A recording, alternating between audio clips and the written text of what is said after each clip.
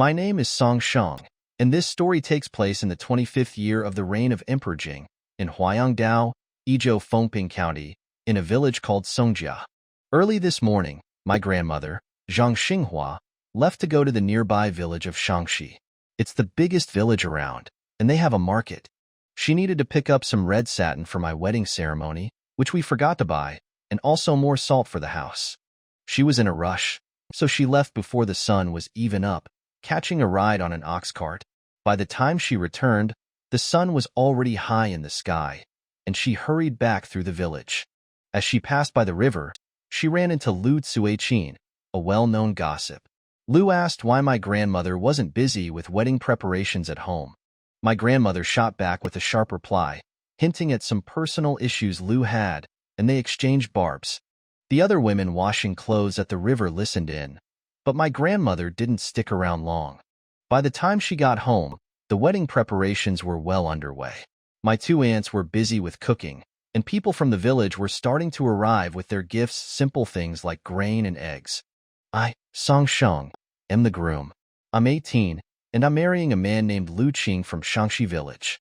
My family is poor because I've been studying for years, trying to pass the imperial exams to become a scholar, but I've failed multiple times.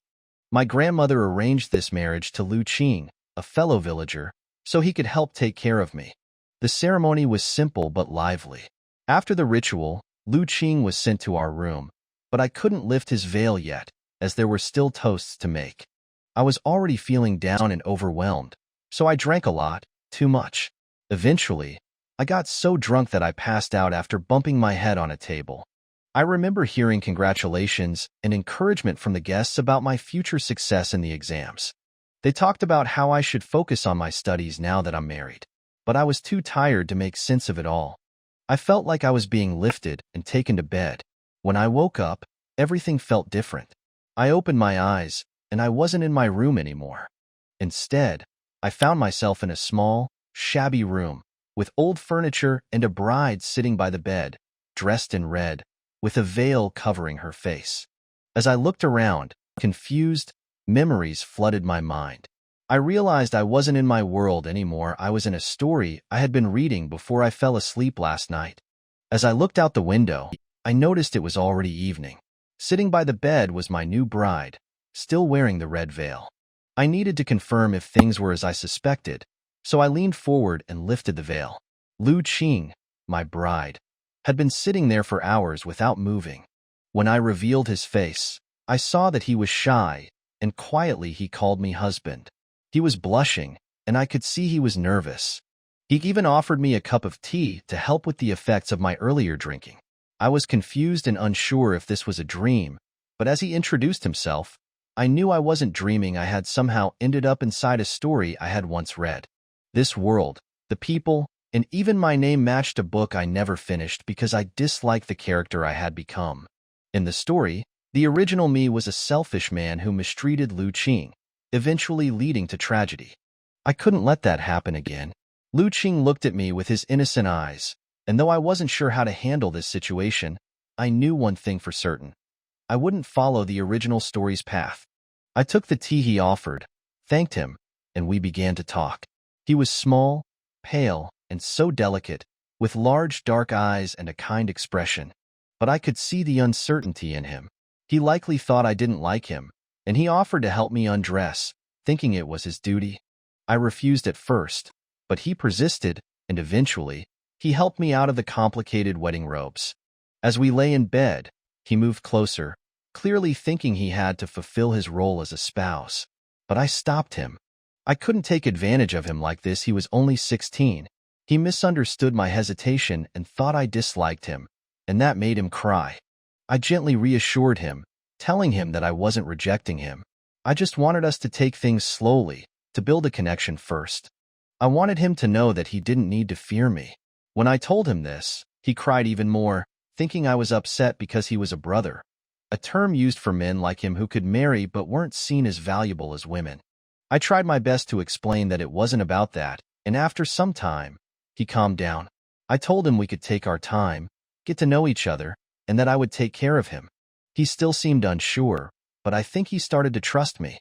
I held him gently, told him not to be afraid, and eventually, he fell asleep beside me.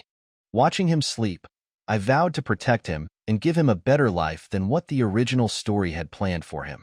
The next morning, I got up and stepped outside to see smoke rising from the kitchen. In our village, it's tradition for the new bride to cook breakfast the day after the wedding. Our family is big. My grandmother, Zhang Xinghua, has 3 sons. My father, the eldest, my second uncle, and my third uncle. Between them, there are many children, so there are a lot of mouths to feed.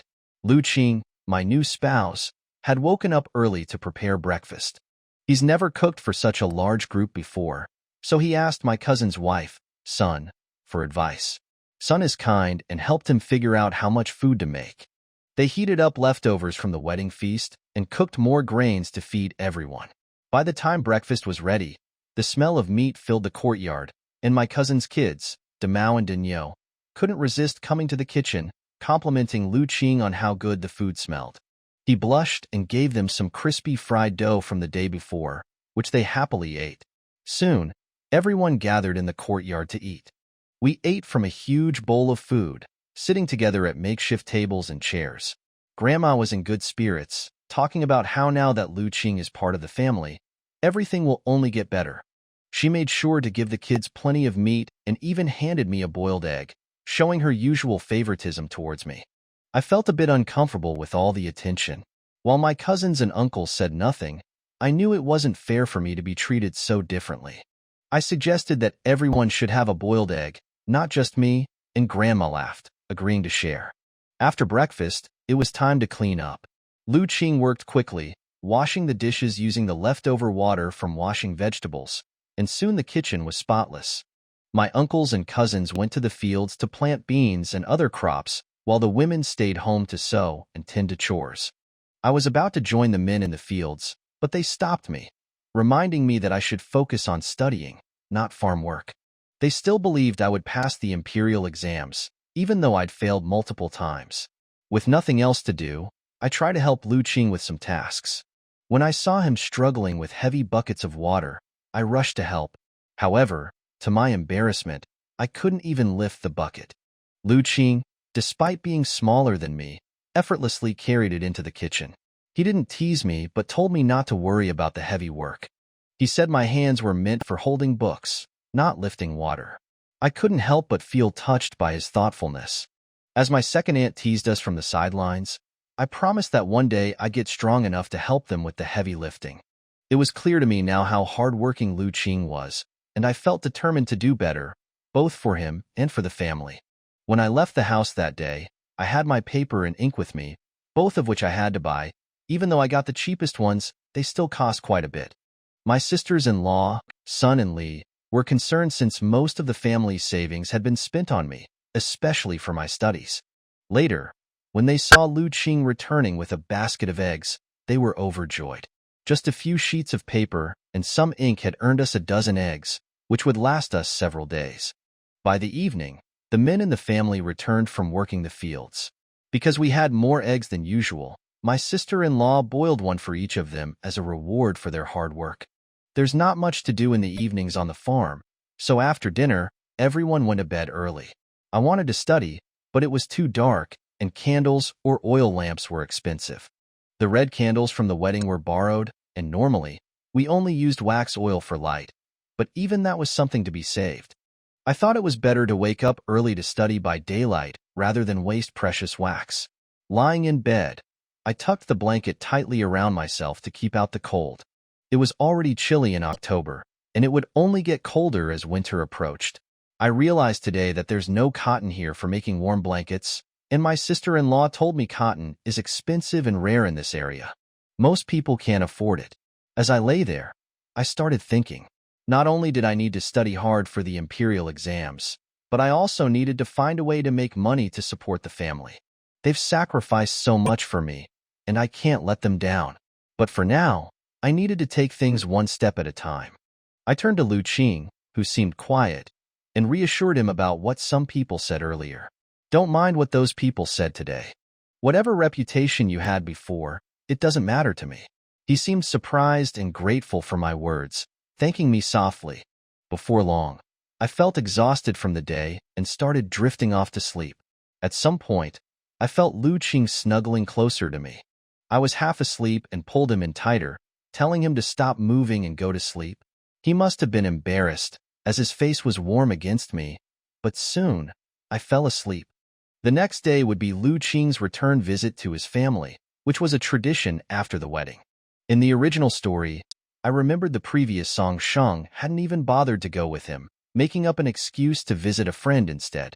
But now that I was in control, I wasn't going to repeat that mistake. I was definitely going with him. My grandmother, Zhang Xinghua, had prepared everything for the visit. We packed up leftovers from the wedding and some extra gifts for Lu Qing's family. Even though our family was poor, Grandma made sure we had enough to avoid embarrassment during the visit. As we walked to Lu Qing's family's village, I felt the strain of carrying a basket, but Lu Qing, who looked even smaller and thinner than me, carried a much heavier load with ease. He assured me to leave the heavy work to him, but I couldn't help feeling that I needed to get stronger if I was going to support him and the family properly. On the way, we passed through a couple of small villages before reaching his home. It was a long walk, but the day was calm, and though I was tired, I was determined to be there for Lu Qing on this important day. When the sun was not yet directly overhead, Song Sheng and Lu Qing arrived at Shangxi village. They crossed the path at the foot of the mountain and arrived at the Lu family. Song Sheng thought the path was difficult to walk on, but it turned out to be much smoother than the main road. Has this road been repaired by anyone? The stones on it were very smooth, so it must have been repaired by someone. Lu Qing explained, this road was paved by the villagers collectively a few years ago. There is a small Taoist temple on the mountain. Master Yizhen lives in the temple. He is very good at fortune-telling. This road goes straight up the mountain to the temple. The villagers love to go to the temple to burn incense, so they specially built this road. When people in this world encounter any problems, they will almost always pray to the gods and Buddhas, believing that they are given orders by heaven. Moreover, the Great Jing dynasty advocates Taoism, and there are many Taoist temples all over the country. Even the imperial master of this dynasty is a Taoist priest, so it is not surprising that there are Taoist priests here. Have you been to this Taoist temple? Song Sheng asked casually. The original owner did not like Taoist priests very much, and his memory of this Taoist temple was very vague. I went there once with my grandmother. It was the time when I went to the Taoist temple to find Master Yizhen to calculate my horoscope before getting married. Lu Qing's grandmother loved him very much. She was worried that he would be unhappy in marriage like his father, so she asked a matchmaker for Song Sheng's birth date and horoscope, and went to a Taoist temple to burn incense and have a fortune teller tell his fortune. After he finished speaking, Song Sheng asked, "How does the hexagram look like?" Lu Qing blushed slightly and said a little embarrassedly, "It is said to be a good match." Song Sheng thought of the original owner in the book. How could such a scumbag who was still dependent on his parents be a good match? Could this Taoist priest be a liar? How much does it cost for you to have your fortune told? This Taoist priest had deceived countless people. Lu Qing shook his head. Master Yizhen is a very kind person. He will give any money for incense offerings, even a few cents will do. But poor farmers don't have extra money to pay for incense offerings, so everyone just gives some surplus food or a few eggs, and Master Yizhen accepts that. Song Sheng thought to himself that he didn't sound so heartless, as he didn't collect much. The two talked along the way, time passed unknowingly, and soon they arrived at the Lu family's door. Knowing that today was the day Lu Qing would return home, Jiang had been waiting in the house since early morning. Waiting with her was her eldest daughter-in-law, Wang. As soon as Lu Qing entered the room, Wang came up to him and took the backpack from his back. After weighing it casually, Wang found it was not light. She immediately smiled and said, "Qing Qing and her husband are back. Are you tired? Come in and sit down." Aunt. Song Sheng then handed over the basket of eggs in his hand and shouted after Lu Qing, "Hello, Aunt." Zhou just glanced at the backpack, which contained not only wine but also meat. Now she saw a basket of eggs and was even more delighted. Zhou murmured in her heart, "Everyone says the Song family is poor, but how can they be poor? The gifts they brought back to the Song family are so generous." In addition to wine and meat, there is also a basket of eggs, which is enough for their family to eat for many days. After entering the house, Lu Qing walked briskly to Jiang and called out affectionately, "Grandma, I'm back." Seeing that he looked happy and didn't seem to have been wronged in the Song family, Jiang said happily, "I know. I've been waiting for you since early morning, and I even bought your favorite maltose." This was the first time Song Shang came to the Lu family. After Jiang finished talking to Lu Qing, he stepped forward and said, "Hello, Grandma. I am Song Shang." "Oh, okay.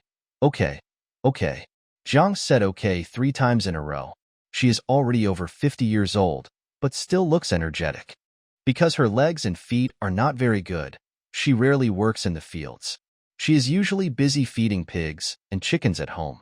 During the busy farming season, she cooks and washes clothes at home and helps her eldest daughter-in-law take care of the children. Looking at the handsome Song Shang, Jiang smiled and praised his looks. She had lived for so many years and still had some vision. Seeing Song Shang's clear eyes and gentle expression, she felt a little relieved about her grandson's marriage. Besides, Master Asian also said that they were a good match. What is a good match? The couple who live a happy and down-to-earth life is called a good match. Thinking of this, Jiang was even happier. "Grandma, where is my father? And my eldest and second uncles, aren't they home?" Lu Qing asked, not seeing them after a while. "Your father was called away by your uncle Shi to help, and your eldest uncle and your cousin went to work in the fields. They will be back soon. As for your second uncle, don't mention him. I get angry when I mention him. Didn't the matchmaker come to his house to propose a marriage for him a few days ago? He was so scared that he didn't even go home these 2 days, for fear that he would be asked to get married again." Lu Qing comforted her, "Grandma, my uncle may not have met the person he likes yet, so don't push him too hard. Don't worry about it, and don't get sick from it. But didn't my grandmother say a long time ago that he could do whatever he wanted? Why is she arranging a marriage for my uncle again?" Jiang seemed to know what he was thinking and sighed. "It wasn't me who arranged this for him. This time, a girl from Gaojia village fell in love with your uncle and asked her family to ask a matchmaker to propose marriage." Lu Qing couldn't help laughing and said, "I don't know how my uncle offended others. That's right. He only has that face to coax people, nothing else." Lu Qing's uncle Lu Ming doesn't look handsome, but he has regular features, big eyes, a straight nose, and a strong build. He is the type that girls nowadays would like. After the two finished talking, Jiang said, "My grandson-in-law, this is just a small matter at home, and I'm sorry to make you laugh at me." Before Song Shang could answer, Lu Qing rushed to explain. "No, Grandma, my husband is a very kind person and he won't laugh at us." Jiang laughed out loud, and Song Shang also smiled and said, "Grandma is joking with me." Lu Qing's face turned red, and he made an excuse that he was going to the kitchen to help and walked out of the room quickly. He was actually very nervous today, worried that his grandmother would have a bad impression of Song Shang. Apart from his father, his grandmother was his closest elder, and he hoped that his grandmother would have a good impression of her husband. Seeing him like this, Jiang knew that Song Shang must treat him very well. Her grandson knew well that he couldn't pretend to be so innocent and shy. Jiang held Song Shang's hand and said kindly, "It seems that Master Yizhen's prediction is very accurate. I will go to the mountain to fulfill my wish someday." Song Shang was actually a little confused.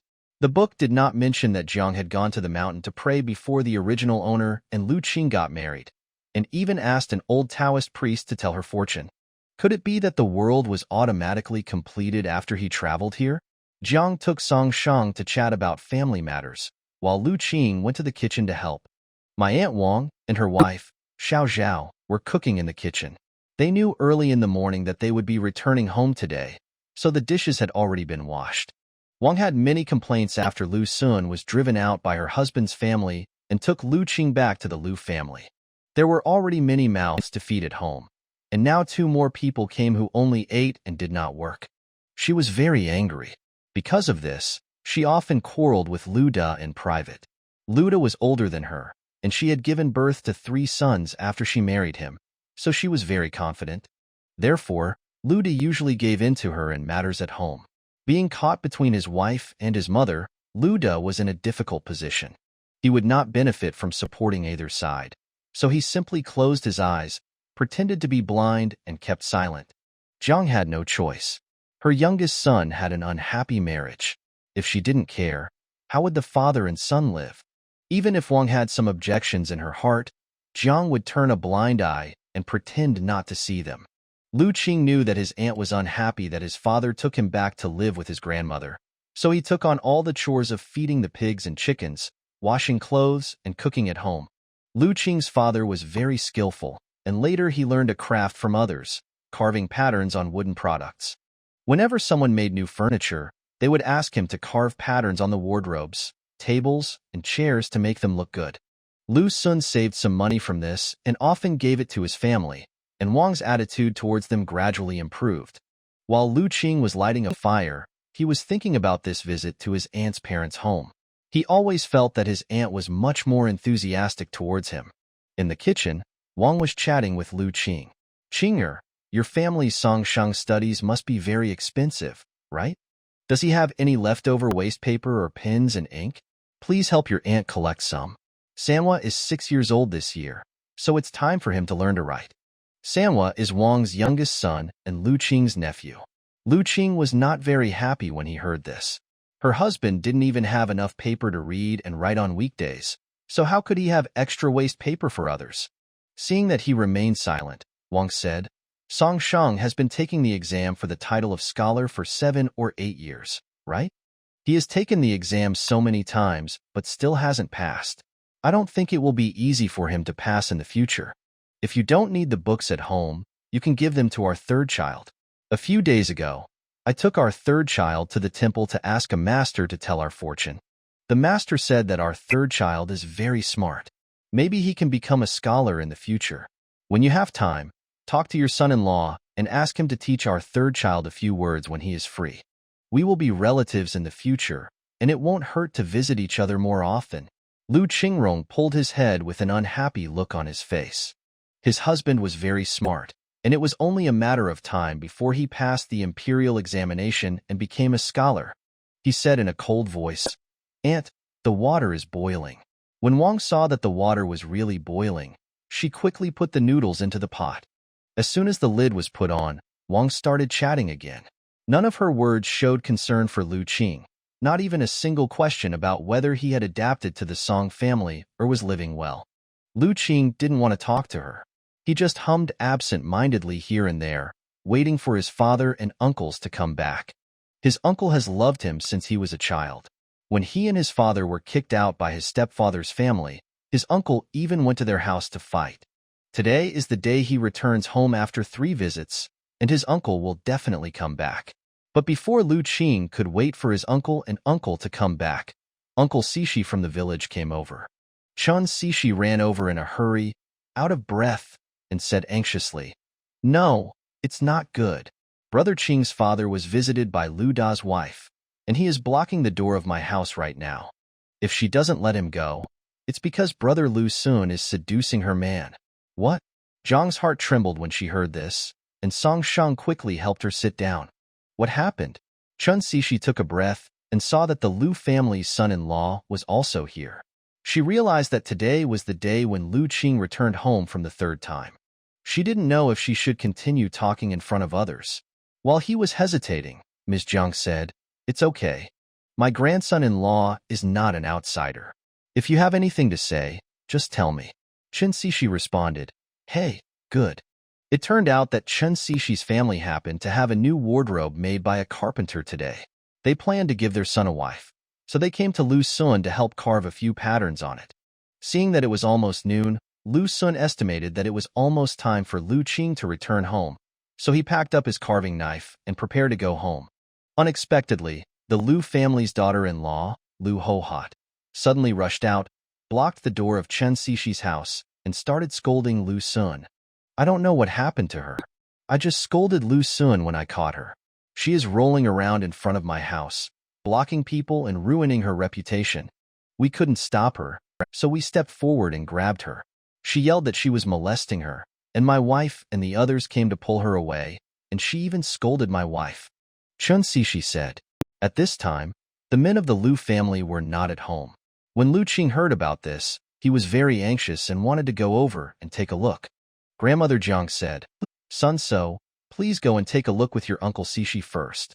Brother Qing, don't be anxious. Wait for your uncles to come back at home. Let Sun go and take a look at the situation first. Lu Qing also wanted to go with him, but his grandmother had already spoken, so he could only wait at home.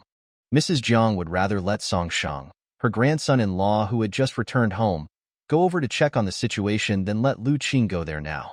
Lu Qing was dragged down by his father's reputation before they got married. After finally getting married, he definitely couldn't let him go. If he goes, some people who don't have good reputations will criticize him again. In the past, she could say anything, but secretly Jiang didn't want Song Shang to hear anything that would harm Lu Qing's reputation. She thought long-term, thinking that Lu Qing and Song Shang had only been married for a few days, and if her son-in-law had a knot in his heart because of this, wouldn't it affect their relationship as a young couple? But she didn't know that Song Shang at this time was no longer the original Song Shang. If the person in this body was the original owner, then what Jiang was worried about might really happen. The Upper West Village is very large and is divided into front streets and back streets. The Lu family lives in the back street, and it takes a while to get to the front street where Chen Xixi family lives. Chen Xixi told the story in detail on the way. This morning, Chen Xixi called Lu Qing to help carve a set of patterns on the furniture to be beaten. The words were very unpleasant, and they were cursed right at the entrance of the courtyard, attracting neighbors to come and watch. Chen Xi was so happy that he couldn't stop him from doing this, so he hurried back to the Lu family to report the news. Before he reached the door of Chen's house, Song Shang heard a woman crying. "Look guys, Lu Sun is so shameless." Only a few years after he became a widow, he couldn't bear it anymore and insisted on seducing other married women. "Hey, why am I so miserable? Doesn't he want me to have a good home and separate my wife and children? Man, Lu Hohot burst into tears, and people around her felt sorry for her. Lu Sun was a widower who was kicked out by her husband's family. There were many disputes in the widow's house.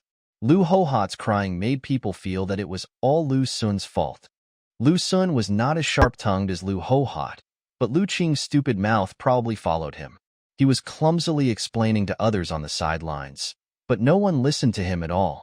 Even after talking for a long time, it was of no use. The onlookers still blamed and abused him. What's more, seeing that it's already noon, he goes straight home, holds a bowl and goes out to eat, watching the excitement while eating.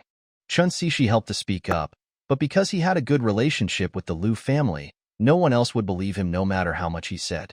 After Song Shang came over, he stood behind and listened for a while. After listening to Lu Hohot's words, he pushed through the crowd and walked to Lu Sun's side.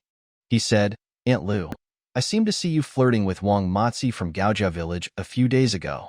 Article 361 of the Jing Dynasty Law states that anyone who publicly insults others without reason or fabricates facts to slander others shall be punished with 20 strokes of the cane for the lighter punishment and 3 days of detention for the heavier punishment."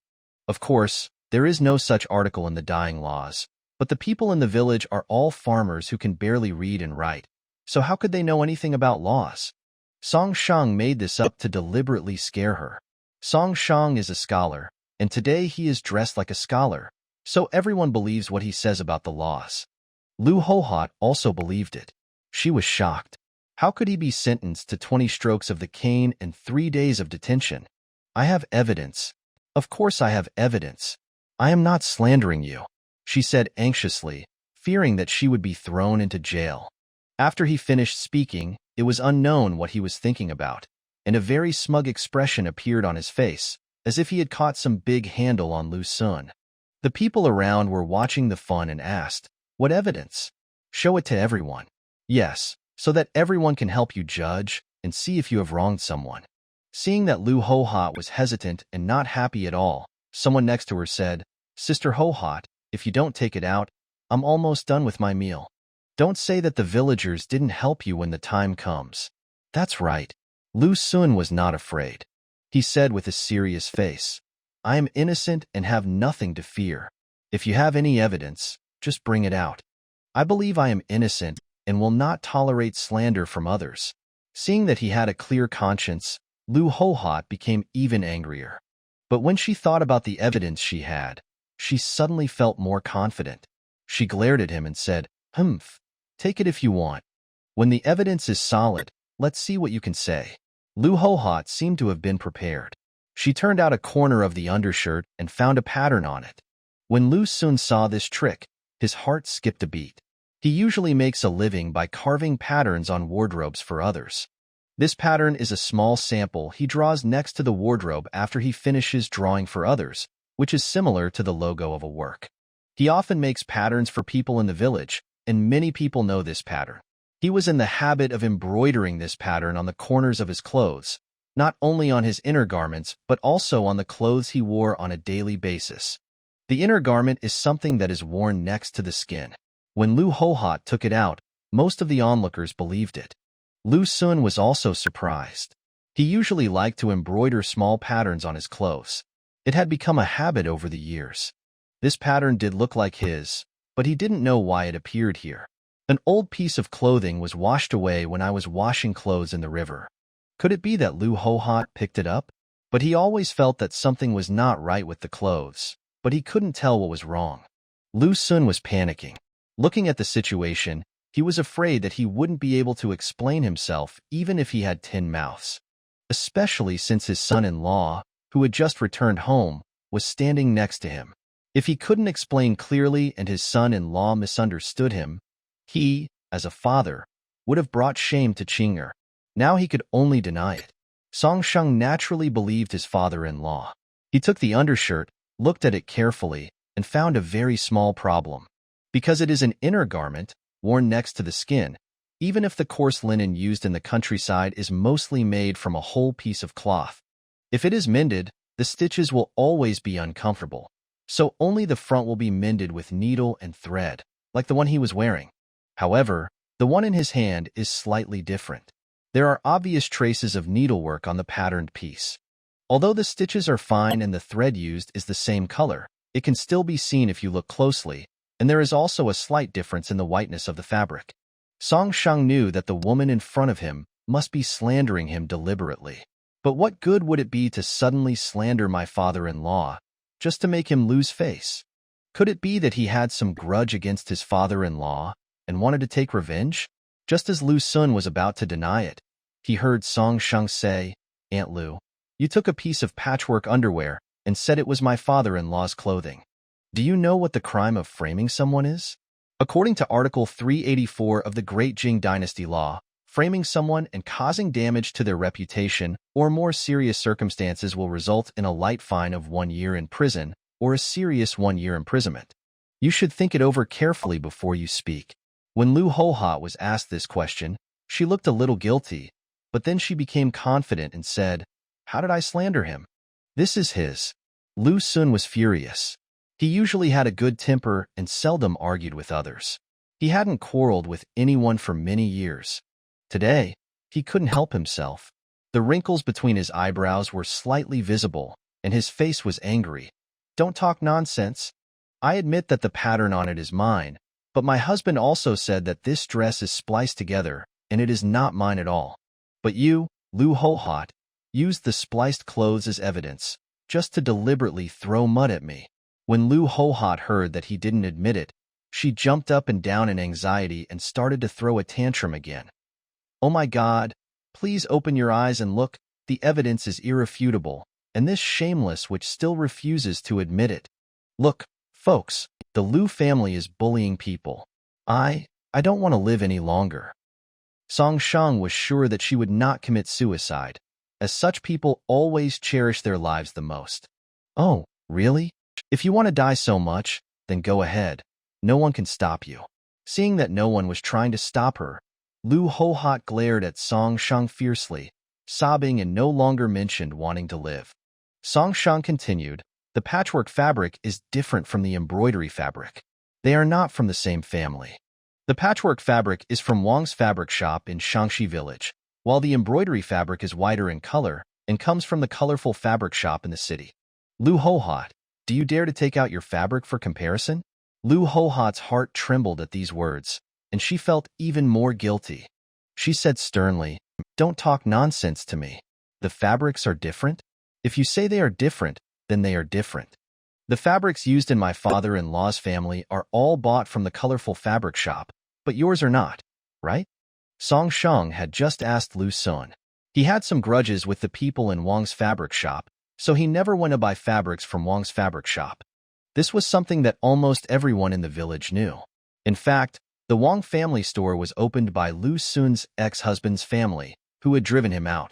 Lu Qing's uncle had even brought people to the store to beat them up, so the two families had a grudge against each other. Lu Sun could not possibly use the cloth from the Wang family. Almost all the people from the surrounding villages go to the market in Shangxi village, and the Wang family cloth shop is the only one selling cloth in the market.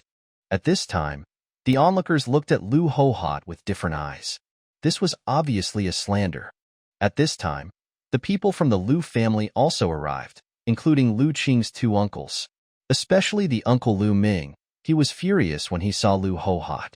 He had already known the general situation just now, and now he pointed at Lu Hohot and scolded. Who are you saying is not loyal to your husband? You can't control your man, but you blame others.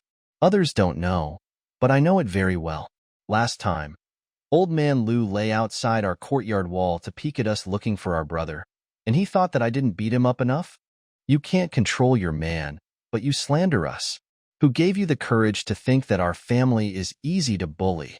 When the Lu family's backers came, Lu Hohot's momentum instantly dropped a lot. She didn't know that she was provoked by Lu Ming's words. Otherwise, why would my man come to your door again and again? How dare you say that? I tell you, I, Lu Ming, have never hit a woman. Believe it or not, I will make you the first one. Lu Ming was so angry that he raised his foot to kick him. Lu De quickly grabbed him. If he beat Lu Hohot here, Lu Hohot might just fall to the ground and blackmail them. Song Sheng looked at Lu Hohot and said, if you don't tell the truth, we will take this patchwork piece of clothing to the government office to ask the officials for justice. When Lu Hohot heard that she had to go to the government to seek justice, she lost her arrogance instantly. In these days, the common people were most afraid of seeing the government officials, not to mention that she felt guilty about this matter. With the official's reputation weighing on her, Lu Hohot became afraid and started rolling on the ground, trying to wait for her family to come and help her. Who knew that after such a long time, her son and daughter-in-law were too embarrassed to come out to help, and Luda had gone off to fool around again, and no one stood up for her. Seeing that the Lu family was going to take her to see the officials, she was frightened and had no choice but to tell the truth. I picked up the patterned fabric by the river, and I sewed the clothes.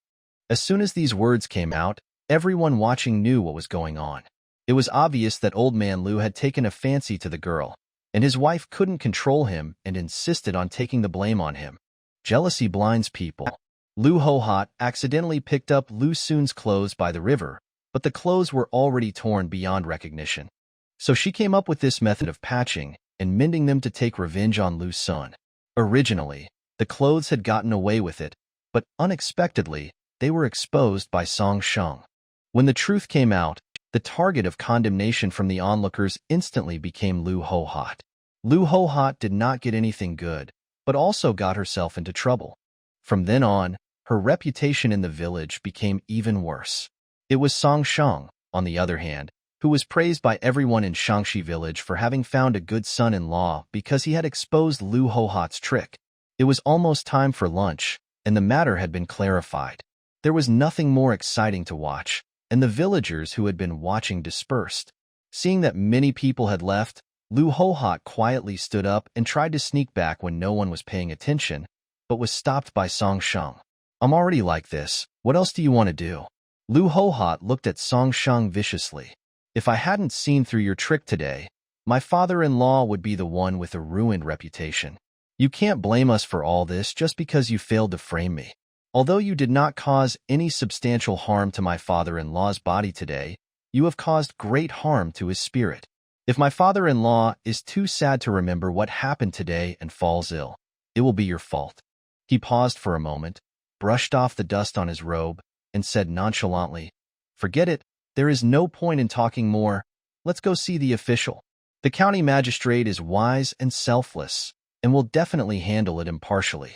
As soon as they mentioned going to see the official, Lu Hohot stopped them in a hurry. What official?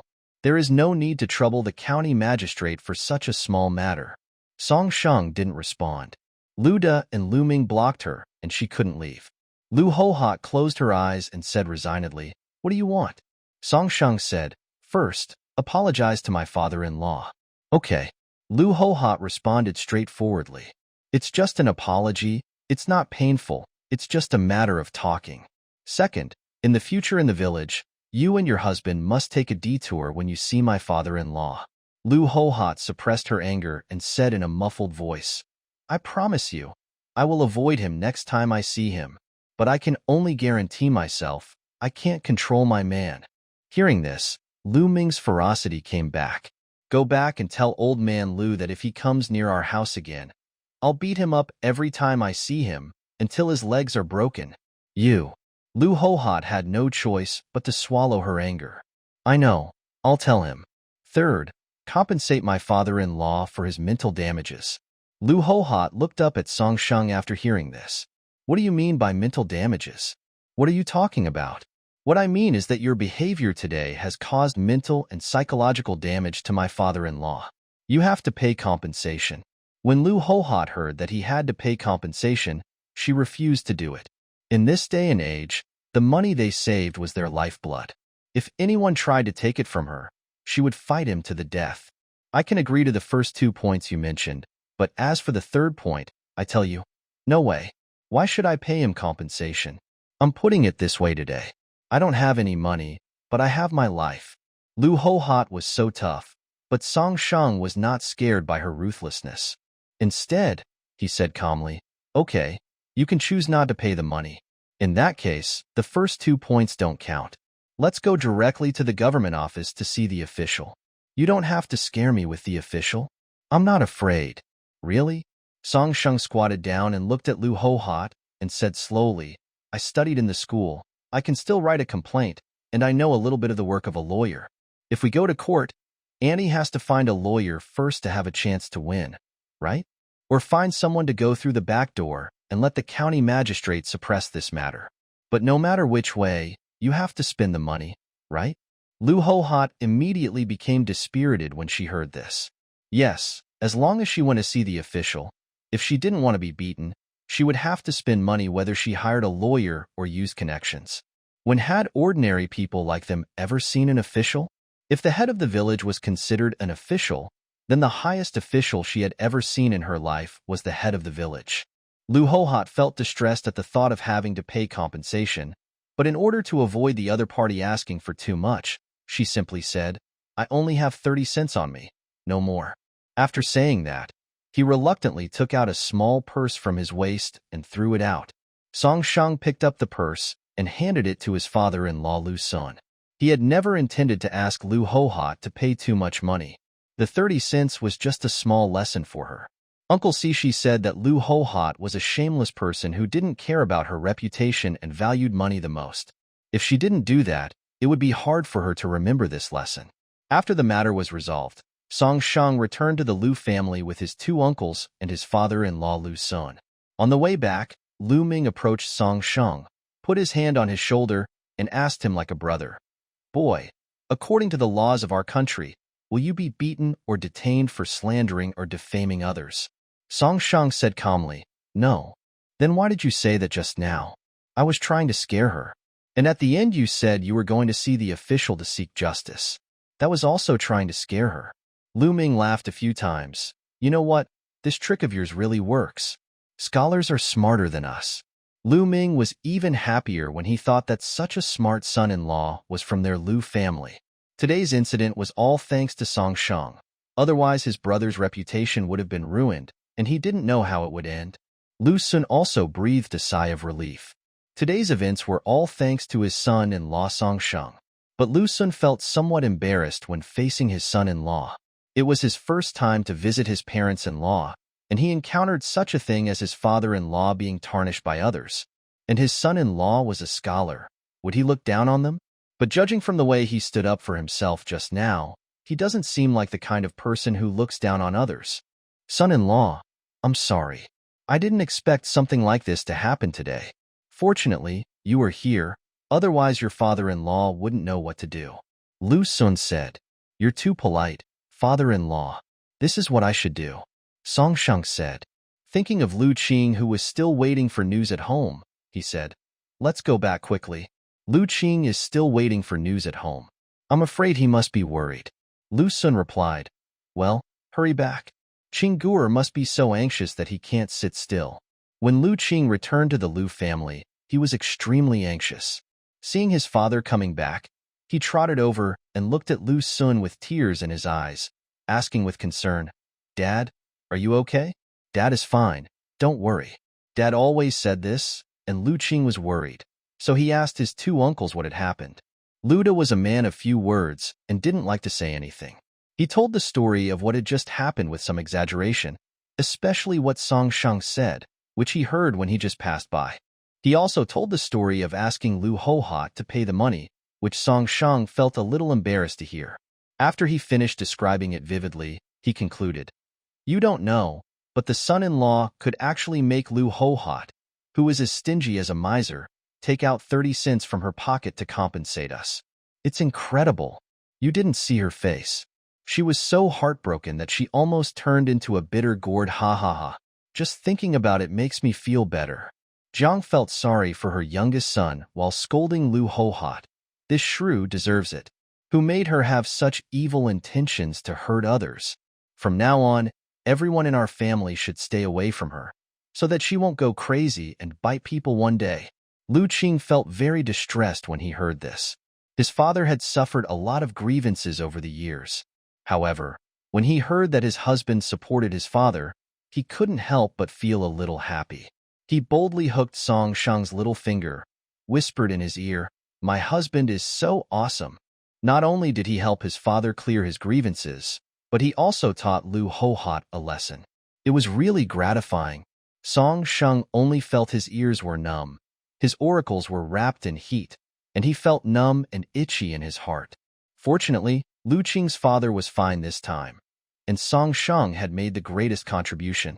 During lunch, Jiang gave Song Shang a bowl full of meat and said, "Eat more quickly. You look so skinny." While eating, Lu Ming said, "I really should eat more. My body is too weak. I still need to have a baby with Qinger in the future. How can I be so weak? Come, I'll give you some meat too." Song Shang's chopsticks trembled, and the food he just picked up almost fell. His ears turned red. Okay. Lu Qing blushed, kicked Lu Ming, and muttered softly, "Uncle, what are you talking about?"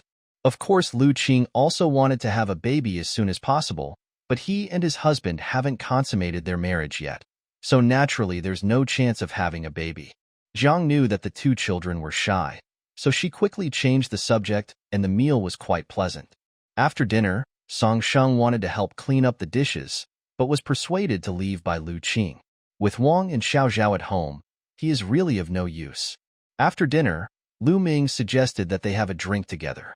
Although Luda is not a talkative person, he naturally wants to keep his son-in-law company since he has returned. Jiang was looking after her grandson, while Wang, Xiao Zhao and Lu Qing were busy cleaning up in the kitchen. After clearing away the dishes, Lu Qing rushed to the main hall and saw his uncle persuading Song Shang to drink. Thinking of his husband's excessive drinking on the wedding day, he quickly said, "Uncle, my husband doesn't drink much. You too should drink less." After hearing this, Lu Ming jokingly said, "Look, it's only been a few days since she got married, and she already knows how to protect me." Lu Qing blushed and glared at him. "Uncle." Lu Ming saw that Lu Qing was thin-skinned and stopped teasing him, but he stopped trying to persuade Song Shang to drink. Song Shang knew that his ability to drink was poor, so he didn't dare to drink more. His face looked a little red now, but fortunately he didn't drink too much. However, Lu Ming drank a little too much. Although something bad happened today, fortunately, the result was good. Lang's son-in-law saw that he was a capable man. He was so happy that he drank 2 more bowls of wine. At this moment, people staggered when they stood up and could hardly walk. Luda helped the person to the room to rest, and Lu Qing came over to help Song Shang. Seeing that his husband's face was just a little red, but everything else was fine, Lu Qing breathed a sigh of relief, then turned to the kitchen and brought a bowl of sobering tea. He just finished washing the pot and cooked a pot of sobering tea. His uncle had already brought him the bowl.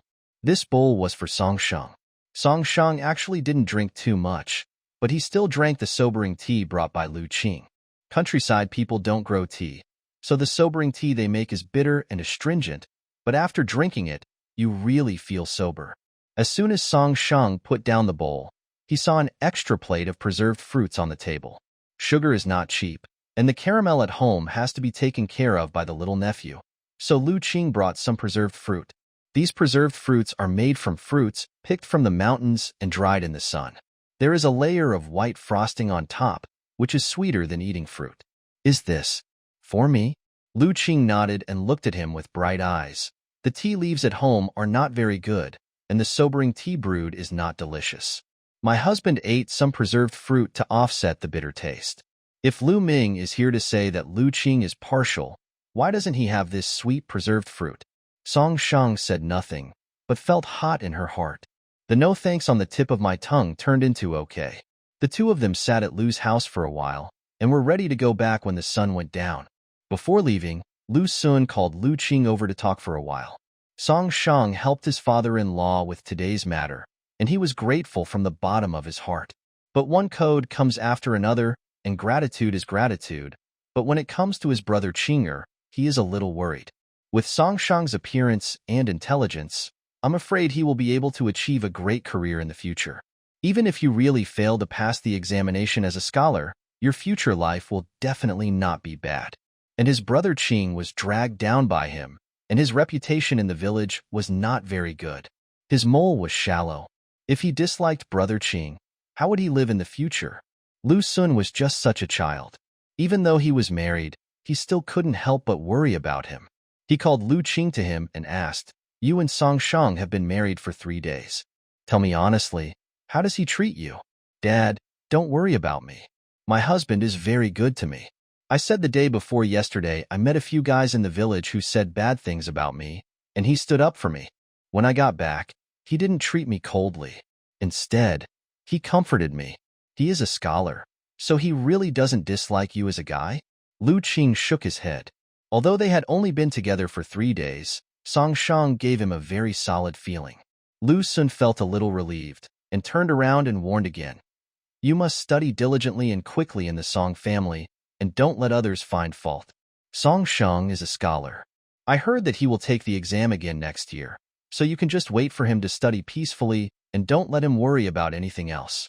"Yes, I have remembered everything Dad said, and what I told you about having children before you got married.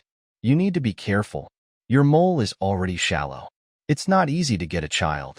You have to work hard, you know? You have to have a child to gain a foothold. No matter how nice it is, it's useless."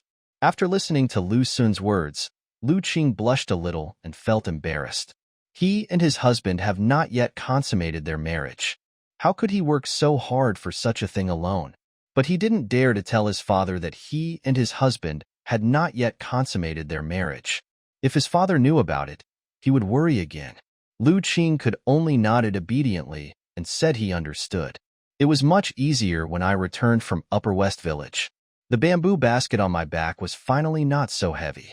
The two of them walked all the way back from the Upper West Village, and it was already dark when they got home. The Song family had already prepared meals for them to return. All the remaining food and meat from the wedding day were eaten in the past 2 days. Dinner was steamed pancakes with sorghum flour bran and pickled pickles. Salt is not cheap these days. You need to put a lot of salt in pickles, but pickling a jar can last for a long time, so it is still cost-effective. It's just that the pancake was rough and hard when eaten, and it was a little scratchy in the throat, so Song Shang had to eat it with wild vegetable soup. The whole family sat together and had a quick dinner. However, no one went back to the house to sleep after dinner. Instead, Zhang Xinghua called them into the main room. By the moonlight, Zhang Xinghua said, "You all know how much money our family has. Hui Sheng'er has spent a lot of money getting married. In 2 days, school will start, and it will be time to complete the ceremony. I will keep the little money left at home. Do you have any objections to giving it to Sheng'er for reading?" Song Lao and Song Lao have always been filial, and neither Lin nor Zhao said anything. Although my nephew has not been admitted as a scholar after taking the exam for several years, he was admitted as a middle school student 4 or 5 years earlier than others. Even now, he has not been admitted as a scholar after taking the exam for 7 or 8 years. But he is not that old. It is not easy for a family to produce a scholar.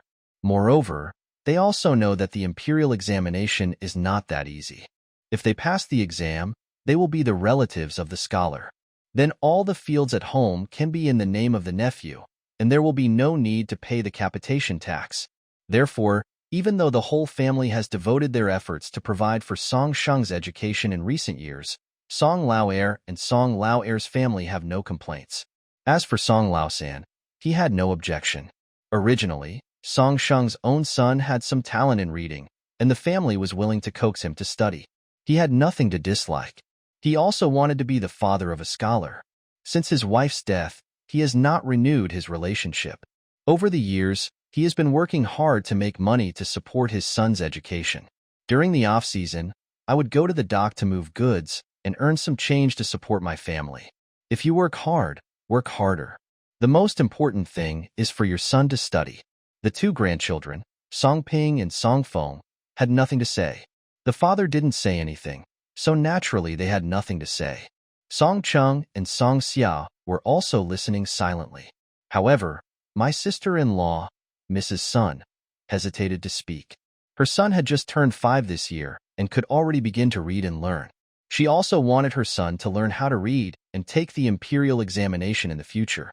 She said, "Mother-in-law, Demao will be 6 years old after the Chinese New Year. Children from ordinary families can also start reading at this time. Demao is the only male among her great-grandchildren, and Zhang Xinghua loves him very much. One is a great-grandson, and the other is a grandson. The palms and backs of the hands are full of flesh, and it is difficult for her to do it." However, Zhang Xinghua soon started to have concerns. She said, "Demao is still young, but he has indeed reached the age where he should learn to read. I think I will let Shenger teach him how to read first. After 2 years, Shenger will pass the exam. Then you can teach him how to read. Not only Demao, but also when you and Erlang's wife have a son, you can let Shenger teach him how to read and read. Then the uncle will teach his nephew, and the nephew will teach his son, and this will be passed down from generation to generation. Gradually, our Song family will become a family of scholars." The prospects described by Zhang Xinghua are still very good, and Mrs. Sun also feels that it makes sense. "My uncle will have to take the exam next year, and the family's money must be saved for him to study, so he can only give up. It's just that my brother-in-law's education expenses are very high, and I don't know when the tight life at home will end." Song Chung on the side also wanted to have a better life and asked, "But Grandma, what if the third brother keeps failing to pass the exam?" "Bah, bah, bah. You are such a crow. How could your third brother fail to pass the exam? You can't pass the exam this time. If so, then take the exam again next time. Anyway, your third brother is still young this year. Haven't you seen that some people still take the exam when they are 40 years old?" After Zhang Xinghua finished speaking, she pointed at Song Ping, Song Feng, and Song Chung and scolded, "I used to send you to study one by one, hoping that one of you would be able to read, but as a result, every one of you started talking about your head when you went to study. It hurts. I don't want you to read it. You 3 are not up to par, so I can still count on you. Starting from tomorrow, the eldest daughter-in-law, the second daughter-in-law, and the 2 granddaughter-in-laws, we a few women will take on more work. It's cold, and if there isn't much embroidery work, sewing and washing will do." Several women responded with a hum. Song Lao'er's daughter-in-law, Mrs. Zhao, doesn't talk much on weekdays. When she marries a chicken, she will follow a dog. She usually listens to whatever her husband says. However, his son Song Chung did not have such a dull temper. He was scolded by Zhang Xinghua just now, and he said again as if he had no memory, "Grandma, I am also 16 this year. At the age of marriage, studying is so expensive. At home, if all the money is given to third brother to study, what will I do if I get a wife?" Zhang Xinghua reached out and slapped him in the face and said angrily, "You don't have to worry about it. When summer comes next year, the winter wheat in the field will be ripe. After the wheat is harvested and dried, the tax will be paid. The money I saved from selling it will be used by you to marry your wife." Song Chung smiled cheerfully when he heard this. As long as he could get a wife for him, he didn't mind whether it was a woman or a brother. Anyway, he was content with having a hotbed. Zhang Xinghua is the person in charge of the family. She has 3 sons, and her sons have sons. The number of people in the family has gradually increased. Except for Song Shang's study, she is a little biased. At other times, she tries to keep a bowl of water even. Yes, but occasional friction and discord are inevitable. But ordinary people's lives are not like this. They are always stumbling in noisy situations. Even so, Zhang Xinghua never thought about dividing the family. Later in the book, when Song Lao and Song Laoer proposed to separate their families, Zhang Xinghua was so angry that she fell ill. Everyone else was more or less assigned tasks by Zhang Xinghua. When he arrived at Lu Qing's place, he took the initiative and said, "Grandma, my embroidery work is pretty good. I can help you with it." Zhang Xinghua nodded happily. He is a good boy. But the most important thing for you is to take good care of Sheng'er so that he can study with peace of mind. Lu Qing agreed. Song Sheng, on the other hand, felt that the whole family's life was not good because they provided for him to study.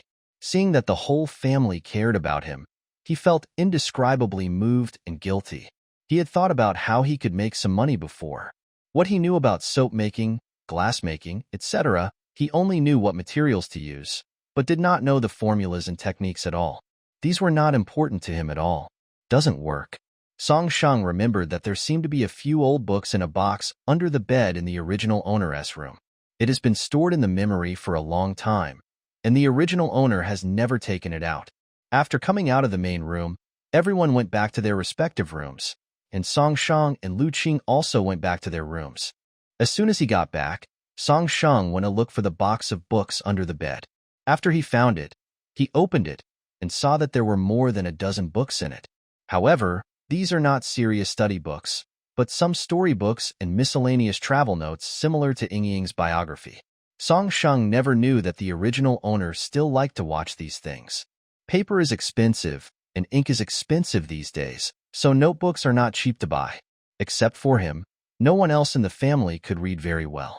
He only knew that these were books, and he kept them very dearly for him. Song Shang counted about 12 books, several of which were strange stories, travel notes, and the like. He opened a storybook and took a look at it. He felt that it was very different from the novels in his previous life. There was also a plot similar to Chen Shimi's, which seemed very popular. Song Shang sorted these books by category and planned to take them to a bookstore in the city to sell them when he had time tomorrow, so that he could get some money to pay for the repairs in the second half of the year. The county school's annual tuition fee is 4 taels of silver, which can be paid in 2 installments, once at the beginning of the school year after the farm holiday in June, and once after the farm holiday in October. The family is not divided, and Zhang Xinghua collects all the harvest from the fields. On weekdays, 70% of the money earned by her sons doing odd jobs must be handed over to Zhang Xinghua for safekeeping, and the remaining 30% can be kept for her own pocket. Among them, the boss of Song Dynasty earns the most from working with pigs, but this work is not always available. He only goes out to work with pigs when the farming is slack. When the farming is busy, he is busy farming at home. The combined income earned by so many people in the Song family in a year is only 17 or 80 taels. It would cost 3 or 4 taels just to repair Song Shang's handbags, not to mention the paper and ink used for daily writing. So the farm family provides a scholar it's quite difficult. As for books, they are even more expensive. Song Shang does not plan to buy books anymore. In his previous life, he had practiced calligraphy with a small brush, which just came in handy. When the time comes, he can borrow a few books and copy them, as long as he can use them. Song Shang packed up his things at night and put all the notebooks in the basket on his back. Lu Qing was shocked to see that he was planning to sell all his books, and quickly said that if his husband was short of money, he still had a dowry to help him study. Song Shang touched his head and explained, and Lu Qing felt relieved. "Tomorrow I will go into the city with my husband. The basket is heavy, and we have to walk more than 20 miles into the city. I will help you carry it. If you think I am in the way, I will wait for you at the gate of the city and won't cause any trouble for you." Troublesome. Song Shang was speechless. More than 20 miles was indeed far away for him. However, their village is not very far from the city. It is said that the farthest village is more than 40 miles away from the city. "Then let's go to the bookstore together." Lu Qing was very happy after hearing this. He originally thought that his husband didn't want to take him into the city with him. There were still a few days before the school started, and Song Sheng put the book sale on the agenda the next day. Just after dinner in the morning, Song Sheng said hello to Zhang Xinghua and said he was going to the city.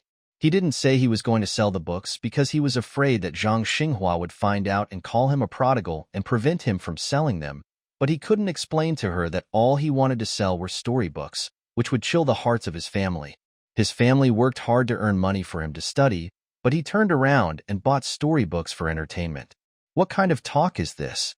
So Song Sheng only said that he had something to go to the city and didn't say anything else.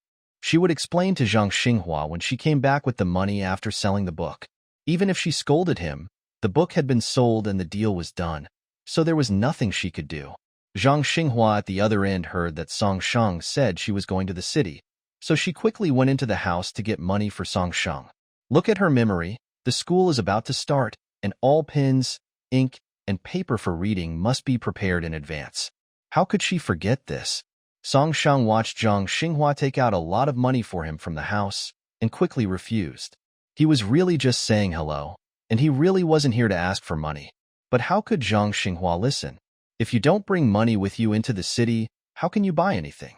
She knew that her grandson was considerate of her hard work, but she still had to spend money on her studies.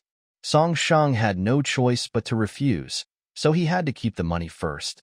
Looking at the way Zhang Xinghua took money for him skillfully, she knew that the original owner asked him for money frequently, otherwise how would he have gotten so much money to buy the storybook? Before leaving, Song Sheng saw Mao and Denyo crying in the yard because they were grabbing a sweetgrass on the ground. Sweetgrass is everywhere in the countryside in spring, and candy is expensive, so children like to squat in the fields to chew on the sweetgrass and taste the sweetness. It is October now, the grass leaves are withered and yellow, winter is about to come, and the sweetgrass is gone. Mao and Denyo find one, which is very rare. Song Sheng knelt down and coaxed. Mao and Denyo are staying at home. Uncle, please come back and buy you some candies, okay? When Mao and Denyo heard that there was candy to eat, they immediately stopped crying and responded obediently. Okay, then Uncle San will come back early. Mao wants to eat candy. The eldest girl is only 3 years old, and her words are not as eloquent as Mao's. The little girl's voice sounds like it's leaking. The eldest girl wants to eat sweets too. Okay, be good at home and I'll bring them to you when I get back. After speaking, Song Sheng and Lu Qing set off for the city. Song Sheng originally wanted to take an ox cart into the city, but an ox cart cost money, and he usually only took other people's ox carts when he was taking heavy items to sell in the city. It costs 3 pennies for a person to take a bullock cart, and it costs 12 pennies for him and Lu Qing to go back and forth. After thinking about it, they decided to forget it. They were not in a hurry anyway and could still exercise while walking. Song and Sheng arrived in the city before noon. Following the memory of the original owner, Song Sheng found the shop where he often bought books. Since school hasn't started yet, the bookstore's business has been slow recently. The shopkeeper was at the front desk, calculating the accounts of the past few days. When he saw Song Sheng coming in, he quickly greeted him enthusiastically. This was a regular customer of their bookstore. Shopkeeper Lee thought he was here to buy books and greeted him warmly. Mr. Song, it's a coincidence that you are here today. It happened that our bookstore bought the latest issue of Words from Songyin Bookstore in the capital yesterday. Ben, you just happened to catch up today. I'll give you a 12% discount. How about you take a look? Song Sheng looked embarrassed. Lu Qing was still standing next to him. He said embarrassedly, "What, shopkeeper Lee? I'm not here to buy books today." "Oh, not to buy books? I understand. Your school is about to start. Do you want to buy some pens, ink, and paper to prepare in advance? I'm here. The paper prices are always the most reasonable. How much do you want to buy?" Song Sheng said again, "I didn't buy these." After saying that, he took out all the books from the basket on his back and said, "Shopkeeper Lee, I remember that your bookstore also collects used books, right?" Shopkeeper Lee saw the books he brought and was stunned for a moment before he understood his purpose. He frowned and said, "Our bookstore does accept used books, but the price of these used books is much lower than the price of new books. Are you sure you want to sell them?" Most of the notebooks here were bought from him. He knew exactly what they were paid for at that time.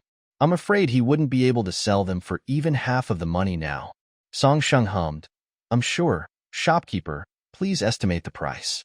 These books of yours are not well preserved, and they are not unique copies. The paper is damp. Add these travel notes. Let me calculate them for you. The total price is 6 taels of silver. Do you think it's feasible? Song Shang responded. Although shopkeeper Li had lowered the price quite a bit, it still far exceeded Song Shang's expectations. Of these 6 taels of silver, 2 taels were handed over to be repaired, leaving 4 taels. Song Shang spent less than 1 tael to buy a knife of paper and an ingot of ink. The most expensive things to study are paper and ink, so he should prepare more. Lu Qing stood aside in a daze. He didn't expect that these old books were worth 6 taels of silver. He also didn't expect that just a little paper and ink were worth 1 tael. No wonder everyone said that studying is expensive. After coming out of the bookstore, there were 5 taels of silver left. After excluding the 2 taels for Xiao, the remaining 3 taels were Song Shang's startup capital. In the Jing dynasty, 1 tael of silver was equal to 1 tael of silver, and 1 tael of silver was equivalent to 1,000 won. In this era, when ordinary farmers could eat and drink only 2 taels a year, 3,000 won was not a small amount. It was already noon when Song Shang and Lu Qing came out of the bookstore. Because they had to rush to have breakfast early, they were both hungry now. Song Shang followed the route in his memory and prepared to take Lu Qing to eat big bone noodles. Unexpectedly, he encountered some uninvited guests. Song Shang? It's really you. You're here to buy books before school starts? The other party's tone was raised, and it didn't sound like a friendly greeting between classmates. It was a coincidence today that Song Shang came to the city to sell some books and happened to meet some classmates from the school. Among these people, one is Hirong, the son of the county member He's wife. The other is Chen Yin, the son of Mr. Chen's family, and the other is their follower, Li Hongyun from Gao Jiakan. The person who just spoke to him was Hirong. Chen Yin continued, "What books are you buying? Are you here to buy storybooks? Brotherly, what you said is wrong. How can he, a poor guy, afford to buy a storybook? He is lucky to be able to buy a few pieces of paper." This was said by Li Hongyun. The 3 of them mocked Song Shang in unison. The original owner had a very strong sense of self-esteem and was a loner in school. He seldom interacted with other people and hated being looked down upon by others. In the original book, he would start beating Lu Qing every time he got home from school. A big part of the reason was that he was upset at school, and he would take it out on Lu Qing when he got home. Most of the people who could go to the county school came from well-off families. To go to the county school, one had to be rich or have real talent.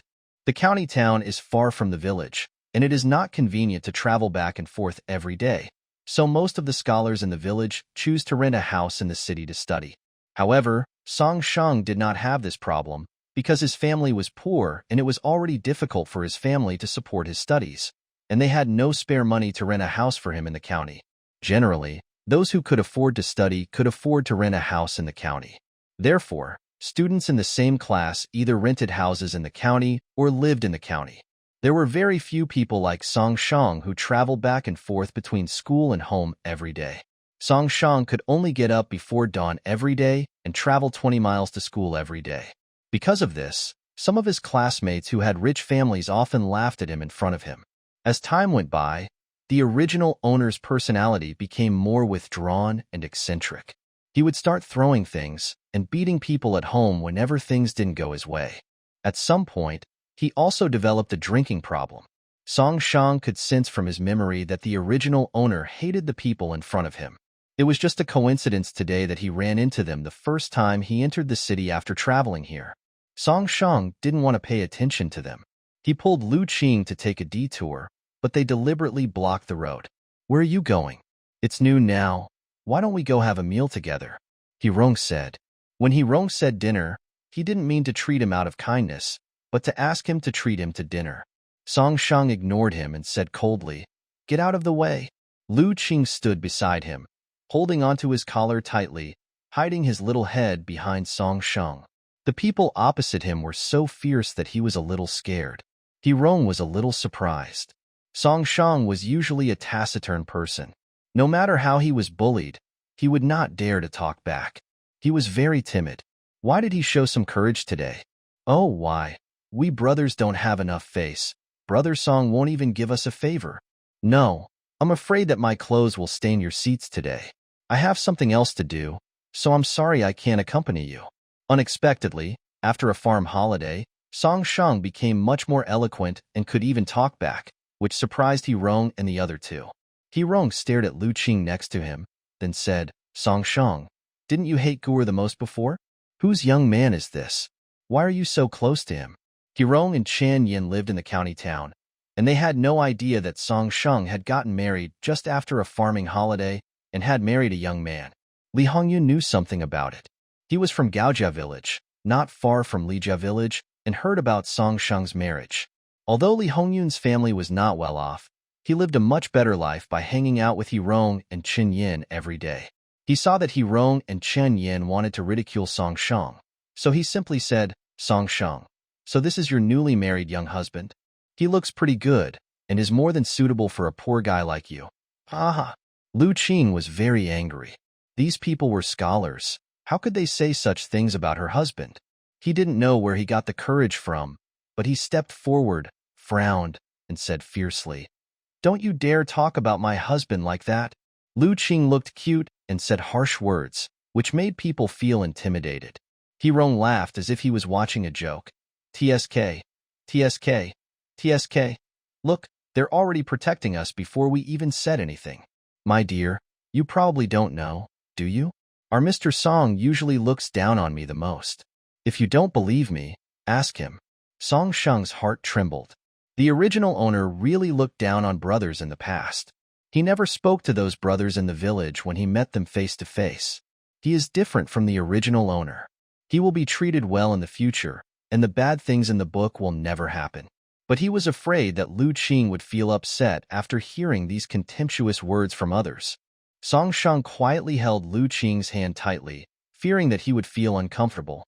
Just as he was about to explain, he heard Lu Qing say, "I know what kind of person my husband is, so you don't need to worry about it. If you have time to criticize others, you might as well read a few more books and learn some etiquette." Song Shang was stunned watching from the side. His young husband had always been a bad talker and would even argue with others for him. Not only did he believe in him, but he also protected him. He felt a warm feeling in his heart. After Lu Qing finished speaking, her cheeks puffed up with anger, and her ears turned red. Song Shang inexplicably thought it was a little cute. He leaned gently into Lu Qing's ear, his eyebrows slightly curved, and praised in a low voice, "My husband is really amazing." Lu Qing's face suddenly turned red, and he said embarrassedly, "Husband?" When He-rong heard that Lu Qing, a boy, dared to criticize him, a scholar, for being impolite, the calm expression on his face could no longer be maintained. The Jing dynasty was founded only a few decades ago, but it attached great importance to etiquette. Now that he was accused by a boy of not knowing etiquette, he lost both face and dignity. He-rong looked up and saw that the two people opposite him didn't take him seriously at all, and were openly showing their affection in front of him, which made He-rong even more angry. At this moment, they were still on the street. His home was in the county town. He was afraid that others would recognize him, so He-rong endured it and didn't dare to curse.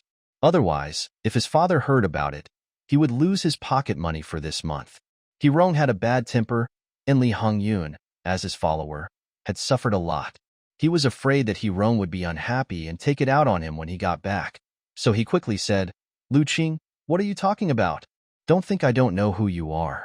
You're just that little jinx from Upper West Village. How dare you say that others don't know etiquette? I think you and Song Shang are a pair of broken pots and lids, and you deserve to be poor for the rest of your lives." When Song Shang heard Li Hongyun call Lu Qing a jinx, for some reason he felt even angrier than when he heard them mocking him just now. He said coldly, "Li Hongyun, don't go too far." Finally seeing the angry expression on Song Shang's face, He-rong felt much better. He thought that this kid Li Hongyun knew a lot, so he could give him an extra chicken leg next time they had a meal together. He-rong said, "Is it excessive?" "I don't think it's excessive." "Chen Yin, do you think it's excessive?" Chen Yin said, "Not at all." As if encouraged, Li Hongyun said boldly, "Song Shang, people like you should just go home and farm. Why study? Did you really believe someone who said you were a child prodigy? Now you are still studying in the academy like the rest of us." "Oh, I forgot. You have taken the exam 3 times. Why haven't you passed? There will be a 1-month exam in a few days. I wonder what place the child prodigy will get? Lee Hongyun is also 18 years old this year, but he didn't pass the examination until he was 16. But his test scores in the academy are much better than the original owner, so he is so confident in what he says. Lee Hongyun kept mocking the child prodigy, and He Rong and Chen Yin laughed out loud as they listened. Song Sheng frowned and glanced at him. In his impression, Lee Hongyun's grades in the academy were considered to be above average. The original owner's last academy test result seemed to be the test before the agricultural holiday, and the ranking was not ideal, and he was dozens of places behind Lee Hongyun. No wonder Lee Hongyun had the confidence to say such things. Then why not have a competition to see who does better in the school test in a month? Song Sheng said. The young students are very competitive, especially Lee Hongyun, who thinks he is hundreds of times stronger than Song Sheng. When he heard about the performance competition, Lee Hongyun immediately responded, "Okay, don't cry if you lose." In the past 2 years, Song Sheng's scores in the school exams have never been better than his. Lee Hongyun is very proud and confident. He Rong and Chen Yin next to them did not participate in the competition. As mentioned earlier, the students in the school are divided into 2 categories. One is rich, and the other is talented and knowledgeable. He Rong and Chen Yin belong to the former. Both of them came from wealthy families, but their grades were very poor. Their families sent them to school with high hopes for them. Unfortunately, both of them were scoundrels, not good at studying, and always causing trouble. Chen Yin said, "Since we are going to compare scores, then there should be a prize, right?" He Rong got excited when he heard the lottery and said, "Chen Yin is right. I think it's better to do this. Song Sheng, if you don't do as well as Lee Hongyun in the exam, you can drop out of school and go back to farming. How about that?" There was a hint of contempt in his words. Song Sheng looked at him and said lightly, "Okay, what if Lee Hongyun's grades are not as good as mine? Then he will naturally drop out of school." He Rong said. Lee Hongyun panicked when he heard this. He looked at He Rong, who patted him on the shoulder and said, "Why? You don't dare to gamble? Are you not confident in yourself? Or are you afraid of him?" "Of course not. How could I be afraid of him? Let's gamble. Who's afraid of who?" Provoked by the words just now, Lee Hongyun immediately agreed.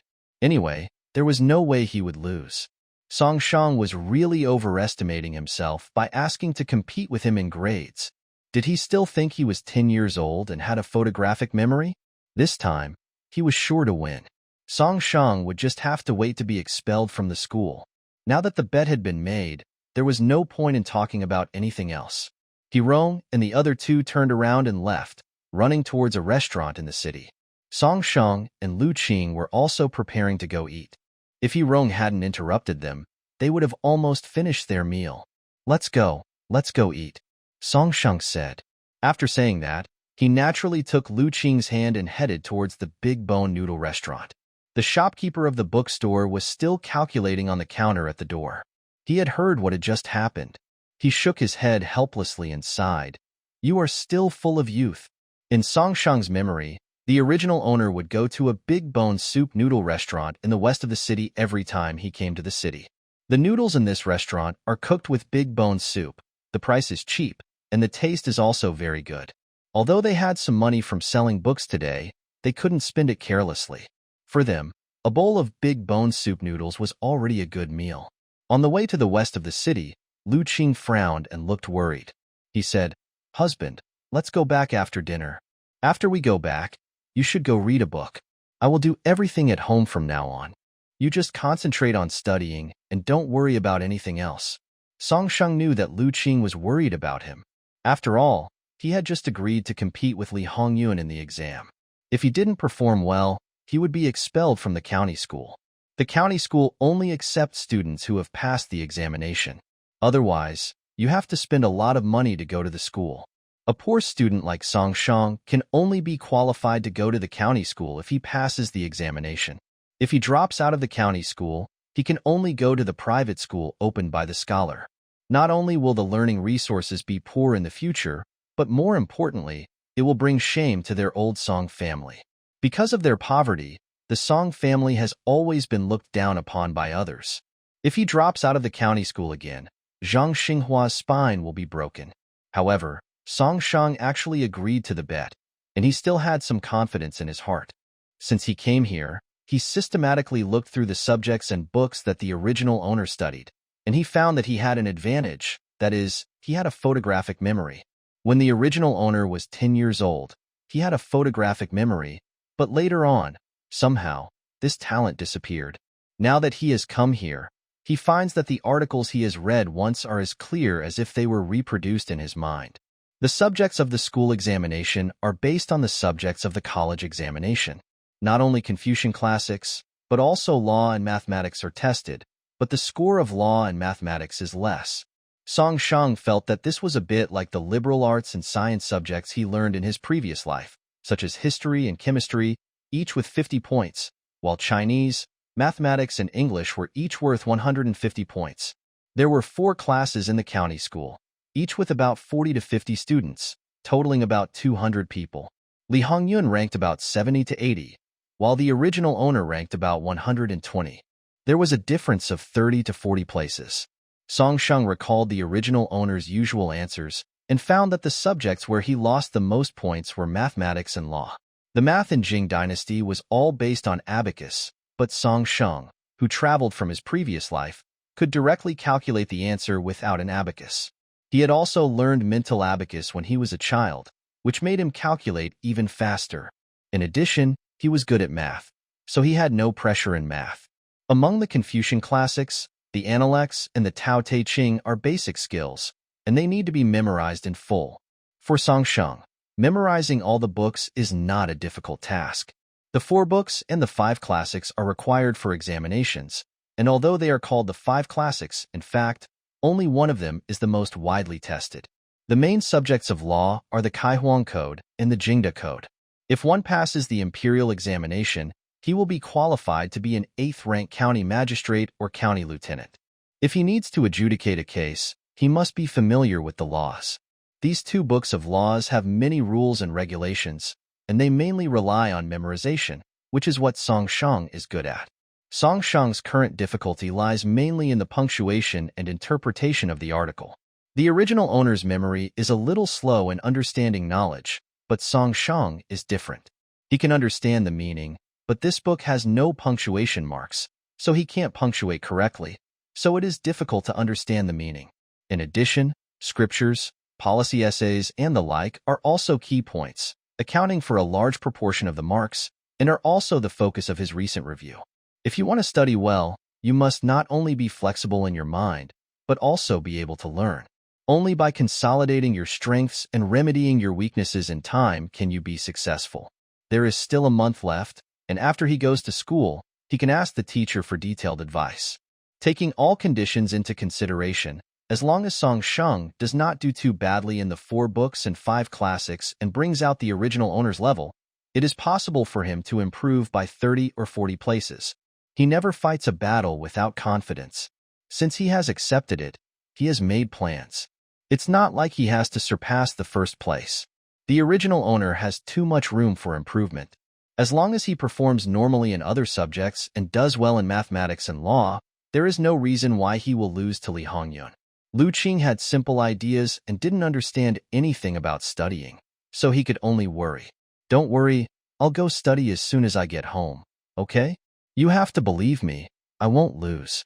Song Shang comforted him. Lu Qing looked at him with a wrinkled face and nodded. Which restaurant is this bone noodle soup you were talking about? Let's go faster. Song Shang pointed along the route he remembered. Turn ahead and go straight and you'll arrive. When they arrived at the bone soup noodle stall, Song Shang ordered 2 large bowls of bone soup noodles. The noodle stall was run by a couple. The original owner had eaten noodles here several times before, and the lady boss who cooked the noodles knew him. As soon as the noodles were served, the lady boss joked, "You haven't come here to eat noodles for a while. This is the first time I see you bring your husband here." Song Shang smiled and explained, "We just got married. I will bring him here to eat noodles more often in the future." When the lady boss heard Song Shang say that he would bring his husband to eat noodles often, she thought that he would come to take care of their business often. So she immediately smiled and said, "They say that newlyweds are very sweet, and it's really true." The proprietress put the noodles down and went back to work. Song Shang pushed a bowl of noodles on the table in front of Lu Qing and said, You've worked hard today. Eat it while it's hot. Lu Qing was stunned. What's so hard about that? Then he realized that Song Shang was asking for his hard work in helping him to scold someone, and his face turned red immediately. He was shy, and he was still sitting outside at the stall. Others didn't understand what his husband said, but he did. He stumbled and said in a low voice, "No, it's not hard. What's the hardship of scolding someone?" And he just scolded once, and his husband was making fun of him again. The noodles cooked in bone soup do not require much oil, and the large portion of noodles is plenty, enough to fill you up. There is a layer of oil floating on the soup, with 2 thin slices of meat in it, and a layer of chopped green onions sprinkled on it, which looks very good. A bowl of noodles costs 5 cents and comes with 2 slices of meat. The noodle soup can be refilled for free, which is very cost-effective. Many people come to the stall to eat noodles. Song Shang saw that Lu Qing was frowning all the way, so he teased him just now. Now that the noodles were served, both of them focused their attention on them. They had been hungry for a while, and their stomachs had been rumbling since just now. In his previous life, Song Shang had eaten all kinds of delicious food. He had no pursuit for food, as long as it tasted good. Now, sitting at a roadside stall and eating bland pork bone noodles, he thought it was delicious. Lu Qing ate noodles very slowly. The noodles he just picked up with chopsticks were too slippery and fell back into the bowl, splashing the noodle soup on his face. After seeing this, Song Shang stretched out a hand and wiped his face, and said gently, "Eat slowly, be careful not to splash it into your eyes." The aunt who was sitting at the next table eating noodles saw how intimate they were and thought of her own husband. She couldn't help feeling jealous and wondered why her husband wasn't so considerate. She whispered to her aunt next to her, "Young couples nowadays are so shameless, holding hands and touching faces in public. It's really immoral." Another aunt said, "That's right, he's just a boy, but you treat him like a treasure." The 2 tables were close to each other, so Song Shang naturally heard what they were saying, but he ignored them. Instead, he picked up the meat slices in the bowl and handed it to Lu Qing's mouth. Lu Qing was stunned for a moment and realized that her husband was feeding him meat. He was about to refuse when he heard Song Shang say, "Be good. Eat quickly. I can't hold the chopsticks anymore." When Lu Qing heard that her husband was tired of lifting his hands, he quickly opened his mouth and put the meat in his mouth, his face red like a persimmon. He also heard what the 2 aunts said just now, and just when he was feeling uncomfortable, her husband fed him a piece of meat. Isn't this just supporting him in disguise? Lu Qing felt so sweet. Her husband is so nice. The 2 aunts nearby were even more jealous now. They had not lowered their voices on purpose in the first place, and had said it out loud on purpose in the hope that the other party would restrain themselves. They had not expected that the other party would go even further and actually feed them in the street. The proprietress of the noodle stall saw this and smiled. She and her husband had been together all the way. They loved each other very much. They had supported each other from when they were poor and had nothing. Now they opened a noodle stall in the county to make a living. Although they were not rich, they had a good relationship and lived a good life. Seeing that Mr. and Mrs. Song had a good relationship, she smiled and joked, "Oh, the nerd also knows how to care for others." Song Shang smiled but said nothing. Lu Qing blushed and ate noodles. After finishing a big bowl of noodles, he felt relaxed all over, both physically and mentally. After eating, Song Shang wanted to walk around the city to see if there were any business opportunities that could make him rich, but Lu Qing urged him to go home and study. After finishing his meal, Lu Qing was still thinking about the bet he made with someone on the exam. Song Shang had no choice but to go back first. But before going back, Song Shang went to a grocery store. He had promised his 2 nephews and nieces that he would buy them candy. Although the children were young, they could not be fooled casually. They still had to keep their promises. The malt sugar sold in grocery stores is made from millet, which is the cheapest sugar in Jingqiao. However, even if it is the cheapest, farmers can only eat it a few times throughout the year. If every household can eat malt candies every day, they will be rich, hence the saying of taking malt candies to make grandchildren. The previous dynasty was in turmoil for many years, and the people lived an unstable life. At the beginning of the Jing dynasty, there were only a handful of people selling caramel. Now, over the past few decades, the sugar industry has gradually developed, from caramel to brown sugar and then to white sugar. The most expensive, it's just sugar. Song Sheng bought a pound of candy. When he went out, he saw someone selling candied haws, so he bought another candied haws. The candied haws on top are not hawthorns, but wild fruits, and the wild fruits are drizzled with maltose. Here, eat it. Song Sheng handed the candied haws to Lu Qing. Lu Qing was surprised. For me? Yeah. Song Sheng said. Eat it quickly. The sugar on top will harden if left for a long time, which will make it unpalatable. Lu Qing took a small bite and brought it to Song Sheng's mouth. His mouth was bulging and he said vaguely, "My husband also eats it." Song Sheng didn't like sweets, so he stopped eating after trying one. The two of them headed back to Songjiakan in the sunshine, their shadows trailing behind them. It was almost 4 or 5 o'clock in the afternoon when they arrived home. It is now the end of October, the weather is getting colder, the days have become much shorter, and those doing farm work in the fields have gone home earlier. As soon as Song Sheng arrived home, he found that the atmosphere at home was not quite right. His eldest uncle and second uncle were squatting under the eaves. His father was standing at the door of the hall, and his 2 cousins. The whole family looked bad. Song Sheng put down the basket on his back and said, "Grandma, Dad, what's wrong?" Zhang Xinghua sighed and said, "Li Zhang just came to inform me that Corvée service will begin this year." Corvée service existed in all dynasties, and the Jing dynasty was no exception, but the Jing dynasty implemented a rent-to-pay system.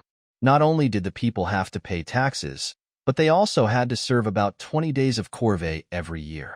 If there was a big event, the period of Corvée would be extended for another half a month. There were roughly 3 types of Corvée in the Jing dynasty, namely official Corvée, apprentice Corvée, and civilian Corvée. The Corvée service mentioned here is also the Corvée service, that is, the Corvée service performed by common people. This is a mandatory rule of the imperial court.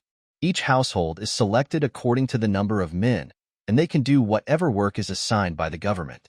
Serving as a Corvée is a very scary thing in the eyes of the common people.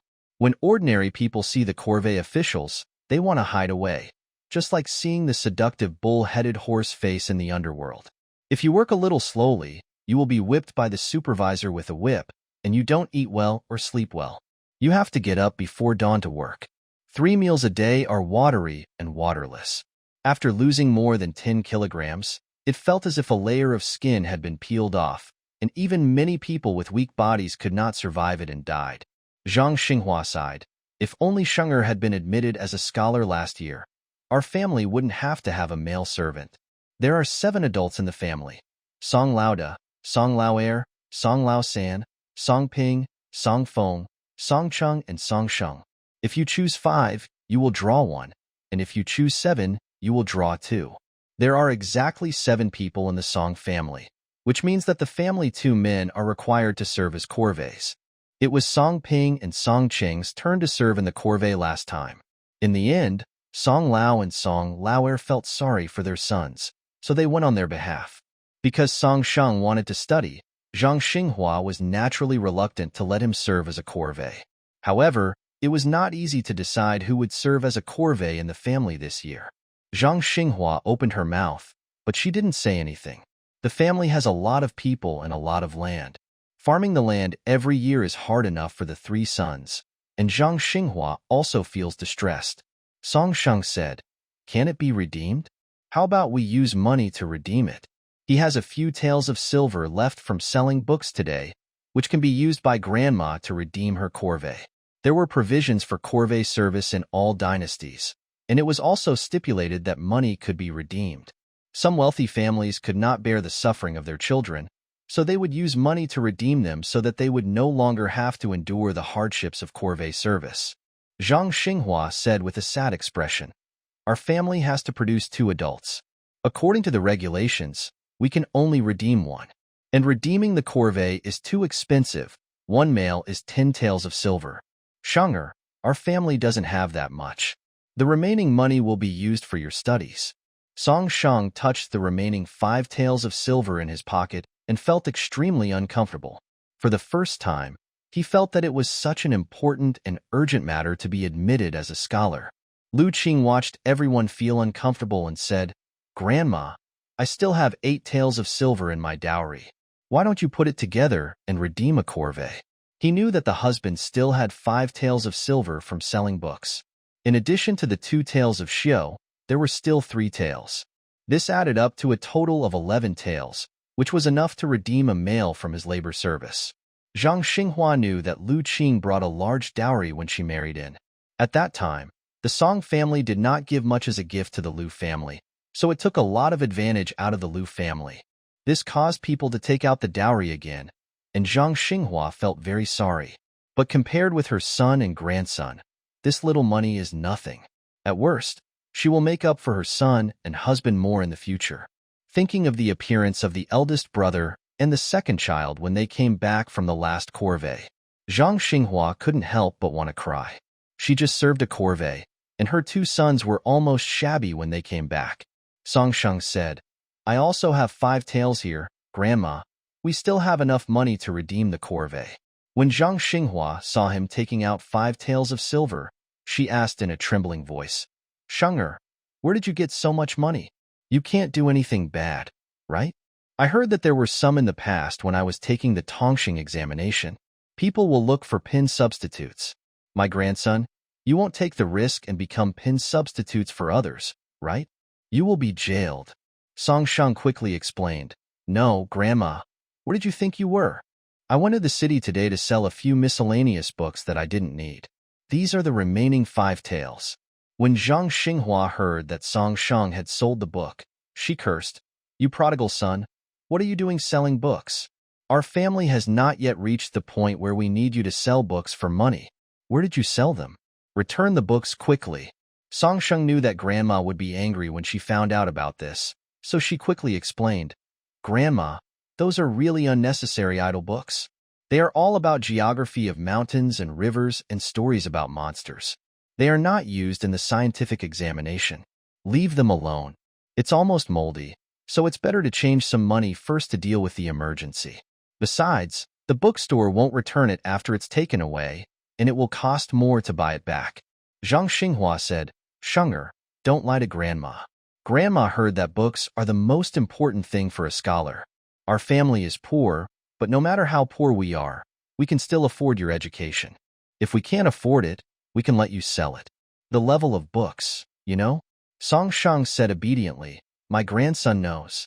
Seeing that what Song Sheng said did not sound like a lie, Zhang Xinghua felt a lot more at ease. Now that she had collected enough money, she finally made the decision. Okay, then our family will redeem one of the corvées this year. But although this redeems one still has to go.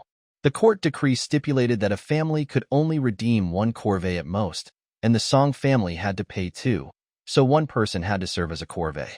Song Laosan was silent, then stood up and said, I will go to the corvée this year. Last year, the eldest brother and the second brother went, so I will go this year. Besides, Shenger's family has put a lot of effort into studying, so it is most suitable for me to go. What Song Laosan said was indeed reasonable. Although Zhang Xinghua was reluctant to give up after hearing what he said, in fact, the 3rd son was the best candidate, so it was difficult for him to take the initiative to propose it. Song Lao's family and Song Lauer's family were relieved when they heard that Song Lao-san took the initiative to say that he would join the corvée this time. Serving as a corvée is simply not a human life, and privately no one wants to have people in their house. Except for Song Lao-san, the people in the eldest and second bedrooms thought that they would be able to find one regardless of what happened in their room. But in the end, Song Sheng and his wife collected money to redeem them, and they were all very moved. Song Sheng, in particular, actually used the money he earned from selling books to raise money for them to redeem his corvée. The 2 eldest uncles, Song Lao-er and Song Lao-er, were extremely worried. They felt that supporting him to study all these years was really in vain. In the past, I only thought that this nephew was too gloomy and aloof, and would one day become rich and forget about family ties. Now I just think that my nephew still attaches great importance to family ties. In the future, I still have to listen to my mother, provide for my nephew to study well, and one day be admitted as a scholar. They will be free from corvée. Song Sheng felt even more uncomfortable when he heard his father said he was going to do corvée labor. His father was always silent on weekdays, but he had nothing to say about his kindness. Moreover, His father got married late, and he is not young now. If he goes to do corvée labor again, he still doesn't know how he will be tortured. Song Sheng couldn't bear it and said, "Dad, let me go. I can keep accounts. I am a scholar after all. I can write and do calculations. If I go there, I can talk to the servants and help them with the accounting work. It will be very relaxing." As soon as he opened his mouth, he was rejected by the whole family. Even Lu Qing objected. He whispered, "Miss Sir, have you forgotten the bet you made today?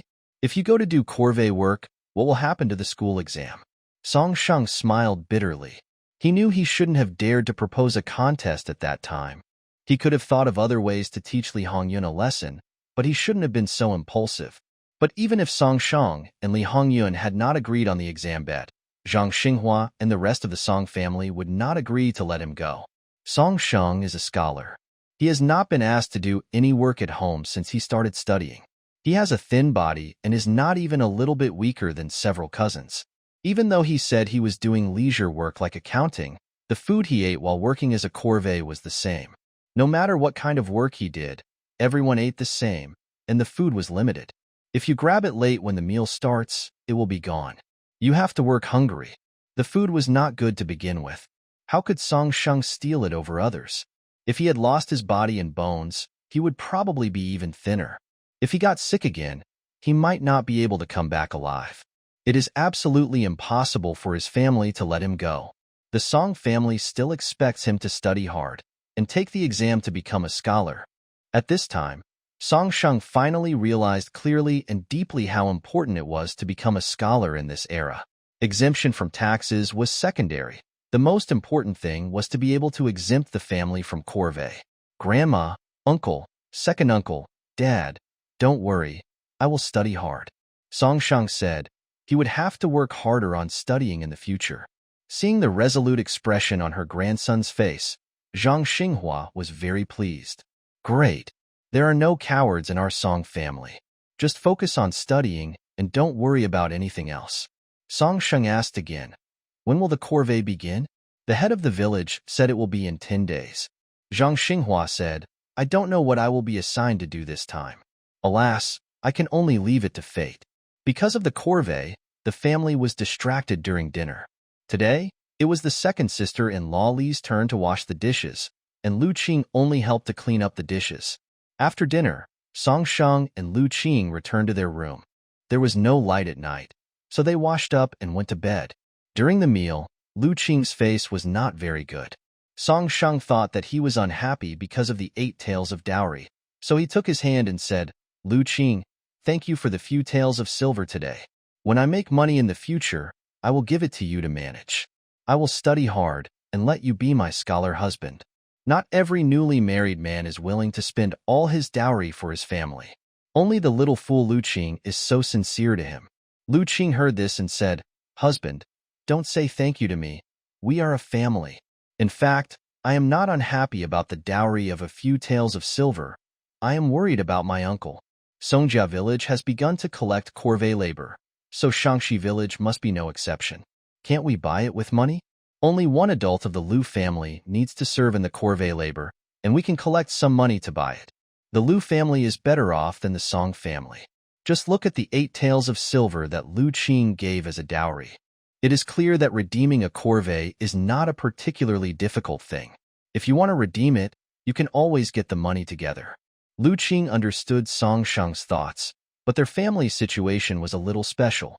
Lu Qing sighed, turned over, put one hand under his head, and said to Song Sheng, Husband, you don't know the situation in our family.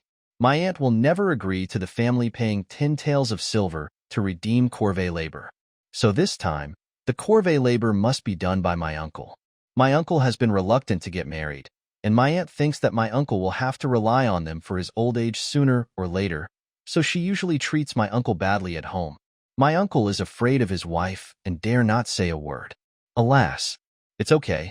Wait until your uncle gets married and moves out, and your aunt can't control him. If you are still worried, let's buy some pork for your uncle tomorrow. Those who performed corvée labor were the most important. Once the candidate from each family was determined, he would be the first to eat the meat in the family. He had to make his body healthy before performing corvée labor, so that his body could withstand it.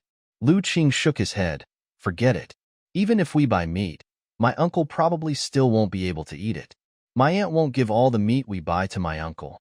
Seeing that he looked worried, and that he was frowning and sighing at such a young age, Song Sheng patted his shoulder and unconsciously put his hand on the back of his neck and held him in his arms. He couldn't bear to see this man frown. It was just ordinary comfort. But because the person in his arms kept moving around looking for a comfortable position, a certain place in Song Sheng that had been silent for a long time suddenly responded. Lu Qing was a little overwhelmed by this sudden reaction. He didn't dare to move. Seeing that Song Sheng's hands were still around his back, he lowered his eyes shyly and asked, "Husband, do it, do it?" Song Sheng was trying his best to suppress his impulse. He was afraid that if he moved, he would not be able to help but turn the man over and press him under him. Song Sheng, who was still trying to endure, heard the soft little husband in his arms hesitantly and boldly ask him, "Do it?" His inner restlessness became more obvious. His throat was hoarse, his Adam's apple moved up and down. He lowered his head and kissed Lu Qing gently on the forehead, then let him go and said in a low voice, "It's getting late, go to bed." Lu Qing was a little disappointed. Was it because she was not attractive enough?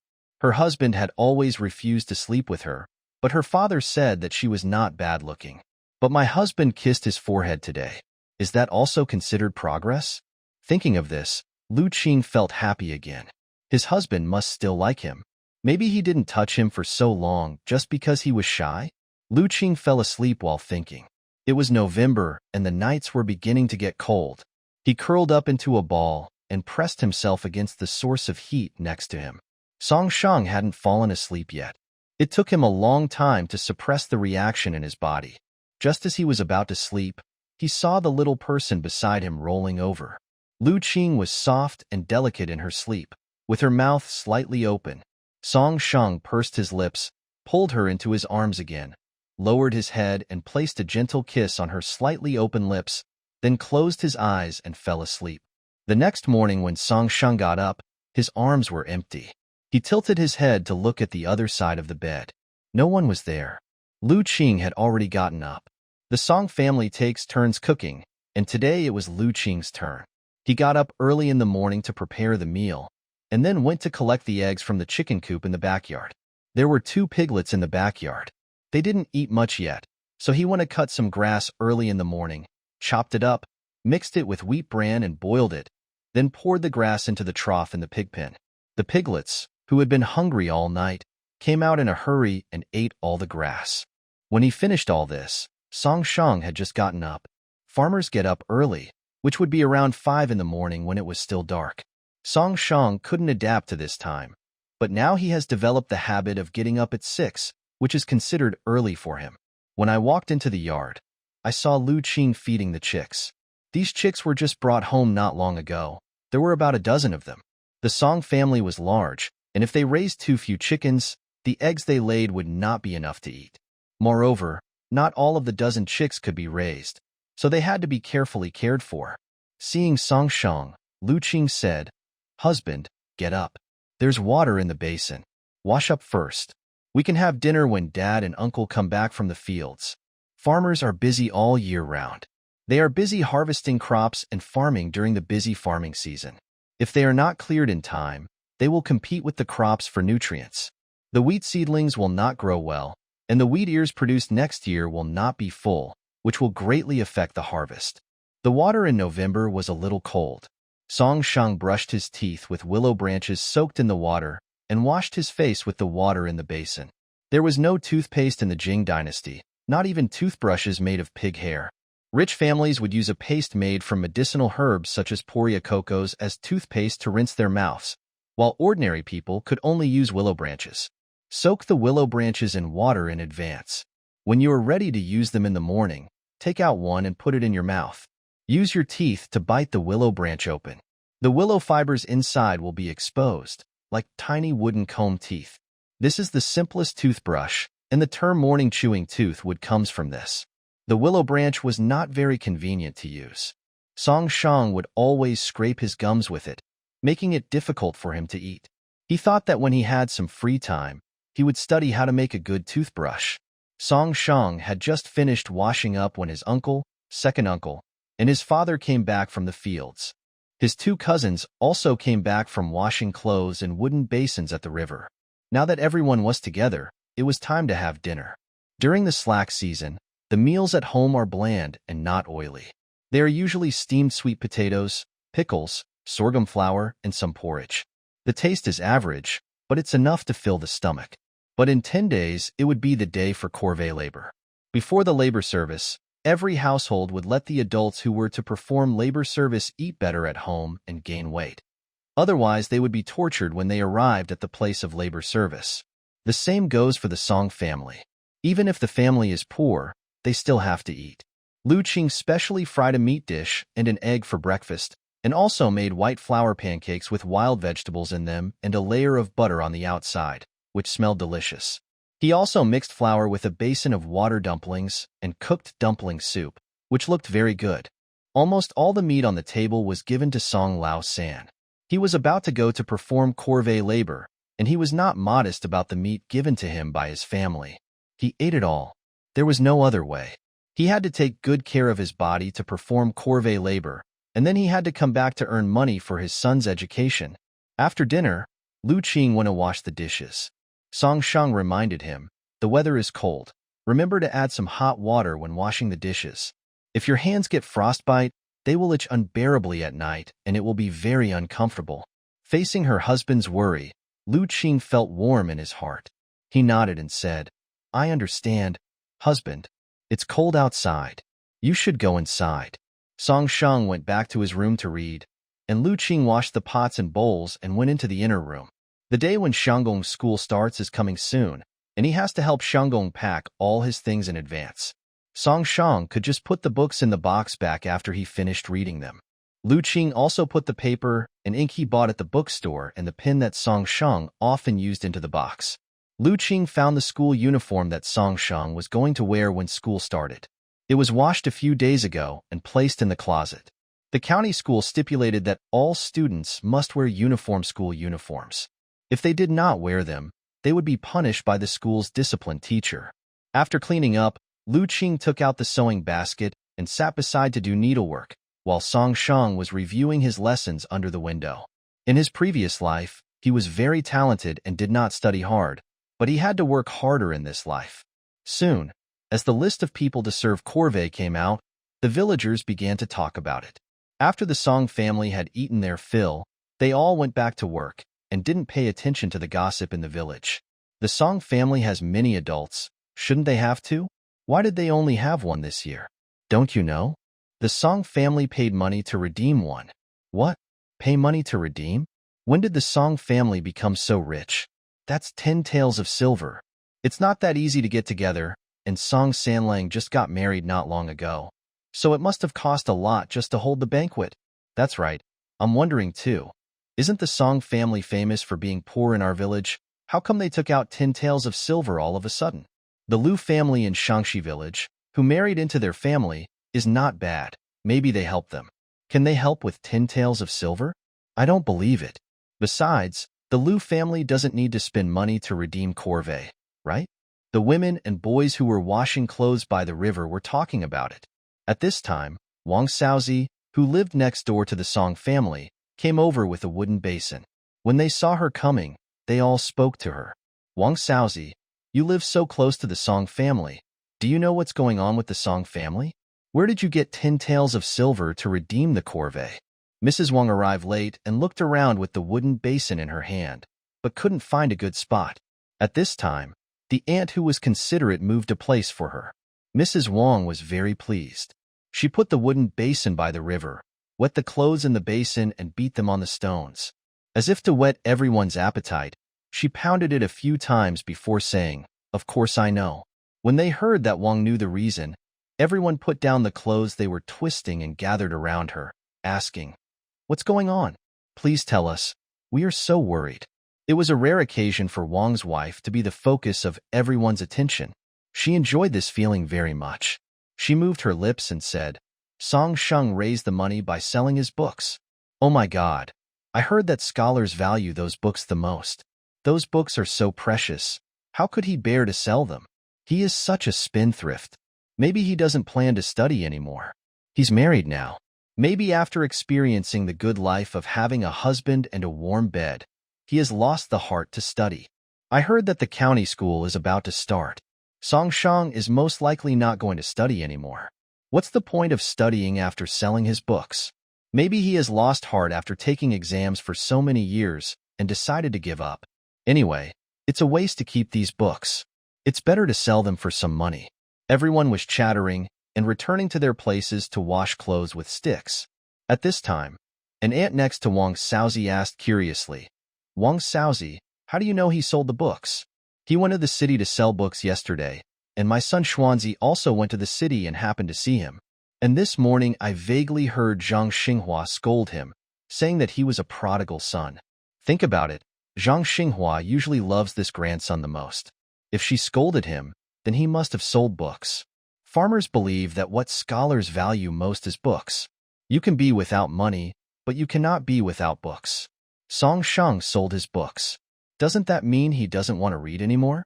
The usual entertainment activities in the village are just gossip, not to mention that this is the slack season for farming. So everyone's extra energy is spent on gossiping about the village affairs. The news spread quickly. At first, it was just said that Song Shang sold his books to redeem his family's labor service. Later, it became known that Song Shang was going to drop out of the county school and didn't plan to study anymore. Every household has relatives from other villages, and the in-law relationships in the nearby villages are very complicated. Originally, there were not many students who passed the imperial examinations from the nearby villages. In addition, Song Shang once had a reputation as a young prodigy and was famous once, so people from the nearby villages knew him. So the news that he was not going to study and was going to drop out of school spread like wildfire, and people in several nearby villages knew about it. Gaojia village, which is not far from Songjia village, naturally also heard about it. Li Hongyun is from Gaojia village. Thinking of the bet he made with Song Shang after entering the city yesterday, he became more and more upset. He didn't know why, but he always felt uneasy in his heart. He got up early this morning and had breakfast and started reviewing his lessons in his room. He must surpass Song Shang in the school examination in a month. At lunch, he heard his mother gossiping. "Zhuzi, do you know Song Shang from Songjia village? I heard that he was in the same school as you." Li Hongyun was formerly known as Li Zhu. After going to school, he felt that the name sounded ugly, so he changed his name to Li Hongyun by reading books. At this time, Li Hongyun heard his mother asking him if he knew Song Shang. His heart skipped a beat, and he wondered if his mother had discovered the bet on the exam in the city. But looking at his mother's expression, it doesn't seem like that. If his mother knew, she would have been furious a long time ago. He hesitated for a moment and said, "I know him, but not very well." "What's the matter, mother?" "I heard today that he sold his books and doesn't plan to go to school anymore. He's going to drop out of school." "What?" Li Hongyun was so surprised that he dropped one of his chopsticks. After the surprise, there was ecstasy. Could it be that Song Shang gave up because of the difficulty? He must have known that he would not be able to beat him in the school competition in a month, and he would have to drop out sooner or later. Dropping out now would not be so embarrassing. So he planned to drop out first to avoid further embarrassment. He's smart. However, Li Hongyun was still worried and asked, "Mom, where did you hear this? Is this true?" His mother said, "Everyone in their village has spread the story, and they tell it with all the details. They even describe the details of how he went to the city to sell books that day. I think it's true." Li Hongyun recalled that he met Song Shang at the door of Sanshur bookstore on the day he made a bet in the county town. He Rong and the others even laughed at him, asking if he was going to buy storybooks. So, did Song Shang go to the bookstore to sell books? Thinking about it this way, it was indeed true. Sanshur bookstore usually sold books and also bought used books. Song Shang must have been there to sell books. Li Hongyun felt that he had gotten a positive answer, and he immediately became happy and even ate 2 more bowls of rice. His mother didn't know why he was so happy, and she advised him, "Zhuzi, you can't learn from him. If you don't use your books anymore, you have to leave them for your younger brothers to read. If I find out that you sell your books one day, I will break your legs, understand?" Li Hongyun smiled and said, "I know, mother. I won't do that. Don't worry, I still have to wait for the imperial examination to pass. Li Hongyun thought that since Song Shang had already planned to drop out of school, there was no need for him to study hard here. It wouldn't matter if he did it for a while. After dinner, he said goodbye to his mother and went into the city to find Hirong and Chen Yan. He had meat for every meal with them. Although he sometimes suffered a little injustice, compared with eating meat, that was secondary. The next day, the Liu family in Shangxi village also heard that Song Shang was selling books and planning to drop out of school. Liu Sun hurriedly packed up and left, and even postponed the carving work he had promised to do for others that day. The reason for the marriage with the Song family was mainly because Song Shang was a student who had been taking the examination for the scholar degree for 7 or 8 years. He felt that he would soon pass the examination. If Lu Qing was married to him, he might be able to become a scholar's husband in the future. But it has only been a few days since they got married, and the son-in-law doesn't plan to study anymore. No, he has to go and persuade him in person. Lu Sun went to Songjia village early in the morning. As for the marriage between the two families, everyone knew something about it. The Liu family was attracted by the fact that Song Shang was a student. Now that Song Shang suddenly stopped studying, the Liu family would have to send someone to take a look and scold him. As soon as Lu Sun entered Songjia village, he was watched closely by the villagers. They stretched their necks to watch Lu Sun make trouble at the Song family. Song Shang had been studying at home for the past 2 days and had not stepped out of the door. Lu Qing had also been at home with him, doing needlework beside him while he was studying, and had not gone out either. So neither of them knew what the rumors were.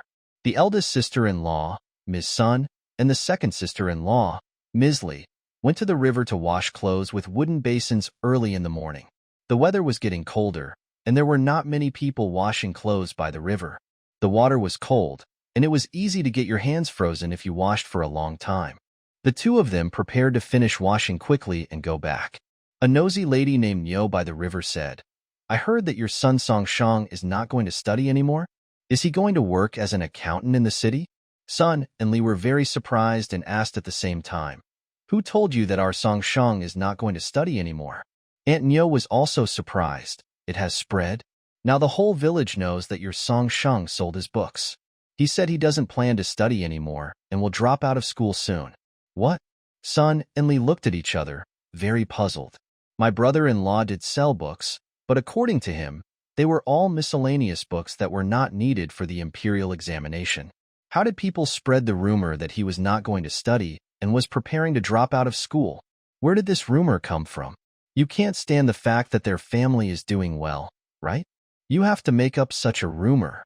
Sun hit her clothes with a stick and clarified, "Aunt Niu, don't believe in rumors or spread them. It's true that our Song Shang sold books. He did sell a few travel books a few days ago. They were not needed for the imperial examination, so he sold them for fear that they would get moldy. But don't spread rumors about him dropping out of school. Our Song Shang has great ambitions and has been studying hard at home recently. Don't spread rumors."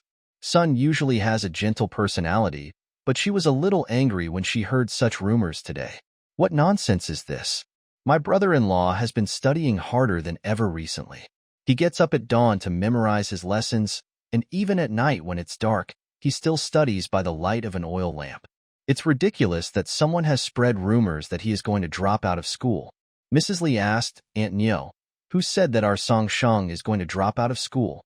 She had to find out who spread the rumor. Her brother-in-law used the money from selling the books to redeem the family's labor service. She was grateful in her heart, and now when she heard that others were spreading the rumor that Song Shang was going to drop out of school, she was very angry. If she knew who spread the rumor, she would take the slop and throw it at his door, asking him what his intention was in spreading such a rumor. Originally, this kind of thing was nothing, just a rumor, but Sun and Li were worried. What if this rumor spread to the school and they really thought that Song Shang was going to drop out and not let him continue to study? They didn't know anything about the school. They only knew that their brother-in-law had gotten into the school with great difficulty. What would happen if the school was affected because of this incident? For the Song family, farming and harvesting grain is the top priority, and Song Shang's studies are the second priority. The two sisters-in-law were worried that if the school also misunderstood Song Shang and the teachers mistakenly thought that he wanted to give up his studies, how could they have a good impression of him? Aunt Nyo felt that she asked the question out of curiosity, but her two sisters-in-law accused her of spreading rumors. She felt very wronged. While feeling that he was wronged, he also did not quite believe what Sun said. She always felt that they said this on purpose to save face. After all, when Song Shang passed the examination to become a student at the age of 10, he boasted about it in the village for a long time. Now he wanted to drop out of school before even passing the examination to become a scholar. Isn't that a slap in the face? Aunt Nyo was also very angry. It wasn't her who spread the news, so who was she showing her displeasure to? She said in a bad tone, "I didn't spread this story. Why are you angry at me? I just heard about it, and I don't know who spread the rumor. Every wrong has its owner, and every debt has its owner. If you get angry, go find the person who spread the rumors."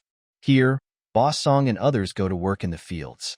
But today I always felt that others looked at them in a slightly wrong way. Uncle Yang, who usually had a good relationship with them in the village, came over and asked, "I heard that your Song Shang is not going to study? He is so thin and weak. What can he do if he doesn't study? Can you persuade me? Please give me more advice, otherwise the previous 7 or 8 years will be in vain." After a few words, Mr. Song and the others were confused. After asking carefully, they found out that it had been spread throughout the village that his nephew Song Shang was selling books and was planning to drop out of school. When Song Laosen heard this, he immediately retorted, "Uncle Yang, you must have heard wrong. My son never said anything about dropping out of school. He has been preparing things for school these 2 days. If he doesn't drop out of school, he will still be there next year. Gotta take the exam." Uncle Yang was stunned for a moment, and then said, that's good. Just persuade him to come back. Our Songjia village has not yet produced a scholar, so we must let Song Shang work hard." After Uncle Yang left, Song Laosi and Song Lauer also asked Song Laosen, "Third son, did Song Shang really say that he wanted to drop out of school? Is it because he felt that the pressure at home was too great to tell them that he wanted to drop out of school? Did you just tell the third child about your plan?" Song Laosen frowned and said, "Didn't Shanger tell me that he was going to drop out of school? Besides, didn't he just say that he wanted to study hard and take the exam as a scholar? I don't know why the village is saying that he is going to drop out of school. Wait, I'll ask him when I get home later."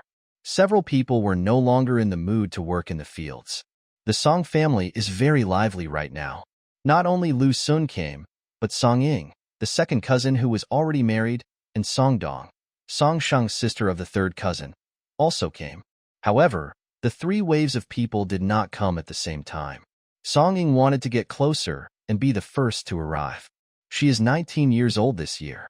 She married into the Chung family in nearby Shangnan village 4 years ago. Her husband's name is Shidu. He is literate, and he is the guarantor. In Song Shang's previous life, he was an intermediary. Song Ying now has 2 daughters. One is 3 years old and the other is 2 years old. This time Song Ying came back alone, without the 2 children. As soon as she heard the rumors, she came back quickly. When she was still a girl at home, she knew how much her family valued her cousin's education. Suddenly, news came out that her cousin was dropping out of school, and she thought something big had happened to her family. I rushed back in a hurry. When she came, almost no one in the Song family was at home, and Zhang Xinghua took her 2 grandchildren to cut grass in the fields. Only Song Shang and Lu Qing were left guarding the house. Song Shang was a little surprised to see Song Ying come back. This was the first time he had seen this cousin since he came here, so he was a little cautious. He came out of the house and greeted her, "Cousin, you're back. Where are your cousin-in-law and 2 little nieces? Didn't they come back with you?" After saying that, he looked behind her. Song Ying came back to help him on the day of his wedding. She had only left for a few days. Why did she return to her parents' house so soon? And he came back alone. Song Shang secretly wondered if his cousin had been wronged at her husband's house. Although Song Ying is married and is considered a member of her husband's family, if her natal family is established, her husband's family will think highly of her. After she got married, she gave birth to 2 daughters. Her mother-in-law kept showing her off, so she could only endure it. I don't know what happened to my husband recently. He didn't have much time in the same room with her. He ran out every day and said he was tired when he came back. She also wanted to give birth to a son, but in this situation, when could she get pregnant? If you are expecting to have a son now, it is better to expect your cousin to be a scholar next year. When her parents have a scholar, she will be more able to talk to her husband's family, and her mother-in-law will not neglect her so much. Songying didn't know what Song Sheng was thinking about.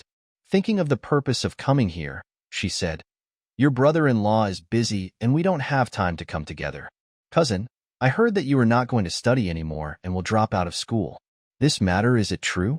Songying pursed her lips and looked a little serious. She had already thought about the worst outcome on the way here. If her cousin really planned to drop out of school, she would give him some advice. Song Sheng was surprised when he heard this. "Cousin, what are you talking about? Why should I drop out of school? Who did you listen to?"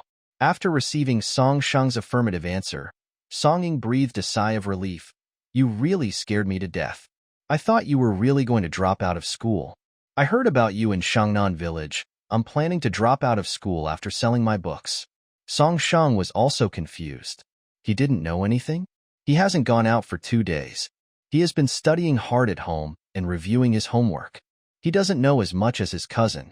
He explained, "Cousin, I don't know who spread this story. I did sell a few books, but they were miscellaneous travel books and were not used for the imperial examination. You also know the situation of our family. I just wanted to sell these books and hand them over for repair, at least to save some money for my family. Grandma and the others knew about this, but I really didn't say anything about dropping out of school." Lu Qing, who was listening to the sidelines, was full of questions. He had noticed his husband's hard work in the past 2 days. Now he gets up at the same time as him in the morning. He starts reading and reviewing when the sky is bright, and he also wakes up at midnight in the evening, reading by an oil lamp. "Where did you say you were going to drop out of school?" "Cousin, my husband is right. He has been studying at home these 2 days, waiting for the school to start. We don't know where the rumors of dropping out came from," Lu Qing said. Both of them said this, and Songying naturally believed in her own family. He didn't want to drop out of school, so she felt relieved. This was the first time Songying met Lu Qing. On the day of the wedding, Lu Qing had a hijab on his head, which he had never seen before. "Brother Qing, it seems that my cousin has studied harder than before after marrying you. Maybe he will pass the exam next year," Songying said. Lu Qing's face turned slightly red. This cousin was really good at saying auspicious words. "Cousin, since you are all here, please stay for lunch," Song Sheng said.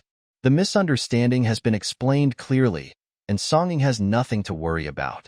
Although it was the slack time for farming, she still had to do the work at home. Otherwise, her mother-in-law would have to worry about it again. Moreover, the 2 children at home are still too young, and she cannot stay away from home for too long. So he refused. "No, your 2 little nieces are still at home. I'm not worried, so I won't stay here for dinner. My parents and grandma will come back later. Please tell them that I have been here." "That's it." Song Sheng nodded. Seeing that Songying was leaving, he quickly turned around and went into the house to take out some of the candy he had bought for his 2 nieces and nephews.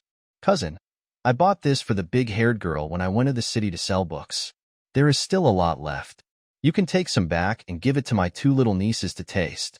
Song Sheng remembered that her cousin came back to help a lot when the original owner got married, and she had been very kind to the original owner since she was a child. Songying is only 1 year older than him, but looks much older than him. She must have worked hard in the past few years since she got married.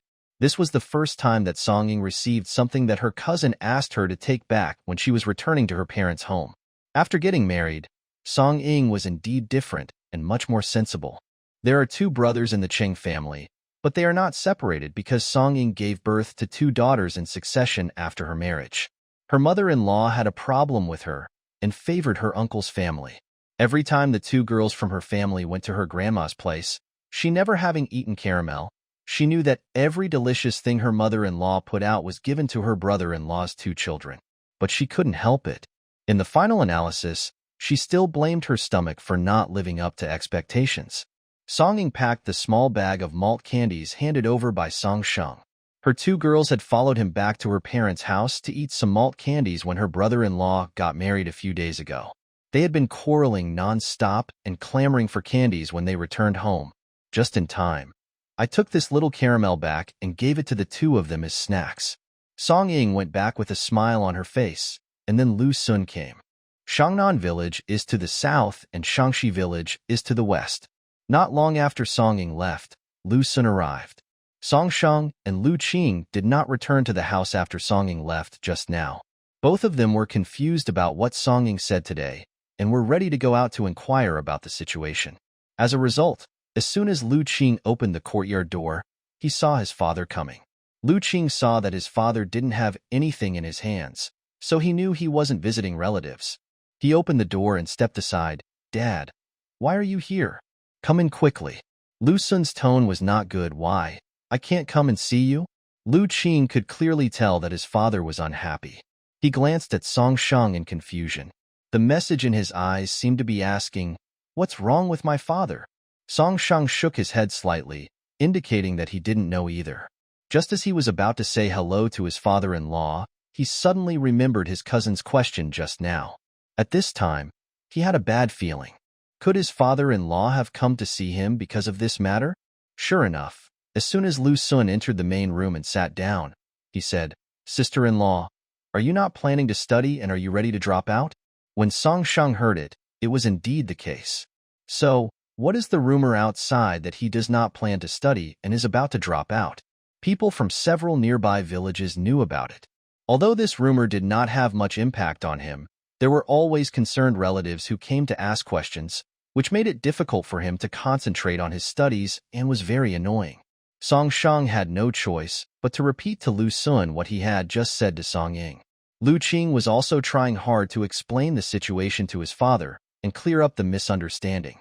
When Song Ying came just now, Song Shang did most of the explaining, and Lu Qing only said a few words. After all, she was Song Shang's cousin, so naturally she trusted Song Shang more.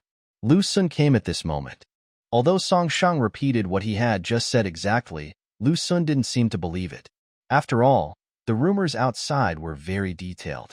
When Lu Qing saw that his father didn't quite believe what her husband said, he got anxious and his eyes turned red. He told the whole story again in detail. Finally, she said, "Father, what my husband said is true.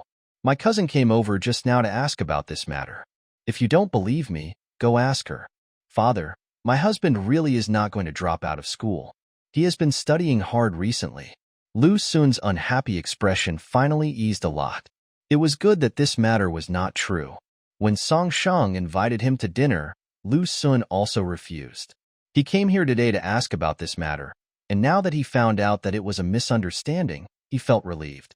And he was also a little happy when Qing Guer said that his son-in-law studied harder. He said to Song Shang, "I won't eat here anymore. I still have some work to do. I have to go back." My father-in-law didn't understand what happened today either. He misunderstood you. Don't take it to heart. Song Shang said, "Of course not. Father-in-law, please don't think too much. Lu Qing and I want to live a good life, and I want him to be a scholar husband in the future." Lu Sun smiled happily when he heard this. No matter whether this sentence was true in the future, at least it came from his son-in-law's mouth now, and he was very happy at this moment. Lu Sun looked unhappy when he came, but he was smiling when he left. People in the village who saw him kept muttering, "Wasn't the third son of the Song family going to drop out of school? Why is Lu Sun so happy after he got out?" After Lu Sun left, Song Shang's expression became much more solemn. If his cousin Song Ying had come to ask him what was going on, he would have just explained it. It was unavoidable for the villagers to gossip, so he just had to do his own thing. However, after his father-in-law came to ask about this matter, Song Shang felt that the matter was a little serious. Lu Qing sat on a stool in the courtyard, looking at Song Shang and said, "Husband, what's going on? Didn't we just go to the city to sell books that day? How come it became that you want to drop out of school?" Song Shang frowned. He didn't know how this conclusion came out. Could it be that Li Hongyun spread it? Was it to embarrass him on purpose? But this is not reasonable. Let's not talk about the fact that Li Hongyun had made a bet with him. What good would it do for Li Hongyun to just spread rumors that he was going to drop out of school? Did he really drop out of school because of the rumors? So it shouldn't have been done by Li Hongyun. Then it's even more impossible for He Rong and Qian Yin to do it, because their starting point and purpose are the same as Li Hongyun's. After ruling them all out, Song Shang felt that it was most likely spread by someone in the village. When he was thinking about who could have spread the rumor, someone else came to his house. This time it was his biological sister Song Dong. Song Dong is a woman with a hot temper. She is 21 years old this year. She married to Jutua village on the other side of the river and gave birth to 3 sons. She has the confidence to speak in front of her husband's family. As soon as she entered the room, she yelled at Song Sheng. Song Sheng, have you grown cocky? You dare to drop out of school? Do you want me to break your legs? The original owner had been afraid of this sister since childhood. When Song Sheng saw her today, he felt that there was indeed reason to be afraid. However, judging from the original owner's memory, although Song Dong, the biological sister, had a hot temper, she was very good to her younger brother Song Sheng. If there were any good things in her own home, she would quickly send some to her younger brother. She was definitely a brother-supporting demon. Because their mother Luo died early, Song Dong, as the eldest sister, really loved Song Sheng, but she would never show mercy when it came to teaching him a lesson. Look, he just walked in and he even said something about breaking his legs. Song Sheng did not feel afraid of such an elder sister, but rather felt close to her. And Song Dong perfectly embodied the meaning of beating is love and scolding is affection. When Song Sheng saw that Song Dong was about to take action, he quickly said, "Sister, listen to me, husband." Song Sheng knew that his sister loved him and would not be harsh even if she wanted to hit him. Unexpectedly, before the slap could hit him, Lu Qingxian stood in front of him and hugged him, ready to take the hit for him. Song Dong stopped his slap at the edge and said, "Oh, my brother-in-law is so protective of you. Song Sheng, you are so lucky." Song Sheng pulled the corner of his mouth, revealing an unpleasant smile. He said helplessly, "Sister, please listen to what I have to say first." Song Dong sat down in the room, and without even taking a sip of tea, he went straight to the point. "Okay, then tell me, what's the matter with dropping out of school? Don't tell me that you really plan to drop out of school. Otherwise, I will beat you to death on behalf of my family." "Sister, I don't plan to drop out of school. This is a rumor. My cousin came back to ask me just now, and even my father-in-law from Shangxi village came to visit.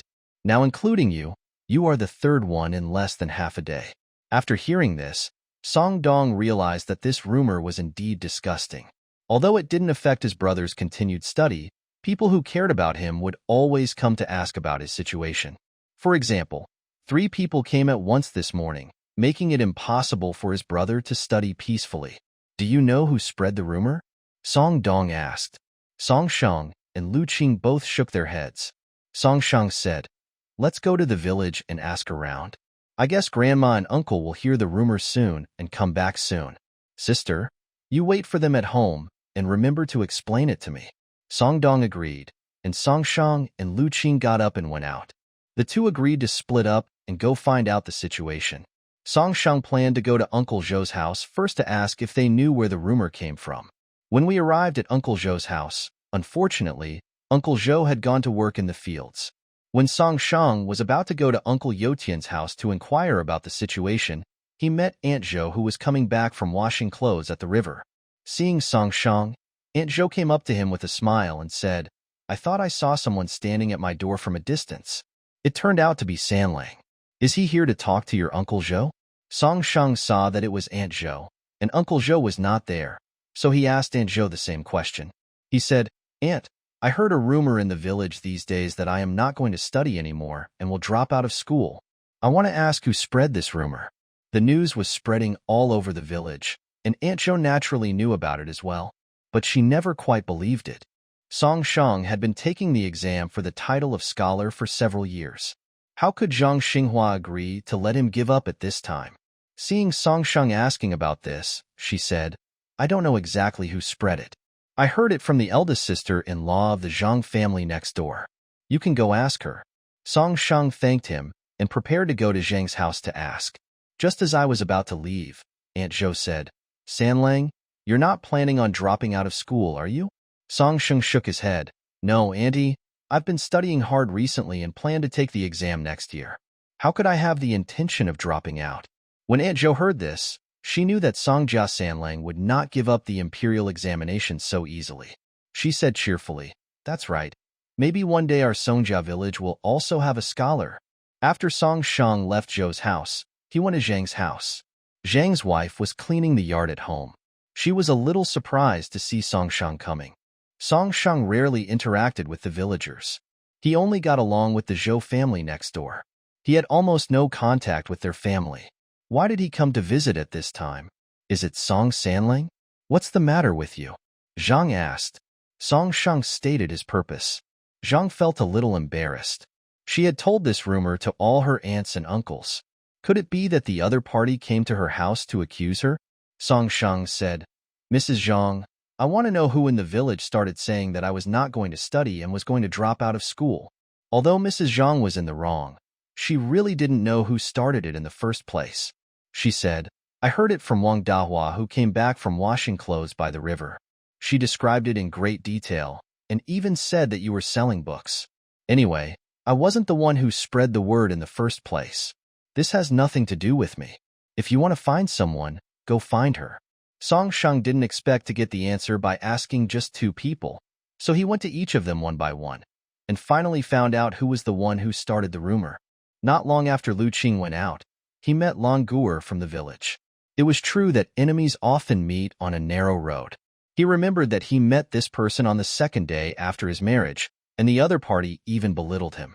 Lu Qing didn't want to pay attention to him, so he walked to the side before he even got close to him, preparing to bypass him. Unexpectedly, as soon as I walked over, I was stopped by Lang Guer. Lang Guer got engaged a few days ago. The man is Su Su, the second son of the Su family in Shangxi village. Su Su just passed the examination this year and is handsome. Lang Guer's family paid a large sum of dowry to get this marriage. They will get married in the spring of next year. Lang Guer has been in high spirits in recent days. He is still thinking about Lu Qing marrying Song Shang. When he sees Lu Qing now, he thinks of the rumors in the village that Song Shang is not going to study, and he feels very happy. He called Lu Qing and boasted, You don't know yet? I am engaged to Su Su from your village. Oh, by the way, he is also a student, and his family is much better than the Song family. Lu Qing just felt confused. Why are you telling me this? He didn't care about what happened to the Su family. His mind was now filled with finding the source of the rumor. Hearing his indifferent words, Lan Guer was filled with anger, as if he had hit cotton.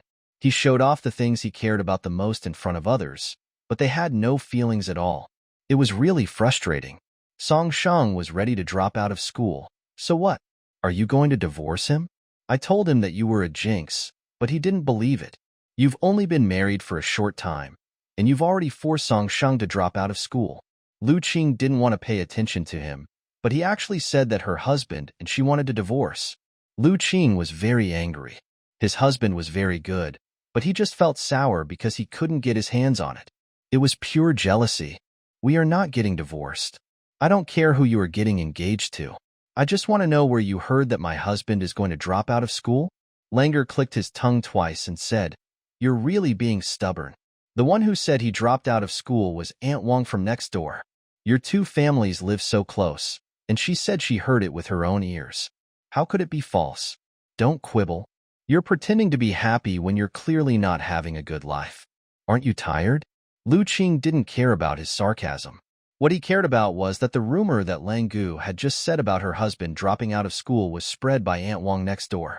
But in the end, he couldn't help but retort, My husband is not going to drop out of school. Don't talk nonsense. Hearing this, Lang Guer felt that Lu Qing was being stubborn. If he didn't want to drop out of school, how come the news spread all over the village? Aunt Wang's words are very convincing. There is only a courtyard wall between your 2 families. Don't deny it. If he wants to drop out of school, then he can drop out. If he fails the exam, it's not someone else's fault. It's Song Shang's own fault. Lang Guer spoke in a sarcastic tone, but Lu Qing did not take it to heart. He was still thinking about finding out who was the person who spread the rumor in the first place. Lu Qing happened to meet Lan Guer. He originally didn't intend to pay attention to him and just walked past him. Unexpectedly, he heard from him who spread the rumor. Although your words are harsh, thank you anyway, Lu Qing said and walked back.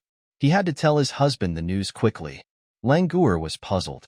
What did the other party mean by thanking him? Could it be that after hearing what he said, he regretted it and really wanted to divorce Song Shang? Lu Qing didn't say anything more to him. He had to find his husband quickly and tell him about this. When the two of them went out, they agreed not to make any news known until they got home. Lu Qing obediently went home to wait for Song Sheng. It was almost noon when Song Sheng came back. When he came back, his uncle, second uncle, cousin, cousin's wife, grandmother, and his father were all back.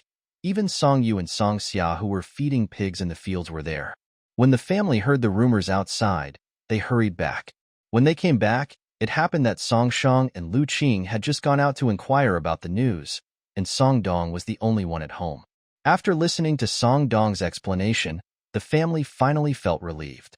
Although Song Sheng had promised them that he would study hard, the rumor was so widespread that they were afraid it was true. Zhang Xinghua said angrily, "Who on earth cursed my grandson to drop out of school?" The eldest and second oldest Song sat there without saying a word, but their faces did not look good. Song Laosen quickly advised, "Mom, don't get angry yet. Didn't Sheng and his wife go out to get information? Let's hear what they say when they come back." On the way back, they also asked some people where the rumor came from, but the farmers didn't know much. Most of them heard it from their wives at home. When asked who started the rumor, they couldn't say. Fortunately, Lu Qing came back soon. Zhang Xinghua saw him coming back and asked quickly, "Qinger, have you found out? Who is spreading rumors outside?" Lu Qing didn't even have time to drink the water. He took a breath and said, "Grandma, I found out. It was Aunt Wang next door who told me." "Are you sure? This kind of thing can't be made a mistake. It would be embarrassing if they went to the wrong person." Lu Qing thought about what Languor said. It sounded like it was spread by Aunt Wang, but he was not 100% sure. "I'm not sure, but it's very likely that it was her." Lu Qing didn't ask Languor too many details and hurried back. Zhang Xinghua was very surprised when she heard that it was Aunt Wang next door. Their Song family and the Wang family next door had been neighbors for many years and had a good relationship. This Wang family's daughter-in-law was such an ungrateful person that she actually stabbed them in the back. After the surprise came anger. Zhang Xinghua was very angry. Without saying a word, she went to the kitchen to get a knife and said she wanted to go to Wang's house to seek justice. Fortunately, her whole family stopped her. Zhang Xinghua was a widow raising 3 children in her early years. When the children grew up, she arranged to find wives for them. She became more and more tough and protective of her children. Song Dong still remembered what his brother had said before he left and advised, "Grandma, let's wait for our brother. He has gone out to get information and hasn't come back yet. When he comes back, we can discuss it first. Don't be impulsive." Son also advised, "Yes, Grandma. If you are so impulsive and come to their house, we don't have any substantial evidence, and if they don't admit it, there is nothing we can do." Zhang Xinghua was furious. "What are we discussing? Since we know it was their family that said it, then we are right. I am right even if I come to their house to fight. If she dares to deny it, I will lie down at the door of her house and not leave." Fortunately, although Zhang Xinghua was a bit harsh in her words, she did not mention the incident of carrying a knife to the Wang family next door. Half an hour later, Song Sheng came back. Seeing him coming back, Lu Qing told him everything that Languor had said, and finally said angrily, "Husband, it must be the rumors spread by Aunt Wang next door." Seeing his puffy cheeks, Song Sheng patted his head and said, "Well, I understand. Thank you for your hard work." Lu Qing blushed. There were so many people in the room. Why did her husband touch his head in front of so many people? How embarrassing. Song Sheng asked several aunts and finally found out that it was Aunt Wang next door who said it when she was washing clothes by the river a few days ago. Zhang Xinghua had been enduring for a while. Now that her grandson had finally come back, she didn't even want to eat lunch and decided to go to the Wang family to vent her anger on Aunt Wang. Song Sheng said, "Grandma, if you trust me, don't worry about this matter. After all, Aunt Wang just said a few words, and it didn't have any particularly bad effects on me. It just made you, your married sisters, and your father-in-law's family worried." When Zhang Xinghua heard him say this, she said worriedly, "Shenger, are you going to let that witch next door go?" Song Sheng shook his head. "Of course not, Grandma. I'm not that kind. Besides, how can I repay kindness by repaying evil with kindness?" Zhang Xinghua didn't understand what her grandson was saying, but she understood what he meant. She still had to teach him a lesson, just in a different way. To be honest, this rumor would be self-defeating once Song Sheng Academy opened, so there was no need for him to refute it. But just because of Aunt Wang's guess, like a butterfly flapping its wings and causing a tsunami, the overwhelming rumors caused great inconvenience to his life. After all, although there was no substantial harm, it was fine not to refute the rumor. But it caused people at home who cared about him to worry one by one, and some even came from far away to ask about the situation, making the whole family restless. Song Sheng felt that this rumor was a bit disgusting, so he didn't plan to go to the Wang family to settle the score. To put it bluntly, they had no substantial evidence in this matter, and if they went to their house to demand an explanation, they might be blamed instead, so it was not a good idea to go directly to their house. Song Chung saw that his cousin Song Sheng seemed to have an idea, so he asked, "Third brother, do you have a way to teach them a lesson?" Song Sheng nodded. In the final analysis, it's all because of Aunt Wang's nonsense. As the saying goes, give someone a taste of their own medicine. Since she started this wave of rumors, it's natural to let her feel the power of rumors. Song Chung didn't understand what his brother was talking about. What was this about the profoundness of the Tao? How did it have anything to do with Taoist priests? Third brother, what are you talking about? I don't understand a word you said, but do you need help? Anyway, I'm idle at home, so just tell me what you need me to do. Song Chung looked like he was ready to be sent out at any time, eager to try. I don't need your help. I need my elder and second sisters-in-law to help. The eldest sister-in-law Sun and the second sister-in-law Li looked at each other, not understanding what Song Sheng, the brother-in-law, was up to, but since they needed help, they would definitely help. Sanlang, what do you need us to do? Tell me.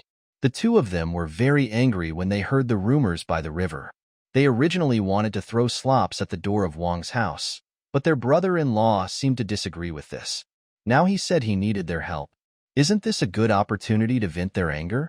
Song Sheng whispered a few words to the women in the house. After he finished speaking, Zhang Xinghua asked, "Shenger, is this okay?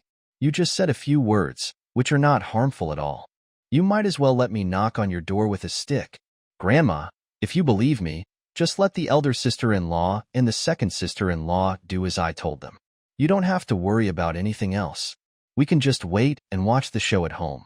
Although Zhang Xinghua frowned, she said nothing more. Song Sheng was recognized as the smartest person in the family. If his idea can work, then it will definitely work. With the solution and knowing that Song Sheng dropped out of school was a rumor, everyone in the Song family felt much more at ease.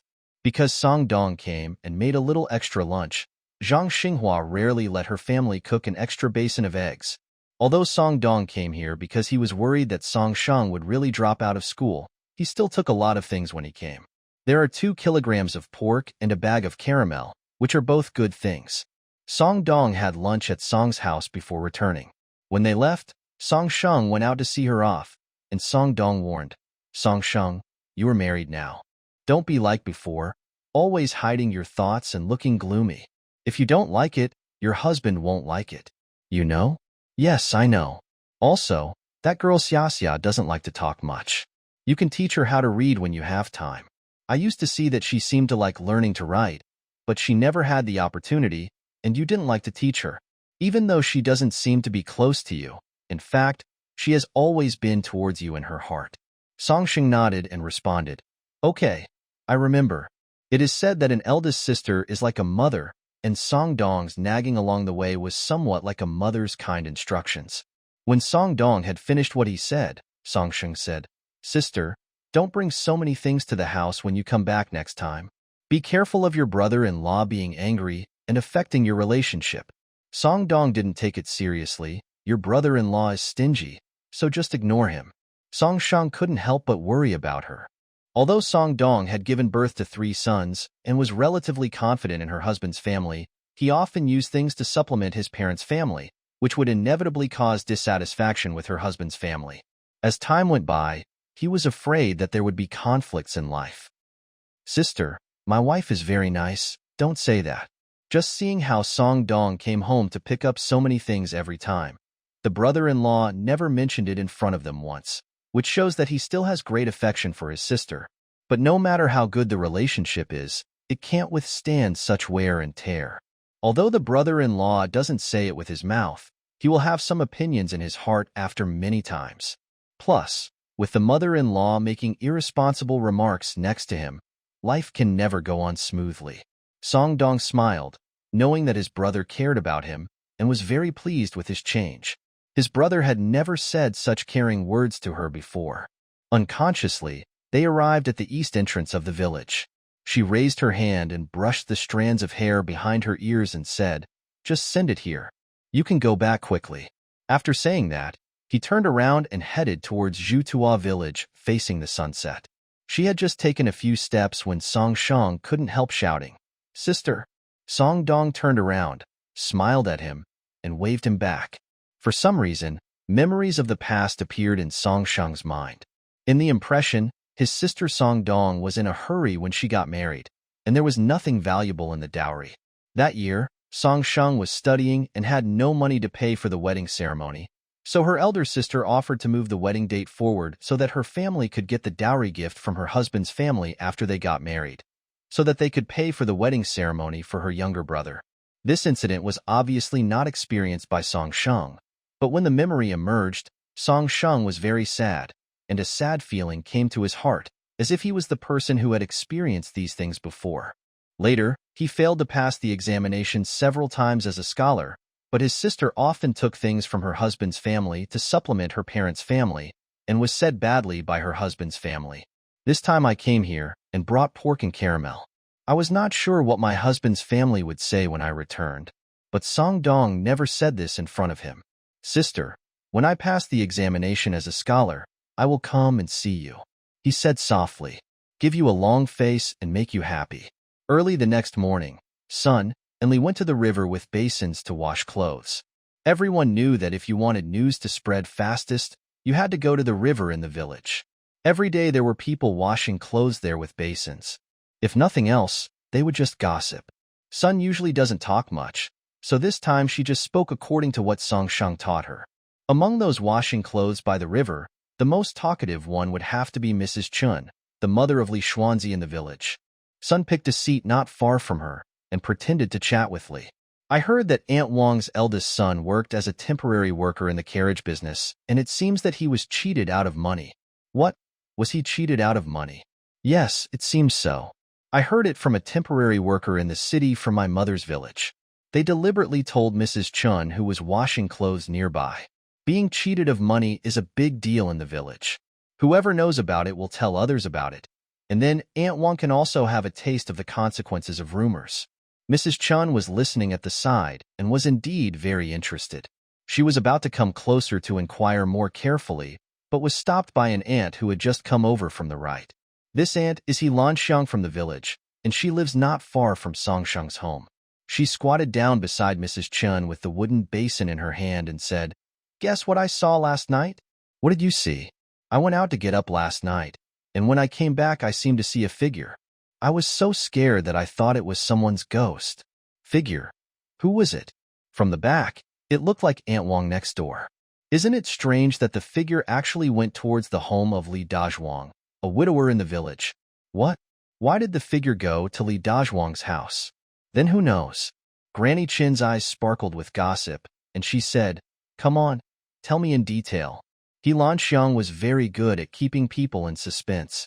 Seeing that Chin Posey had asked this question, she did not say anything at this moment and quickly fell silent. Seeing that she was silent, Chun Posey anxiously urged her, "Tell me quickly. I heard everything just now. Did Aunt Wang go to Li Dazhuang's house to have an affair?" He Lanxiang quickly shook her head. "Mrs. Chun, please don't talk nonsense. I didn't say it was Aunt Wang. I just said that she looked a bit like her from behind. I didn't say she was having an affair. Please don't talk nonsense." Mrs. Chin smiled and said meaningfully, I know. Sun and Li listened to everything from the side, but the speeches they had prepared were of no use at all, as they were interrupted by He Lanxiang. The two of them quickly finished washing the clothes and went home to tell their family about this. When Sun and Li returned home after washing clothes, Mrs. Chun was talking with great interest by the river, as if she had seen it with her own eyes. Sun and Li went home and told their family members what He Lanxiang had said, and then asked, "Grandma, is this true?" He Lanxiang's story is so convincing that it seems to be true. Zhang Xinghua said, "It's probably not true. He Lanxiang is not an easy person to deal with. She has a bad relationship with Aunt Wang. Their fields are next to each other. I heard they had a fight a few days ago because of something in the field. Now that He Lanxiang said this, she might have done it on purpose. It shows that we should leave some room for error in life. Otherwise we will fall and not be able to get up. This is what they call evil will be punished by evil." In just one day, the news spread throughout the village. At first, it was said that there was an unfaithful woman in the village who went to a widower's house in the middle of the night. The final version was that Aunt Wang stayed up late at night and secretly went to Li Dazhuang's house to have an affair without telling her husband. Li Dazhuang is a well-known pervert in the village. No one has dared to marry him since he beat his wife to death a few years ago. He usually loves to peek at the young women in the village. The rumor in the village spread like wildfire in just 2 days. What's strange is that the person involved, Li Dazhuang, did not even come out to refute the rumor. In fact, half of what He Lanxiang made up was true. That night, she got up to check that the gate of the courtyard was not closed properly. When she went to close the gate, she did see a woman's back, but it was not Aunt Wang. In fact, there was indeed a woman who came to Li Dazhuang's house and cheated on her husband, but the person he met was not Aunt Wang. Anyway, his reputation is already well known. If someone really saw that person that night after the rumor was debunked, it would be bad if they were to bring up trouble with him. Let others misunderstand him. This can also provide cover for his lover. But as a result, Aunt Wang's life became difficult. When she heard the rumor, she went out to find out who spread it. After asking around, she found out that it was spread by Mrs. Chen. But when she asked Mrs. Chen carefully, Mrs. Chen said she had never said that. Even if she gave He Lanxiang up, she would not be at fault. After all, what she said at the time was that she saw the person's back and it looked a bit like Aunt Wang. In fact, she was not sure if it was her. It was purely a guess. She had just had a conflict with He Lanxiang before, and if she went to her house again to inquire about the situation, a fight would probably be inevitable. After asking around, Aunt Wang discovered that Ms. Sun and Ms. Li were also washing clothes by the river at the time, and she suspected that it was them who said it. But after all, it was just a suspicion, and Mrs. Wang couldn't just go to someone's house and scold them. After all, she had just mentioned that the person sold his books and dropped out of school a few days ago. In fact, she was not sure at that time whether Songshang was going to drop out of school or not. It was just a guess. Isn't her current situation the same as Songshang's a few days ago? The more she thought about it, the more she felt that this matter was spread by the Song family. In fact, having been neighbors with the Song family for so many years, she was very jealous when she saw that the Song family had a student. This time she just got the chance to speak out. She was very happy when she thought that Songshang might drop out of school, so when the rumors became more and more intense, she contributed a lot of arguments. Now that the rumors were spread to her, she finally tasted the bitter fruit. Aunt Wang returned home after finding out the news outside. She planned to explain the matter to her family first, and then go to He Lanxiang and the Song family to ask for an explanation. However, when she returned, she found that the atmosphere at home was particularly solemn. As soon as Wang Dalong went to work in the fields today, he was looked at strangely. Someone even joked that he had a green grassland on his head. As soon as Aunt Wang entered the house, her mother-in-law and others were already waiting for her in the main room. Seeing her come back, Wang Dalong couldn't stop the anger in his eyes. If he hadn't been worried about the tea bowl on the table, he would have thrown it to the ground. He shouted angrily, "You stinky witch, you actually went out to fool around behind my back. Do you have any shame?" When Aunt Wang heard this, she was furious. She was already feeling wronged. But no one in her family asked her whether this was true, especially her husband, who just sentenced her directly. Aunt Wang yelled, "You didn't even ask me if this was true, or if I felt wronged, but you came up and accused me. Are you a human being?" Wang Dalong didn't expect that his wife would dare to yell at him, so he went up and slapped Aunt Wang in the face. Aunt Wang was furious. She sat on the ground, crying and cursing. No one from the Wang family dared to step forward to interrupt and persuade her. Aunt Wang was always unreasonable in her words, and her 2 younger siblings were often suppressed by her. Now no one spoke for her. It was clearly time for dinner, but the Wang family hadn't even cooked yet. The house was so noisy that even the chickens and ducks in the yard were frightened and flew away, flapping their wings. In contrast, at the Song family, it was dinner time, and the whole family was eating around the table. Zhang Xinghua also knew about the rumors in the village these days. Now that the rumor about her grandson Song Sheng dropping out of school has died down, a new wave of rumors has emerged in the village. Mrs. Wang must be feeling uncomfortable at home right now. Zhang Xinghua ate an extra bowl of rice when she thought of this. After dinner, Lu Qing went to clean up the dishes. As soon as he walked into the yard, he heard a burst of shouting and crying coming from the next yard. It rained this morning. They say that every autumn rain brings a chill. Now it is early winter. When it rains, the wind gets several degrees colder, like an omnipresent sword blowing through the gaps in people's clothes. I feel so cold that I want to shiver. Song Shang helped to clean up the dishes and put them in a basin and carried them over. Just as he reached the kitchen door, another downpour began to pour down. The sound of rain mixed with the sharp cries and shouts from next door gradually became unclear. Aunt Wang is a notoriously fierce daughter-in-law in the village. If anyone provokes her, she will curse at the person for half the night without repeating a word. Aunt Wang was still being questioned by her mother-in-law and husband in the house. She felt very wronged and shouted, "I've already said that this is a rumor. I don't know which rascal spread it outside. If I knew about it, I would chop him up with a knife. Then why didn't they spread it to others but to you?" Mrs. Wang cried out that she was wronged. She used only dirty words and all kinds of shameless insults. Her voice was high and shrill, and she wailed as she cursed. It sounded very miserable. Even though it was raining, many words reached the ears of Song Shang and Lu Qing through the courtyard wall. There were also some swear words, none of which were the same. Song Shang couldn't help but cover Lu Qing's ears and coax him to go into the house. Zhang Xinghua also heard it standing at the door of the main hall.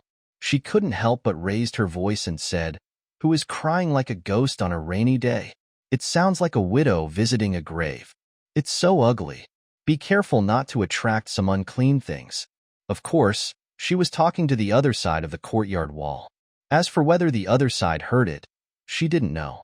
She really hoped that the other side could hear it, so that she could taste the disgusting taste. The Wang family was in chaos for several days, and the rumors that Song Shang was going to drop out of school gradually died down. It was still raining at night. After the rain, the weather suddenly turned colder, and the quilt I had been covering myself with was no longer warm. Before going to bed at night, when he lay in bed, he felt that the quilt was a little cold. Lu Qing's body was not as warm as Song Shang's. There was a big heater next to him, and he always wanted to lean against it. But she was afraid that her husband would be unhappy, so she could only curl up into a ball. Seeing that he was about to curl himself into a small ball, Song Shang asked, "Are you cold?" Lu Qing replied in a low voice, "Yes, a little bit." Song Shang reached out and pulled him into his arms, tucked the quilt in to prevent the wind from blowing in, and then touched his head. "Now, are you still cold?" Lu Qing blushed and buried herself in Song Shang's arms, shaking her head. "It's not cold anymore." "Well, let's go to sleep." There was thunder outside. Song Shang was afraid that he would be scared, so he kept covering his ears and waited for him to fall asleep. This thoughtful gesture made Lu Qing's heartbeat faster and faster, and the sound of his heartbeat became clearer and clearer. He had no desire to sleep. He moved his body and looked up from Song Shang's arms. He felt that the corners of his husband's mouth were dry, and he wanted to kiss him. "Husband." His voice was soft and pleasant. Song Shang looked down at him. "Why aren't you asleep yet?" Lu Qing thought that her husband must like him. Since her husband was shy, he had to take the initiative. "Baji." Lu Qing quickly kissed Song Shang on the mouth. The little head that had just poked out from under the quilt quickly shrank back into place. Song Shang's eyes darkened. His self-control has been getting worse recently, especially tonight, not to mention that the two of them were so close. Just as Lu Qing's little head was about to retract, Song Shang put his hand on his neck to stop him from retracting, and pressed a pair of somewhat dry and cold lips against his. Lu Qing's eyes widened slightly, and then he closed them unconsciously. The late autumn night was chilly, but the two people in the room didn't feel cold at all, and even felt a little hot. Song Shang's body had never experienced anything like this before, and he was a little out of control. All the talk about cultivating feelings when getting married has been thrown out of his mind under the impact of desire. As they spent these days together, he felt that he liked Lu Qing. With this thought in mind, Song Shang felt that his desire for him was getting stronger and stronger. Lu Qing's little face was kissed red, her eyes were watery, and her lips were red, which was really tempting. He panted lightly, stopping Song Shang's next move. "Husband, you have to get up early to go to school tomorrow." Song Shang paused and stopped. School starts tomorrow, so he has to get up at 4 in the morning and walk for more than 3 hours to get there. It was already late, probably around 10 o'clock in the evening. If he continued to toss and turn now, he would probably have to go to bed an hour or two later, and he would not be able to get up tomorrow. If it were any other time, it would be fine, but tomorrow is the first day of school. It will be his first time to go to school since he came here, so he has to treat it with caution. Song Shang propped himself up helplessly, got up from above Lu Qing, lay flat on his back and sighed. He had completely lost his mind just now. Fortunately, Lu Qing reminded him, "Just looking at the strong reaction of my own ST, I'd better wait for it to go away by itself." Lu Qing couldn't bear to see him suffer, and blushed as she said, "Husband, let me help you." His hands went under the quilt. Not long after, Song Shang groaned. Before he could recover, he turned around and fetched a handkerchief, wiped Lu Qing's hands, and said, "Don't do this again in the future. It will dirty your hands." Lu Qing shook her head, her eyes full of affection, and she whispered shyly, "No, it's not dirty." This day was the first day of school for Song Shang. Song Shang got up before dawn. Converting the time, it was almost 4 o'clock in the morning. The rain had been dripping all night and had stopped now. As soon as Song Shang got up from the bed, he felt a gust of cold air blowing in his face. He quickly tucked in the corner of the quilt, fearing that Lu Qing would get cold. Lu Qing was very clingy when he slept at night, with his whole body pressed against Song Shang. He would wake up as soon as Song Shang got up in the morning. Lu Qing rubbed his sleepy eyes, pulled the clothes beside the bed, sat up, and prepared to get dressed and get up. Today is the first day of school after the agricultural holiday, and he has to get up to make breakfast for his husband. In the past, Zhang Xinghua would get up early in the morning to prepare breakfast for Song Shang. Now that Song Shang is married, it is Lu Qing's turn to do this. Song Shang could also make some simple food himself. Seeing that Lu was awake, he wanted him to sleep a little longer, so he said, "Did I wake you up? You sleep a little longer.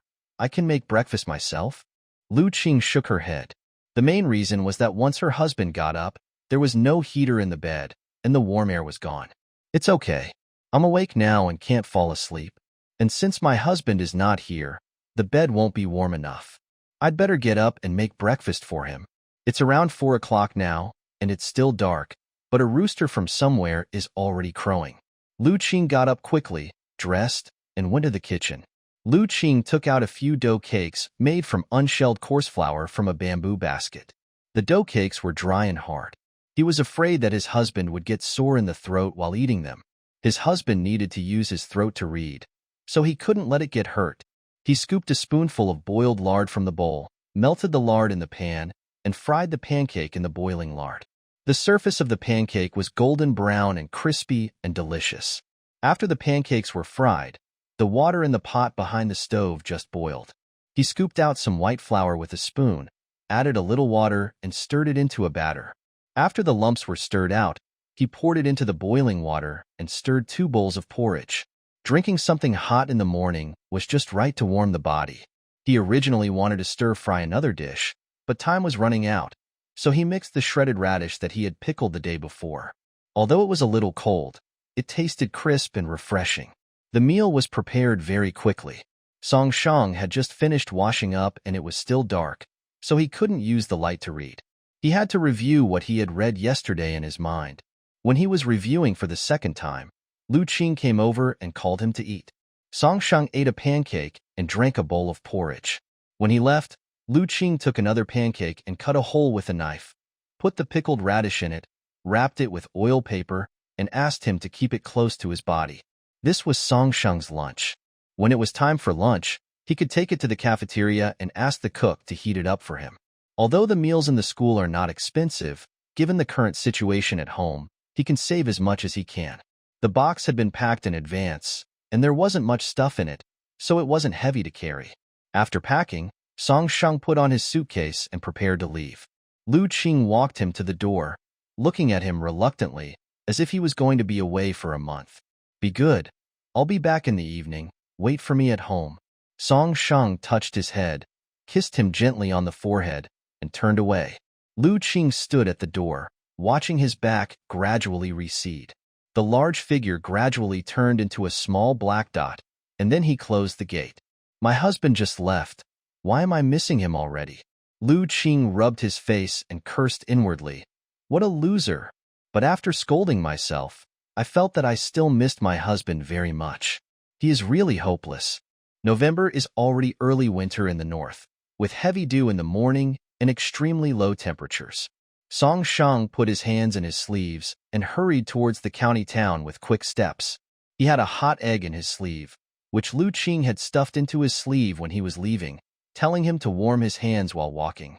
Song Sheng originally thought that there would be no one on the road so early, but when he was halfway there, he saw many people carrying baskets on shoulder poles. They should be carrying some vegetables, fruits, and the like, and some hunted furs. They were all coming to the county town to sell things at the morning market. When he was about to reach the city gate, a strong man carrying animal skins came up to him and said, "Boy, you look like a scholar. It's not time for the imperial examination yet. What are you going to do in the city?" The man was tall and strong, but he looked honest. Song Sheng smiled and said, "Brother is right.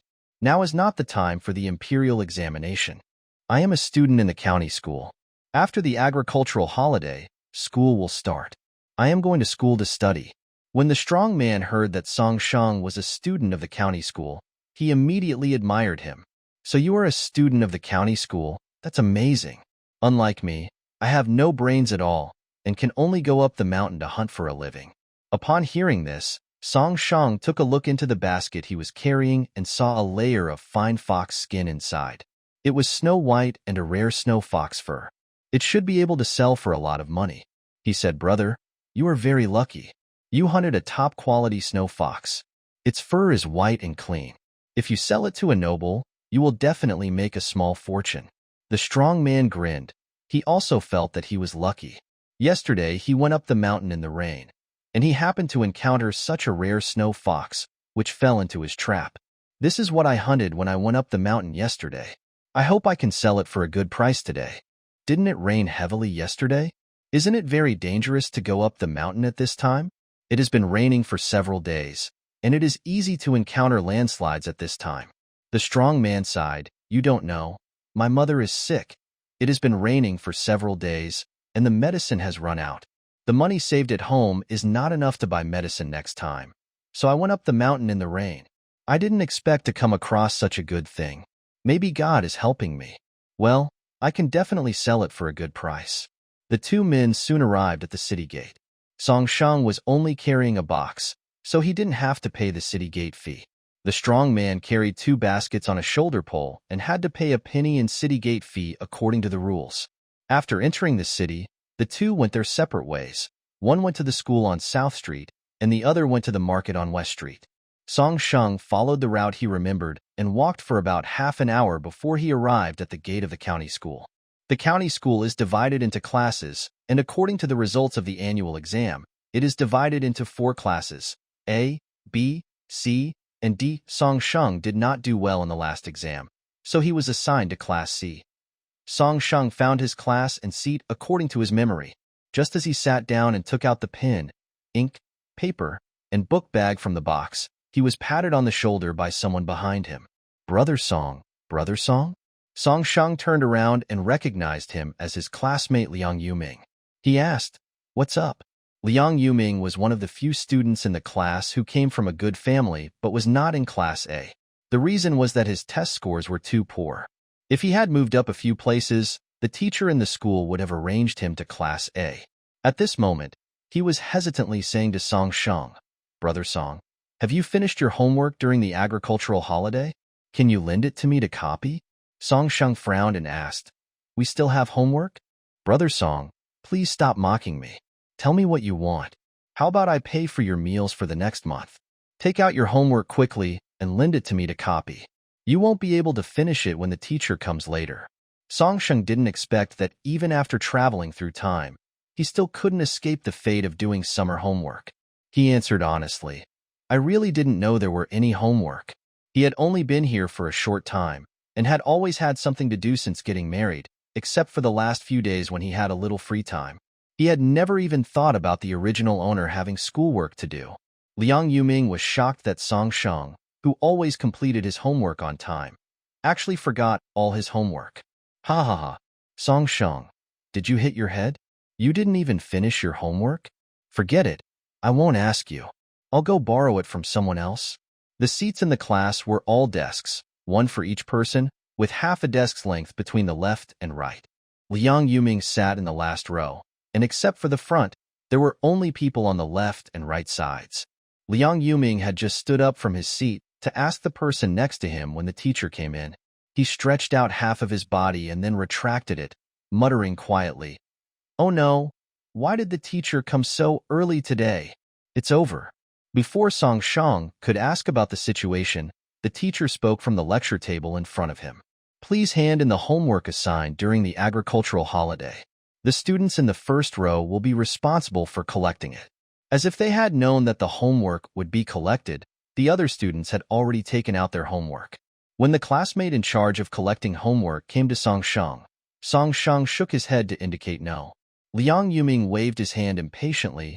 I didn't write it. Don't read it. Take someone else's.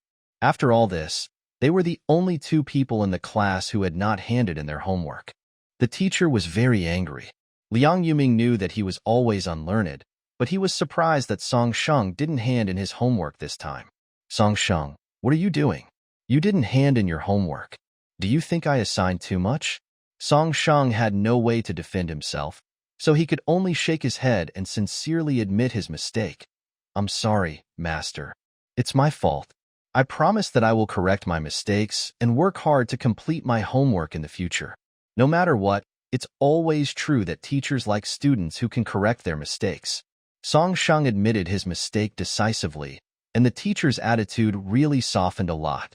But after all, he didn't do his homework, so he still had to be punished. After all, the other students in the class were watching. The teacher said, I will punish you two to stand outside and listen to the class this morning. Liang Yuming was immediately unhappy when he heard this. He said, Master, it's so cold outside. If we stand outside and listen, what if we get sick? When the teacher heard what he said, he became even angrier. Song Sheng at least knew to admit his mistake first and at least had a correct attitude. But Liang Yuming, relying on his family background, just spent his whole day eating, drinking, and having fun.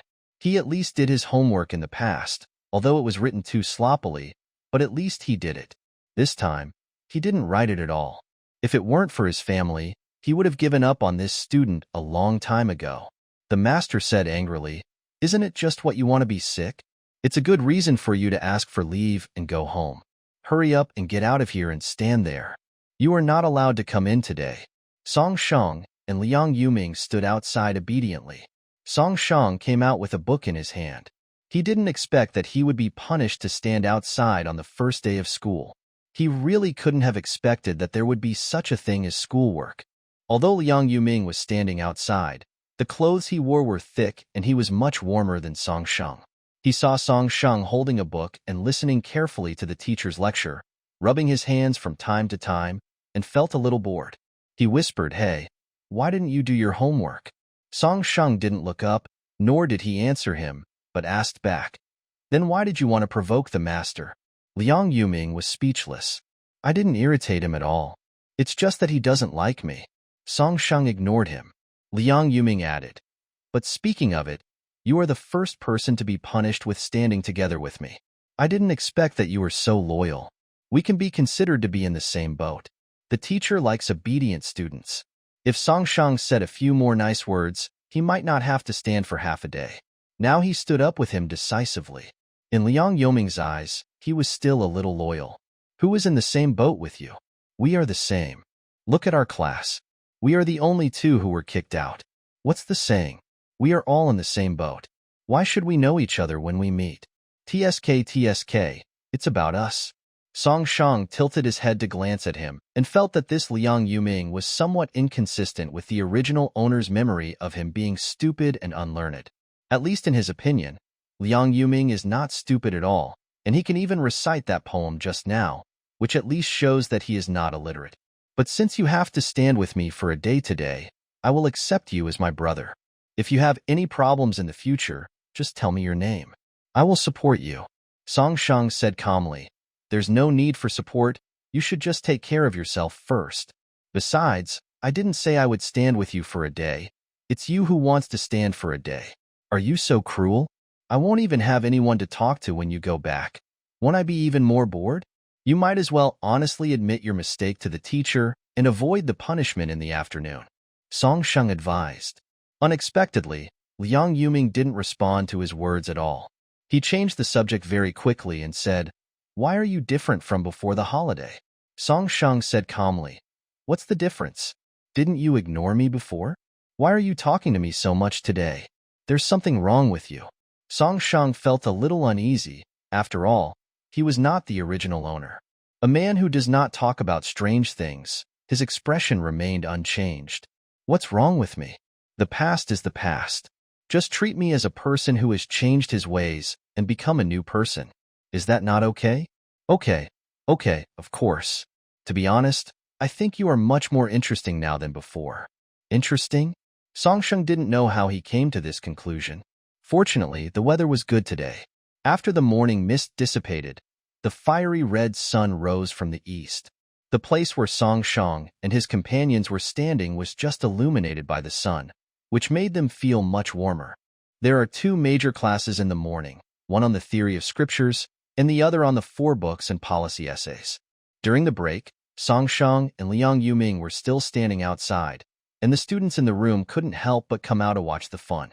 The 4 classes A, B, C, and D are next to each other and arranged in order, and Class B is next to Class C. Li Hongyun, Hirong, and Chen Yin are in Class B. Li Hongyun heard about Song Shang being punished by standing as soon as the class was over. He couldn't wait to pull Hirong and Chen Yin to watch the fun. Hirong and Chen Yin were still the same as before. They started to scold him as soon as they met. Hey, isn't this Song Shang? Why were you punished by the teacher to stand outside? I heard that you didn't do your homework. Do you want us to help you write it? Ha ha ha. Li Hongyun felt inexplicably refreshed when he saw Song Shang being punished to stand. He was still thinking about the fact that Song Shang was going to drop out of school, and didn't know that Song Shang later denied the rumor. He thought he came here to drop out today. Seeing Song Shang being punished for not doing his homework, he became even more convinced that Song Shang was really going to drop out of school. He laughed and said, You just want to drop out of school? Don't be embarrassed. If you really can't bring yourself to tell the teacher, I can tell him for you. It doesn't matter if you drop out early or late. If you have to wait until the end of the month to take the final exam and lose to me, you might as well save face now, don't you think? Song Shang said coldly. Who told you that I'm going to drop out of school? Liang Yuming was confused as he listened. What did this have to do with dropping out of school? But from the look of it, I knew that the brother I had just acknowledged was being bullied by others. He said with a fake smile. Why? Do you think it's shameful to be punished by standing? I was punished just the same. Do you want to help me with my homework? Just as Li Hongyun was about to call him a nobody, Hirong stopped him. Hirong shook his head, indicating that he couldn't afford to offend him. After a while, the teacher came over to start the second class, and Li Hongyun had to go back first. After returning, he quietly asked Hirong, Who was the other person in Class C who was punished to stand just now? Why did you pull me just now? Hirong said, He is the grandson of the former chief of Suzhou, Huayang Dao. Although Mr. Liang has retired, this Liang Yuming is still the cousin of the new county magistrate of our Fengping County. A cousin is not a biological nephew. No matter how much you flatter him, he is just a county magistrate. How can his family background compare to yours, brother he? Li Hongyun flattered. Hirong's brother served as a county lieutenant in Wanping County, which was only 1 level lower than the county magistrate. They were brothers, so in any case, they were more powerful backers than Liang Yuming. Hirong slapped him hard on the head. You idiot! Do you know the surname of our new county magistrate's wife? What surname? Chui. Chui? Could it be that Chui? Who else could it be except that Shui? Although the Qinghe Shui family's reputation as an aristocratic family is not as good as it used to be, it is still very prestigious in the medical field of Jianghe. It's a big family with hundreds of years of foundation. I warn you, if you want to get yourself killed, don't drag me into it. Li Hongyuan remained silent. Fortunately, he did not say any bad words to Liang Yuming just now, so it was not considered a serious offense. Few people knew Liang Yuming's background, not even Chen Yin. He only heard about it when he secretly overheard a conversation among his family members. Song Shang was completely unaware of all this. After standing outside for a long time, Song Shang's legs felt a little numb. He moved around on the spot, rubbed his hands, blew out a breath of hot air, and continued to listen to the class. Liang Yuming was still thinking about what Li Hongyuan had said just now. He asked, "Why did that idiot say that you would lose to him in the final exam in a month? Did you make a bet?" "Yes." "What did you bet on?" "If you lose, you will be expelled from school." Liang Yuming was very surprised. In his eyes, Song Shang valued his studies the most, and he actually agreed to bet with him. "Why did you make this bet?" Liang Yuming asked again. Song Shang ignored him. This man was too curious and kept asking questions. Liang Yuming was like a chatterbox, and Song Shang ignored him, but he kept talking for a long time without stopping. However, he was not angry when Song Shang ignored him afterwards. Finally, it was noon and time for lunch, and everyone rushed to the cafeteria. Song Shang took out the pancake with pickles in it. The pancake was cold, so he had to go to the cafeteria to heat it up. He followed the steps of other classmates and walked towards the cafeteria again. The lady in the cafeteria was quite nice. She used the steam from the pot to put the food on the stove and steam it for a while. It didn't use much firewood and was a simple task. Liang Yuming got a meal and sat across from him. Seeing him eating a pancake, he said generously, "What do you want to eat?" "I'll treat you." Song Shang glanced at him and said, "No, I'll just eat this." It is said that if you eat someone else's food, you will be soft-hearted, but if you take someone else's things, you will be guilty. Song Shang ate his pancake obediently. Although it was not as crispy as in the morning after being heated, it still tasted good. Lu Qing's cooking skills were much better than his. If he were to make breakfast, he would probably just make something edible to fill his stomach. He missed Lu Qing a little, and didn't know what his little husband did at home during the day. The teacher couldn't bear to let them stand outside all day, so he called them in as soon as the afternoon class started. In the afternoon, law and mathematics were taught. Song Shang learned these two subjects very quickly. In the law class, he even gave examples and asked the teacher how to determine the guilt in criminal law if the following situations occurred. The teacher liked students who could ask questions. He not only answered Song Shang's doubts, but also gave many examples to illustrate his point, from which Song Shang benefited a lot. The school ends early in the afternoon, around 4 o'clock. Students who live far away have to hurry home. If they finish school too late, they have to travel at night, which is unsafe. As soon as he got to school, Song Shang packed up and prepared to go home. He came from Middle Street and came back via the small road, going back from West Street. There is a small market on West Street. Although it is not easy to walk because of the crowds, the market should be almost over by now. It is very close to the city gate if you walk through the market. Song Shang walked along the way and found that the market was indeed sparsely populated, and the people who were selling things at the stalls had already gone back. But when he was halfway there, he saw a figure that looked very familiar. When he got closer, he saw that it was the sturdy man who had spoken to him at the city gate that morning. "Brother, why haven't you gone home yet?" The strong man looked up at him, with an expression uglier than crying on his face, and said, "Well, the goods have not been sold yet." Song Shang was very surprised. How come it hadn't been sold out at this time? He looked at the stall next to him, and saw the snow-white fox fur he had seen in the morning was still there. Apart from that, the other furs in the basket were not sold. This is unlikely. The weather is already very cold now, and this white snow fox fur can be made into a furry collar and scarf. Many ladies should like it. How can it not be sold? Even if this is a market, the housekeepers of the nobles will come to buy things.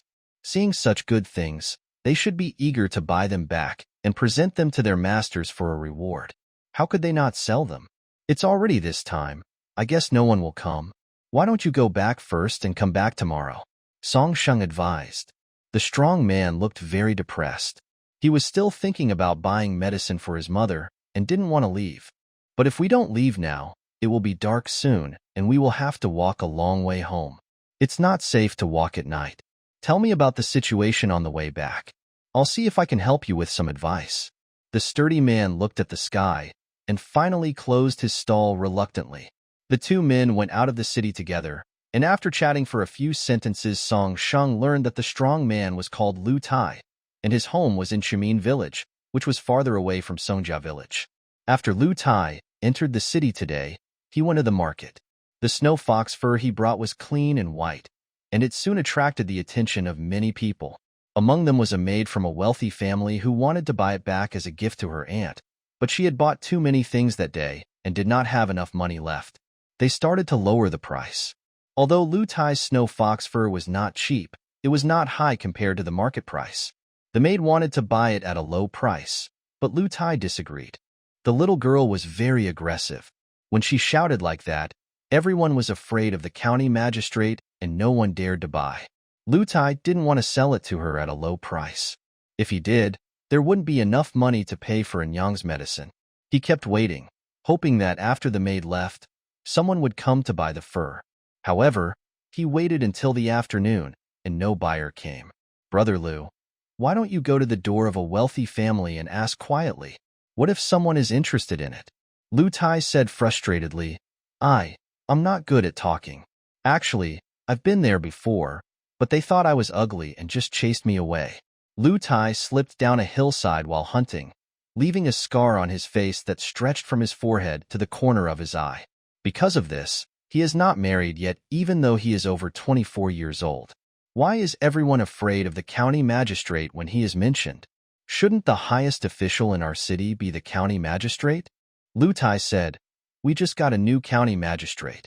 The new county magistrate needs to familiarize himself with the situation first, and many things have to rely on the county magistrate. Moreover, our county magistrate has been here for many years. It is said that the county magistrate is always changing, and he is very powerful. Who dares to offend him? After Lu Tai said this, Song Sheng understood what he meant. The county magistrate saw that he had no hope of promotion, so he simply settled down here. He was an official no matter how big or small, and the people did not fight against the officials. Many county magistrates who were sent here were just here for a while, and would leave after 1 or 2 years. The county magistrate was the one who actually managed the place. Song Sheng remembered that when he heard his classmates chatting today, they mentioned the new county magistrate. He heard that his surname was Liu, and he seemed to be from the Liu family of Fanyang. The county magistrate's wife came with him to take office, and her surname was Chui. Since the county magistrate was from the Fanyang Liu family, and the Fanyang Liu family was a famous and prestigious family that did not intermarry with outsiders, then this Mrs. Chui must be from the Qinghe Chui family. Since he is from the Qinghe Chui family, it will be easy to deal with. But I don't know why a person from a famous family would come to a small place like theirs to be a county magistrate. Song Sheng said, Brother Liu, when you come to sell this snow fox fur tomorrow, you don't have to come to this market, and you don't have to sell it in front of other rich people's houses. I'll tell you a place where you can definitely sell it, and they won't force you to pay less. Lu Tai's eyes lit up when he heard that. Brother Song, where can we sell it? The county magistrate's residence. What? Go to the county magistrate's house? Why? Since the county magistrate's wife's surname is Chui, she should be from the Qinghe Chui family. With the name of Qinghe Chui, her words and deeds will be restricted. Besides, she followed her husband to take office. The Chui family has always been polite. There are not many good things in our place. This snow fox fur is considered good. She will definitely buy it for the sake of decency. Besides, women always like these things. But if I knock on the door of the county magistrate's house, will anyone really come to ask? Believe me, they will. The noble families attach great importance to reputation. Even if they don't buy your fur, they will treat you with courtesy. Lu Tai had never been to school, so he didn't quite understand what Song Sheng always said about the Qinghe Chui family, but he understood what Song Sheng said about his fur being sold at the county magistrate's mansion, and he wouldn't be bullied. Okay, I'll try it tomorrow. Thank you, Brother Song. You scholars have so many ideas, I'm just a rough guy who can only do manual labor. Ordinary people would not dare to go to the county magistrate's house. But Lu Tai was a hunter and had always been brave. Now he was forced to do so. His mother's illness could not be delayed any longer. He had to sell the things he had on hand to get some money to sell medicine. Song Sheng thought Lu Tai was very courageous. Lu Tai finally felt less lost after finding a solution. At the intersection 10 miles outside the city gate, he and Song Sheng walked towards Chumin village respectively. Song Sheng also quickened his pace to go home. It was already dark when we reached the village entrance. It was about 7:30 at this time. There was a figure standing at the entrance of the village. Song Sheng could only see clearly when he got closer. It turned out to be Lu Qing. Lu Qing had been waiting here for nearly half an hour. It was getting dark, and her husband had not returned home yet. He felt a little worried, so he said goodbye to Zhang Xinghua and went away at the entrance of the village. He was very happy to see Song Sheng coming back. Husband? Song Sheng took his hand and put it in his arms to warm it. Why are you standing here waiting for me? It's too cold outside. Be careful not to get sick. Next time, just wait at home obediently, okay? Lu Qing nodded and said casually, but I miss my husband and want to see you earlier. After I said this, I realized that I had spoken my true feelings. Would my husband, such a dignified and serious man, be unhappy with such straightforward words? Lu Qing couldn't help but worry again. After a while, Song Sheng touched his head and said gently, I will try to come back earlier next time. Today's dinner was made by my eldest sister-in-law, Sunday. When winter comes, radishes are the least valuable in farmers' homes. We can eat shredded radishes in cold salad, stir-fry radish slices, stew radish soup, etc. We even eat the juicy radishes raw as snacks. They are sweet and a little spicy, and taste very refreshing. Tonight, Sun cooked carrot soup. After drinking a bowl of carrot soup, the whole body felt warm. Although Song Sheng's feet were hot from walking, his body was still cold. A bowl of carrot soup instantly warmed him up. Seeing that he really liked carrot soup, Lu Qing served him another bowl. Song Sheng drank 2 bowls of carrot soup in a row, and couldn't help but think of the beef ramen he had in his previous life, which also had 2 slices of radish stewed in it. I don't know what my sister-in-law added to the soup, but the taste was a bit similar to the ramen soup. My sister-in-law's cooking skills are really getting better and better. Sun saw Song Sheng drink 2 bowls and said with a smile, if you like to drink, drink more. There is more in the pot. She was happy when her family praised her cooking. After the meal, Song Sheng learned 2 things. One thing is that the rumor spread by Aunt Wang next door was debunked.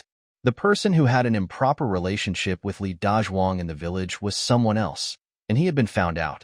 Li Dazhuang also admitted it. After 2 or 3 days of rumors about Aunt Wang, they finally came to an end.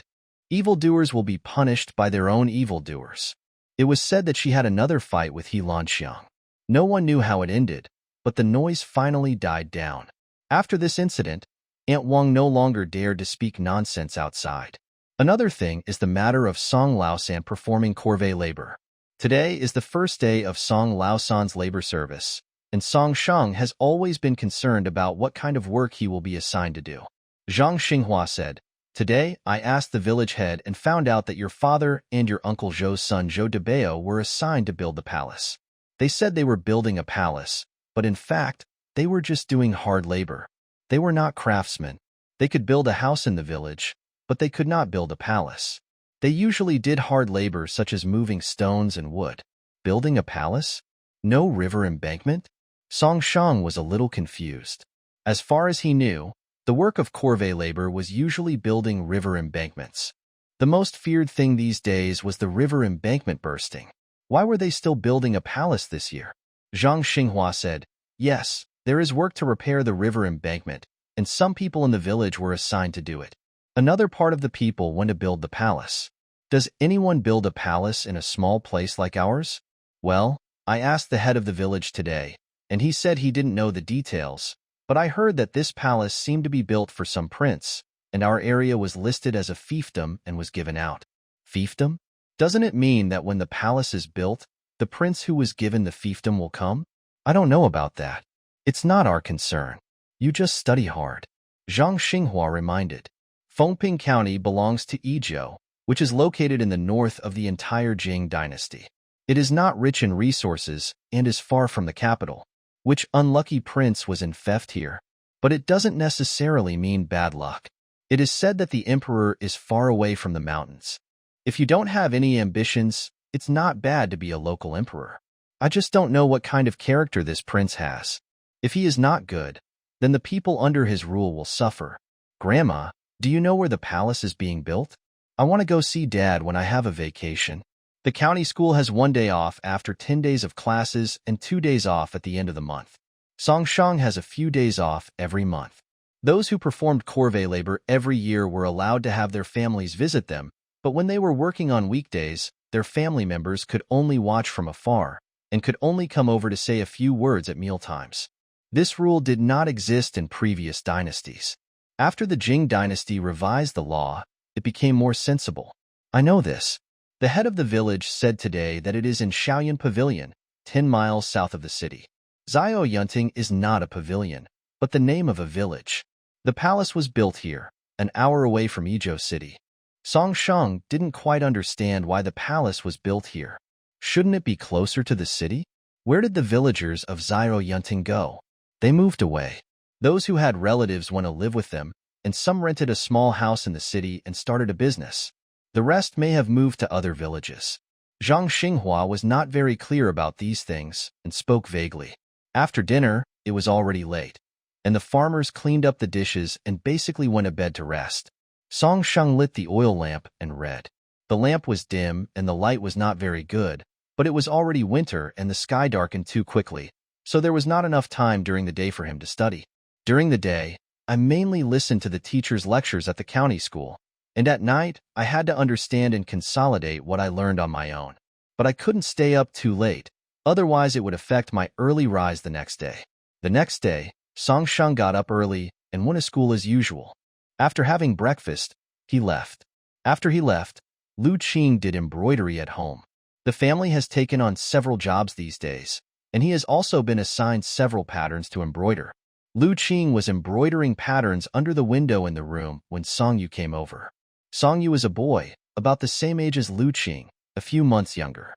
He has been engaged this year and will probably get married next year. After Lu Qing got married, because they were of similar age and had many common topics, they could get along well. Although it had not been long, the two of them had become like good sisters. Songyu's embroidery work was average, so he took a shoe pattern and started sewing the soles. Seeing that Lu Qing was not in a good mood, he said, "Third sister-in-law, what's wrong with you? Why do you look unhappy? Could it be that my third brother made you angry?" Lu Qing hurriedly said, "No. How could my husband make me angry? He's so good to me. You're not happy that he's good to you?" "No. I just think my husband has been studying too hard recently, and I can't help him, so I feel useless." "Why are you useless? You get up so early every day to cook for him, take care of the house, wash his clothes, and make shoes for him. I think my third brother is the useless one."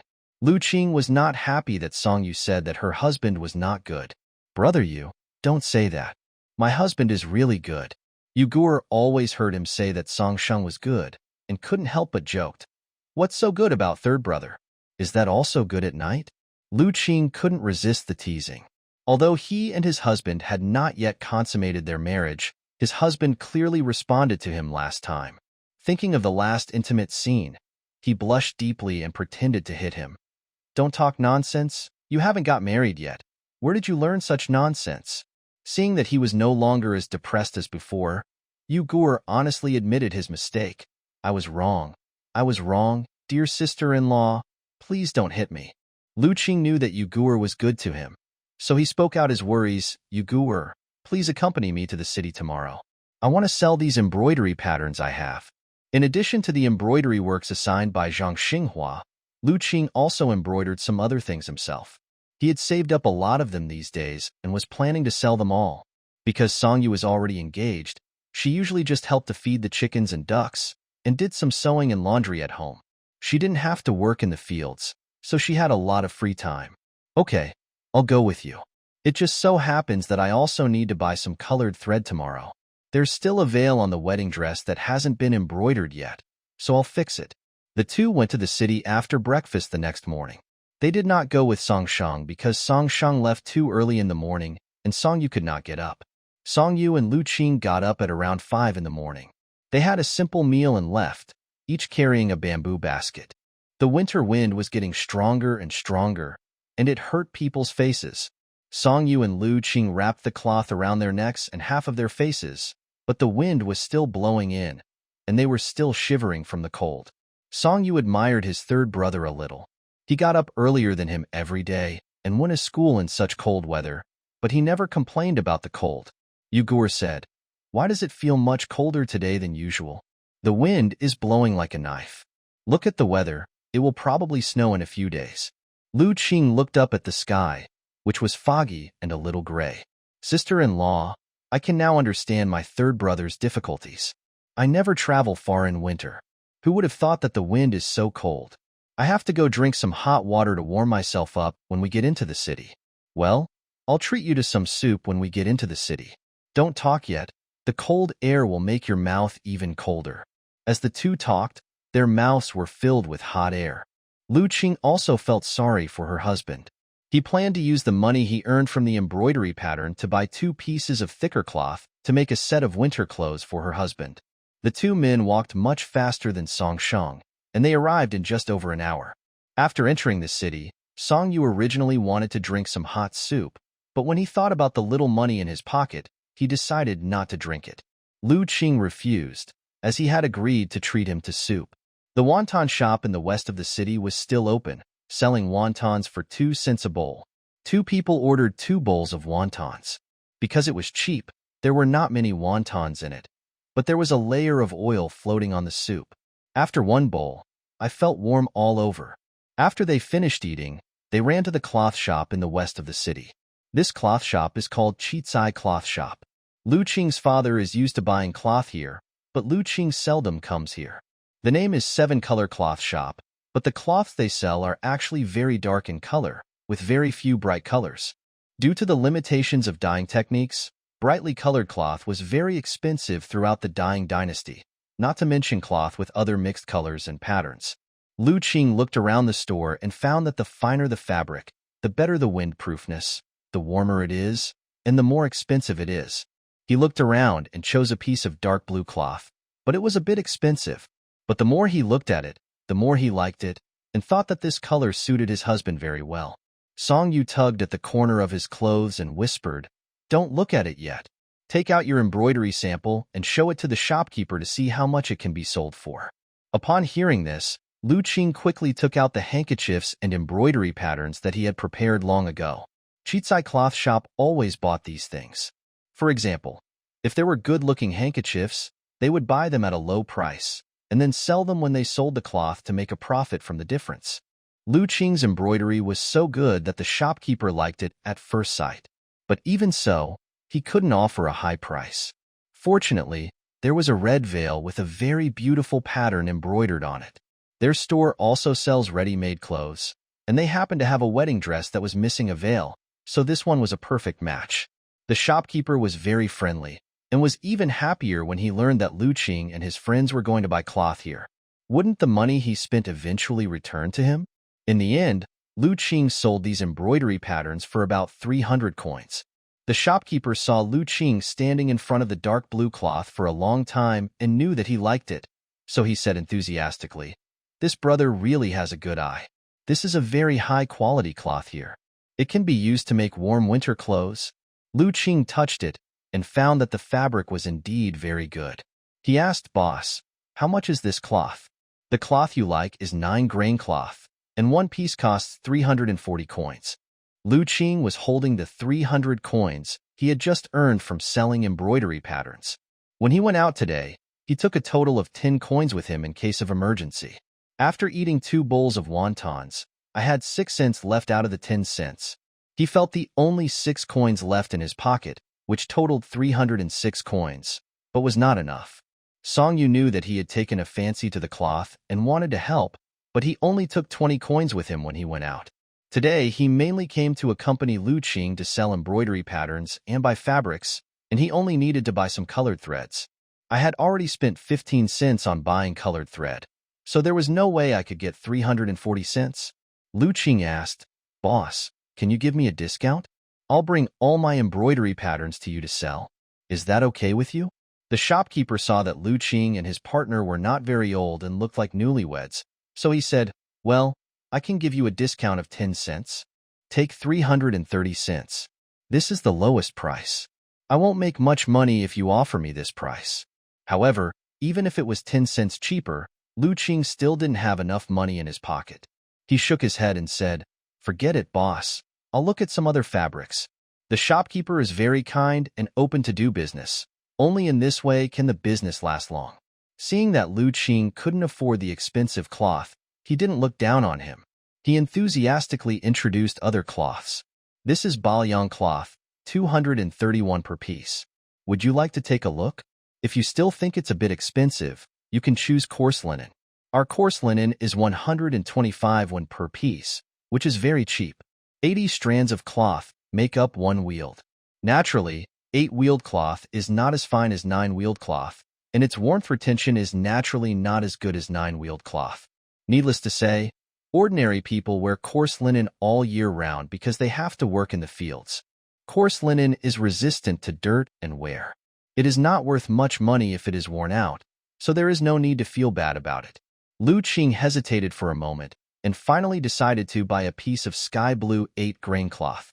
The shopkeeper gave him a discount of 5 cents, and he spent a total of 225 cents. When leaving, he saw a pair of tiny scraps in the corner. No one wanted them, so Lu Qing told the shopkeeper and took them all back. These scraps can be pieced together with glue, and after drying they become a piece of hard cloth. Of course, it cannot be used to make clothes, but it can be used to make shoe soles. Lu Qing thought, "My husband walks so much every day, his shoes need to be worn out, so I should make more pairs of shoes. And the weather is getting colder, so the soles of the shoes should be thicker, otherwise his feet will freeze easily when he walks." After walking out of Cheatsai, Lu Qing only had about 70 coins left in his pocket. Songyu sighed, "This money is really hard to spend. You have only earned 300 coins, and it is almost all gone in the blink of an eye." Zhang Xinghua knew that Lu Qing came out to sell the extra embroidery patterns, but he also told everyone in front of them that Lu Qing didn't need to hand in the pocket money he earned, and it could be kept for him and Song Shanghua. No one in the family had any objection. After all, she took out 8 taels of silver from her dowry to redeem the Corvée labor for the family. It was just a little pocket money and nothing worth fussing about. It was almost noon when the two of them came out of the cloth shop. Lu Qing thought that Song Shang, who was in the school, was almost ready for lunch at this time. She felt a little regretful that she didn't bring some food for her husband when she left in the morning. Song Shang did bring his own food, but it was usually dry bread. The food Lu Qing wanted to bring him was hot rice and noodles with eggs. "Forget it, maybe next time. Brother Yu, do you have anything else to buy?"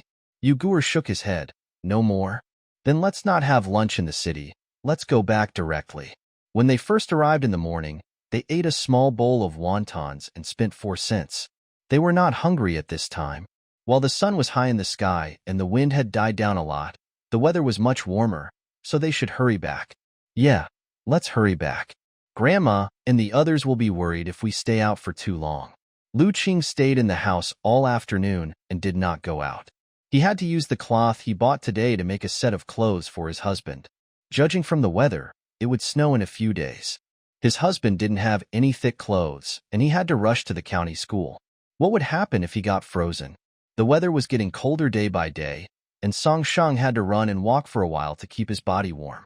After returning home in the evening, having dinner, and going back to his room, he started copying as usual. Song Shang has been copying books for several days. After staying up for 3 or 4 nights in a row, Song Shang's eyes were a little red. Lu Qing felt sorry for his husband's hard work in studying and advised him, "My husband, it's already so late. Go to bed early today. You can write again tomorrow." Song Shang said, "You go to bed first. I will go to bed after copying this book." This is a book he borrowed a few days ago. It is a volume in the sutra. If you buy it, it will cost you 2 taels of silver. 2 taels of silver is 2,000 coins, which is 2,000 coins. It is enough for him to study for half a year. When he saw how expensive it was, he simply copied it himself. Others had to use this book during the day, so he could only stay up late at night and copy it. Fortunately, he had practiced calligraphy before, and now he can pick up the pen and write quite smoothly. He had thought about making some money by copying books before, but pens, ink and paper were expensive to buy, and copying a book took a long time. He had to spend several hours every day on the road, so he had no time to copy books. Lu Qing couldn't persuade him, so he wouldn't sleep even if his husband wasn't sleeping. He picked up a piece of cloth and sat next to Song Shang, doing embroidery work with the help of a weak oil lamp.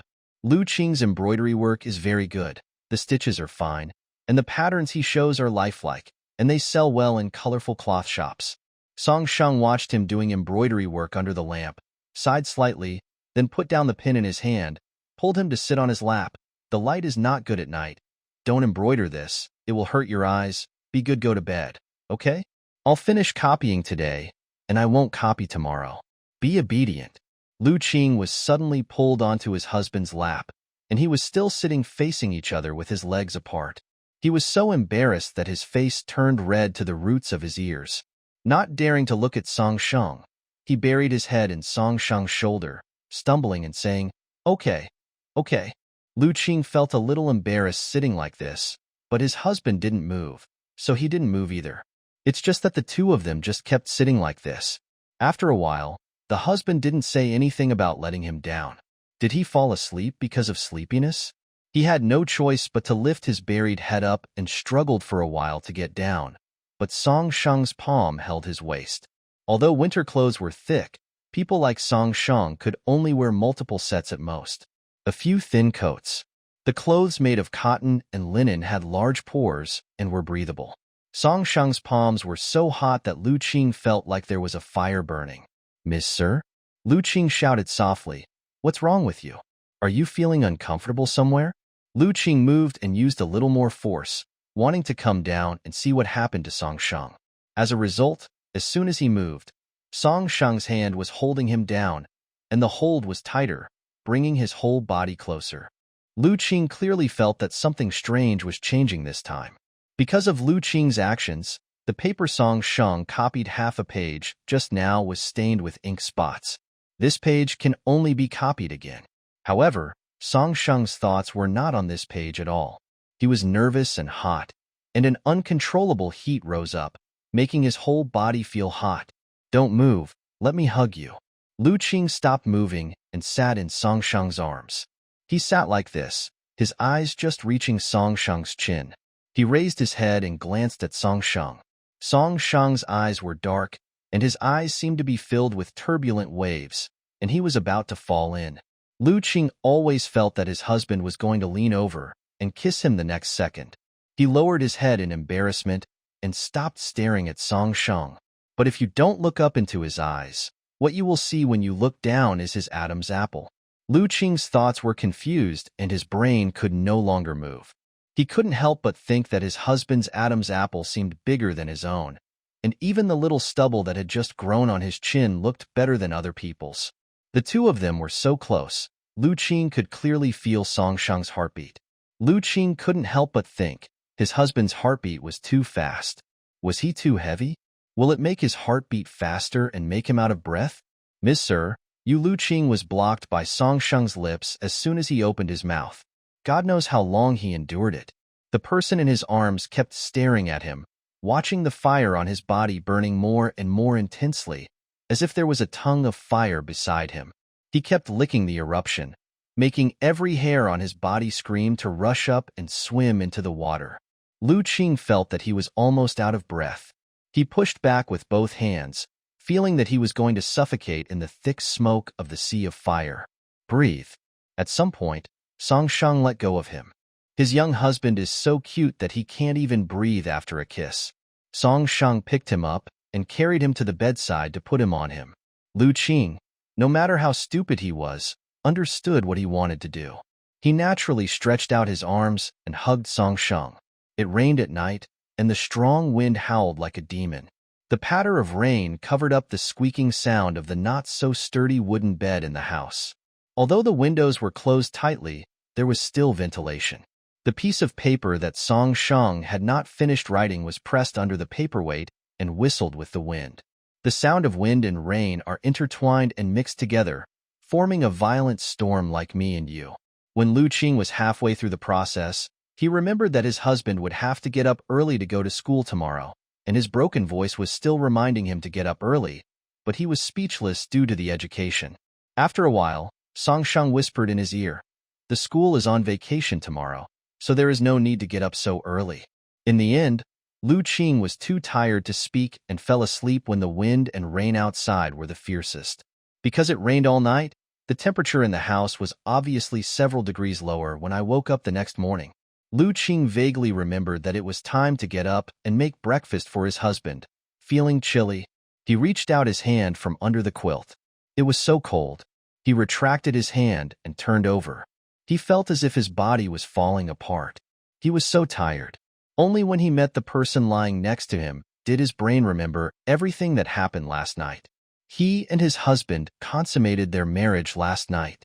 What did the husband say later? The school is on vacation today, so there is no need to get up early for class. Then he doesn't have to get up early to cook this morning. Thinking of what happened last night, Lu Qing blushed to the roots of his ears and slowly lowered his body, burying his whole head in the quilt. Although his father had vaguely told him something about the things in the room before they got married, he had never experienced it after all. Now that he has experienced it, he doesn't feel as uncomfortable as his father said. He remembers that it felt quite comfortable afterwards.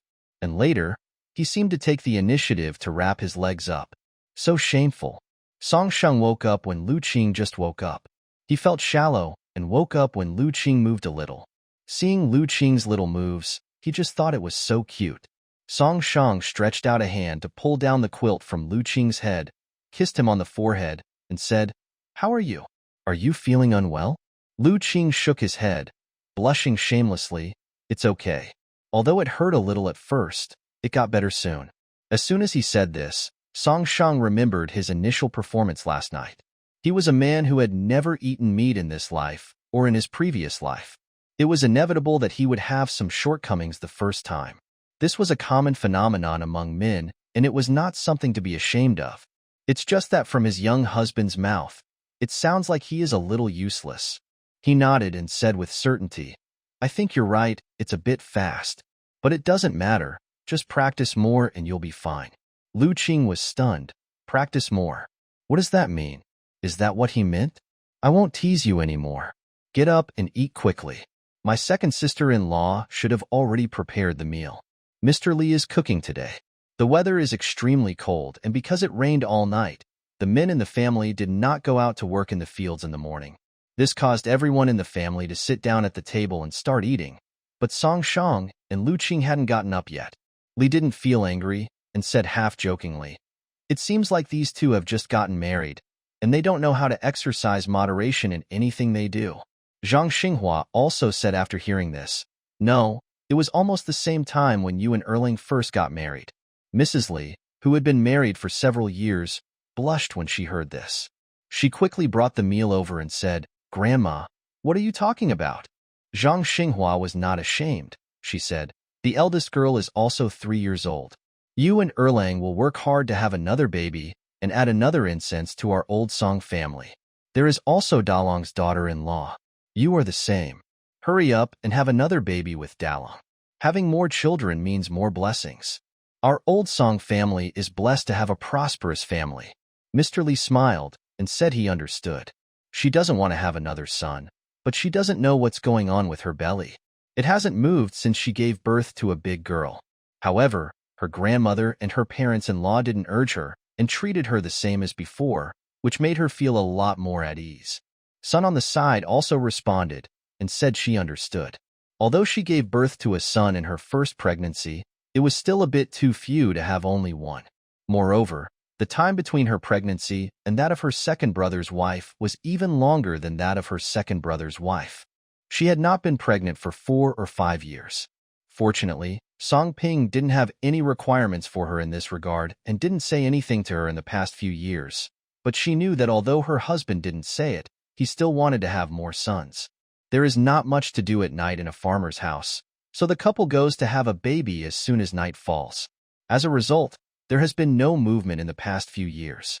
At first, Sun thought she had hurt herself when giving birth to her son, so she went to the medical clinic to check her pulse. The doctor said there was nothing wrong with her body, and she felt relieved. Zhang Xinghua's words made Sun and Li sigh silently in their hearts. They also wanted to have a baby, but they just couldn't get pregnant. After a while, Song Shang and Lu Qing got up, and Zhang Xinghua invited them to come for dinner. At the dinner table, Song Cheng, who lived next to Song Shang, said while eating, "Third brother, shouldn't you repair the bed in your room? When you turn over, the sound is louder than the rain outside." This morning, Song Shang and Lu Qing woke up late, and everyone in the family knew what happened. Only Song Cheng, the naive man, mentioned this at the dinner table. Lu Qing blushed and ate without saying a word. Song Sheng paused and said, Yes, the bed should be fixed." Song Cheng said, "You can ask your second sister-in-law's eldest brother to come over and fix it for you some other day. My second sister-in-law, Li's eldest brother from her maiden family, is a carpenter. He had been an apprentice before and only became a master this year. His skills are pretty good." Song Cheng wanted to say something else, but his mother stepped on him, took a bite of food from his bowl, and said, "Even eating can't stop you from talking." Song Cheng didn't understand what was going on at first, but after seeing his mother's attitude, he came to his senses. He lowered his head and ate his meal, mumbling, "What's the big deal? I'll have a wife next year." Seeing how he was thinking about his wife, Zhang Xinghua said cheerfully, Okay, I'll find a wife for our Siling next year." After hearing this, Song Cheng blushed and kept silent. After dinner, Song Shang packed up simply. He had planned beforehand that he would go to Zairoyunting to visit his father on his day off.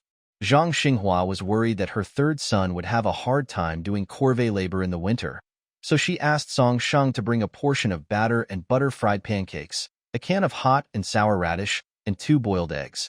Song Shang held the pancake and boiled eggs in his arms to keep them warm, and wrapped the pickled spicy and sour radish shreds in a cloth bag. In addition, I also brought him a set of clothes. Although they were not thick clothes, it would always be warmer to wear one more layer. Because it had rained heavily the night before and the temperature was low, the puddles on the road were frozen the next morning. The muddy roads were frozen due to the rain, and although they were hard to step on, the mud would not dirty your shoes until the sun came out and thawed the ground. The road out of the village has never been repaired. It is not an official road and the government does not care about it. If we want to repair it, we can only rely on the villagers to collectively contribute money and effort to repair it. But the people in Songjia village are not rich. Not to mention that they don't have any spare money at home. Even if they did, they would not use it to build the road. They don't have the idea of building roads before getting rich. When they have some money, they only think about how to eat more meat. Fortunately, it had rained, and after it stopped, the muddy road was frozen hard, making it convenient for people to travel. Lu Qing went with Song Shang. Shaoyan Pavilion was in the south of the city, and Songjia village was in the north, which meant that after passing through Fengping County, they had to walk another 20 miles south. "Husband, are you tired? If you are, let's stop and rest for a while." Song Shang was indeed very tired. Although he had walked to school for 10 consecutive days and exercised a lot every day, the distance from Songjia village to Shaoyan Pavilion was half the distance he walked to school. The two men stopped to rest on the side of the road for a while. When they came out, they filled their water nan with water, and each drank a little. After resting for a while, we continued on our journey. It was almost noon when Song Shang arrived at the place. He didn't know what Shaoyan Pavilion looked like in the past, but looking over there now, all traces of the original village had completely disappeared, replaced by layers of piled-up stones and wood, as well as a semi-finished palace of considerable size. This was the first time that Song Shang saw the people performing corvée labor. The palace was not small in area, and there were dozens of teams of conscripted laborers. Each team had about 30 people, some carrying wood and some moving stones. Stone is used to pave the ground, and wood is used to build palaces. The stones used for paving the road are not so difficult to carry. 2 people carrying baskets can easily move them. If the weight is heavier, 4 people can carry it in a basket. This wood was different. It was round and long. It was from a tree that had been cut down for who knows how many years. The growth rings were very long and thick. 2 people on each end were useless. It took 10 people to hold one piece of wood to slowly transport it over. There were a few policemen watching not far away, waving whips from time to time and shouting at them to hurry up. Anyone who walked a little slower would be whipped. Song Shang stood here and watched for a while before he saw several civilians being whipped. This was the Corvée labor in ancient times, cruel and ruthless, but people had to obey it. Seeing Song Shang and Lu Qing standing there and watching without leaving, the officer who was whipping them vigorously just now walked over with a bad expression, wrapped the whip in his hand twice, looked at Song Shang's scholarly attire, and said, "This is not a place for you scholars to come. Go back quickly if you have nothing to do. It's very messy here. Be careful not to bump into anything." After saying that, he tightened the whip in his hand. You want to be soft on this kind of official, but you won't respond to him with force. If you don't have any background, you will end up in a worse situation if you confront him. Song Shang was prepared. He took out a few copper coins from his sleeve pocket and stuffed them into their pockets, saying, "Hello, brothers. It's very hard to work here. This little gift is your hard-earned money. Money gets things done. This is the unspoken rule for family members visiting during Corvée labor." Seeing the silver, the two officers softened their attitudes and said, "There are many scholars who come here to learn Corvée work, so you can come in. But first, I have to say that you can only stand far away and watch. If the stones and sticks fall down and you get bumped, it's all your own business. Do you understand?" Song Shang smiled and agreed. Lu Qing remained silent at the side. He was thinking that he was here to see his father-in-law today. His eyes were always on the laborers working, trying to find out which one was his father-in-law. Unexpectedly, he didn't find his father-in-law, but he actually saw his uncle. Could it be that he is dazzled? He clearly remembered that he asked his father last time, and his father said that his uncle was assigned to build the river embankment. Could it be that Dad remembered it wrong? Building a riverbank is much easier than building a palace. At least you don't need to carry wood, you only need to carry stones. Moreover, the riverbank is flat, so you can use logs to roll the stones over, which saves time and effort and is better than building a palace here. But why is my uncle here? After the two officers left, Lu Qing pulled Song Shang's collar and whispered, "My husband, I think I saw my uncle." While Song Shang went to Shaoyan Pavilion to visit his father early this morning, the strong man Lu Tai went to the city to sell furs. He should have gone yesterday, but his mother's illness got worse yesterday, so he took his mother to the village doctor next door to buy some medicinal herbs on credit. After settling his mother today, Lu Tai went to the back door of the county magistrate's mansion as Song Shang had instructed. He had never been to the county magistrate's mansion before, and only found out where it was after asking around. When he reached the back door, he plucked up the courage to go forward and knock on it. After a while, a doorman came out. The servant saw that the man was a countryman who was hunting in the mountains. His basket seemed to be filled with animal furs. He didn't know why he came to the door, so he said, "My brave man, if you have any grievances, you can go to the main gate of the county government and beat the drum to complain. Our master has always been honest and fair, and he will never accept bribes." When Lu Tai heard this, he knew that he had misunderstood, and he quickly explained, No, I'm not here to give you a gift. This is the snow fox fur I hunted yesterday. It would be great for a winter scarf or collar. I wanted to ask if the lady in the mansion is interested in buying it." The servant then realized that the other party came to sell something. His wife is from the Qinghe Chui family and has no shortage of good things.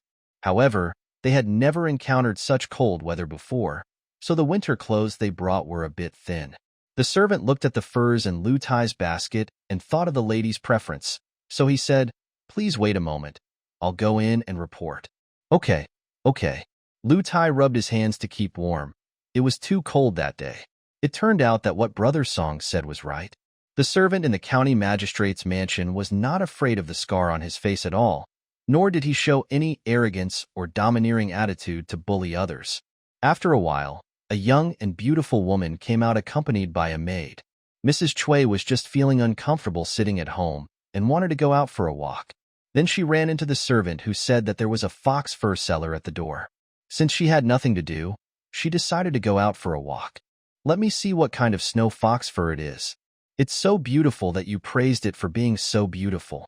These words were obviously directed at the servant just now. The servant said, "Madam, I just saw it. The fur is snow white and shiny. You can make a scarf or sleeves out of it. It will keep you warm even in the coldest weather." When Lu Tai heard that this young and beautiful woman was the county magistrate's wife, he was stunned for a moment, and when he regained consciousness, he knelt down and kowtowed. But before he could kneel down, Mrs. Chui stopped him. "Don't be so polite. Where's the fur you just mentioned? Bring it here so I can see it." Lu Tai quickly took the snow fox fur from the basket. Chui Chenwan looked at the fur and saw that it was very shiny. He didn't expect that such a good thing could be found in such a small place like Confronting County. He was really surprised. "How much is this fur? How much do you want?" "Lu Tai, you see she is interested, so you quickly make a 5 sign." The market price was about 5 taels. He had inquired about it. Fox fur was expensive, and snow fox fur was even more rare. 50 taels? The maid next to him was surprised. Why was the other party asking for such a high price? Lu Tai quickly said, No, I meant 5 taels. 5 taels of silver was not a lot of money for Mrs. Chui, who was from the Qinghe Chui family. She glanced at Lu Tai. Although there was a scar on Lu Tai's face, he looked very uneasy standing there. He was still wearing coarse linen clothes, which were a little dry due to the winter wind, and the corners of his mouth had turned white and chapped. This person must be very short of money. Even though he was short of money, he did not ask for too much from them. He was a very honest and simple person. The weather has been cold recently, and people's lives have not been easy. Going up the mountain to hunt at this time must have been very difficult. Madame Chui said, "I want all the furs you brought today. I'll give you 10 taels. Are you willing?" When Lu Tai heard the 10 taels, he was overjoyed. He nodded repeatedly. "I am willing to do it. Madam is really kind-hearted. Brother Song is right.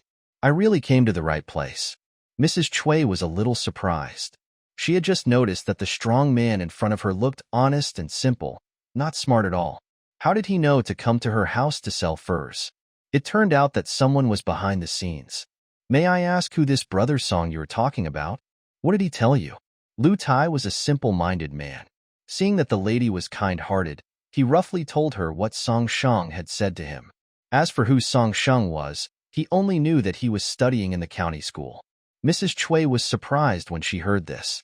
She didn't expect that a scholar from a poor family in the countryside could have such knowledge. He could analyze something so clearly just by selling fur. In the afternoon, when Magistrate Lu came back from the county government office, Mrs. Chui specifically told him about this matter. After listening to this, Lu Yu said, "Now that the poor are rising, don't underestimate these poor scholars.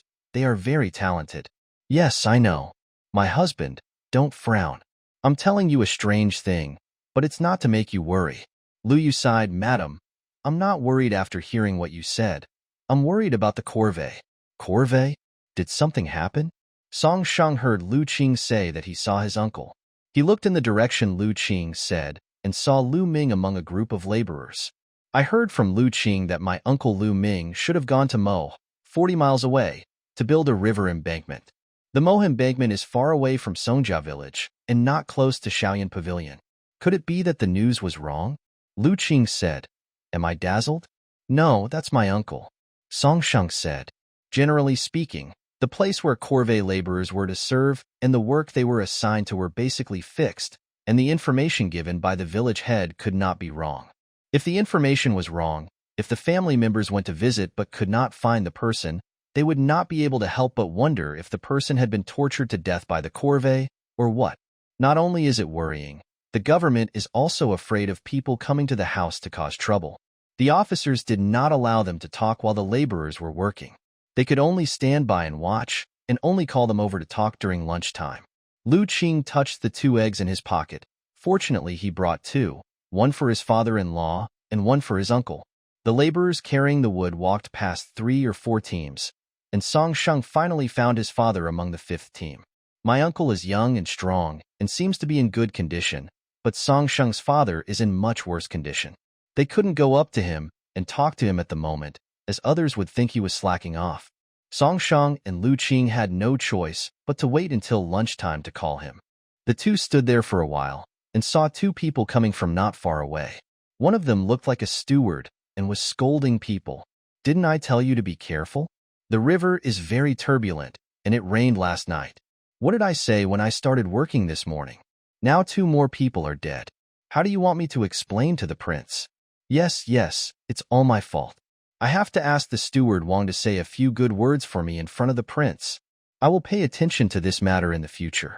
You have said this several times, and you must pay attention every time. You said the same thing when the whole boat capsized last time. Don't think that they are all Corvée labor, and their lives are worthless. The number of casualties reported in Corvée labor every year is also limited. It would be fine if it happened once or twice, but this time 2 more people died. How do you want the prince to explain to the higher-ups? The person who was scolded beside him kept nodding and bowing in response. His face was not looking good, and he had to grovel and apologize. You said before that there were not enough people, and the prince made an exception to recruit a group of laborers. Why is the progress still so slow? It's been so long, and it's not built yet. Manager Wang, it's really not that I'm not doing my best. This river is dangerous to sail. The logs are long and thick. Once they are put on the boat, the draft will be serious, and it will be easy to get off the center of the river. And only one piece of wood can be put at a time. If too many are put, the boat will capsize more easily. Since the last capsize accident, the laborers have to lift the wood on foot. But, even if 2 laborers carry one, they have to go around half of the river to get over. This time really can't be shortened anymore. A few miles behind Shaoyan Pavilion is a mountain with lush and thick trees, many of which are more than 100 years old. The palace of King Chunjian was built with the old wood from the mountain. However, there is a big river between this mountain and Shaoyan Pavilion. The riverbed is very inclined, the water is turbulent, and it is very inconvenient to sail. The shipbuilding industry in the north of Jing Dynasty is not well developed, so people can only use manpower to transport. Steward Wang of Prince Chen's mansion was very worried about this matter. This morning, the river was frozen, so someone suggested trying to transport the wood on the ice. As a result, 2 laborers accidentally fell into the river and drowned. He was so worried that his hair was about to go bald. 2 days ago, County Magistrate Liu came to ask about the casualties of the civilians, and today this kind of thing happened again. Originally, Liu was just a small county magistrate. How could he dare to ask about such trivial matters with the palace? Although he was a manager of the palace without rank, when he went out, he relied on the influence of the palace, and even the 6th-rank local officials had to speak to him in a nice tone. But this Liu didn't take him seriously at all, and there was nothing he could do. He had to smile when he saw him, because his last name was Liu. However, the reason why he was so humble was not just because his surname was Liu, and he was from the Liu family of Fanyang. Even Prince Chen did not dare to confront Liu head-on, because not only was his surname Liu, but his wife was also from the Cui family of Qinghe. You should know that the most favored empress in the palace now is surnamed Cui. According to the information he learned from the prince, Liu is the most outstanding descendant of the orthodox branch of the Liu family. The position of county magistrate is just a transition. If he makes some achievements here, he can be promoted legitimately when he returns to Beijing.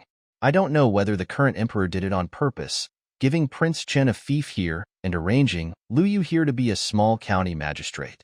However, these court affairs had nothing to do with Song Sheng. He was now thinking about what Manager Wang and the others had just said. Brother, I remember that the river behind Shaoyan Pavilion is Tsongyuan River, right? Did we transport the wood for building the palace from the other side of the river? The police officers usually act as supervisors. If they don't like someone, they will yell at them. Anyone who dares to talk back will be whipped. Your job is not easy at all. Seeing Song Sheng talking to him, he said for the sake of the few coins he had just made, "That's right. That river is also strange. It's easy for a boat to capsize once it crosses. This wood is not good for luck."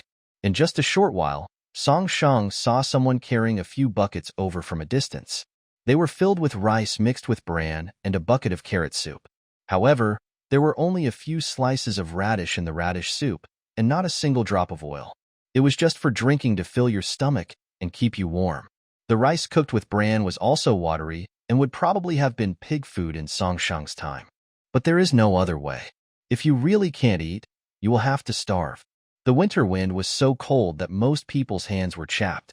If they couldn't get some hot meals, they would have even less energy to work. When the police see that you are not working, they will whip you. So even though the food was of poor quality, it was sold out as soon as it was served. Song Laosan was very tired these 2 days. He lost a lot of weight and his legs and feet were not as light as before. When it was his turn to get rice from the bucket, only the bottom of the bucket was left. He sighed and secretly blamed himself for his weak body. If you don't have enough to eat, you can't work in the afternoon, and you'll feel cold at night. The next day, you can't even get food. Then you won't have enough to eat, can't work, and get whipped. It's a vicious cycle. Fortunately, 10 days have passed since the forced labor. He is counting the days here, hoping that the forced labor will be over soon. When he came out from the crowd holding a bowl, he heard Song Sheng's voice. Song Laosan's body suddenly stiffened. Could it be that he was hallucinating? Why did he seem to hear his son's voice? He turned around as if he didn't believe it. Aren't the 2 people standing not far away his son and husband? Song Laosan couldn't suppress his joy from his eyes. He walked quickly to Song Sheng and said, "Why are you here? My family is worried about your health. I happen to have a day off today, so I came to see you." Song Sheng said. Lu Qing took out the food he had brought for his father-in-law. The pancake had been kept warm in his arms. Song Laosan took the pancake and ate half of it in 2 or 3 bites, as if he hadn't had a full meal for several days. "Dad, eat slowly, there are more. Grandma asked you to bring several more when she went out today." Song Sheng patted him on the back to calm him down. "Husband, father-in-law, you guys chat first. I'll go find my uncle." Song Laosan heard this and said, "Is your uncle here too?" Lu Qing nodded. "I just saw him. Recently, many people have gone to the river to move wood. I heard that several people fell into the water and never came back. Tell your uncle to be careful." Lu Qing nodded and prepared to go to the other side to find Lu Ming. Song Sheng reminded him, "Watch the road. I'll come find you later. This place is quite large and is still under construction." Lu Qing nodded and said he understood. After he went over, Song Laosan ate and talked to Song Sheng. "We came late, but we were lucky. We were responsible for moving the wood to where it was needed. I heard that the earlier group was sent to cut wood. The newly distributed wood had to be peeled and dried. It was not very lucky to be transported from the other side of the river. There was a river in the middle. I heard that several people died there."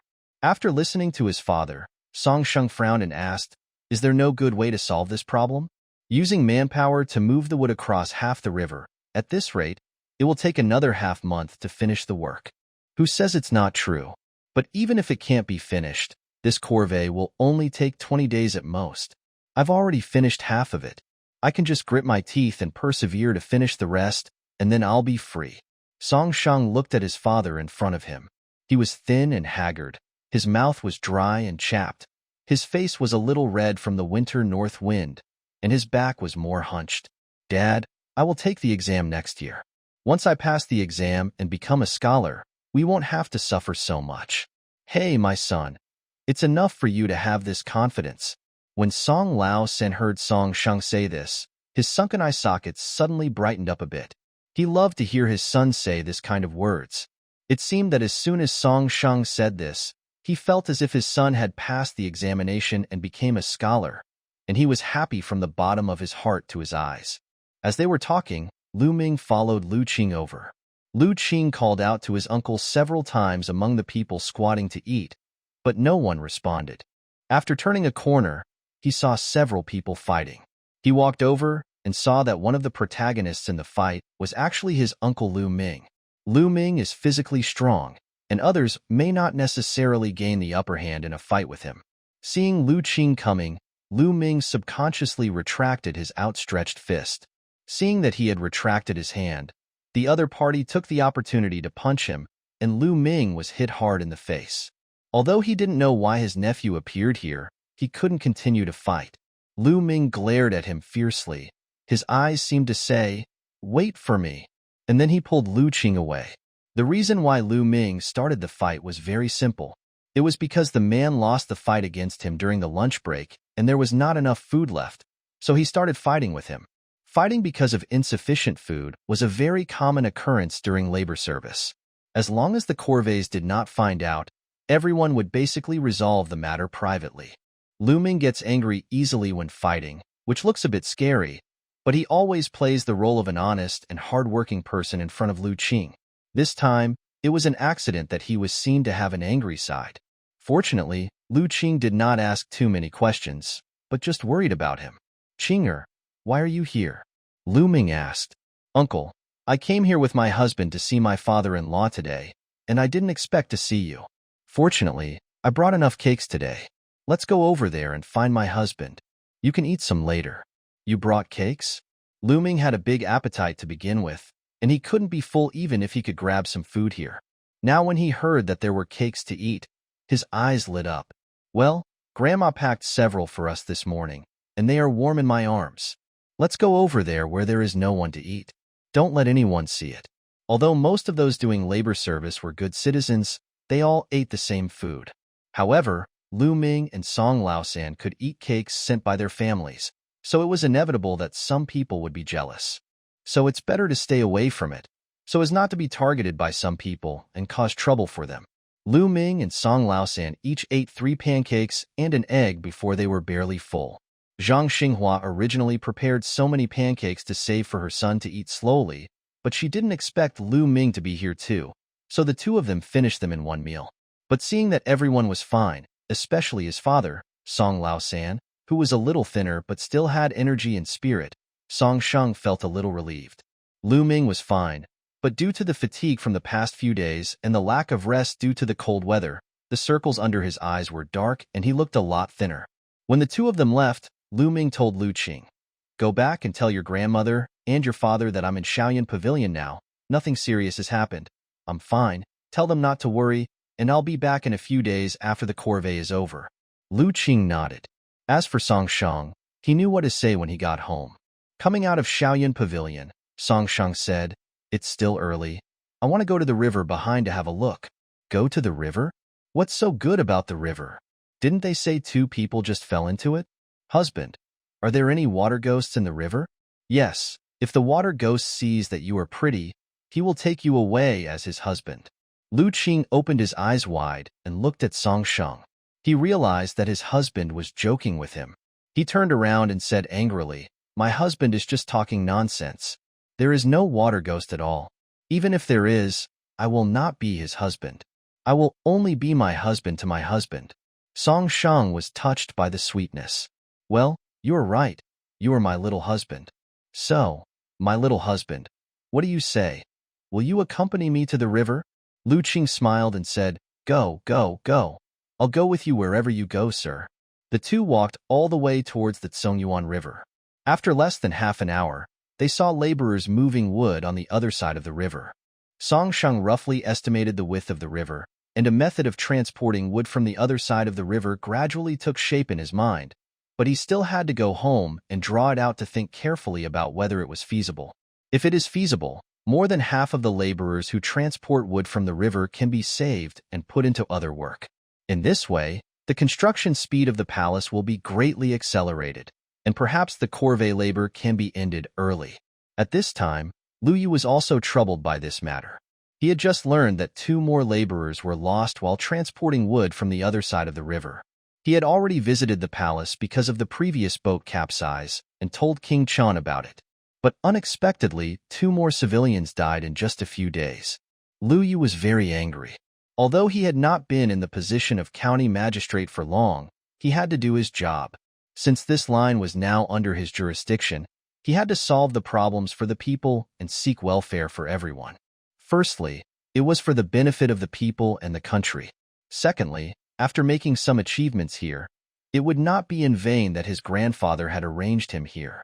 So even though Lu Yu was very angry, he still clearly knew that the most urgent task now was not to cause trouble for King Chun, but to find a faster way to transport the wood and reduce casualties. Prince Chen is the 3rd son of the current emperor, but his fiefdom is in the remote Izhou. Perhaps as compensation for Prince Chen, when the emperor heard that he wanted to build a palace here, he turned a blind eye and did not pursue the matter. Prince Chen violated the law by forcibly conscripting civilians to do labor. People in the court impeached him for this matter, but the emperor's mind is unpredictable and no one knows what the emperor's attitude is. In case he condones the construction, the palace will continue and the problem of transporting wood will not be solved, so it will still be a useless effort. In fact, Liu had thought of many methods, such as changing the location, not using the wood from the mountain behind Shaoyan Pavilion, but using wood from other places instead. But even if the wood comes from somewhere else, it is still 10 to 20 miles away from here, and the road for transporting it is not flat, so it consumes a lot of manpower, which is no different from now. Every time he thought of this, Liu wanted to scold King Chun. Why did he have to choose Shaoyan Pavilion to build the palace? Wouldn't it be better to find another convenient place?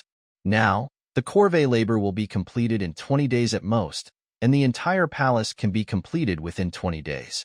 If this matter is not resolved, King Chun will have to recruit laborers and craftsmen later, which will be even more costly and laborious. Here, after Song Shang returned from Tsong Yuanhe, he hurriedly ate some food and went into the house. The biscuits he brought with him were actually lunch for him and Lu Qing, but seeing how hard his father and uncle worked, he simply gave all the biscuits to them. He and Lu Qing came back hungry all the way.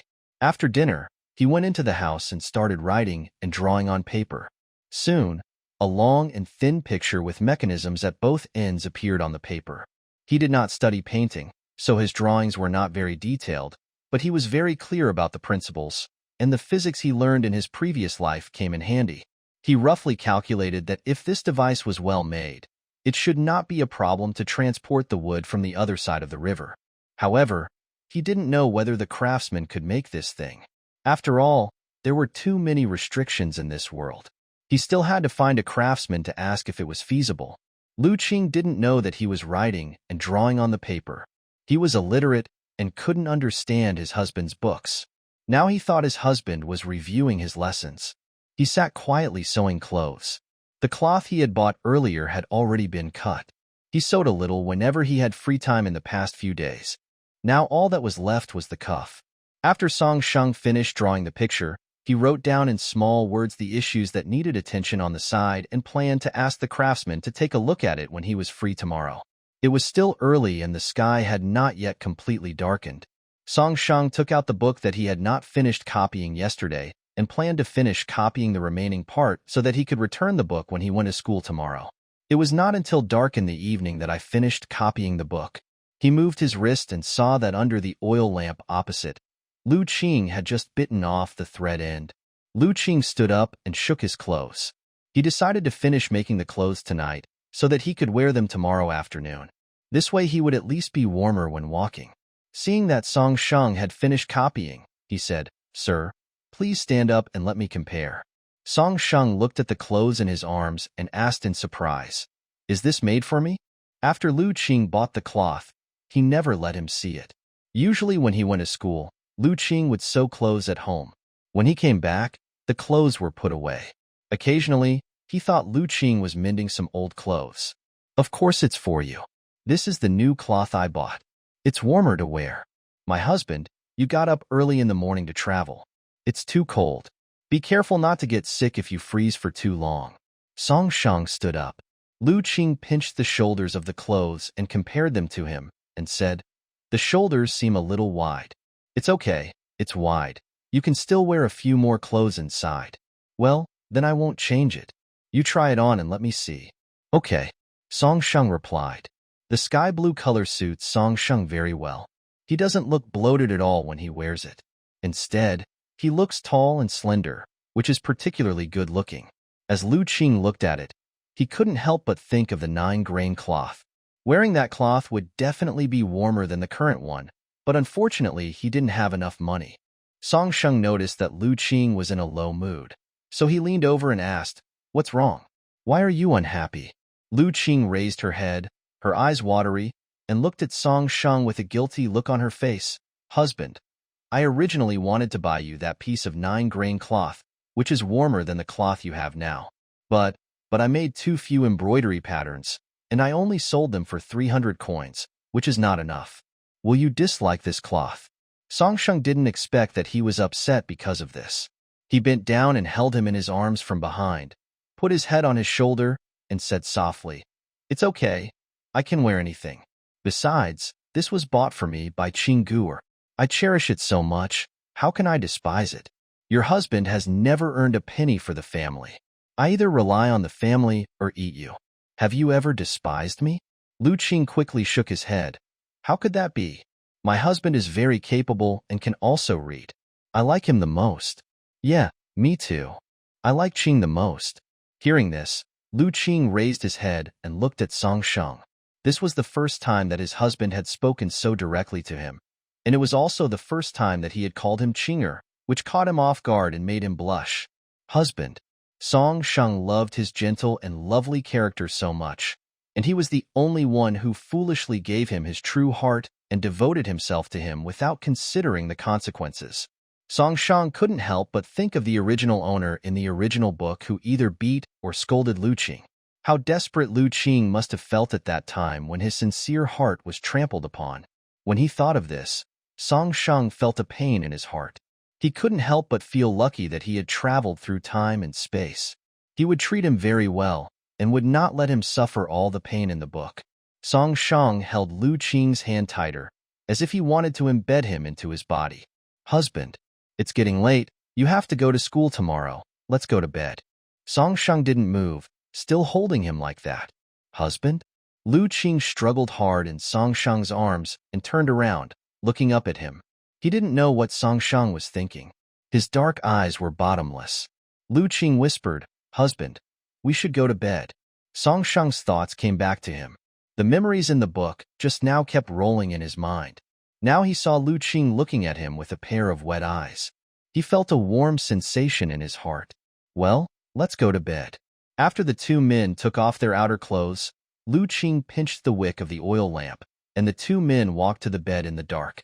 As a result, Lu Qing did not stand firmly and tripped over the shoe next to him, and Song Sheng, who was hugging him, fell onto the bed. There is no light in the dark, so you can't see people's expressions, and your hearing becomes more sensitive. Lu Qing felt that her husband's breathing seemed to become heavier and more rapid. Song Sheng, a big man of about 1.8 meters tall, pressed on Lu Qing. It was very heavy, so he quickly got up from him.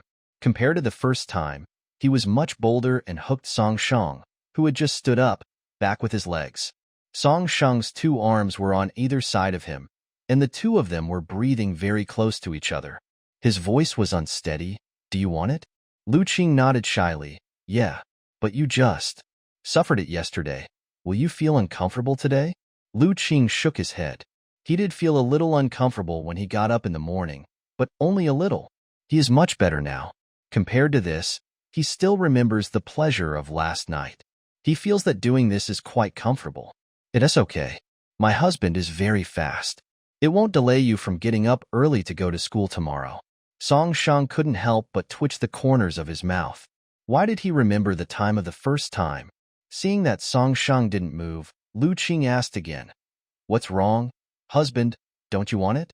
Or are you too tired today and feel that it's not possible? If Lu Qing hadn't asked him seriously, he would have thought he did it on purpose. Brother Qing, he called in a low voice.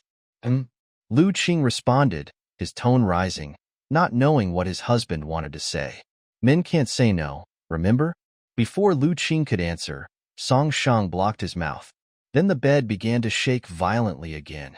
Song Bin in the next room had fallen asleep, but was woken up by the creaking sound of the bed. He also seemed to hear a few intermittent moans. They were all young and strong guys. They knew what was happening next door and were very annoyed. The noise made him unable to sleep well all night. When Lu Qing woke up in the morning, Song Sheng had already gone to school. He turned over and felt some cool air enter the quilt, which made him wake up instantly. Sue. Recalling what happened last night, Lu Qing was so embarrassed that she didn't even want to get out of bed. How could he not know that his husband knew so many tricks? He felt like falling apart today, with bruises all over his body. He could not resist the temptation and agreed to everything his husband asked. However, although he was shy, he was still very happy to do this with his husband. His husband coaxed him, and he agreed to everything. Thinking of this, she couldn't help but put her hand on her belly and touch it. Her husband's thing was still inside.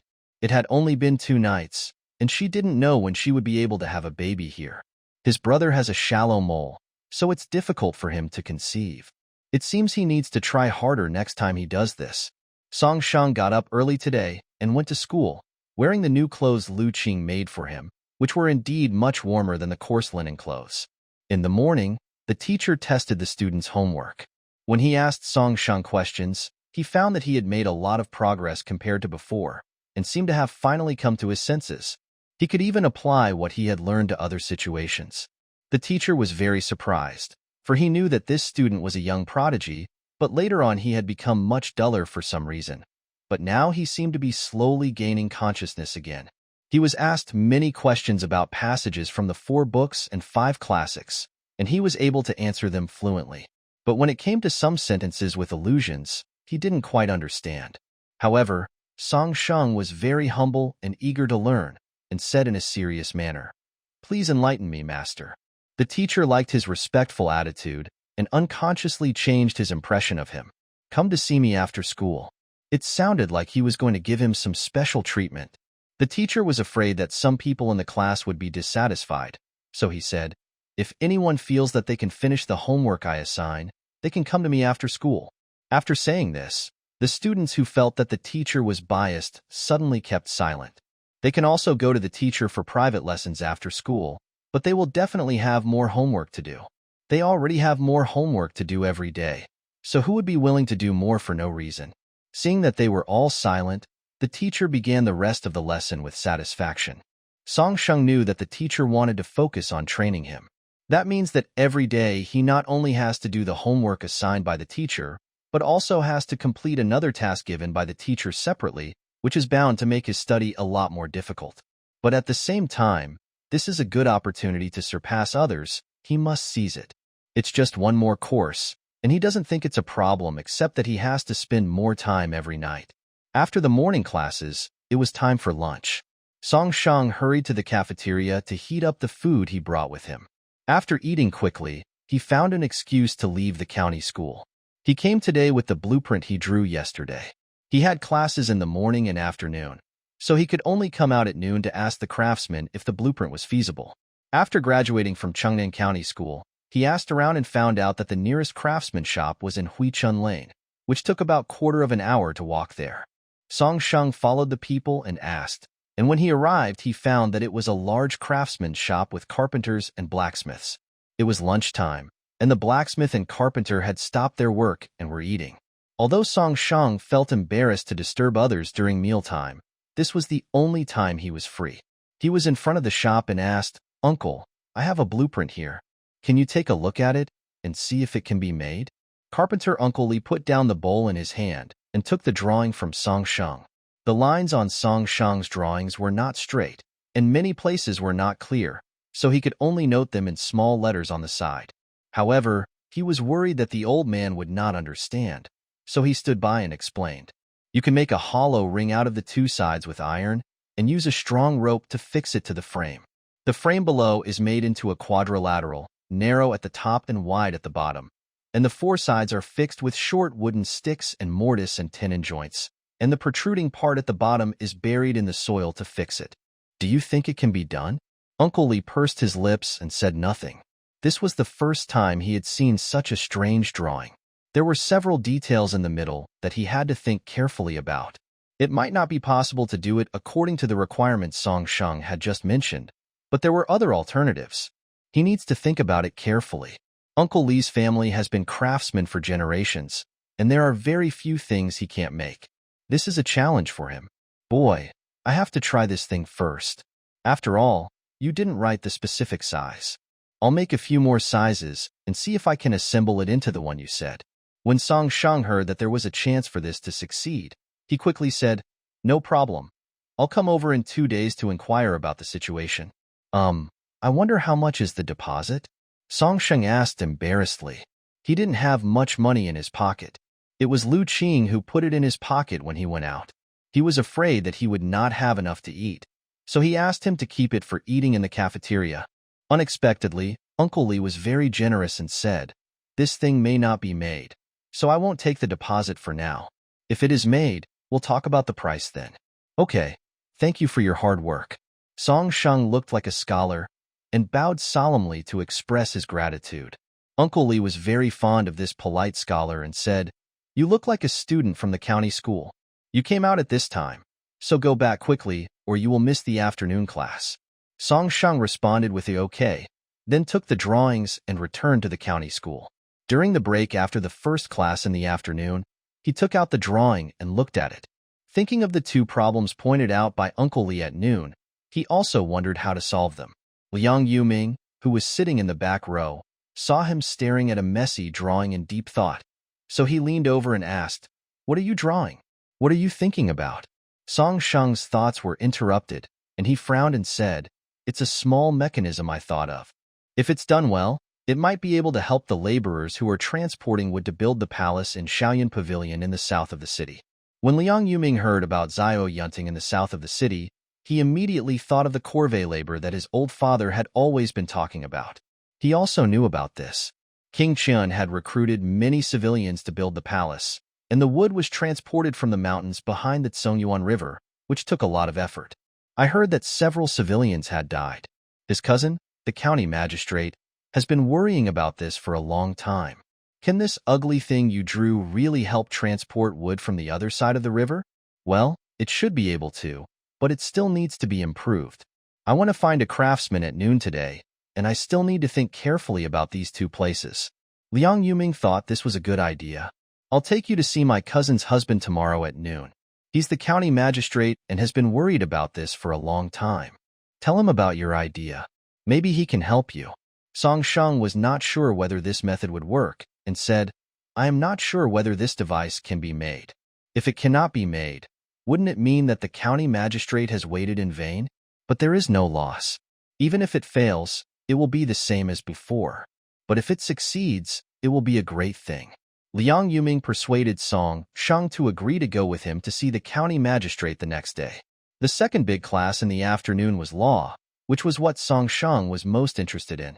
He could remember the law regulations very quickly, but he was not so clear about the situations in which they should be applied. He listened very carefully, and an hour passed quickly. After school, Song Shang went to find the teacher as he was told. Unexpectedly, he met another classmate at the door of the teacher's room. The classmate was also from the same class, and his name was Ling Wenhua. He knew this person, who also came from a poor family, from Chumin village. His grades in the class had always been pretty good, but he rarely spoke and always had a cold face, and it seemed like he didn't have many friends. The teacher said today that if anyone doesn't mind the heavy workload, they can come to see him after school. Song Shang looked around and saw only Ling Wenhua. Song Shang was not familiar with him, and as far as he could remember, the original owner did not have much friendship with him either. The two of them sat far apart from each other, and they usually had no chance to talk to each other. He nodded to Ling Wenhua as a greeting. Unexpectedly, Ling Wenhua spoke up. "The teacher praised you for your great progress today." Song Shang nodded, not knowing what he meant. "Can you tell me about your study skills? How did you make such rapid progress in such a short time?" Song Shang looked at him and asked him seriously about the learning skills, and was stunned for a moment. "If it's inconvenient, forget it," he said again. Song Shang came back to his senses and said, "It's not inconvenient at all. It's just hard work." Song Shang was telling the truth. He had made great progress these days mainly because of his hard work. But if you dig deeper, it might be related to the phrase "I've changed my mind." This was his biggest secret, which he could never tell anyone. So all he could tell Ling Wenhua was diligence. Song Shang was still worried that Ling Wenhua would think he was fooling him, but he didn't expect that the other party lowered his head and thought for a while, then said, "Indeed, only hard work can break it." Just when Song Shang didn't know what to say next, the teacher called them in. The master was not surprised by Ling Wenhua's arrival. This student is very diligent in his studies, but he always feels that he lacks a little bit of understanding. If he can open his mind, he will be a good candidate in the future. Teaching one is the same as teaching two. It is better to teach both of them. What if both of them become successful? The teacher was a Jurin, but his ranking was a little lower. He could have returned to his hometown to become a county magistrate, but for some unknown reason, he had been staying in this county school as a teacher. The teacher first asked them carefully about what they had learned and knew, then assigned a lesson based on their weak points and asked them to come over the next morning.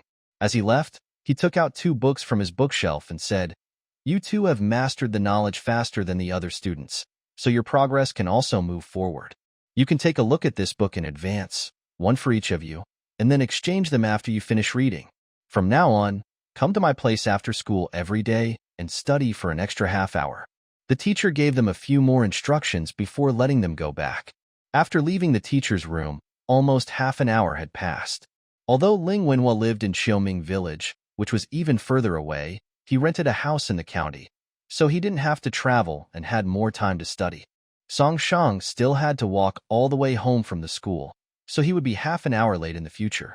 Ling Wenhua knew that Song Shang lived at home, and it took him a long time to walk back from school. He said, "Brother Song, why don't you rent a house in the city? You can save yourself from the cold and have extra time to read and write. It's the best of both worlds. Why not do it?" "Song Shang, I don't have money. At our age, it is a critical time for us to study. Our families should give us all the support. It won't be too late to repay you after you pass the exam." "Song Shang, my family is poor." Song Shang really didn't know why Ling Wenhua had so much to say to him. Wasn't he usually very quiet and aloof? Why did he suddenly become so talkative? Ling Wenhua had no power to refute his 2 reasons. After all, there were many examples of heroes being defeated by a penny. Song Shang openly admitted that he was poor, and Ling Wenhua did not look down on him. On the contrary, because of his frank attitude, Ling Wenhua even looked up to him. A real man can bend and stretch, and being poor is not something difficult to talk about. Although Ling Wenhua's family was from Qimin village, his parents opened a clinic in the city, and the family had enough food and clothing, so he did not have any financial pressure to study. Song Shang had a good impression of Ling Wenhua. Although the other party's style of doing things was a bit rigid, he was a kind-hearted and upright person and was worthy of making friends with. Song Shang was in a hurry to get home and didn't have much time to chat with Ling Wenhua. Song Shang came back half an hour later than usual today. He used to come back around 7 o'clock, but today he didn't arrive until after 8 o'clock. Everyone in the family had already eaten, so they left some food for him. The weather was getting colder and colder, and the food got cold in a short while. Lu Qing kept warming it for him in the kitchen with the residual heat from the firewood, fearing that he wouldn't have anything hot to eat when he came back. Hearing the sound of the courtyard door, Lu Qing hurried out of the kitchen. Seeing that it was Song Shang who came back, he said, "Why did you come back so late today, sir? Was there something that delayed you? Are you tired?" As it was getting late, Song Shang was in a hurry and was sweating all over. He took off the box. Lu Qing took it and helped him put the box into the house. Song Shang shook his head and said, "I'm not tired. Have you all eaten?"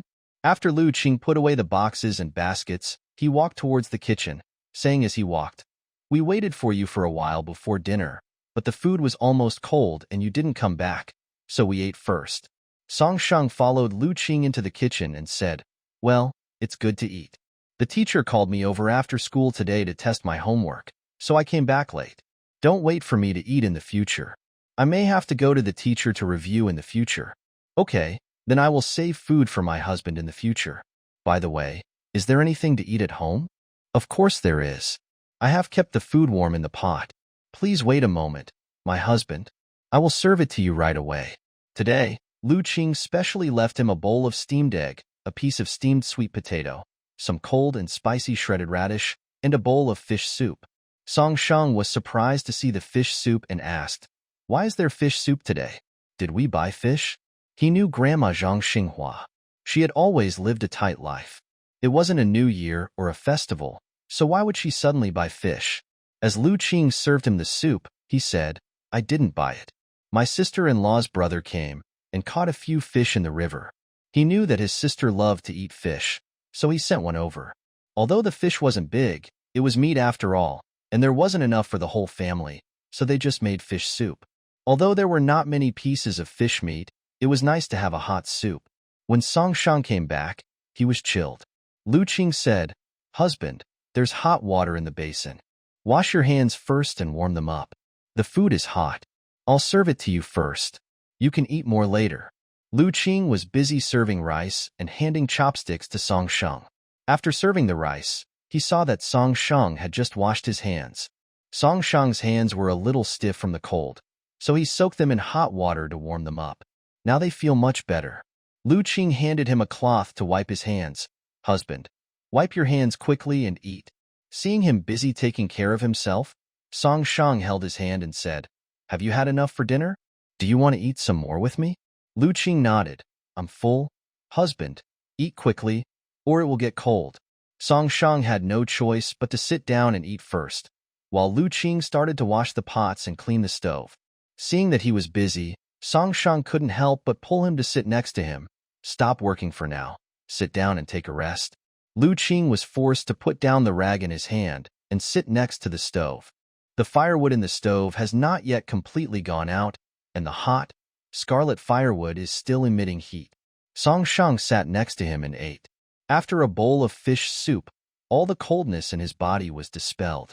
After dinner, he took the initiative to clean up the dishes and was seen by Lu Qing, who stood up and said, Husband, let me take care of these. You go to the room and read a book. Song Shang did not give him the bowls and chopsticks. Instead, he scooped out some of the hot water from the rice, added some cold water, and put it directly in to wash the bowls and chopsticks. It's just a few bowls and chopsticks. They are easy to wash. Don't take up your hands to wash them. Sit down and rest for a while. Your husband will help you wash them. Lu Qing looked at Song Shang's concerned eyes and couldn't say no. After dinner, Lu Qing boiled a pot of hot water for Song Shang to soak his feet. Song Shang had been walking all the way and his shoes were already soaked with sweat. After the sweat has gone down, the soles of my shoes become clammy and cold, and my feet aren't warm at all. Lu Qing adjusted the water temperature and brought the basin over to wash Song Shang's feet. But Song Shang held him down and put his feet into the basin as well. Let's soak together, Song Shang said, and rubbed Lu Qing's instep with his toes. Lu Qing's feet were small and white, a little shorter than Song Shang's. Her ankles were tender and smooth, and her toes were exceptionally round when she moved them occasionally. Lu Qing looked at Song Shang with a blushing face, then obediently put her feet into soak. However, his hands were not idle while he was soaking his feet. The inside of Song Shang's shoes were soaked with sweat. He propped up his shoes with a wooden stick and placed them next to the stove to warm them with the residual heat of the firewood. Otherwise, they would be cold and hard to wear when he got up early the next morning. When the water was not too hot, Song Shang took the cloth to wipe Lu Qing's feet first, and then wiped his own feet. The shoes were almost baked, so the two put on their shoes. Before Lu Qing could do so, Song Shang bent down and took the foot washing water in the basin to the yard and poured it out. Song Shang didn't have to copy books tonight, but because of the hard work of the past 2 nights, he was afraid that Lu Qing wouldn't be able to take it, so he did nothing at night and just hugged him to sleep. However, Song Shang woke up before morning. The cold wind outside was raging so hard that the windows were blown open and were now creaking non-stop. The biting cold wind blew in through the window, and Song Shang didn't know whether he was woken up by the noise or by the cold. He got up and closed the window, then found a wooden stick to prop up the window, and then went back to bed to sleep. As soon as he lay down in the bed, Lu Qing automatically stuck to him, wrapping her legs around him tightly, as if she was holding something so precious. Song Shang's sleepiness gradually deepened. After a night, he woke up only when the rooster crowed in the morning. At 4 o'clock in the morning, he should get up, prepare for breakfast, and go to school. Lu Qing also woke up at this time. Although Song Shang always told him not to get up so early and to sleep a little longer, he was thinking about making breakfast for his husband, so he always got up with him, sometimes even earlier than him. Lu Qing's sleepiness came and went quickly. After waking up in the morning, he quickly got dressed and got up to make breakfast for Song Shang. He moved faster than Song Shang. After getting up, he unbolted the door and emptied the chamber pot in the room. As soon as he opened the door, the wind and snow outside suddenly poured into his clothes, making him shiver. Husband, it's snowing. Song Shang had just put on his clothes and had not yet had time to tie his hair when he heard the words and came over to take a look. It was indeed snowing. Snowflakes were flying in the sky outside. It should have started falling in the second half of the night. At this time, the low thatched eaves and the flat ground were already covered in white, and the earth looked so clean. No wonder the wind was so strong last night that it blew open the windows. It turns out it was going to snow. Fortunately, I brought him a piece of clothing when I visited his father before. Now that the temperature has dropped suddenly, at least he can keep warm. The Corvée service will end in a few days, so he has to hurry up with the blueprints. Otherwise, the weather will get colder and colder, and his father's body won't be able to bear it. In the morning, Lu Qing cooked hot porridge for Song Shang, fried some cabbage, and made a multi-grain pancake. After Song Shang finished eating, he carried his suitcase to school. Lu Qing was afraid that he would be cold, so he put another piece of clothing on him. It was still early after Song Shang left. Lu Qing usually would not go back to take a nap, but would go to feed the chickens and ducks in the backyard first.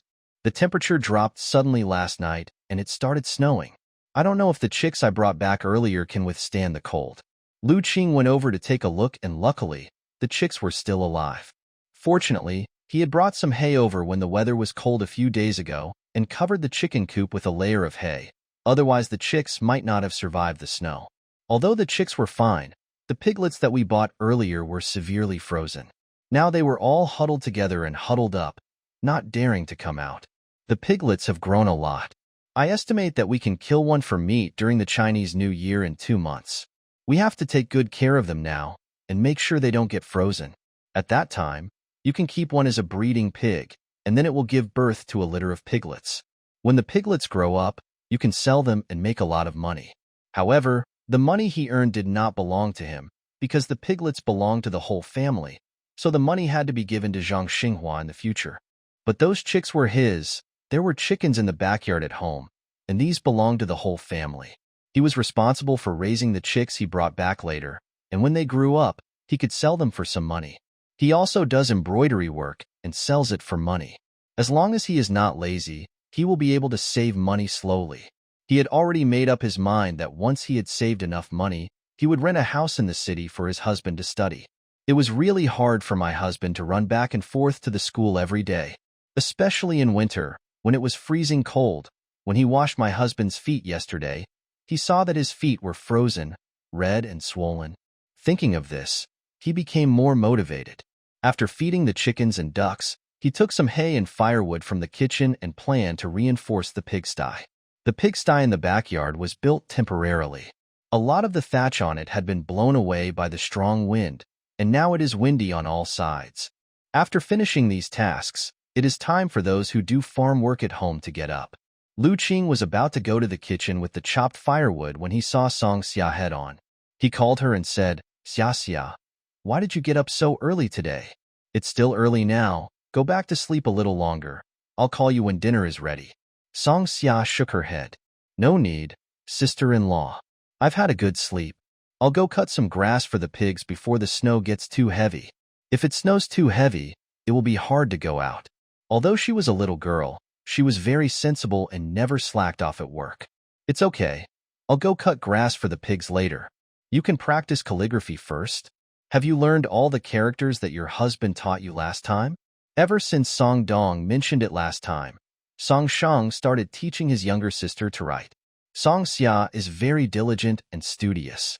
When he has nothing to do, he takes a branch and learns to write on the ground. Now he can recognize more than 100 characters. Song Xia nodded.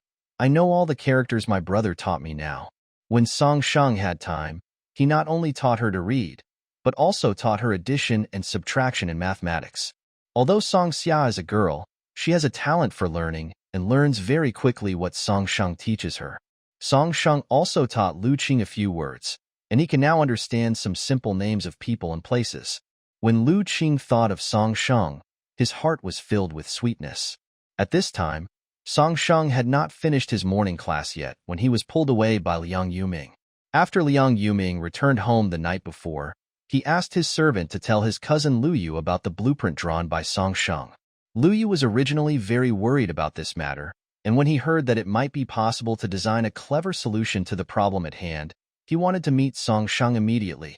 However, considering that it was already evening, the time was set for the next morning. The next day, before Song Shang finished his morning class, Liang Yuming took him to the teacher to ask for leave, and then went to the county magistrate's house. Lu Yu was supposed to be on duty at the yamen today, but he just checked in and came back. He was afraid that he would not be there when Song Shang came over in the morning, so he specifically cleared the morning time. Mrs. Chui waited with him. The maid brought a set of tea sets. While she was making tea, she said, "My husband, isn't it a bit hasty to pin your hopes on a student?" When Liang Yuming sent his servant over to talk about this matter yesterday, he also brought the picture with him. The drawing was vague. Although some places were marked in small letters, it still looked unreliable. Mrs. Chui was a little worried. Lu Yu sighed and said, "We have to give it a try no matter what. If it can really solve the problem, we don't have to offend Prince Qin and the Emperor. If he reported to the Emperor on behalf of the common people, saying that Prince Qin wasted people's money and resources and caused the deaths of several innocent people, he would inevitably be labeled as cruel, merciless, and ungrateful. Even if the Emperor was deeply distressed and punished Prince Qin, he could only reduce his salary and the area of his fief. But he would be angry at his son because he had done such a shameful thing and made him lose face. This kind of thing is thankless, and if it is not handled properly, both sides will be offended. But he can't just ignore the lives of the people. The lives of the laborers are also lives, which really makes him embarrassed." Originally, Lu Yu had already written the impeachment memorial, but things took a turn for the worse, and he heard Liang Yuming tell him that there might be other ways that would work. It's just a matter of giving it a try. If it doesn't work, he will just hand the memorial over.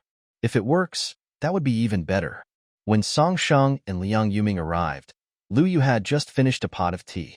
When Liang Yuming saw Lu Yu, he first greeted his cousin, Mrs. Chui, and then introduced him to Lu Yu. "Cousin, this is Song Sheng." Song Sheng performed a scholar's salute. "Your Excellency the County Magistrate." Lu Yu looked up at Song Sheng. This was the first time he saw Song Sheng, but for some reason he felt that this man looked familiar. However, he was not allowed to think too deeply at this moment. Seeing Song Sheng coming over, he went straight to the point and said, "Song Sheng, right? I am the new Confronting County Magistrate Lu Yu. I must have told you the purpose of my visit, right?" Song Sheng nodded and said, "Yes, Liang Yuming has already told me." "Okay, then I won't waste my words. Can you explain the principle of your diagram in detail? Can the thing be made? Is it feasible?" Song Sheng took out the blueprint, spread it out on the table, and said, "Please look, sir. This place is a bearing, which needs a blacksmith to forge with iron blocks. And this place needs to make 2 square towers, which are fixed in the middle with wooden strips.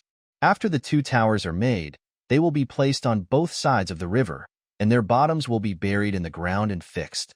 Then pass a rope through the middle of the 2 towers, pull the rope through the bearing to form 2 ropes, tie the logs to be transported to the lower rope, and let the logs just touch the ice surface of the river.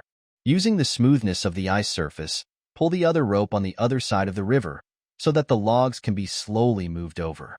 He added, "This ensures that no matter how solid the ice is, it can bear the weight of the logs and people and transport the logs safely." Although Lu Yu was born into a prominent family, his achievements were all earned through hard work. Prominent families have a deep cultural heritage and rich collections of books, and the educational resources they have are many times better than those of poor students. After Song Sheng finished explaining these words, Lu Yu roughly understood what he meant, and he roughly knew the specific principles.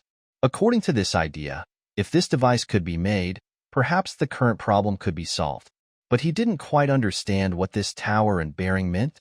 Song Sheng further explained what the tower and bearing were, and what their functions were. Only then did Lu Yu fully understand the principle of his device. "So what do you think is the main problem in making this device?" Song Sheng told Lu Yu again about the problem he encountered in the craftsman's shop yesterday afternoon, and finally concluded, "My drawing lacks specific part dimensions, and this bearing needs to be made of iron blocks, and the dimensions still need to be carefully studied and tested." The bearings he requested were made from iron blocks and had to be very precise in size. However, it is difficult to control the size of the fine iron block when forging it, and it also needs to be made into a ring with a groove in the middle. He does not know whether it can be done with the current blacksmith skills. There is also the size of the tower's tripod and the appropriate length of the middle diagonal brace, all of which need to be debugged. Lu Yu thought about it and felt that what Song Sheng proposed was very feasible and worth taking a risk. After thinking for a moment, he said, "How about this? I'll have someone take you to find the best craftsman in the city. You can discuss this with him and make this thing as soon as possible. He was afraid that Song Sheng was not doing his best in this matter, so he promised. If this thing is really useful after it is made, you can make a request to me at that time, and I will grant it as long as it is reasonable. Song Sheng agreed. He didn't expect Lu Yu to promise him such a benefit. If this thing really worked after it was made, then he could apply to the county magistrate to exempt his father from the rest of his corvée labor, which could be considered as the son paying for his father. When he thought about the remaining 10 days of corvée labor, he felt a little worried. If he continued to hesitate there, Song Lao-san might live 20 years less. His father is in poor health, and he needs to take good care of himself after this labor service, for fear that he will develop a chronic illness. With the benefits ahead, Song Sheng worked harder on this matter. He asked Liang Yuming to go back first, and then asked him to ask the teacher for a whole day off. He planned to have a good talk with the craftsman today about how to solve the specific problems on the drawings. The craftsman shop designated by the government must have good craftsmanship. Song Sheng wondered what happened to the craftsman he found yesterday at noon. It is said that 3 cobblers are better than Zhuge. If it doesn't work, he will find a few more craftsmen and bring them together to find a solution. However, before he could put this idea into practice, he discovered that the craftsman shop that Lu Yu had someone bring him to was the one in Huichun Lane where he had visited yesterday. What a coincidence! As soon as he entered the shop, before he could say a word, the officer who came with him started chatting with the craftsman Uncle Li inside. The official briefly explained the task assigned by the county magistrate. Uncle Li saw that it was Song Sheng next to him and knew that they were talking about the incident yesterday. He quickly responded, "I know about this matter. Don't worry, sir. I have found a specific solution. You go back and tell the county magistrate. I can make this thing in 2 days at most." Song Sheng was very surprised when he heard this. He originally thought that it was the craftsman Uncle Li who was fooling the county magistrate, but then he thought, from his position, what good would it be to fool the county magistrate? If he was caught, he would be punished. So what Uncle Li said must be true. He can really make this thing. Song Sheng couldn't help but feel a little happy. He didn't expect Uncle Li to work out the specific size and polishing method so quickly. He secretly admired his craftsmanship. He stepped forward to confirm. "Uncle Li, has the problem we discussed yesterday afternoon been resolved?" Craftsman Uncle Li smiled with wrinkles on his face, as if he had solved a difficult problem, and said, "I stayed up all night yesterday and finally figured out how to fix this part. I have been making part of the circular axis this morning, and I will make the frame for the quadrilateral in the afternoon. It should be almost done tomorrow." Song Sheng asked a few more questions and found that Uncle Li was indeed a craftsman whose ancestors had been craftsmen for generations. Song Sheng understood a lot of things at a glance and could even propose some better replacement plans. This device not only has high requirements for the frame and bearings, but also has higher requirements for the rope in the middle. It must be long, durable, and strong, and the surface must be as smooth as possible. In fact, Song Sheng came up with this device because he thought of the cable car in his previous life. There are no steel cables now, but the gravity and sliding force they need have changed, so they can be replaced by something else. The rope can be made of rope, which is twisted to be thicker, and then a layer of wax oil is brushed on it, or a layer of animal skin rubbed with wax stone is covered on it to achieve the smoothest effect. Finally, the smoothness of the ice surface is used to complete the transportation of wood. This craftsman shop in Huichun Lane is not only open to the public to solicit business, but also a shop in the city that connects with the government. Although the price given by the government is not high, it has a reputation as a government-appointed shop, so it can attract many customers and the business is still very good. Song Sheng discussed the specific production matters with Uncle Li, and the remaining production costs were negotiated by the officials. Lu Yu had just arrived here as the county magistrate not long ago, and the entire county government was in a state of deficit. He had to use his family fortune to fill many of the gaps. This time, it would cost a lot of money to make this rope drift device. Fortunately, he had the support of the Fanyang Lu family and the Qinghe Chui family. Generally, families with less wealth would not be able to make up for his loss. The official knew this, but he did not take the new county magistrate, Lu Yu, seriously.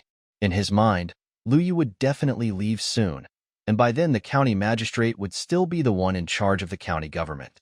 The county magistrate is a greedy person, but because he hid the real account books of the county government, The county magistrate Liu Yu has not found any definite evidence for a while, so there is nothing he can do to him now. This led to the officials raising the price in order to please the county magistrate. Uncle Li said, "After all, this is a job assigned by the county magistrate. I will definitely complete it as soon as possible. I will give you 20% off the original price, so the total is 120 taels of silver. Is that okay with you, sir?" The official said, 120 taels? I think Li the craftsman has miscalculated. Shouldn't it be 200 taels? With so many materials and things, how can 120 taels be enough? Uncle Li was speechless. This was not the first time he had made things for the government. When the official said this, he immediately understood what he meant. This does not mean that he really wants 200 taels, but the price he quoted is 200 taels, and the actual price is still 120 taels. The difference of 80 taels was taken away by the officials. 80 taels was not a big deal for a man like Liu Yu, but it was a lot of money for a small official like them. But the officials did not dare to embezzle this money themselves. The amount was a bit too large for them. 80 taels for nothing. If discovered, they would lose their jobs, so they usually use the money to honor their superior, the county magistrate. If this relationship is established well, you can be assigned to easier tasks in the future, and it will also be beneficial for future promotions, which is like offering gifts to Buddha through borrowing flowers. After coming out of the craftsman's shop, Song Sheng went straight back to the school, and the officials reported the drawings and tool production matters to Liu Yu. After school in the afternoon, Song Sheng went to his teacher's house for extra lessons as usual. Ling Wenhua was there too. When he saw him coming, he said, "I thought you weren't coming today." Song Sheng asked in confusion, "Why don't you come?" At this moment, the teacher had not come over yet. Ling Wenhua advised from the desk beside him, "Brother Song, I see that you are now concentrating on studying, so I would like to advise you that as scholars, we should still focus on our studies and spend less time on some strange skills. These things are of no help in the imperial examinations, and they are a waste of time and energy. It is really not worth it." Although Song Sheng disagreed with his point of view, the other party's starting point was good, so he couldn't refute too much. "I understand, Brother Ling. I know how to handle this matter, and it won't affect my studies." Song Sheng always felt that Ling Wenhua seemed to care about his studies. When he came to the teacher's place for extra lessons, he followed him. Now he only took half a day off in the morning, and in the evening Ling Wenhua would come to persuade him to study hard and focus on his studies. Although this person has some old-fashioned ideas, he is still quite nice to him. Song Sheng added, "Thank you for your concern, Brother Ling. I will not fall behind in my studies." Ling Wenhua felt relieved after hearing what he said. Ever since the teacher praised Song Sheng in public last time, Ling Wenhua began to silently regard Song Sheng as a competitor. Especially recently, Song Sheng has done very well in the assignments that the teacher left for him individually, and has received praise from the teacher several times, especially for a previous policy essay, which was very well written. The teacher also told him that he should learn more from Song Sheng. Ling Wenhua didn't want Song Sheng to return to his previous mediocre state. He felt that now that he had a clear competitor, he would be more motivated in the imperial examination. This was a good thing for him. At least he could clearly realize where he was lacking and make up for it. After a while, the teacher came, checked their homework from yesterday, and gave them new assignments. This time, the content was no longer from the 4 books and 5 classics, but they were asked to write an essay on the theme of asking about the sufferings of the people. In the current context of the Jing dynasty, when literati comment on whether a person is talented, they mostly evaluate him based on 3 aspects: poetry, policy essays, and classics debate. The previous assignments the teacher assigned were all about classics and debate, and today we started writing policy essays. Asking about the sufferings of the people is a broad topic, and sufferings can be divided into many aspects.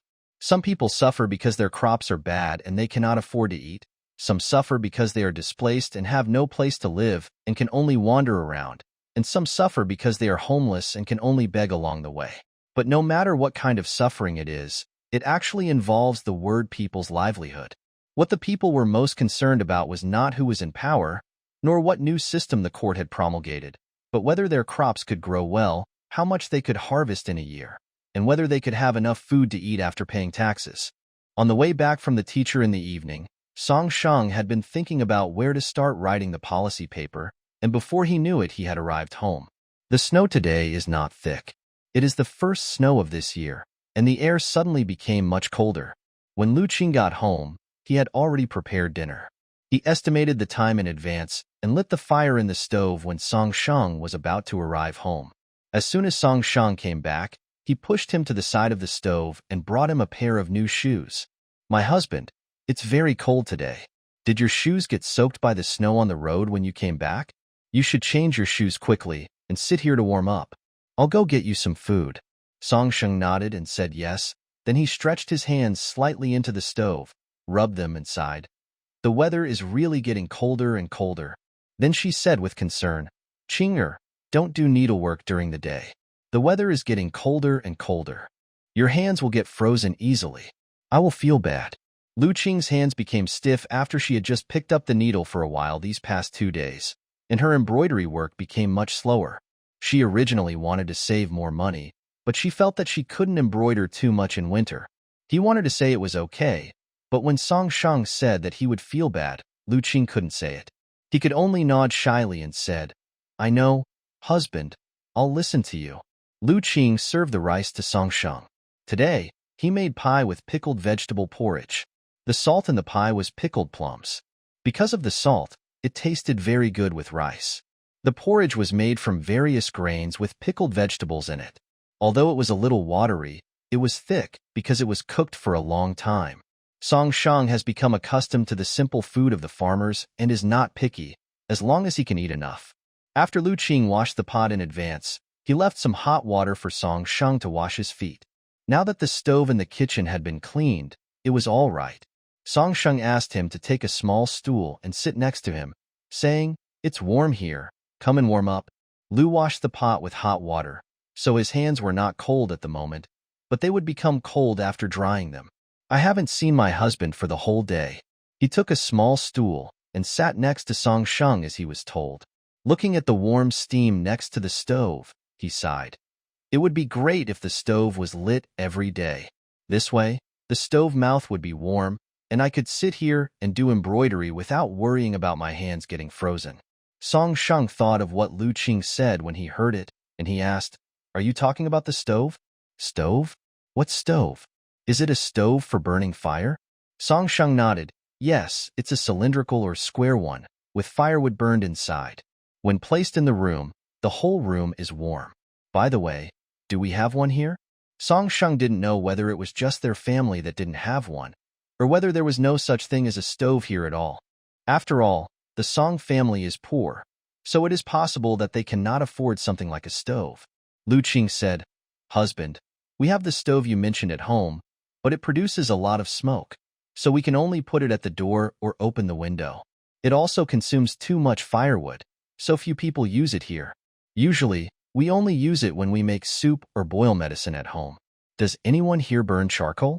Lu Qing glanced at Song Shang and felt that her husband was really devoted to his studies and didn't even know whether they were burning charcoal or not. Lu Qing said, "Charcoal is even more expensive. We country folk can't afford it. The stove charcoal we use daily is fine. It's used to make fires and is not expensive, just a few coins per pound. But if it's used indoors for heating, it's very expensive. For example, the lowest quality ash flower charcoal costs 50 coins per pound. If it's the top quality silver bone charcoal, it's even more expensive. Only the rich and powerful can afford it." Song Shang knew about silver bone charcoal. He had read about it in a book before. Silver bone charcoal has a white frost, is smokeless, difficult to burn, and difficult to extinguish. The Ministry of Internal Affairs manages it for the emperor's use. Select the best ones and put them in a basin until it is full. Then fill the gaps with ash, cover it with a copper wire, and burn it for a whole day and night. When you enter this room, it is as warm as spring. This type of charcoal is usually used by the emperor in the palace, but it is also used by many dignitaries. As long as you can afford it, you can buy it. However, because silver bone charcoal is difficult to burn, the amount of charcoal produced is very small, and it is often in short supply. Therefore, people with better financial conditions generally choose to use gray charcoal, which is relatively cost-effective. The charcoal is gray and produces less smoke when burned. Burning charcoal indoors is expensive, and burning would waste firewood and produces smoke. So basically no one uses the stove for heating. Generally, it is used to make soup or medicine in the yard. Do you know where the stove is? I want to see it. Lu Qing didn't know why her husband suddenly asked about the stove, but he didn't ask. He said, I know. It's in the wood room next to the kitchen. If you want to see it, I'll bring it to you. Lu Qing went to get the stove. As soon as he opened the kitchen door, a gust of cold wind blew in his face. It started snowing outside again. It was only a few steps to the woodshed next door, and Lu Qing quickly brought the stove over. This stove is made of yellow mud mixed with straw, but it is not cylindrical but square. There is a large ventilation hole on the side, which is convenient for fanning with a cattail leaf fan after putting firewood in it. Song Shang thought that this stove could be renovated by a craftsman. If suitable materials were available, a chimney could be made. The smoke from the burning firewood in the kitchen would be discharged through the chimney, and the entire kitchen would be warm. In this way, you can buy some of the cheapest stove charcoal to burn. Although there will be thick smoke, it will not have any impact. It would be better to study how to make this chimney properly. And this stove. In his previous life, when he went to inspect the project, he saw an iron stove for burning charcoal in the north. Charcoal was burned in the iron stove, and a kettle could be placed on top. It was very convenient for heating things or boiling water. If you want to make a chimney, with the current resources of Jingqiao, it is best to use iron sheets. But iron is expensive, and most people are lucky to have an iron pot at home, so this is not cost-effective. Song Sheng thought again. If they were burning smokeless charcoal, then there would be no need to modify the furnace. But this silver bone charcoal was too expensive, and they certainly couldn't afford it. However, Song Shang had read a book in his previous life that recorded a method of making a kind of charcoal, which was also white when burned. It seemed to be called silver wire charcoal, which should be similar to this silver bone charcoal. However, he didn't remember the specific steps in the middle, but he could give it a try a few more times. What if it succeeded? Seeing that the husband was looking at the stove thoughtfully and didn't say anything for a long time, Lu Qing asked beside him, Husband? Is there anything wrong with this stove?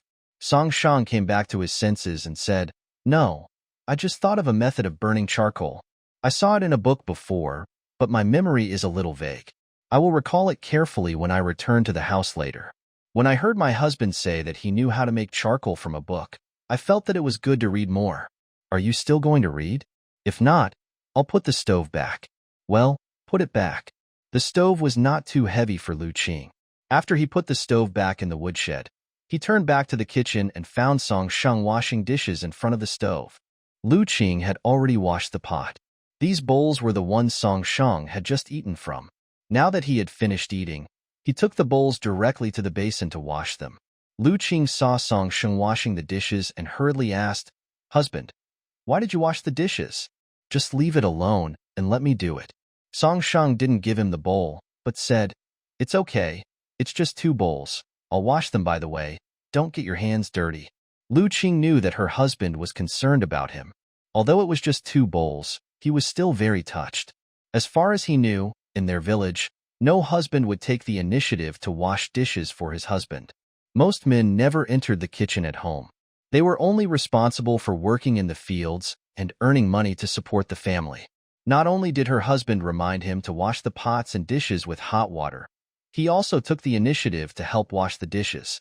Her husband was a scholar, but he did not have the airs of a scholar at all and was really good to him. After washing their feet together, they returned to the house. Song Sheng did not go to bed immediately, but wrote down the charcoal burning method he remembered on paper again. There are a few steps that he is not sure about, so he wrote 2 versions. He also gave a rough range for the specific firing time. When the time comes, he can only test it himself to see which one is correct. The next day, Song Sheng planned to go at noon to see how Uncle Li was doing with the device, but before he even got there, he was called away by officials from the county magistrate's office. The official seemed to be in a hurry. As he walked, he said, Mr. Song, the thing you mentioned has been made. It has now been transported to the Tsongyuan River, but you still need to go over and instruct us on the specific installation method. When Song Sheng heard that the thing was completed so quickly, he walked faster. When Song Sheng arrived, Lu Yu was already there, and Uncle Li was standing next to him. The dark circles under Uncle Lee's eyes have become more serious, and it's obvious that he has been staying up late in the past 2 days. Lu Yu urged Uncle Lee to hurry up, so he didn't dare to neglect it. He slept for only 1 hour in the past 2 days. But fortunately, the things he rushed to finish were finished. However, no one dared to make the final decision on how to install it. Even though Song Shang had explained it to Lu Yu before, it was not easy for him to directly order anyone to install it. He felt more at ease letting Song Shang, the person who designed it, take charge of it. After Song Shang came over, Lu Yu said, "Song Shang, do you think this is the right place to place the rope? The other side is about 2 feet away from the river. Pull the rope straight over as you said." Song Shang looked at the long wood left under the tower, which was to be buried deep underground. There were not only long wood, but also stones for fixing. Song Shang roughly calculated the gravity, and according to the load-bearing capacity, these large stones are enough. And this shelf, with an iron block in the middle to support it, should have no problem with withstanding such a large force. Song Shang nodded. It should be fine, just install it. The pit had been dug long ago, and after putting the things in, the soil was filled in. A few large stones were pressed on top to ensure its stability. After both sides were properly installed, the civilians on the other side of the river installed a log and tied the 2 ends with ropes and hung it on the rope in the middle. The river surface was frozen. After putting the wood on the ice, the rope was pulled and the wood began to slide slowly toward the other end of the shore along the rope. Lu Yu looked at the log on the river surface slowly moving towards this side, and was very nervous, fearing that something might go wrong in the middle and cause the whole plan to fail. As a result, in just a moment, a log was transported over. Lu Yu was very happy, but he was not at ease. After they used it a few more times and found that there was really no problem, he ordered the laborers to use this device to transport wood from the other side of the river. Since there is no problem with this device, the laborers that King Qian has transferred from other places can be returned. There is no need for so many people here. Lu Yu said, "Song Shang, you have made the greatest contribution to this matter. What do you want?" Song Shang told his original plan. "Sir, my father and my uncle are also doing Corvée labor here. I wonder if I can use my contribution this time to exempt them from the remaining Corvée labor?" Lu Yu was a little surprised when he heard this. He didn't expect that this scholar neither asked for money nor for his recommendation, but instead asked for exemption of his father and uncle from Corvée labor. He was truly filial. "This is not a difficult task." He said, "Okay, I agree. You can take them home now." Song Shang was very happy to see Lu Yu agreed so readily. It was noon now, and the laborers should have just started eating. It should be easy for him to find his father and Uncle Lu Ming. Lu Yu responded to Song Shang and went back. Since the device worked, he didn't have to submit any more memorials. Lu Yu was very happy that the problem that had been bothering him for a long time was solved today. When I got home, Mrs. Cui had already prepared dinner. Seeing the joy on her husband's face, she knew that the method Song Shang had mentioned had worked. "Did it work?" she asked. Lu Yu nodded, washed his hands, sat down at the table and said, "Well, I think the device is quite useful, and I heard from craftsmanly that if the device is improved, it can be used in other places." Mrs. Cui served him the meal and said, "Song Shang is really talented. He can come up with such a clever idea." Lu Yu nodded in approval. He is indeed talented. But speaking of this Song Shang, I have always felt that this name is familiar. After thinking about it today, I finally remembered where I heard it. "Where did you hear it?" Lu Yu asked. "Do you still remember the snow fox fur I bought not long ago? It was sold to me by the burly man with a scar on his face. At that time, he said that it was a scholar named Song Shang who gave him the idea and asked him to come to his house to sell it." Lu Yu thought about it and realized that this was indeed the case. Mrs. Cui had told him about this matter at that time, but he didn't take it seriously. Now that I think about it, the scholar named Song Shang in the county school should be him. Combined with what happened today, Lu Yu felt that Song Shang was not only talented, but also good at making plans, and was a promising talent. Moreover, this person was very filial, which made Lu Yu feel more at ease. After all, although the Jing dynasty did not have a system of selecting filial and honest people, it still highly valued filial piety. Thinking of this, Lu Yu admired Song Shang even more. Here, Song Shang got Lu Yu's permission, and the officers took him directly to the service field to find his father Song Laosan and his uncle Lu Ming. When they found him, Song Laosan had lost weight and his lips were purple, and he looked very cold. Lu Ming couldn't bear it anymore, but he did have one more piece of clothing on him than last time. The fabric looked good and thick. Song Shang was a little surprised, but he didn't ask about it. Instead, he told them the news that the two of them didn't have to perform labor service. Song Laosan was shocked after hearing this. What? He didn't have to do corvée for the remaining few days? This news was too shocking for him. He confirmed it with Song Shang 3 times before he believed it.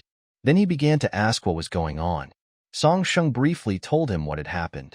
When Song Laosan heard it, he realized that it was because his son had designed something that helped the county magistrate, and that was how he was exempted from subsequent corvée labor. Oh my God. Sanlang is so awesome. This is his son, Song Laosan. The more Song Laosan thought about it, the more proud he felt. Even his body, which had been shivering from the cold, stopped shaking and his face was filled with joy. Lu Ming on the side was also very happy. He didn't expect that he could also benefit from it and be spared the suffering of corvée labor in the future. He planned to go home and have a good talk with his nephew Lu Qing, saying that he had married a good husband. The two followed Song Shang back. Song Shang took half a day off in the afternoon. Because the school was a bit far from Shaoyan Pavilion, he was afraid that he would not be able to get back in the afternoon, so he took leave directly. After picking up his father and Lu Ming, they were preparing to go home together. On the way, Song Shang showed concern for his father and then for Lu Ming. Uncle, you've lost a lot of weight recently. When we get back, ask Grandma to make some delicious food for you. As soon as he finished speaking, Song Laosan joked, I'm afraid it's not your grandmother's turn to make it for him. What do you mean? Song Shang said, Sanlang, you may not know that a girl came to see him yesterday. Did you see the clothes he was wearing? They were brought to him by the girl. Song Shang asked curiously, which girl is it? Song Laosan shook his head, I don't know, but I heard it seems to be from Gaojia village. Song Ming came here to confess his mistake, probably because he was sent by the girl who had taken the initiative to ask the matchmaker to go to his uncle's house to propose marriage. Lu Ming was embarrassed to say this in front of the younger generation, so he said, don't talk nonsense, don't ruin the girl's reputation. Song Laosan smiled and said nothing more. Some things take 2 hands to clap, but looking at Lu Ming's expression when he saw others, he didn't look like he hated him. Seeing that Lu Ming was reluctant to talk about this, Song Shang stopped asking. They went back in an ox cart. Song Laosan and Lu Ming had to do too much labor service, and the weather was also bad. Although it was not snowing heavily, snowflakes were floating in the sky. Song Shang simply found an ox cart to take them back together. It would be better to go back early. He wanted to think about making silver thread charcoal. If he could make this charcoal, he wouldn't have to suffer the cold this winter, and he could also sell it to make some money. The temperature was very low when it snowed, and the ground soon froze. We didn't dare to move the ox cart too fast, and after shaking for almost an hour, we finally arrived. However, before they reached home, an official came and asked to see Song Shang. The family members didn't know that Song Shang had made a great contribution.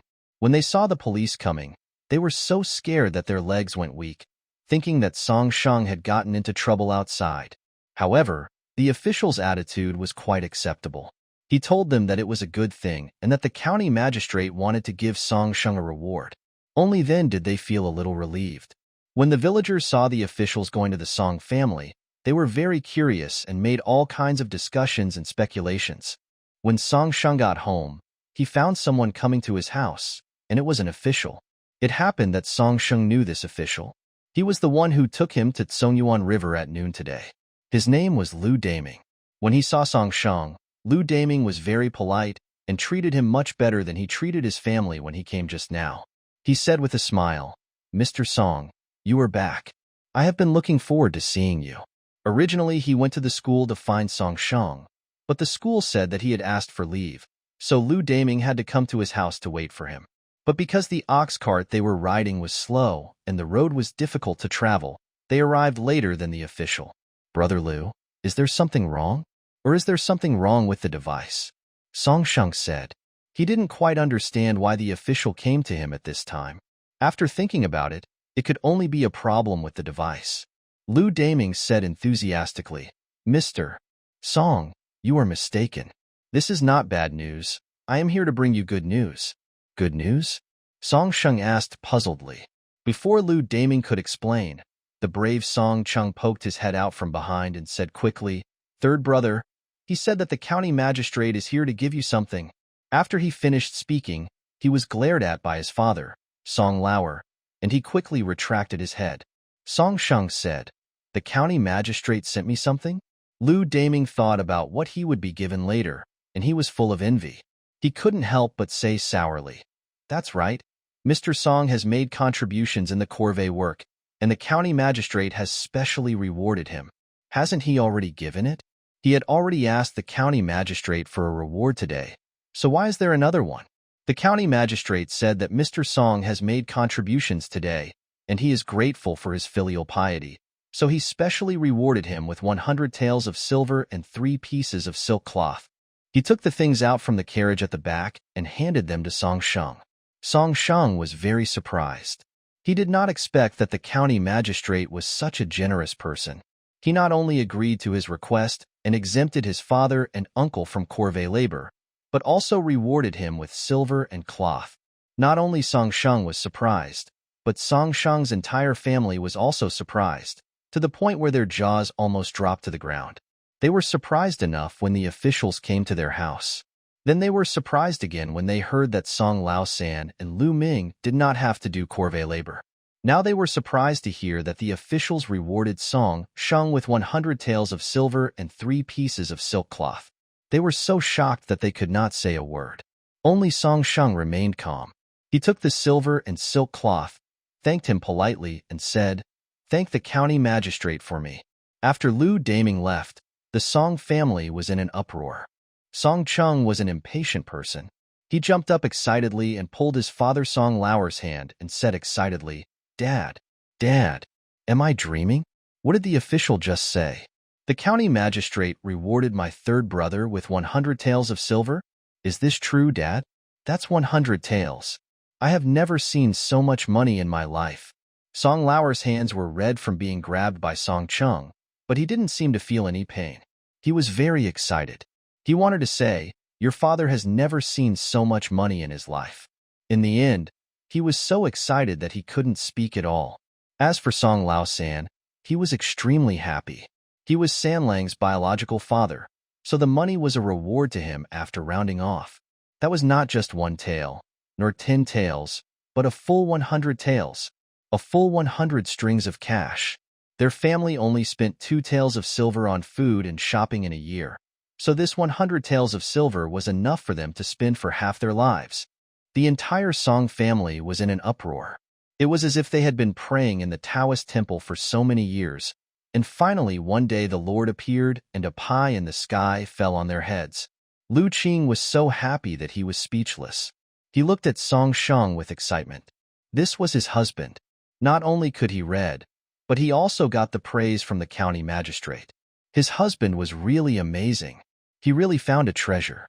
By the time the Song family calmed down, it was almost time for dinner. The family spent the entire afternoon in excitement. Lu Ming didn't stay at the Song family for long before returning home. He was anxious to tell his family the great news. After dinner, Zhang Xinghua called everyone into the house to talk. This afternoon, our Shunger told me everything. He had been thinking about something these days, and he drew a blueprint. The county magistrate saw it, and then he asked the craftsman to make it. It was used to move wood in Shaoyan Pavilion, which helped the county magistrate a lot. The county magistrate rewarded our Shunger for this. The third brother and Chinger's uncle were exempted from Corvée labor in the next few days, all because of Shunger's contribution in this matter. Zhang Xinghua talked for a long time, mostly saying that the county magistrate's reward was all because of Song Sheng.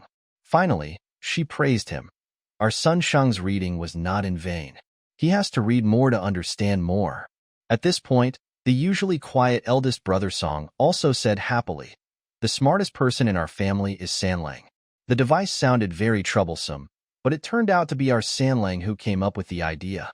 Such a smart San Lang was born in our Song family. It's really a blessing from our ancestors. As soon as he finished speaking, Song Sheng's second uncle, Song Lao Heir, also said, "That's right." After listening to what the official said this afternoon, I thought smoke was coming out of my ancestors' graves. Ha ha ha.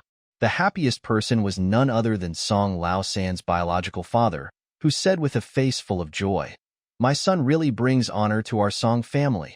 He must be so envious that others would want to retrain their own son, ha ha ha."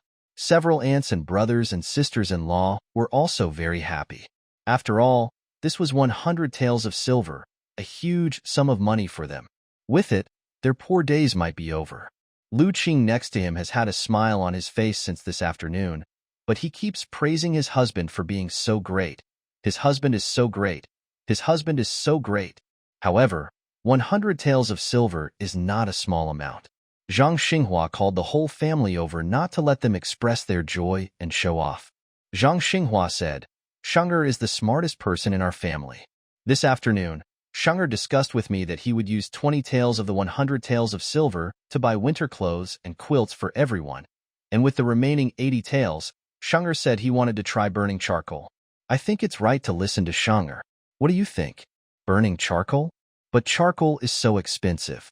Even if the 100 taels of silver are more, it won't last long." Boss Song thought that what Zhang Xinghua meant by burning charcoal was that she should buy charcoal and burn it herself. After all, it was cold in winter, and burning charcoal for heating was normal. Zhang Xinghua said, "No, the charcoal I just mentioned does not mean that we buy charcoal to burn, but that we burn the charcoal ourselves." When Zhang Xinghua said this, the whole family was stunned.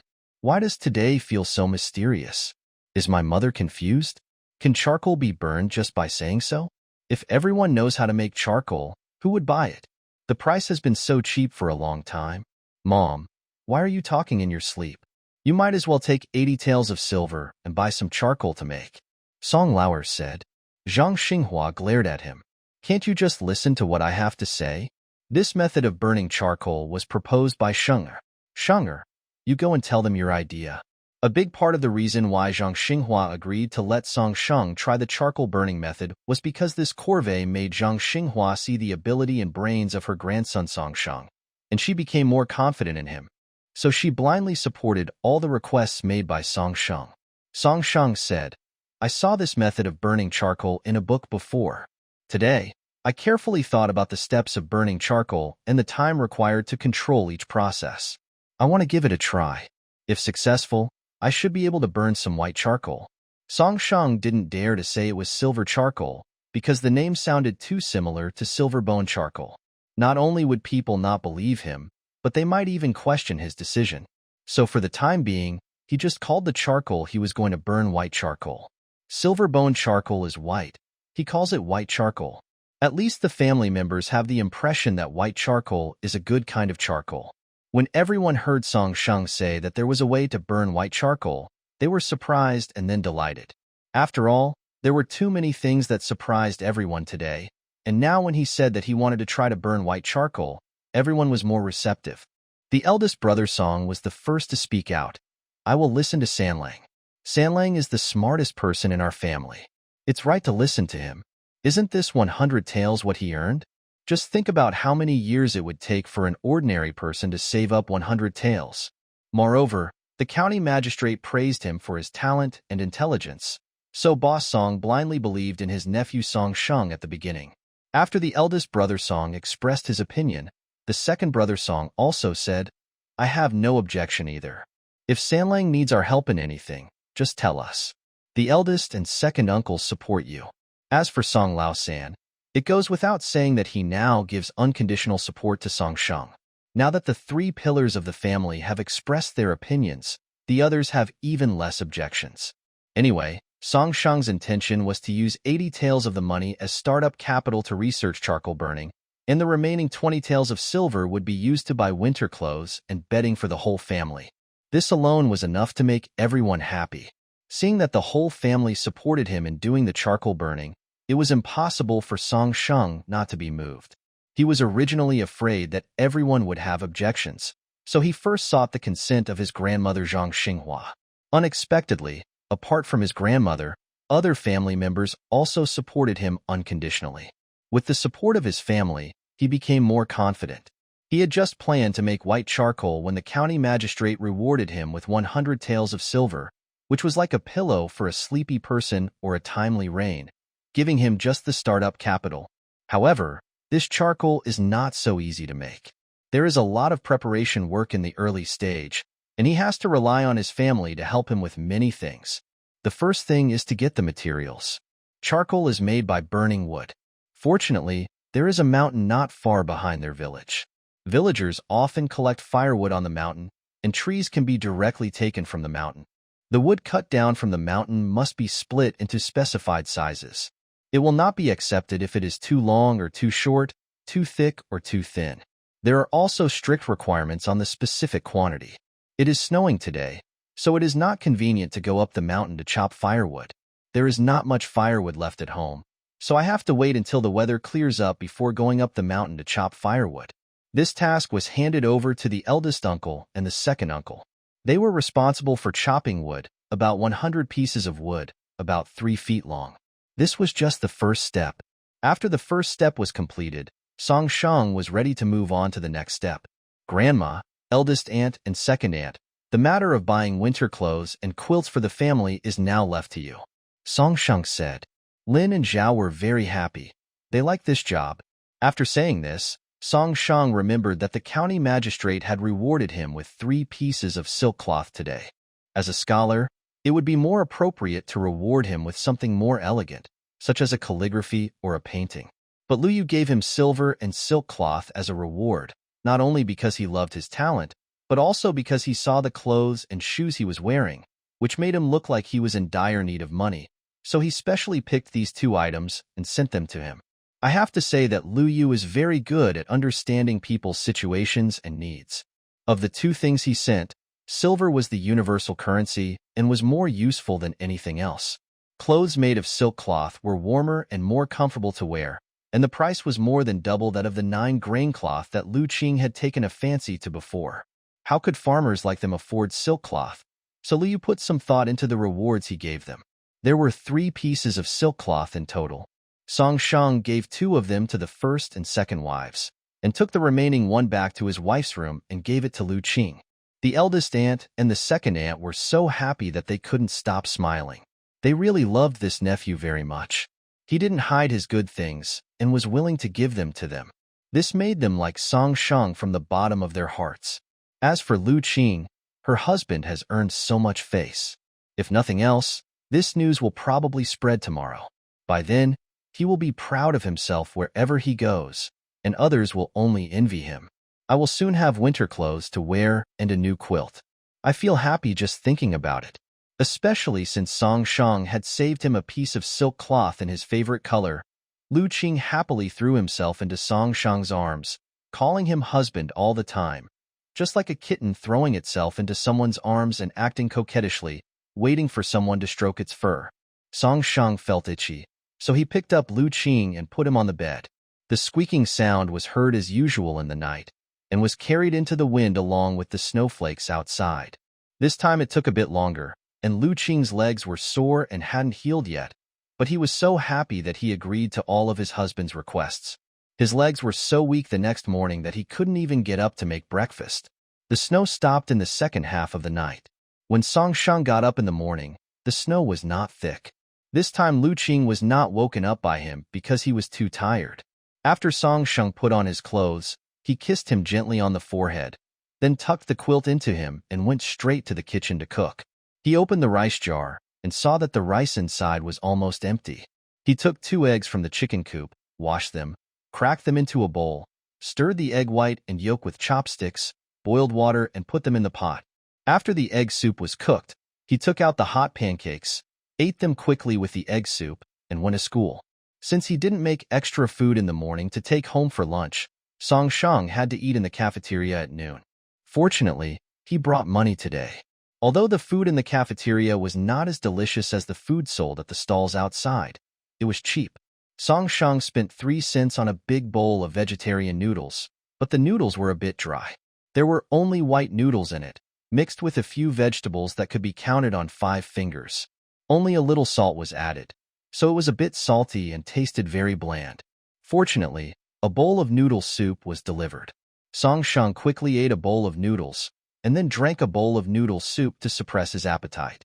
Although the noodles were not tasty, after drinking the soup, his whole body was warm, and he had the energy to study in the afternoon.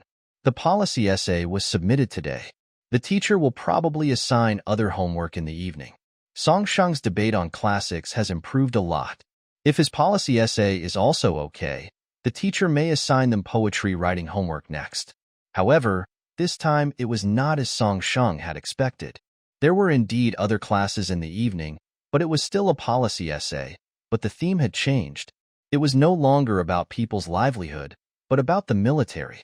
Song Shang doesn't know much about the military, so he still needs to borrow a few more books to understand the relevant military systems and current situation. Perhaps the master knew that they had little contact with military affairs, so he gave them more time to work on this policy paper. Song Shang was flipping through books and looking up information while trying to understand the military system of the Jing dynasty. Generally speaking, people who know about military affairs usually hold official positions, and the only person who holds an official position that Song Shang knows is Lu Yu. Song Shang planned to find time to visit the county magistrate Lu Yu and ask him about the military. After Song Shang went to school, Lu Qing didn't wake up either. He didn't wake up until Yu Guer came and called him to eat. After he woke up, Yu Guer joked, "Are you so tired? You haven't gotten up yet. Isn't it said that there are only tired cows, but no plowed fields?" Lu Qing was no longer ashamed. He glared at Yu Guer and said, "I'll see if you can still say such things after you get married." When Yu Guer heard this, he grinned. After Lu Qing finished his meal, my elder sister-in-law, my second sister-in-law and I prepared to go to the city to buy cloth to make winter clothes, and also buy a few sets of bedding. When asked if Lu Qing wanted to go, Lu Qing really wanted to say yes, as he wanted to pick one with a nice color. But after he took a few steps, he felt something uncomfortable behind him. In the end, he refused with a blush. The eldest and second sister-in-law were experienced people, and they knew what was wrong with Lu Qing at a glance. They smiled and told Lu Qing to get more rest, and then went to the city together in the cold wind. There was only one big word: embarrassment on Lu Qing's face. When Song Shang came back in the evening, he found that his young husband was no longer as enthusiastic towards him as before, but had a stern face towards him. Song Shang realized that Lu Qing was quarreling with him again, so he walked over and asked with concern, "What's wrong? Qing? Are you feeling unwell?" Lu Qing is a soft-hearted person, especially towards Song Shang. He couldn't resist Song Shang's gentle concern for him for even a quarter of an hour. "And I don't know why. My husband used to only call him Qing in bed, but now he starts calling him Qing in private when there is no one around." Lu Qing would blush every time he heard this name. He turned around, trying to put on a fierce expression, and said to Song Shang, "Husband, it's all your fault. I was laughed at by my sister-in-law today." Song Shang didn't understand. His family had always gotten along well with each other, so why would they laugh at him? Before he could ask the reason, he heard his young wife timidly discuss with him, "Husband, can you not be so aggressive next time? I didn't get up this morning and slept until dinner time. It was Yu Guer who woke me up, and I haven't felt well all day." Song Shang now knew what he was talking about. It was indeed Meng Wang who was reckless last night. He said, "I'm sorry, it's all my fault. Does it still hurt now?" A good man should actively admit his mistakes, but Lu Qing didn't expect his husband to apologize to him directly for something like this. After being surprised, he quickly said, "No, it doesn't hurt anymore. It's just a little uncomfortable. My husband put too much in there, so he had to keep his tail between his legs all day. It was a very uncomfortable feeling." Song Shang had become more and more aggressive since he had tasted meat. He had indeed gone too far. Now he reflected on himself and said, Qing, I won't do this again next time. From now on, we'll stop whenever you say so, okay?" Lu Qing foolishly believed it, but when he really called for a stop the next time, the other party kept saying wait a moment, and in the end, nothing happened because he fell asleep afterwards. Of course, this is a later story. After dinner, Boss Song came to find Song Shang and told him that the firewood he had asked him to chop had been prepared according to the size he requested, and asked him what to do next. Song Shang didn't expect his uncle to be so efficient. Boss Song was a good worker and was used to chopping wood. So it was easy for him to do these jobs, and he could do them much faster. After the firewood is prepared, the next step is to load it into the cellar. Before loading the cellar, you have to wait until the cellar is built. Song Shang's second uncle specially found Uncle Chun in the village who knew how to build earth cellars to help. The first step in building a soil cellar is to obtain soil blocks. There are some requirements for the size of the soil blocks. They cannot be too big or too small. They must be of moderate size.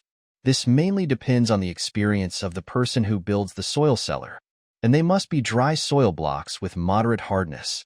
Uncle Chin often goes around building kilns for others. He also knows how to build this earth cellar and has a lot of experience. However, work like his is not done in vain. Although they are from the same village, building an earth cellar is no easier than other jobs.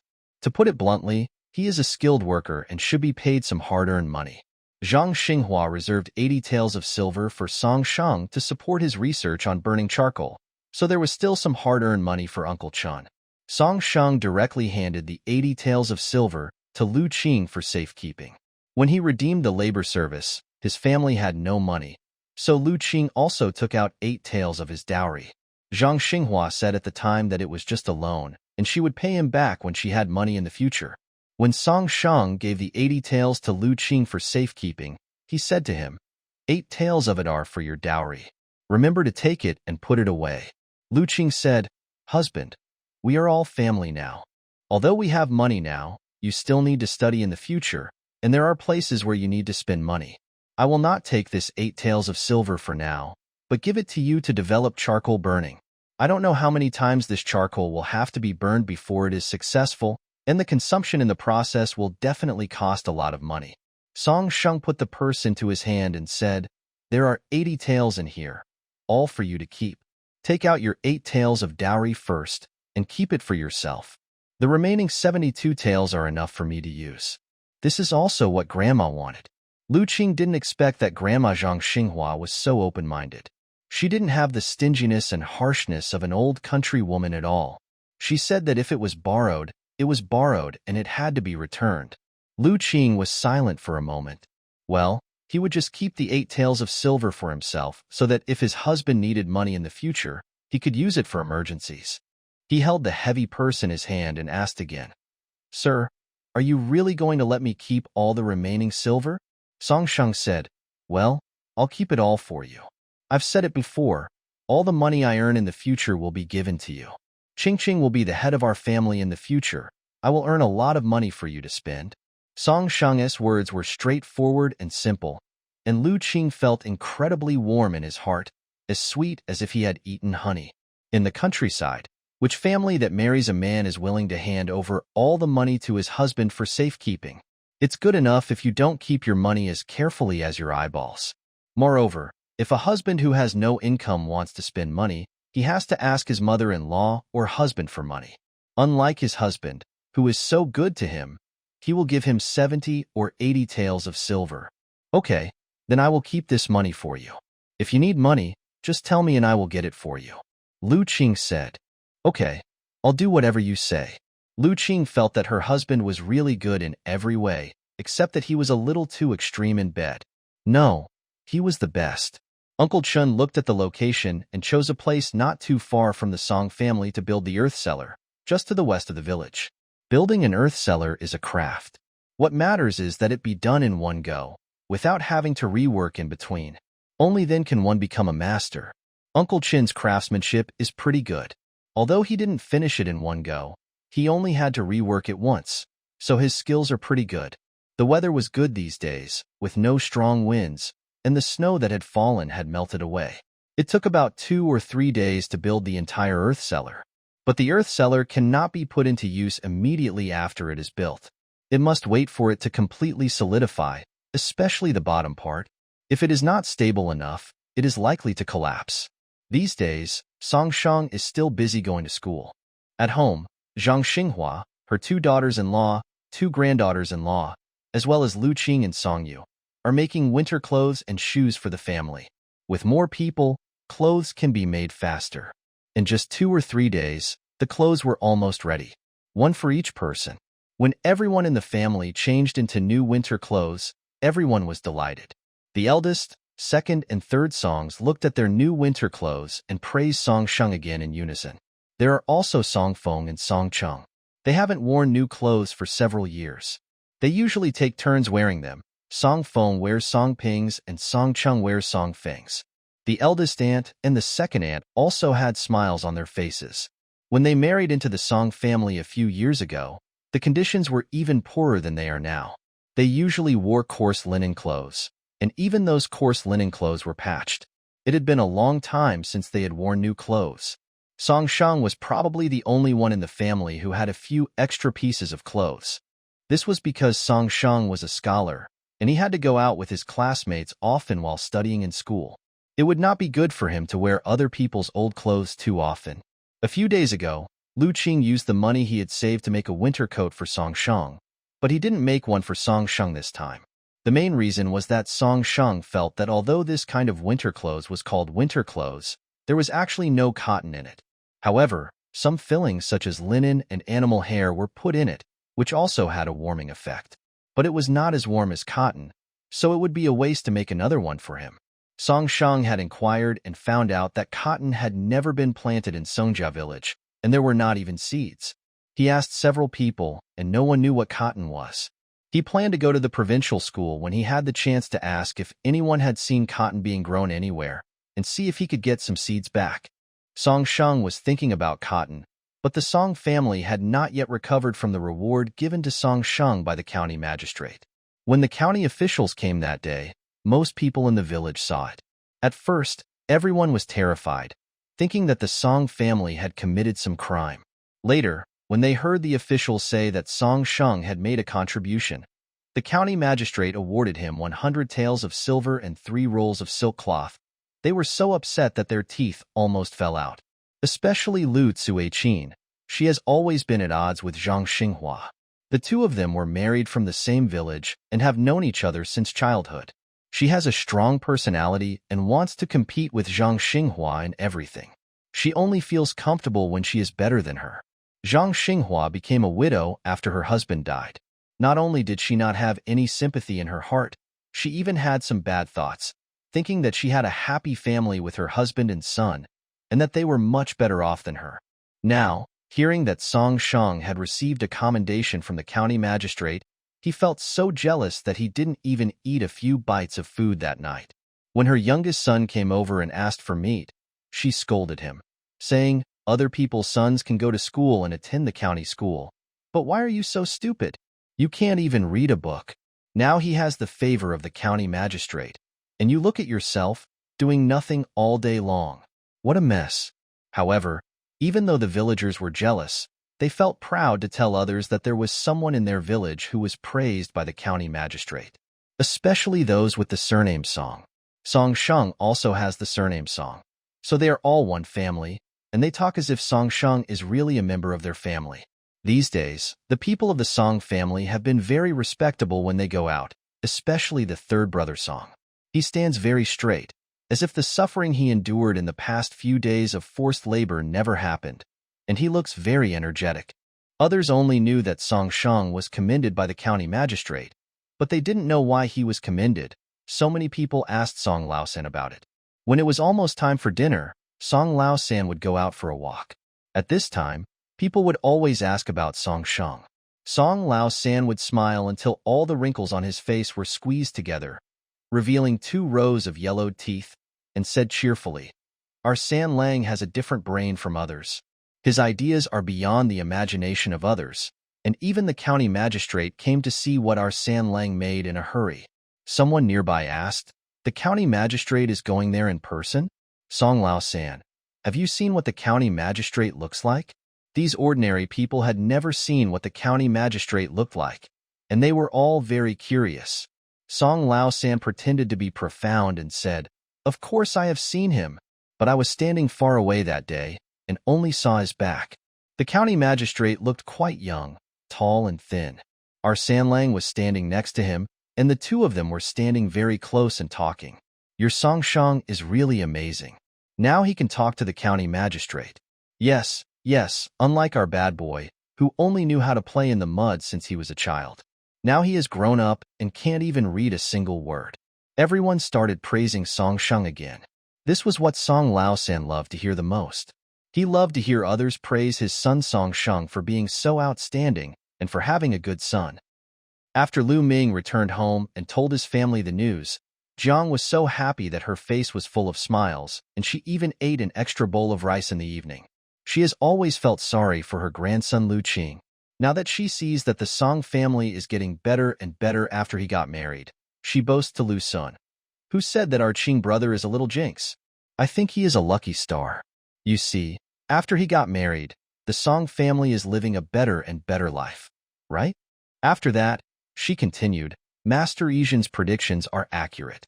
I will go there again some other day and ask Master Yizhen to predict when your second brother will be able to get married. Lu Sun was also happy. Song Sheng, the son-in-law, was half a member of their Lu family. Now that he was commended by the county magistrate, their Lu family also benefited from it. Being commended by the county magistrate was a big deal, and the news spread to several villages within a day. Those who had always said that Lu Sun was a jinx now became much more polite when they saw him. The Lu family and the Song family are relatives, and Song Sheng has won the favor of the county magistrate.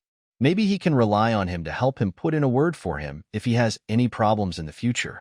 Even Song Ying, who married into Shangxi village, knew that her younger brother had been rewarded by the county magistrate. The attitudes of her mother-in-law and husband towards him had changed a lot. Even though she had not given birth to a son, she spoke with more confidence. As for Song Dong, there is no need to say more. She has always been a brother-supporting woman. Every time she brought things back to her parents' home, her mother-in-law would nag her for several days. This time, her mother-in-law actually took the initiative to prepare things for her and asked her to take them back to her parents' home to congratulate her in-laws. However, Song Dong refused. She was happy that her brother was commended by the county magistrate. It was a good thing, and it was enough for her to know it. There was no need for her to make a special trip to express congratulations. If her younger brother passed the exam and became a scholar, she would rush back to congratulate him. Song Sheng knew that everyone in the village had been talking about the reward from the county magistrate these days, and even the teacher knew about it.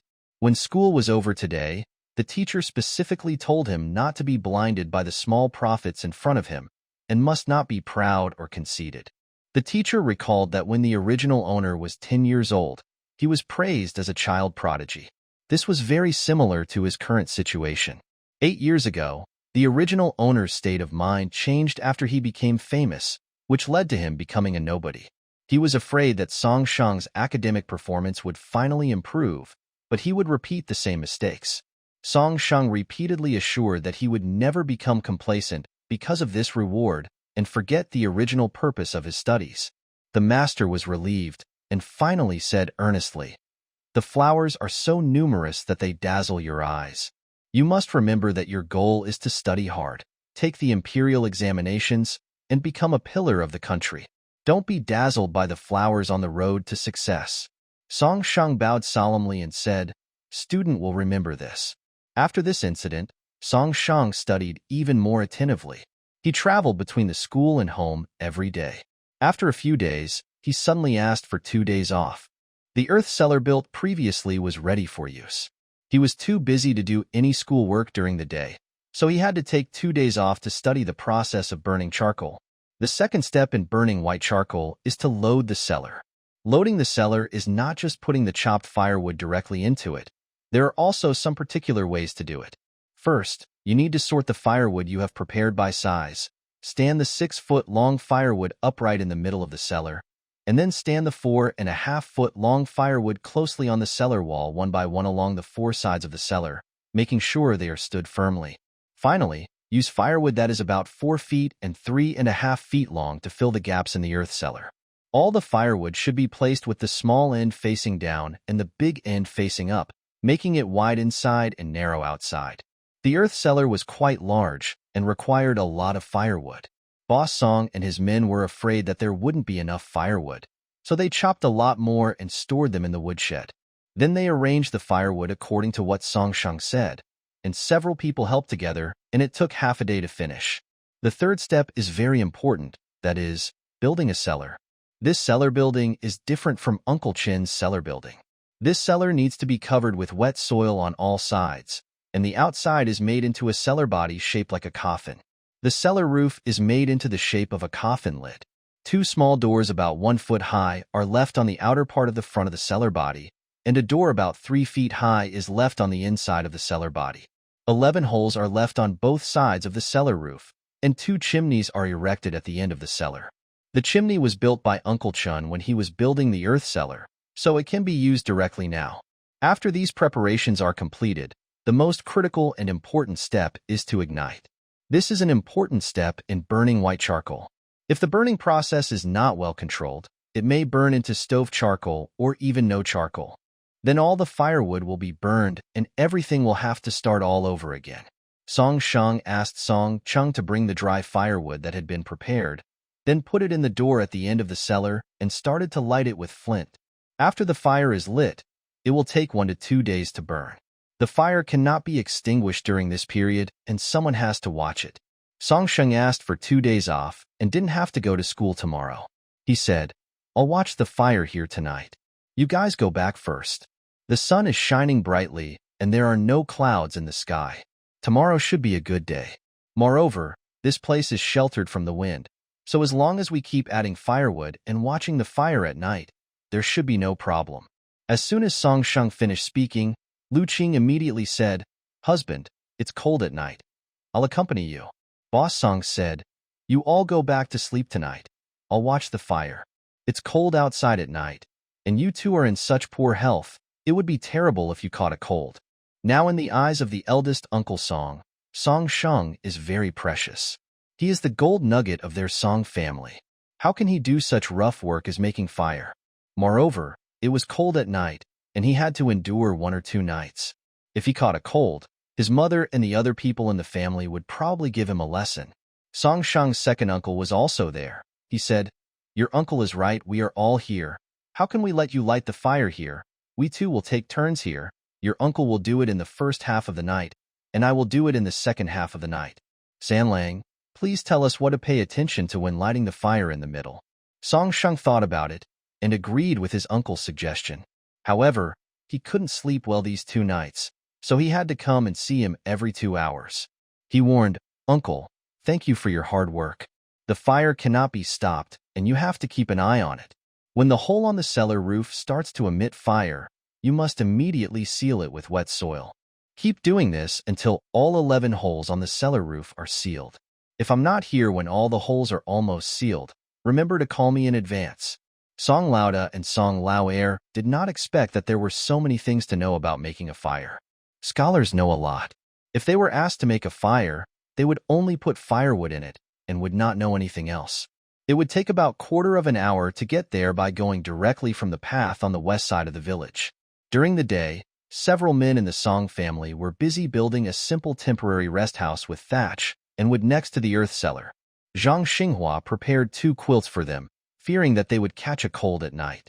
The first night went smoothly. Song Sheng only slept for half a night. He was worried. So in the middle of the night he got dressed and went out to take a look at the earth cellar.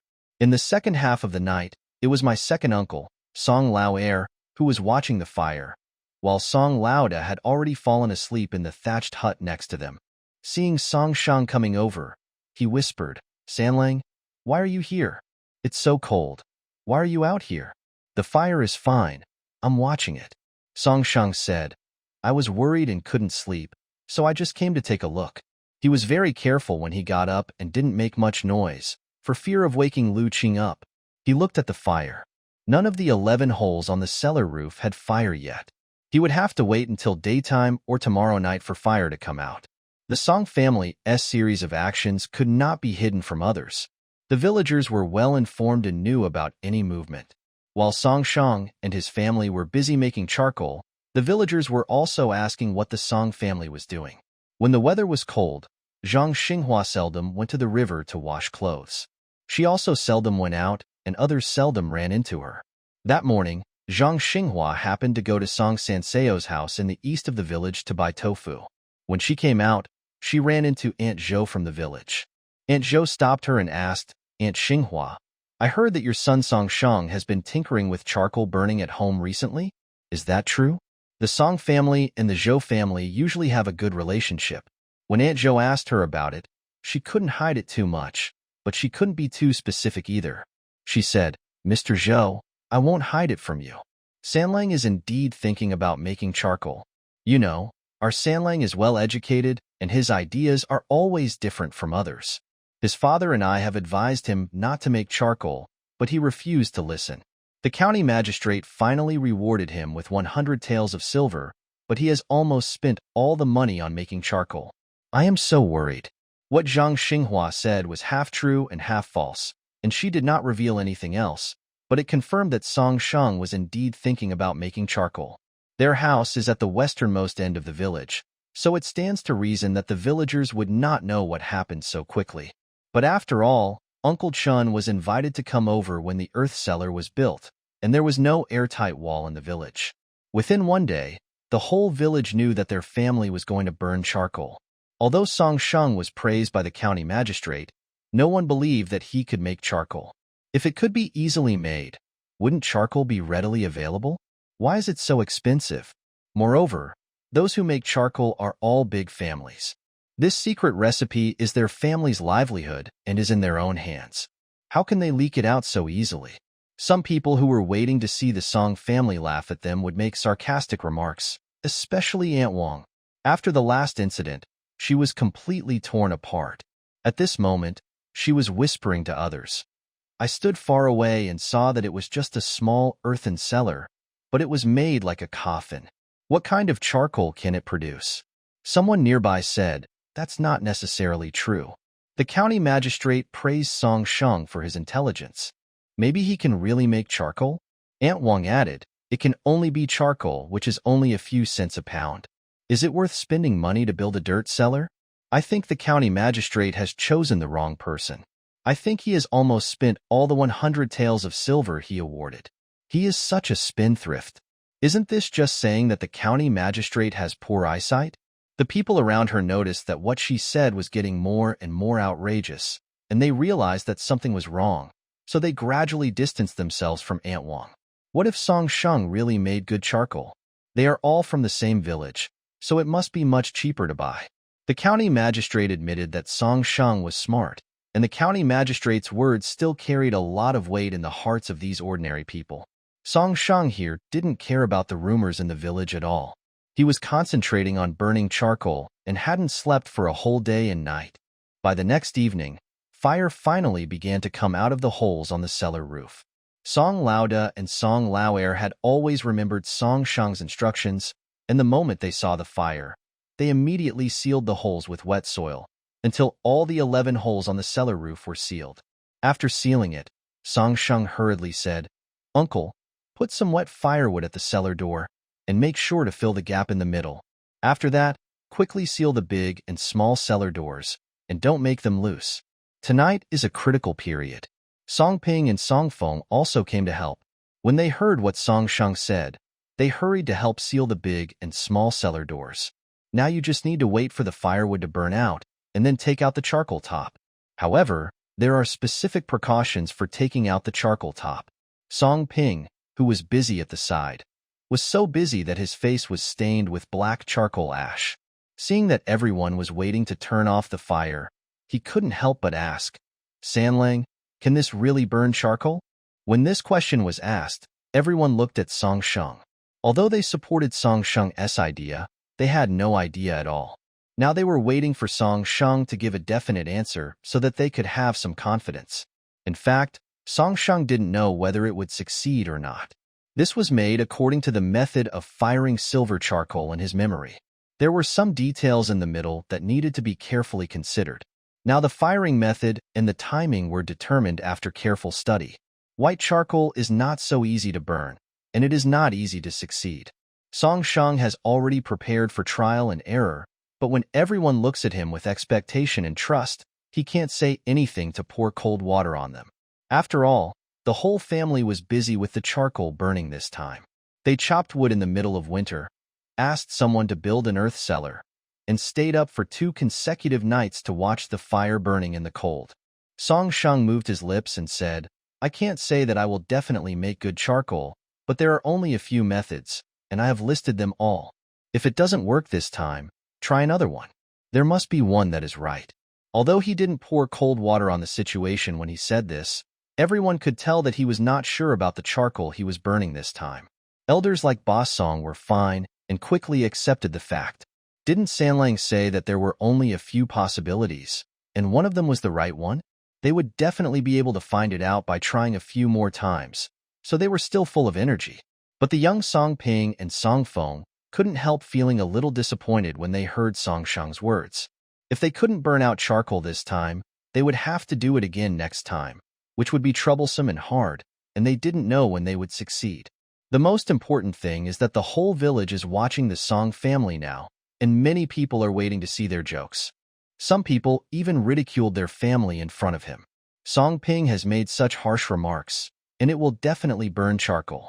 If he fails to burn charcoal, he will be extremely embarrassed. Song Shang remained silent, waiting for the firewood in the earth cellar to die down. The elder Song, who was standing by, was afraid that he was under a lot of pressure, so he walked over to him and comforted him. "Sanlang, don't be too stressed. It's not easy to make something like this. We in the Song family are not afraid of hard work. If it doesn't work this time, we'll listen to you and try another method." Songsheng nodded and said, "Thank you, uncle." Soon, it was daybreak and the second night had passed.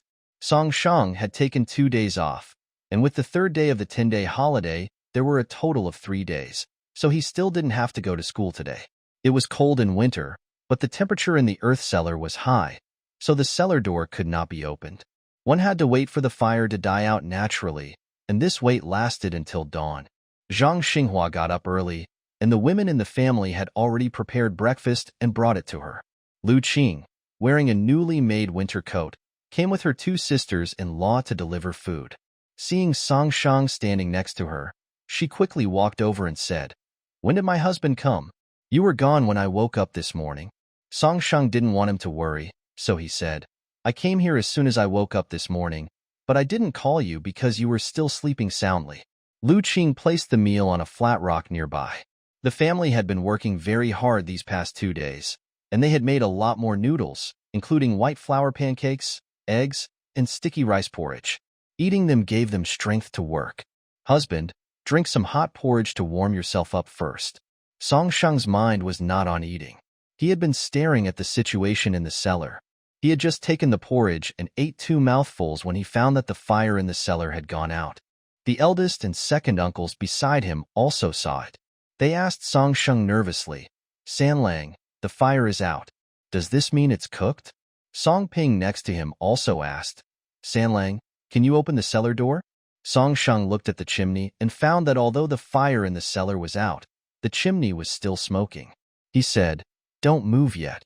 Wait until the smoke stops." After he said that, no one dared to touch the cellar door, and they all stared at the chimney carefully. The eldest sister-in-law at the side said, "Eat first. I'll keep an eye on you. Eat quickly. It's so cold. If you don't eat now, the food will get cold." Everyone then picked up a pancake and a bowl of porridge and squatted beside to eat, glancing at the chimney from time to time while eating. Song Shang and the others had been standing by for too long, especially Song Shang, whose feet were now icy cold. He had basically been standing by in the second half of the night. The eldest and second uncles were better. When the fire was burning in front, the entire cellar door was warm, so it wasn't particularly cold. Song Shang drank a bowl of hot porridge and felt much warmer. Lu Qing looked at him distressedly, and after he finished eating, he took out a cloak from a bundle, which he had made yesterday. This time, everyone in the family made a set of winter clothes. Although her husband said he didn't need them, Lu Qing still used the remaining cloth to make him a cloak, which was just right for him to wear when he took it over. Lu Qing put it on Song Shang, helped him tie the string around his chin, and said, "Husband, put this on. You are weak. Don't catch a cold." Song Shang looked at the new cape, held his hand and asked, "When did you make it? Did you burn your eyes again?" Lu Qing shook his head and said, "The cloak is easy to make and won't hurt your eyes. It's just that we don't have fur at home. Otherwise, I could make a fur collar for my husband, and it would look better when he wears it." Song Shang felt very relieved. Just when he was about to whisper something to his young husband, he heard his sister-in-law's son say, "Sanlang, I think we're out of cigarettes. Can we open one? When everyone heard this, they quickly looked at the chimney, and sure enough, there was no smoke. Then they looked at Song Sheng nervously, waiting for him to speak. Song Sheng said, "Open the cellar door." "Uncle, open the cellar door and use the hooked wood we made earlier to hook out the charcoal." "Dad and brother, shovel out the hooked charcoal and place it on a flat surface, then cover each layer with the ash and wet soil from the fire." The eldest and second oldest Song were already opening the cellar door. Song Chung, who was standing next to them, asked, "What should I do?" Song Shang said, "Please help get the ashes. Uncle Sure too, and the others have already prepared them. Mix them together and give them to the eldest and second brothers. There are still sparks on the charcoal that has just been dug out of the cellar door." The fire, ash, and wet soil are mixed and covered on top to completely extinguish the charcoal. However, after it is completely covered, it takes more than 2 hours to remove the ash and soil. As soon as Song Shang finished speaking, everyone started to work. The cellar door was sealed tightly, and as soon as it was opened, a hot smell of burning wood gushed out. The eldest and second oldest Song did not dare to delay and quickly dug out the black charcoal inside. The room was filled with charcoal, and the two of them were a little slow in digging it out. The eldest sister-in-law, Ms. Sun, and the second sister-in-law, Ms. Li, also helped. Lu Qing helped to clean up the dishes and took them back to wash. The black charcoal was dug out one by one. Song Ping and Song Feng quickly moved them to the empty space nearby and covered them with the mixed ash. Fortunately, there were many people at home, so it was done in a short time. The next step was to wait. This was the last step. Boss Song and his friends knew that they would be able to see the burnt charcoal after digging up the ashes in 2.5 hours. They were all very nervous, fearing that they would only see black sticks of firewood. The people who waited for the 2.5 hours in between were extremely anxious. Calculating the time, it was almost time when they had just finished lunch. Someone has to watch here in the morning, but not so many people. Song Shang didn't sleep in the second half of the night, and his uncle advised him. "Sanlang, we can just watch here. You go back and have a rest. You've been up half the night, and let your aunt call you when the time is almost up." Song Shang was very tired. He had been tense all night, fearing that something might go wrong. Now it was the last step. His mood relaxed a lot, and his body began to feel sleepy. He said, "Uncle, I'm going to go back and take a nap. I'll leave this place to you guys." It was almost 8 o'clock in the morning. The sun had risen from the east. The weather was good, and people in the village began to come out one after another to do farm work. There were those who were curious and stood nearby to see what they were doing, but Boss Song and his friends ignored them. Occasionally, someone familiar would pass by and ask him how the fire was going, and he would just smile and say it was not ready yet. This was already the third day, and curious people nearby had seen them open the cellar door. But there was no movement, and they all gathered around a flat ground. In the eyes of others, this kind of behavior seems to be a sign of failure and frustration. So in the morning, the villagers started to talk about the failure of the Song family's charcoal burning. The people who were watching the joke seemed to have finally found a reason and were confident in making sarcastic remarks. Aunt Wang lived next door to the Song family. She had been secretly following the Song family's charcoal burning. In the morning, she saw them open the cellar door, but there was no response, as if she had confirmed that the Song family's charcoal burning had really failed. She said proudly, "Didn't I say it a long time ago that the Song family's charcoal would definitely not be made? Now it's all good, isn't it? All that firewood is wasted. If I had known that they wouldn't burn it, it would have been better for my family to burn it instead of wasting it now." Most people believed what Aunt Wang said. After all, other people also ran over to see and found that it was exactly the same as Aunt Wang said. However, there are still some people who are half believing and half doubting, and are prepared to meet people from the Song family to inquire about it. Lunch was still delivered. It was cold outside, so the eldest and second oldest Songs stayed in a makeshift hut nearby with the door open so they could see the charcoal-covered area at any time. They were also worried that someone might come to cause trouble, so they kept a close eye on it the entire morning.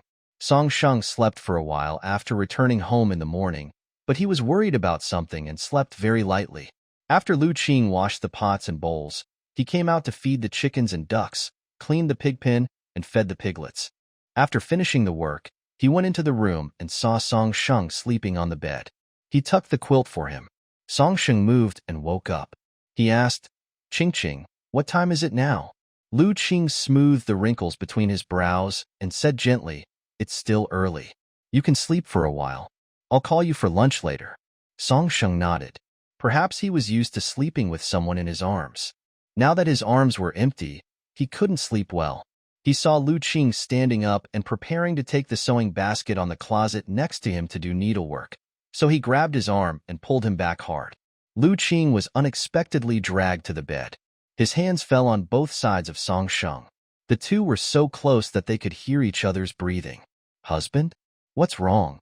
Song Sheng hummed, pulled the person into his arms, and said, "Come up and sleep with me for a while." Lu Qing blushed and said gently, "Husband, it's still daytime now. How about we do it at night?" Song Sheng knocked on his head and laughed. "What are you thinking about? I'm not doing anything, just asking you to come up and sleep with me. You got up very early in the morning, right? Be good. Come up and catch up on some sleep. Grandma and the others won't know." Lu Qing was embarrassed. He was wrong. But which married man dares to sleep in bed in broad daylight? He will be criticized by his mother-in-law, and if he is told about it in the village, he will be labeled as lazy. Lu Qing was also afraid that the Song family would think he was lazy, so he hesitated and said, "Husband, I still have needlework to do." Song Sheng pretended to be pitiful and said, "But I can't sleep without holding you." When Lu Qing heard this, he immediately said, "Then wait a minute, my husband. I'll take off my coat first. I just came in from outside and my clothes are all cold." Because Lu Qing was tired, after he lay down, Song Sheng held him in his arms, closed his eyes, and fell asleep. He fell asleep in a short while. Lu Qing didn't fall asleep so quickly. He lay on his side facing Song Sheng and found that his husband's brows were still frowned even after he fell asleep. He reached out and smoothed his brows, his eyes falling on his chin. His husband had been too tired lately, busy with studying and burning charcoal, and there was little he could do to help. After Song Sheng fell asleep, Lu Qing quietly got out of bed. He wanted to finish embroidering the embroidery pattern he had uploaded yesterday. He had recently saved up some embroidered ones, and he calculated that he should be able to make more money this time than last time. Song Sheng slept until noon, and it was Lu Qing who called him to get up. After waking up, Song Sheng got dressed and got out of bed to wash up. He didn't even have time to shave. He ate a little lunch and left. Calculating the time, it was almost time to remove the ashes and soil. He was feeling nervous, wondering if he could successfully burn white charcoal this time. Although he was prepared to try a few more times, he wanted to get the whole family involved and make them feel tired. If they failed, everyone would feel bad. Walking to the place where white charcoal was burned, Song Sheng saw that almost everyone in the family was waiting here to see the results. Today, it was Lu Qing's turn to cook and wash dishes. At this moment, besides him, everyone else including Zhang Xinghua was also waiting here. Seeing Song Sheng coming over, the eldest and second oldest put down their bowls and said, "Sanlang, do you think it's time enough? Can we dig it out?" Song Sheng looked at the sky. He was not very good at estimating time at this time, so he asked, "How long has it been since we buried it this morning?" "About 2.5 hours. When Song Sheng heard the time was just right, almost 5 hours, he said, "It's about time. Let's dig it out." Song Ping, Song Feng, and Song Cheng had already prepared wooden sticks, just waiting for Song Sheng to give the order to take out the charcoal and see what was going on. Now that Song Sheng said that they could dig it out, they became a little timid. What if they found out that it was not burned successfully after digging it out? Forget it, let's just dig it up quickly, just in case it's burned successfully. Song Sheng was also anxiously waiting to see what the charcoal looked like. When Song Ping dug out the first one, Song Sheng thought to himself, "Oh no, it's still black. Although some are gray, there is not a single white one. This layer of white has failed. This white charcoal is really not that easy to burn." But they burned so many at once. Was it possible that not a single one was successful? After Song Ping and his team had dug out all the charcoal, Song Sheng looked through it all and found that there was indeed not a single piece of white charcoal. This meant that the entire pot was burned to waste, and all the efforts of the past few days had been wasted. Song Sheng thought that he would have to review the problem carefully when he returned, and then try the remaining plans he had proposed. All the hard work of the past few days had been in vain. For a moment, he didn't know how to explain to his family. Although his family would definitely understand, if he couldn't burn any charcoal, he would be betraying his entire family's trust in him. When Song Sheng thought about this, he felt the psychological pressure doubled. He decided to go back and study carefully which method to use for the next firing and then try again. After thinking for a while, he looked up and prepared to announce the failure to everyone. But he found that everyone in the family had a happy face. He was a little confused. Why were his uncles so happy even though they had failed? Before he could ask, he heard Song Ping excitedly say, "Third brother, you are amazing. I didn't expect that you could burn it successfully the first time. This is really charcoal. It is charcoal." Song Feng was also very happy. For a moment he could only say success, success, and then kept repeating it. Song Sheng was a little confused. How could he succeed? Was everyone hallucinating? He turned to look at his grandmother Zhang Xinghua and found that her face was also full of joy. Not to mention his uncles and his father, especially his father, whose mouth was so happy that it almost reached his ears. Song Sheng asked, "Uncle, is the charcoal burned successfully? There is not a single piece of white charcoal here." Is he dazzled? Hearing this, Boss Song put his hands on his shoulders and patted him, saying, "Sanlang, you are worthy of being me. You made such good charcoal the first time. Although most of it is stove charcoal and is not worth much, some of it is ash charcoal. This kind of charcoal can be sold for 50 coins per pound." The Song family had completely forgotten that Song Sheng had said at first that they wanted to burn white charcoal, but now they were overjoyed to see the successfully burned gray charcoal and stove charcoal. Their Sanlang was indeed a person praised by the county magistrate. He was so smart that he could even burn charcoal. Song Sheng could never have imagined that he originally wanted to burn white charcoal, but failed, and instead burned a lot of stove charcoal and some gray charcoal. After thinking about it, although no white charcoal was burned out, at least there was no waste. Cooking charcoal and gray charcoal were produced, which was already a good result. The big cellar can produce more than 600 kilograms of charcoal, and the small cellar can produce more than 200 kilograms. The cellar that Uncle Chun helped to build is even smaller than the small cellar. The total amount of charcoal produced this time is about 120 kilograms. About 90 kilograms of it is stove charcoal, and the remaining 30 kilograms are ash charcoal. If all of them were sold, according to the market price, one caddy of stove charcoal could be sold for 5 cents, and one caddy of ash charcoal could be sold for 50 cents, which would be about 2,000 cents, or 2 taels of silver. It takes 3 days to make charcoal once, plus the time spent on chopping wood in the previous few days. The total time is no more than about 7 or 8 days. In other words, if the charcoal was sold well, they could earn 2 taels of silver in just 7 or 8 days. After calculating this, the eldest and second oldest Song became even happier, and the wrinkles at the corners of their eyes were revealed from smiling. Moreover, when making charcoal for the second time or more times, you only need to follow 4 steps: preparing firewood, loading the cellar, lighting the fire, and taking out the charcoal coat. There is no need to build a cellar, which saves more effort. The Song family happily carried the charcoal back home. On the way back, the eldest brother Song said to Song Sheng, "Sanlang, I see that white charcoal you mentioned is the same as silver bone charcoal, right? After all, they are both white, and the names are easily associated together." Song Sheng nodded. He just wanted to burn the silver bone charcoal mentioned in the book. Song Laodao said, "I have heard of this kind of charcoal. It is extremely expensive. It is only used by the nobles in the palace. It is even more difficult to burn. The more expensive it is, the rarer it is. Scarcity makes things valuable. Moreover, silver bone charcoal has no smoke and burns for a long time. It is a high-quality charcoal. It is normal that it cannot be burned. Why don't we just burn it like this in the future? At least we can get some gray flower charcoal, which can be sold for a lot of money. And this stove charcoal, don't underestimate it because it's cheap. It's essential for every household." Not only did he say so, but Song Laoer also said so. Now they are very happy that they can produce charcoal. As for the expensive silver bone charcoal, they don't even dream about it. But Song Sheng was not very willing to do so. His firing method was originally the recipe for firing silver thread charcoal, but by mistake he produced stove charcoal and ash flower charcoal. He felt that as long as he could find out what went wrong, he would be able to fire better charcoal. He said, "Uncle, Grandma, I still want to give it a try to see if I can make better white charcoal. Some parts of the process may need to be adjusted this time.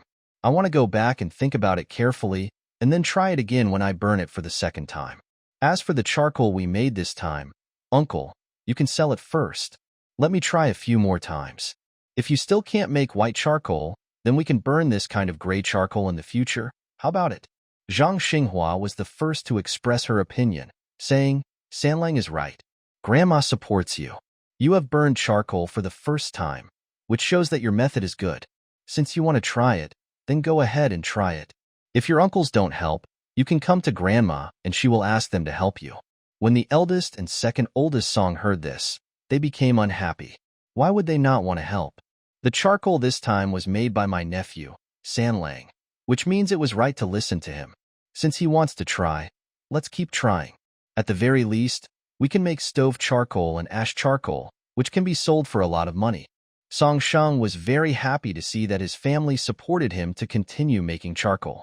On the way back home, Lu Qing saw him and hurriedly came up to him, wanting to ask about the results of the charcoal burning. But when he saw that there was no joy on his husband's face, he didn't dare to ask the questions that were on his lips. Song Sheng saw what he wanted to ask and took the initiative to say, "Today's kiln did not produce the white charcoal I wanted." Upon hearing this, Lu Qing quickly comforted him. "It's okay, husband. If it doesn't work this time, we can try again next time. It will always work." "Yes, you're right. But fortunately, it's not all failure. Although there is no white charcoal, it is all stove charcoal and gray charcoal. No firewood was wasted." Hearing that stove charcoal and ash flower charcoal were made, Lu Qing was delighted, with a happy expression on his face, and praised sincerely, "My husband is amazing. He can even make charcoal." Song Sheng rubbed his head and saw his happy expression. He felt much better instantly because he didn't burn out white charcoal. He flipped through the firing steps and precautions he had written over the past few days and recalled the specific process and time of this firing. He made some slight changes to the original ones and planned to try again the next time he fired. The total amount of charcoal produced this time was more than 120 kilograms, and the people from the Song family carried it on shoulder poles and baskets. There are many men in the family. Each of them carries 2 baskets on a shoulder pole. The baskets are quite big and are used to carry grain during the busy farming season. They can fill up 5 or 6 baskets. Song Ping and Song Feng went home first carrying the charcoal, while Song Sheng, his father, and his uncles cleaned up the earth cellar. Although the Song family lived at the west end of the village and went directly from the west when returning from the charcoal burning place without passing through the village, it was impossible to hide the fact that so many people came back at once with such joy on their faces. Besides, the villagers had been paying attention to their charcoal burning for several days. It was afternoon now, and it was not yet dark. So many people saw them coming back. Someone who was on good terms with Song Ping boldly approached him and asked, "Delang, is the charcoal you made ready?"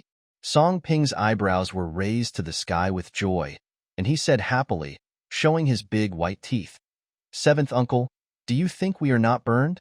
Zhou Laoqi saw him carrying 2 baskets on a shoulder pole. There was nothing covering the baskets, and both baskets were full. Wasn't that burnt charcoal? Song Ping deliberately didn't cover it with sackcloth.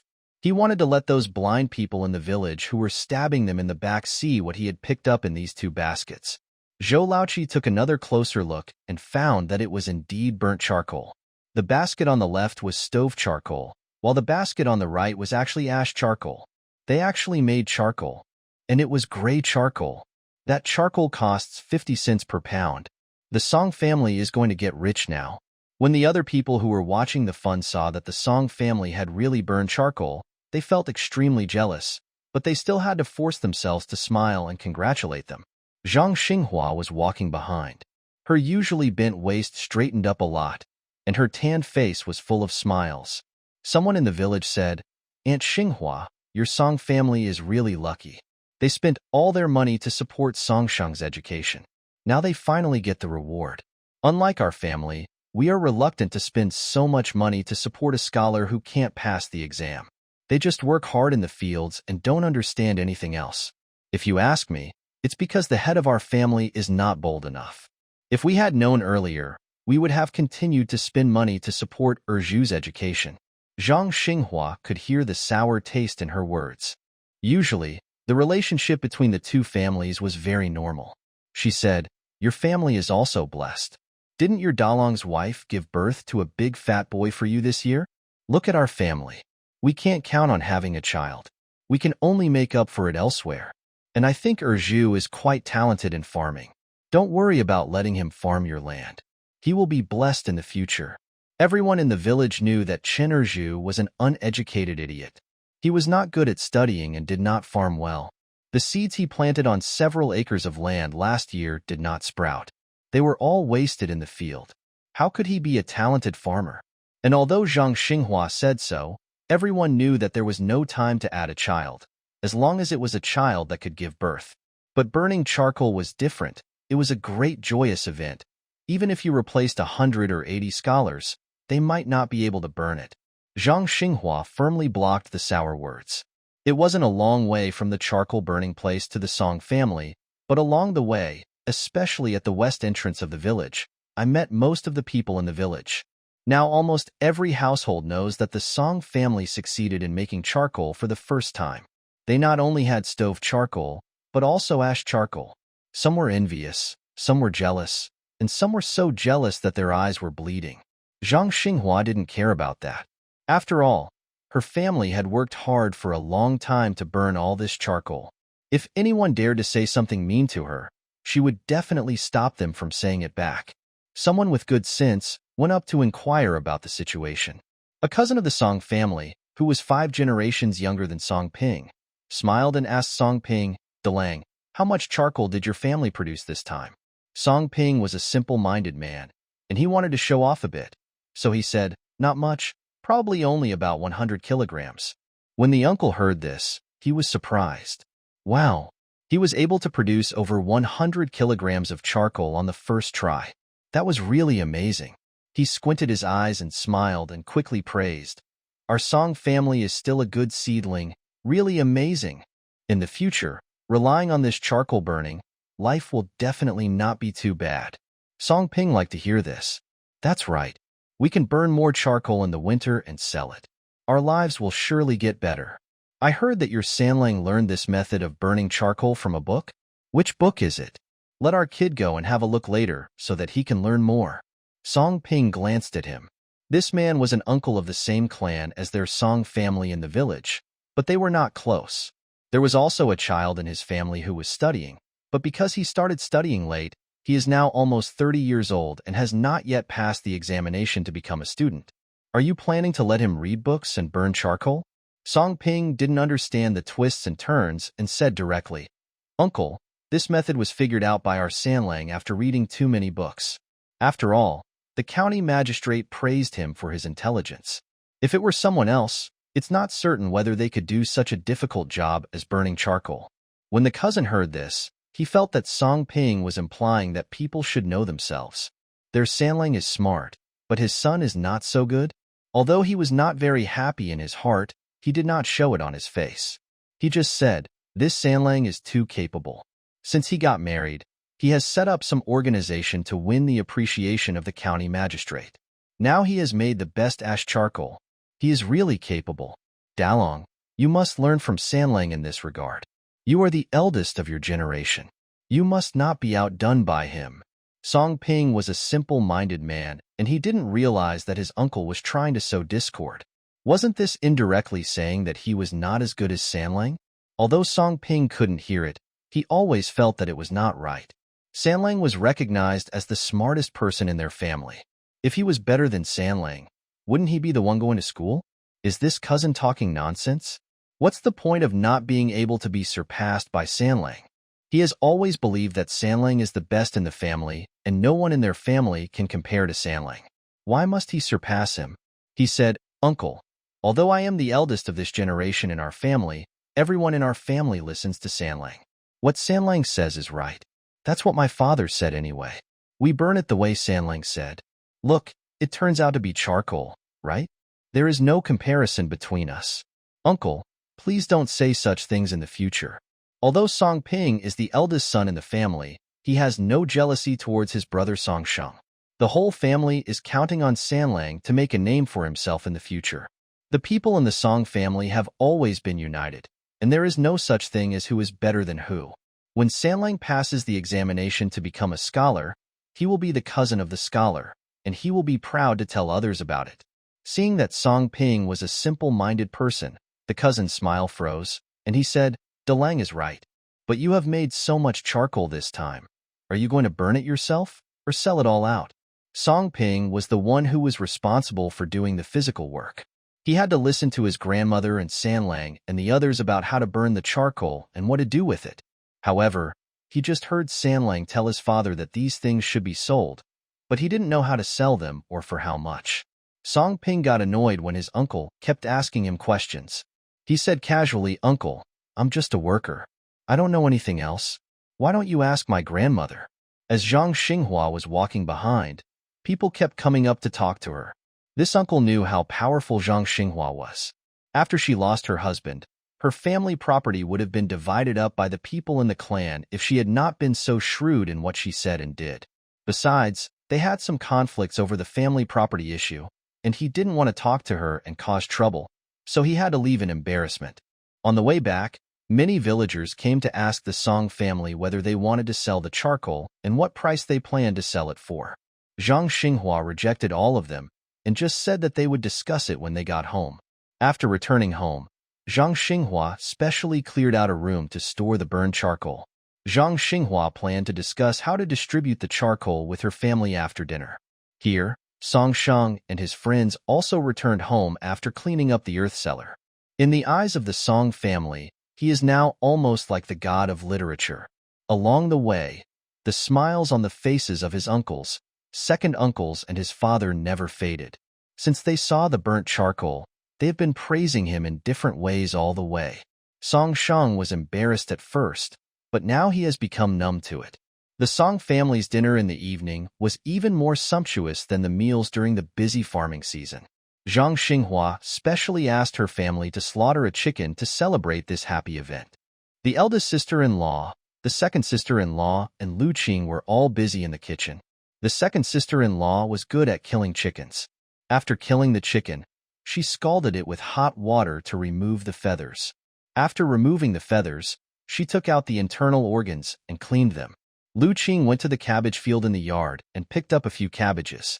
Due to the cold weather, the outer leaves of the cabbages had been frozen. He peeled off the outer layer of rotten leaves, washed the intact cabbages inside, and put them aside waiting to be cooked. The rotten vegetable leaves that are peeled off are not thrown away. They can be thrown into the chicken coop to feed the chickens later. The eldest sister-in-law, Sun, was in charge of cooking. After she knew that the charcoal was ready this afternoon, she went to the butcher next door and bought 2 pounds of pork. There was not much meat left in the afternoon, but because the weather was cold in recent days, not many people bought meat, and there were 2 pounds of fat left, so she took it all. Sun cut a piece of lard into the pot to melt, then poured the chopped cabbage in. The cabbage, soaked in water, burst with oil and sizzled like flowers. She stir-fried it with a wooden spatula, added a little salt, and took it out of the pot.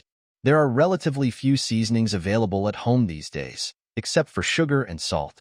The stir-fried cabbage doesn't taste very good, but this is fried with lard, which is much more fragrant than the usual vegetable oil. In addition to stir-fried cabbage, a plate of eggs was also fried. This time, Sun was willing to use more oil and water, and put in a few more eggs. The beaten egg yolks and egg whites were mixed together and immediately formed after being put into the pan. They were only stir-fried for a few times and then taken out.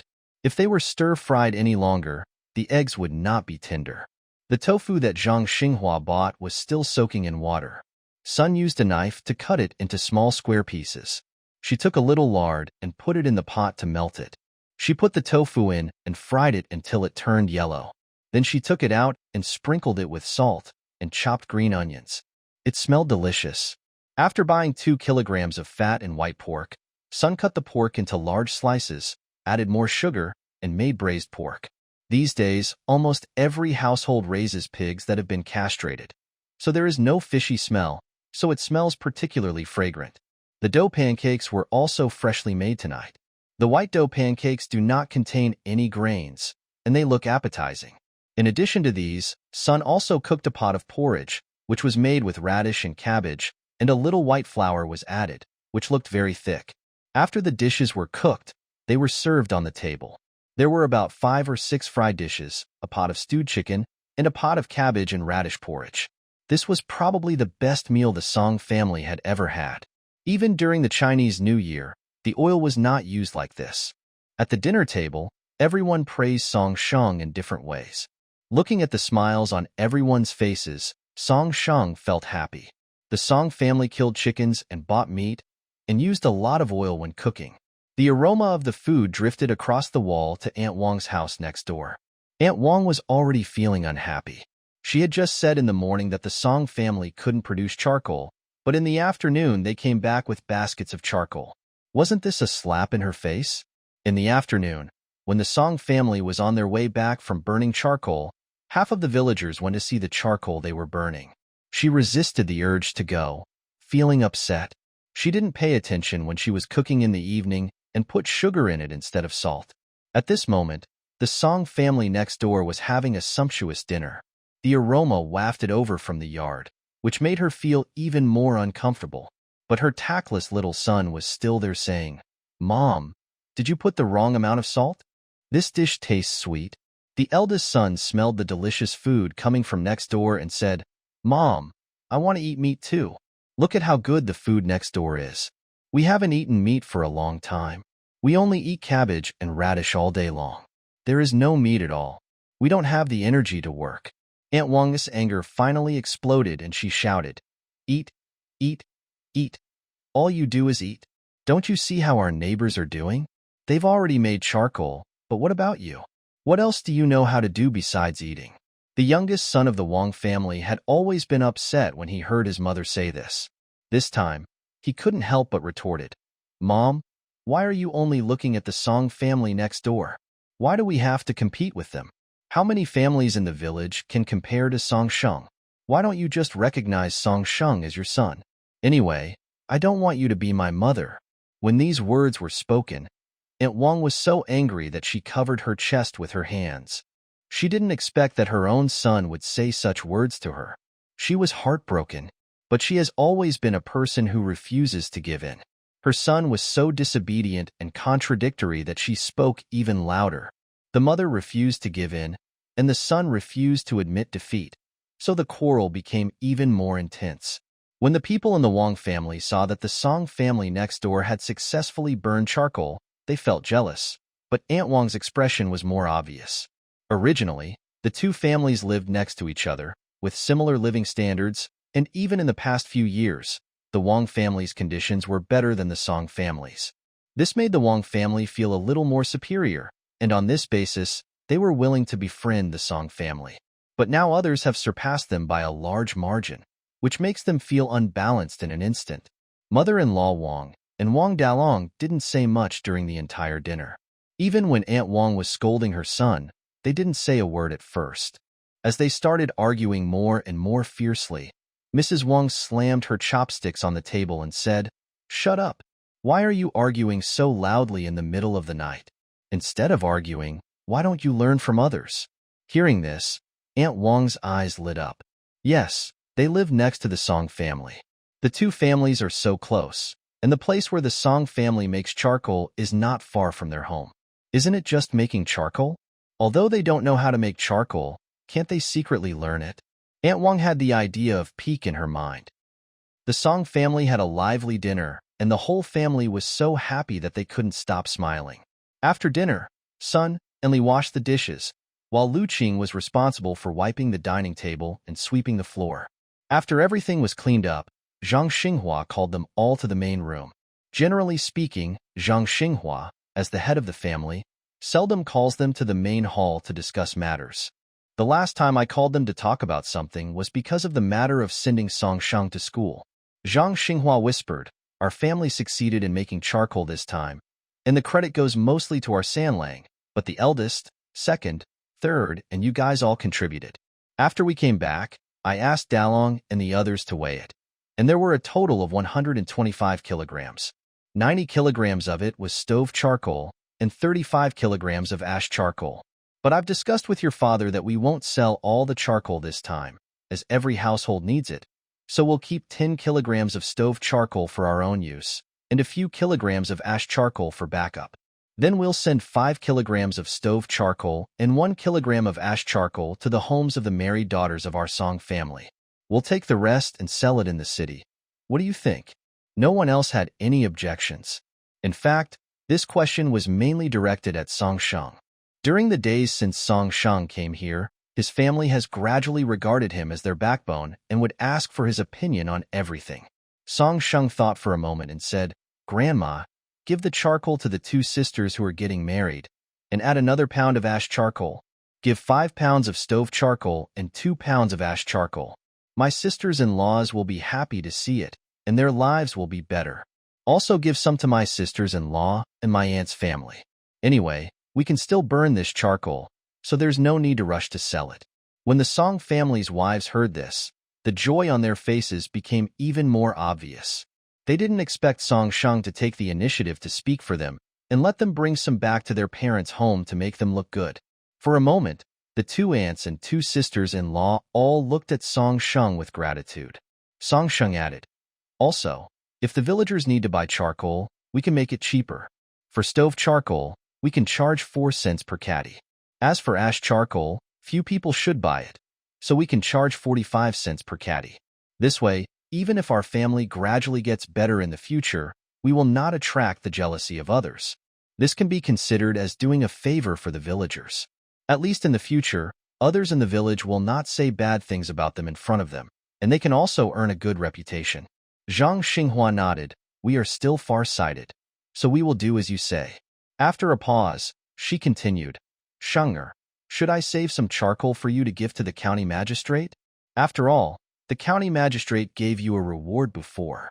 It was only with that 100 taels of silver that we were able to afford to burn charcoal. As a man, you should be grateful and repay the kindness you have received." Song Sheng had thought about this problem before, but considering that the county magistrate was from the Liu family of Fanyang, he must have been using top-quality silver-bone charcoal since he was a child, so it would not be nice to give him gray flower charcoal. He shook his head and said, "Grandma, no need for now. I plan to give it to the county magistrate after I burn the charcoal." Zhang Xinghua nodded. "It's good that you know what's going on. I'll follow your lead on this matter." After the discussion, the whole family had no objection. The next day, Song Sheng had to go to school, and his aunt, second aunt, as well as Sun and Liao went back to their parents' homes. Lu Qing also returned to Shangxi village, but Song Sheng was unable to go back with him because he had to go to the county to study. He was carrying a full basket of charcoal to take back, and when he arrived at the Liu family, his father Lu Sun saw him first. When she saw that he was carrying a basket full of charcoal, she was surprised and asked, "Qinger, where did you get the money to buy so much charcoal? Does your son-in-law know about it?" Lu Qing smiled and said, "Father, this is not bought with money. This is the charcoal that my husband burns. Not only is there stove charcoal, there is also ash charcoal." The people in Shangxi village didn't know that the Song family had successfully made charcoal. They just heard that they were tinkering with making charcoal. Hearing Lu Qing say this, Lu Sun was surprised and said, "What? It really came out? My son-in-law is really a capable man." Hearing someone talking at the door, Aunt Wang came out of the house. Seeing Lu Qing bringing back such a large basket of charcoal, she smiled so hard that her eyes narrowed into slits. "Oh, so much charcoal. It's enough to burn for a long time. Qinger, are you tired from carrying it all the way? Hurry up and sit down and rest in the house. Don't stand at the door. It's so cold." Lu Qing came back with nothing but a basket of charcoal. If it were any other time, Wang Shi would definitely not be happy to see Lu Qing come back without any wine or meat, not to mention how enthusiastic she would be. But today was different. It was a whole basket of charcoal. Although the basket wasn't big, it still held a lot of charcoal. And she just took a quick glance and seemed to see some gray charcoal. A pound of charcoal costs 50 cents, which is worth a lot of money in the eyes of a country girl like her. Wang picked up some of them and estimated that they weighed about 6 to 7 kilograms in total. The smile on her face became even bigger. When Lu Qing entered the room, he saw his grandmother Jiang leaning on the bed. There was a smell of medicine in the room. He frowned and walked over to sit beside the bed and said worriedly, "Grandma, when did you get sick? You didn't even send me a message so I could come back to see you." Jiang patted his hands, her voice a little hoarse. "It's just a little cold. I stood in the yard for too long the other day and got caught in the wind. Take some medicine for 2 days and you'll be fine. My dear Qing, don't worry about me anymore." After saying this, Jiang touched his hand again. "Why are your hands so cold? Put them under the quilt quickly and let your grandma warm them up for you." Jiang was old, and when she was sick, she looked particularly haggard, and her eye sockets became much deeper. The Chinese medicine had a strong and bitter smell. Lu Qing looked at the empty medicine bowl on the bedside table and said, "Grandma, is this medicine effective? Where did you buy it?" Jiang said, "I've only been taking this medicine for 2 days, so it's not likely to work that quickly. But I feel much better, and I don't cough as much anymore. Your aunt got it from Dr. Lu in the street ahead." Xiao Lu Longzhong's family is the only one practicing medicine in Shangxi village. His father is Lu Longzhong, and his son followed in his father's footsteps. Everyone calls him Xiao Lu Longzhong. Dr. Lu has his own way of treating colds and flu. Since the medicine is from him, it should be effective. Lu Qing tucked in the corners of the quilt for her and found that the quilt that his grandmother used was not as thick as the one he and his husband used. He frowned and said, "Didn't your aunt change a thicker quilt for you? This one is too thin. It's cold at night, and it will be harder to recover from this disease." After my grandfather passed away, my grandmother Jiang slept alone in the house. She was in poor health, and it took a long time for her quilt to warm up in the winter. "Your aunt is busy, and there are no extra thick quilts at home. Your father bought cloth and leather yesterday and is making one now." Lu Qing knew that she was making excuses for his aunt, but he couldn't say anything to her. After all, she was a junior, and his aunt was his elder, so as long as it wasn't too excessive, he couldn't blame her. But fortunately, his father is at home, so he can take care of any shortcomings of his aunt. Jiang asked again, "Brother Qinger, why did you come here today? Did your son-in-law come back with you?" Lu Qing said obediently, "No, I came back by myself." Jiang heard this and asked worriedly, "What? You came back by yourself? Did you two have any conflicts?" No, don't think too much. My husband and I have a good relationship." Lu Qing said, "I came back this time to bring some charcoal to our family. It was the charcoal that my husband figured out, but it wasn't much the first time. So my grandmother asked me to bring some back for you to use." Jiang had also heard from Lu Sun and the others a few days ago that the Song family was currently tinkering with charcoal making. When Aunt Wang heard this, she felt that it was unreliable and that Song Shang was just making trouble. He had finally won a reward of 100 taels of silver, but he was not keeping it well and was not going to feel at ease until he spent it all. Lu Sun and Jiang didn't say anything else at the time, but they also felt that this matter was not very reliable. How could charcoal be burned so easily? But this was the Song family's affair after all, and it wasn't their money that was spent, so they were too embarrassed to dissuade them. Unexpectedly, they really let it burn. Jiang was surprised to hear this. "Really? Did your son-in-law really make charcoal?" "Yes, it's true, Grandma. Your husband really made charcoal, and it's not just stove charcoal. There are also dozens of kilograms of ash charcoal. This time I brought you 5 kilograms of stove charcoal and 2 kilograms of ash charcoal. You can use them at home first." Okay. Your son-in-law is a capable one. You can live a good life with him." Grandma is relieved. Jiang had not looked well these past few days because of her illness. After hearing the good news from Lu Qing, she felt much better. Lu Qing added, "Don't worry, Grandma. My husband and I are living a good life. Besides, the people in the Song family are easy to get along with, and the others are also very caring towards me." Jiang nodded, glanced at Lu Qing's belly, and said, "You should also pay attention to the matter of the child. But I think your son-in-law is a noble person and doesn't seem to care about these things. You just let nature take its course, and don't take medicine just to have a baby sooner, understand?" Lu Qing nodded and said he remembered. His grandmother was right to worry because of his shallow mole. However, she advised him not to worry too much, fearing that he might hurt his body. She still loved him very much. The room where Jiang lived was not the main room of the house. The main room was occupied by my uncle and aunt. This room was on the north side. It was winter, and the room was very cold. Lu Qing wore less clothes because he was afraid of sweating too much, because he had to walk with a backpack on his back. He started to feel a little cold after sitting here for a while. He thought of the charcoal he brought today and said, "Grandma, I remember we had a stove before. Is it still there?" Jiang seemed to know that he was cold. She held Lu Qing's hands with her rough hands to warm them up and said, "It's here. Your aunt used the stove to boil medicine for me these past 2 days. I just happened to bring 2 kilograms of charcoal today. I'll light the stove for you later. Let's burn the charcoal. When the stove is lit, your room will definitely be much warmer. There is smoke when the charcoal is burning, but it is not much." The airtightness of Jiang's room is not very good, so the stove is placed against the window, so the smoke will dissipate quickly and the bedside can also be warm. Jiang said, "No, this is good charcoal. You should leave it to your father and your aunt. I am old and I don't know how many years I can live. It would be a waste to use it on me. Besides, there is not much charcoal.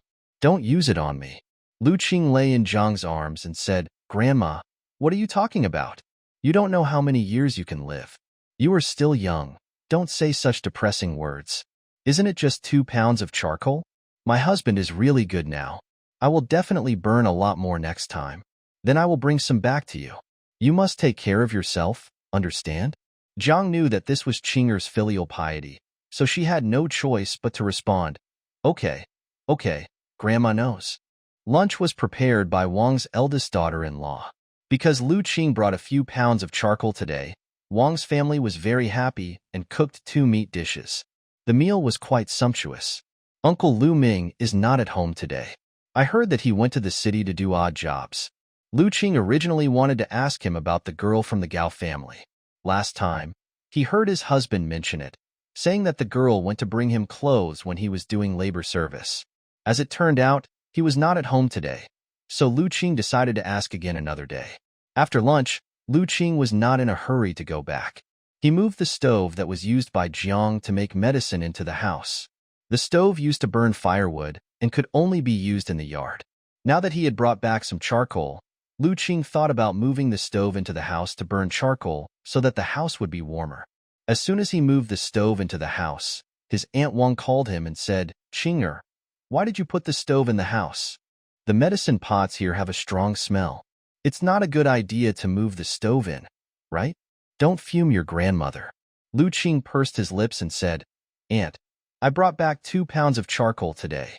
My grandmother's room is too cold, so I thought of moving the stove in to try burning charcoal. This charcoal has not been used yet, so I'd like to try it out." Wang's face was not looking good, but she couldn't show it too obviously, so she could only say, "Qinger, this stove is too smoky when it is burning charcoal in the room. It's not suitable for your grandmother to recuperate. I think we should move the stove to our room. Sanhua is just at the age of learning, and his hands are too cold when writing in winter, so it's just right to warm them up." Lu Qing became unhappy when he heard this. It was a big deal that his aunt's son had frozen hands, but was his grandmother's health not a big deal? If it were in the past, he would definitely not dare to refute it, and would just listen to his aunt in a meek manner. When it was time to go to bed at night, he would quietly go to warm the bed for his grandmother. But now that he is married, he can no longer take care of his grandmother. His father still has to live at home, so it is not easy for him to break up with his aunt. His younger uncle is also a shady person and is often not at home. When Lu Qing thought about this, his temper hardened. He said, "Aunt, Grandma's room is too cold, and she has caught a cold these past 2 days. This stove is perfect for her room. If Sanhua feels his hands are freezing while writing, he can move to Grandma's room to write. It's the same thing, it won't interfere with anything." Wang didn't expect that Lu Qing was a very soft-tempered boy before he got married, and he could be easily controlled by her. However, within a few months after his marriage, his temper became worse and he dared to talk back to her. Lu Qing had explained it so clearly, and Wang sure couldn't say anything against it. She could only turn around and leave. At worst, she could move the stove back after he left. Jiang knew that her eldest daughter-in-law was usually a bit harsh towards her, but in order to avoid conflicts at home, she usually kept silent. This time, Seeing her Qinger arguing with Wang for her, she was deeply touched. It is said that generations apart are close to each other. Usually, she treats her grandson Lu Qinger better than her youngest son Lu Sun. She feels from the bottom of her heart that her love for him is not in vain. Maybe it was because of her illness or because she was old and sentimental, but as Jiang thought about it, tears started to form in her eyes. Lu Qing didn't care about that anymore. He took out a few pieces of charcoal from the one he brought with him, put them in the stove, and lit them. The stove had just been used to cook, and the sparks inside were still there, so it was a good time to put the charcoal in, block the door of the stove, and after a while, the charcoal was lit. After Lu Qing lit the stove, he filled the kettle with water and put it on. This stove is rather small and can only hold a small pot on it, but my grandmother's room is small and this stove is enough to heat the room. Wang was very angry because Lu Qing refuted her words, but she didn't dare to say anything too extreme to Lu Qing. Now Lu Qing is married, and married into the Song family. If the Song family is of no use to her, she will definitely not be happy with them given her temper. But things are different now. Song Sheng, her son-in-law, has been praised by the county magistrate, and now he has even made charcoal. She has to curry favor with him and dare not offend him. If they offended Lu Qing and she refused to send charcoal to her parents' home, what would they burn? Why not take advantage of something that could be taken for free? After thinking this through, Wang immediately changed her attitude and treated Jiang much better. She even said, "Mother, if you feel this room is cold, you should have told me earlier. I would have added a blanket to your bed. No wonder you caught a cold. Qinger is right. Let's put the stove in your room to warm you up. Get well soon, so that Qinger won't worry about you. Don't you agree?" Lu Qing felt even worse after hearing this. His aunt was too snobbish. His grandmother must have had a hard time living with his uncle's family.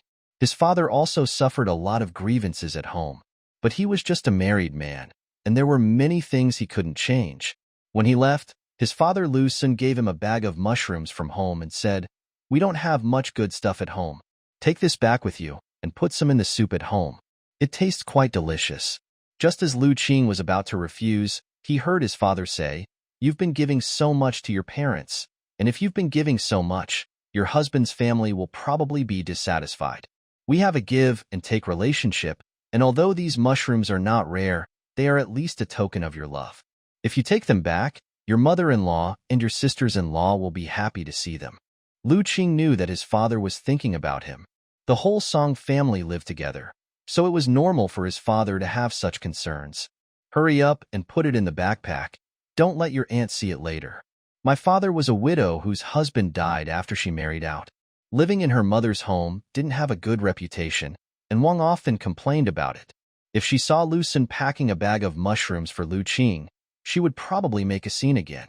"Okay, Dad, I'll pack it then." Lu Qing sighed, and after leaving the Lu family, he returned to the Song family carrying the backpack. It was his turn to cook today, and he came back just in time so he wouldn't be late for cooking. Lu Qing took the mushrooms out of the basket on his back. These should have been picked in the autumn and were all dried. He picked out some, washed them and put them in a bowl, then pulled 2 large cabbages from the ground to make soup later. There was still some meat left from the purchase yesterday, which had been cooked in advance and placed aside. He cut off a piece, then cut it into shredded meat, and would put it in the soup later to make a mushroom, cabbage, and shredded pork soup. Although there are more people in the family, we cook in a big pot, so it's faster. At this time, the people in the family had not returned from visiting relatives. The eldest aunt and the second aunt had returned to their parents' homes, and Ms. Sun and Ms. Li had also returned to their parents' homes. Even Zhang Xinghua went out. Charcoal was burned at home. She would definitely go to her married granddaughter's house to talk about this happy event. She went to deliver some charcoal to the home of the married Song Ying, and Song Sheng's father, Song Lao San, also went to deliver charcoal to his daughter Song Dong. Not long after, the aunt and the others came back one after another, and Song Sheng's father came back a little later. When the son-in-law's family saw him returning with charcoal, they were very enthusiastic about him and praised the Song family again and again, and he almost missed his return time. They had dinner early and Song Sheng came back late, so dinner was always prepared for Song Sheng alone in the evening. Except for Song Sheng, they had dinner together. But today they waited and waited, but Zhang Xinghua never came back. The eldest uncle and the second uncle went to the village entrance and took a walk, but they didn't see his mother Zhang Xinghua. After returning, he said, "Let's eat first. We won't wait for your grandma." Maybe she thought it would be hard to walk after dark, so she stayed at Ingzi's house. She should be back early tomorrow morning. In the past, when Zhang Xinghua went to Song Ying's house in winter, if the weather was bad and the road was difficult to walk, she would stay at Song Ying's house for one night and come back early the next morning. This happened frequently, so her family was not too worried. Song Sheng attended school all day today. When he left in the evening, the teacher kept him behind to test his homework. After all, he had taken 2 days off in a row, and the teacher was a little worried about his studies. Fortunately, he had a good memory and he answered all the questions the teacher asked him, and the teacher was quite satisfied. It was just that he had not yet finished writing the policy paper on the army that he was assigned last time. He had been too busy in recent days. He had wanted to find time to visit the county magistrate and ask him about the military system of the imperial court, but he had never found the time. Moreover, as a county magistrate, he is busy with official duties on weekdays, and County Magistrate Liu may not have time to see him. But the policy paper was due in 2 days. Song Sheng remembered that Liang Yuming, who sat behind him, was related to the Chui family of Qinghe. Maybe he knew something about this. During lunch, Song Sheng asked Liang Yuming about it, and Liang Yuming really knew a lot. Song Sheng also borrowed some books about dynasties from the teacher and planned to write a policy paper when he returned home tonight. Lu Qing was in a bad mood after returning from the Lu family, but fortunately there was a hot stove in his grandmother's house. He would go and see if his grandmother's illness had improved in a few days. When Song Sheng came back that night, he saw that he was in a bad mood and asked, "What happened? Who messed with Qing?" While Lu Qing was serving him food, he said, "I went to my grandmother's house today and found out that she was sick. Her room was very cold and my aunt didn't even change her quilt to a thicker one. My grandmother looked much thinner and her eye sockets were sunken." Song Sheng touched his head. It turned out that this was the reason. He said, "Then I'll go with you to visit your grandmother in a few days. We'll buy some more supplements and send them over.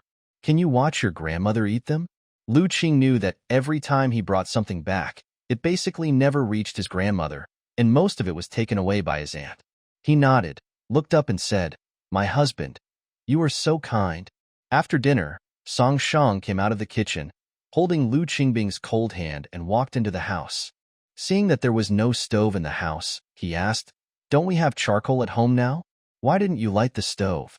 It is already the end of November and the weather is very cold, especially in winter when there are no quilts or cotton clothes. The houses are still made of adobes made of mud mixed with thatch, and they are not very warm." Lu Qing said, "The stoves at home are not enough. Uncle and second uncle's rooms don't use stoves.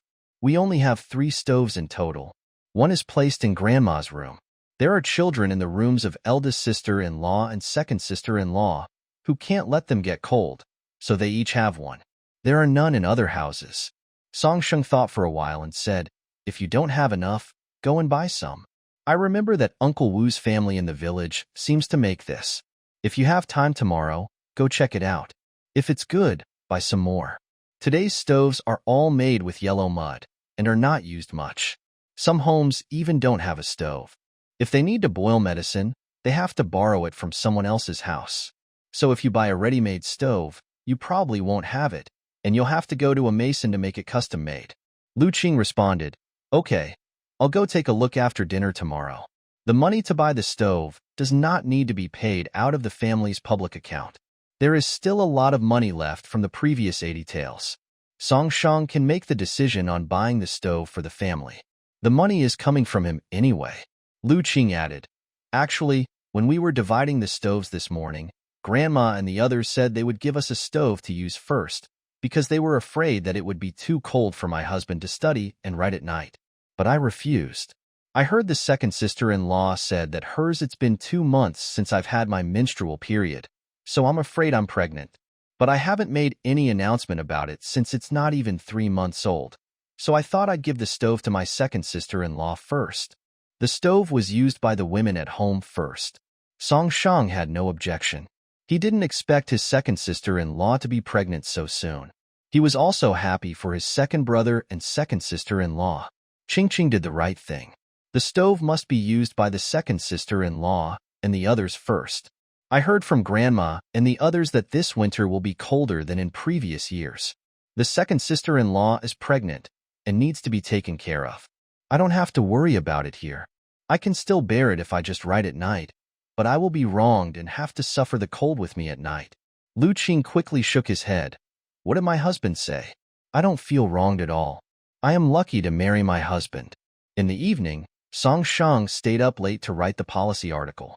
He remembered an article he had learned in his previous life, called The Theory of Six Kingdoms, which was also a review of a country's army and its operational assumptions. Thinking of this, he combined some things Liang Yuming told him about the Jing dynasty's army to complete this policy. By the time he finished writing, the oil lamp was almost burning. Song Shang's hands were red from the cold and already slightly stiff. Lu Qing felt sorry for him and had specially boiled some hot water just now. Seeing that he had finished writing, he quickly scooped up hot water from the kitchen and brought it over, asking him to soak his hands in the hot water to warm it. Song Shang soaked his hands first, then felt his eyes were a little tired, so he picked up the cloth next to him, soaked it in hot water, folded it into a square, and put it on his eyes to apply it.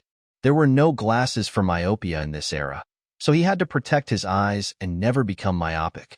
After soaking his hands, he put his feet into the basin and soaked them. Sitting under a lamp and writing at night is not only hard on your eyes, but also makes your hands and feet cold. I thought that after having charcoal, the stove would be usable. In the end, no one thought that there were too few stoves at home, and it would take a few days to wait. After soaking their feet, the two of them turned on the lamp and went to bed. Lu Qing hugged Song Shang and whispered, "Ms., are you tired today?" Song Shang hugged him tightly, and the hot breath on his head made circles. Ching wants it? Well, in fact, he heard that his second sister-in-law seemed to be pregnant, and he was a little anxious. You just have to work harder to do this. He quietly asked the second sister-in-law if she had any tips for conceiving a child. Although the second sister-in-law was not very embarrassed, women and brothers were similar in that they both wanted to have children. She told him in private that she could just try harder.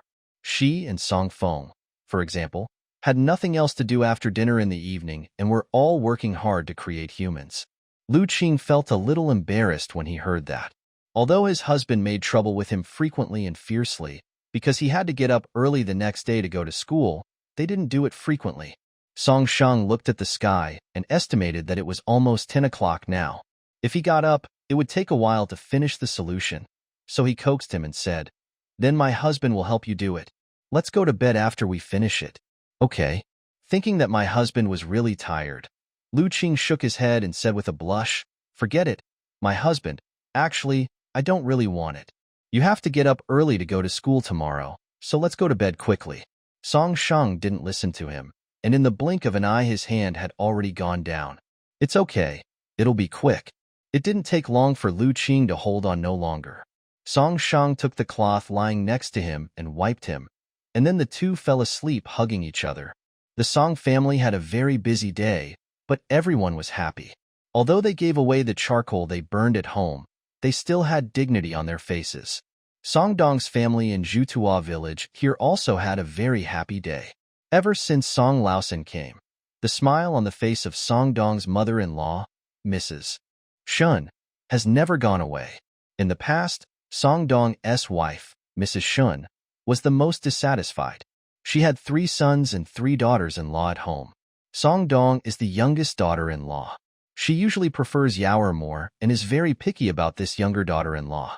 If she hadn't given birth to 2 fat boys just 2 years after she got married, and her younger son was so protective of her, she would have teased her a long time ago.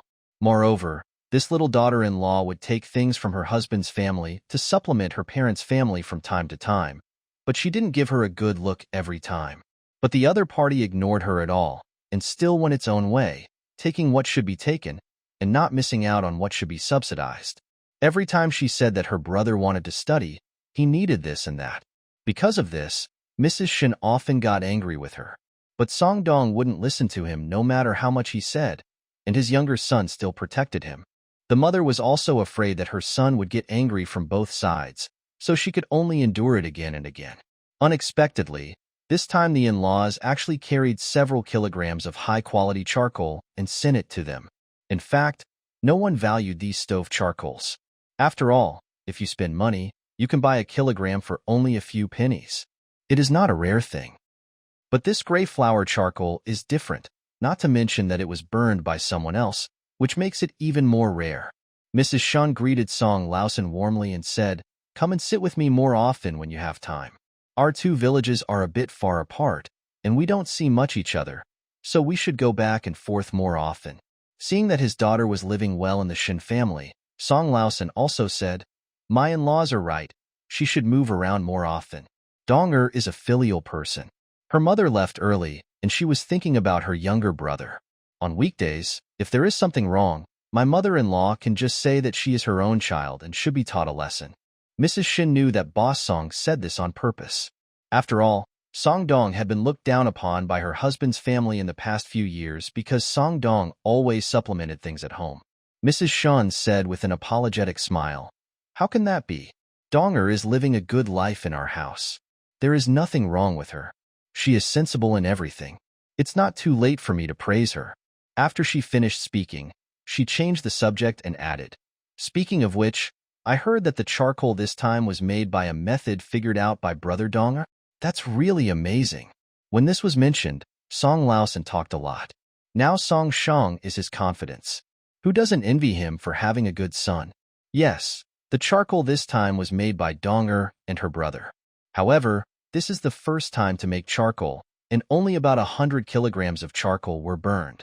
The 6 or 7 kilograms of charcoal brought today, the in-laws let's burn it first. Dong-er's brother said that he is going to try to burn the silver bone charcoal next time. I don't know if it can be burned. If it is burned, I will bring another 2 kilograms to the in-laws to burn it. Upon hearing this, Mrs. Shun was so happy that she couldn't close her mouth from ear to ear and said repeatedly, Okay, my in-laws really have a good son. It's true that our Dong-er always thinks about him. Hey, Dong-er does. It's true that he is, but our Sanlang has always remembered him as his biological sister. No, I just burned the charcoal yesterday and asked me to bring it to you today." Song Laosen said this because he hoped that Mrs. Shun would remember the kindness of her daughter Song Dong. When he leaves, she will have more faith in her husband's family and be more confident in speaking. At least her mother-in-law will not look down on her anymore. This is the case these days. If a daughter-in-law's natal family fails to live up to expectations and she cannot stand up for herself, she will be blamed and wronged by her husband's family. Song Laosan came here to deliver charcoal in person today, but he also came to support his daughter. Mrs. Shin always greeted him with a smile when she saw him. However, Sanlang Shun, whom Song Dong married, had a pretty good character. He usually turned to his wife for everything. Otherwise, Song Dong would not have been able to continue to supplement her mother's family. After Song Laosan returned, Mrs. Shin praised Song Dong again from top to bottom, saying that she had great foresight and that she had done a good job in supporting her parents' family in the past. Now that her younger brother had finally made a difference, she didn't want to think about her as a relative. Sister? How many benefits can there be? Mrs. Shun was very good at making calculations in her mind. But Song Dong didn't care what she thought. She only knew that her brother was getting more and more promising. Song Dong was moved in her heart. Her younger brother was finally making a difference. Her father came to the house to support her, and her husband was kind to her. These days were getting more and more promising. After Song Laosan left, Mrs. Shun praised Song Dong so much that the two sisters-in-law looked unhappy. She didn't let Song Dong cook dinner. Mrs. Shin cooked and fried a plate of eggs herself. She was thinking about the silver bone charcoal that Song Dong's father said about. Worth a lot of money. Now her daughter-in-law is very popular, so she must be taken good care of. The next morning, Song Shang got up early as usual, had a meal, and went to school. Lu Qing also got up early, made breakfast for Song Shang, cleaned the yard, and fed the chickens and ducks in the backyard. He was originally going to say hello to Grandma Zhang Xinghua and tell her that his boyfriend had told him to go buy a stove, but then he remembered that his grandma didn't come back last night.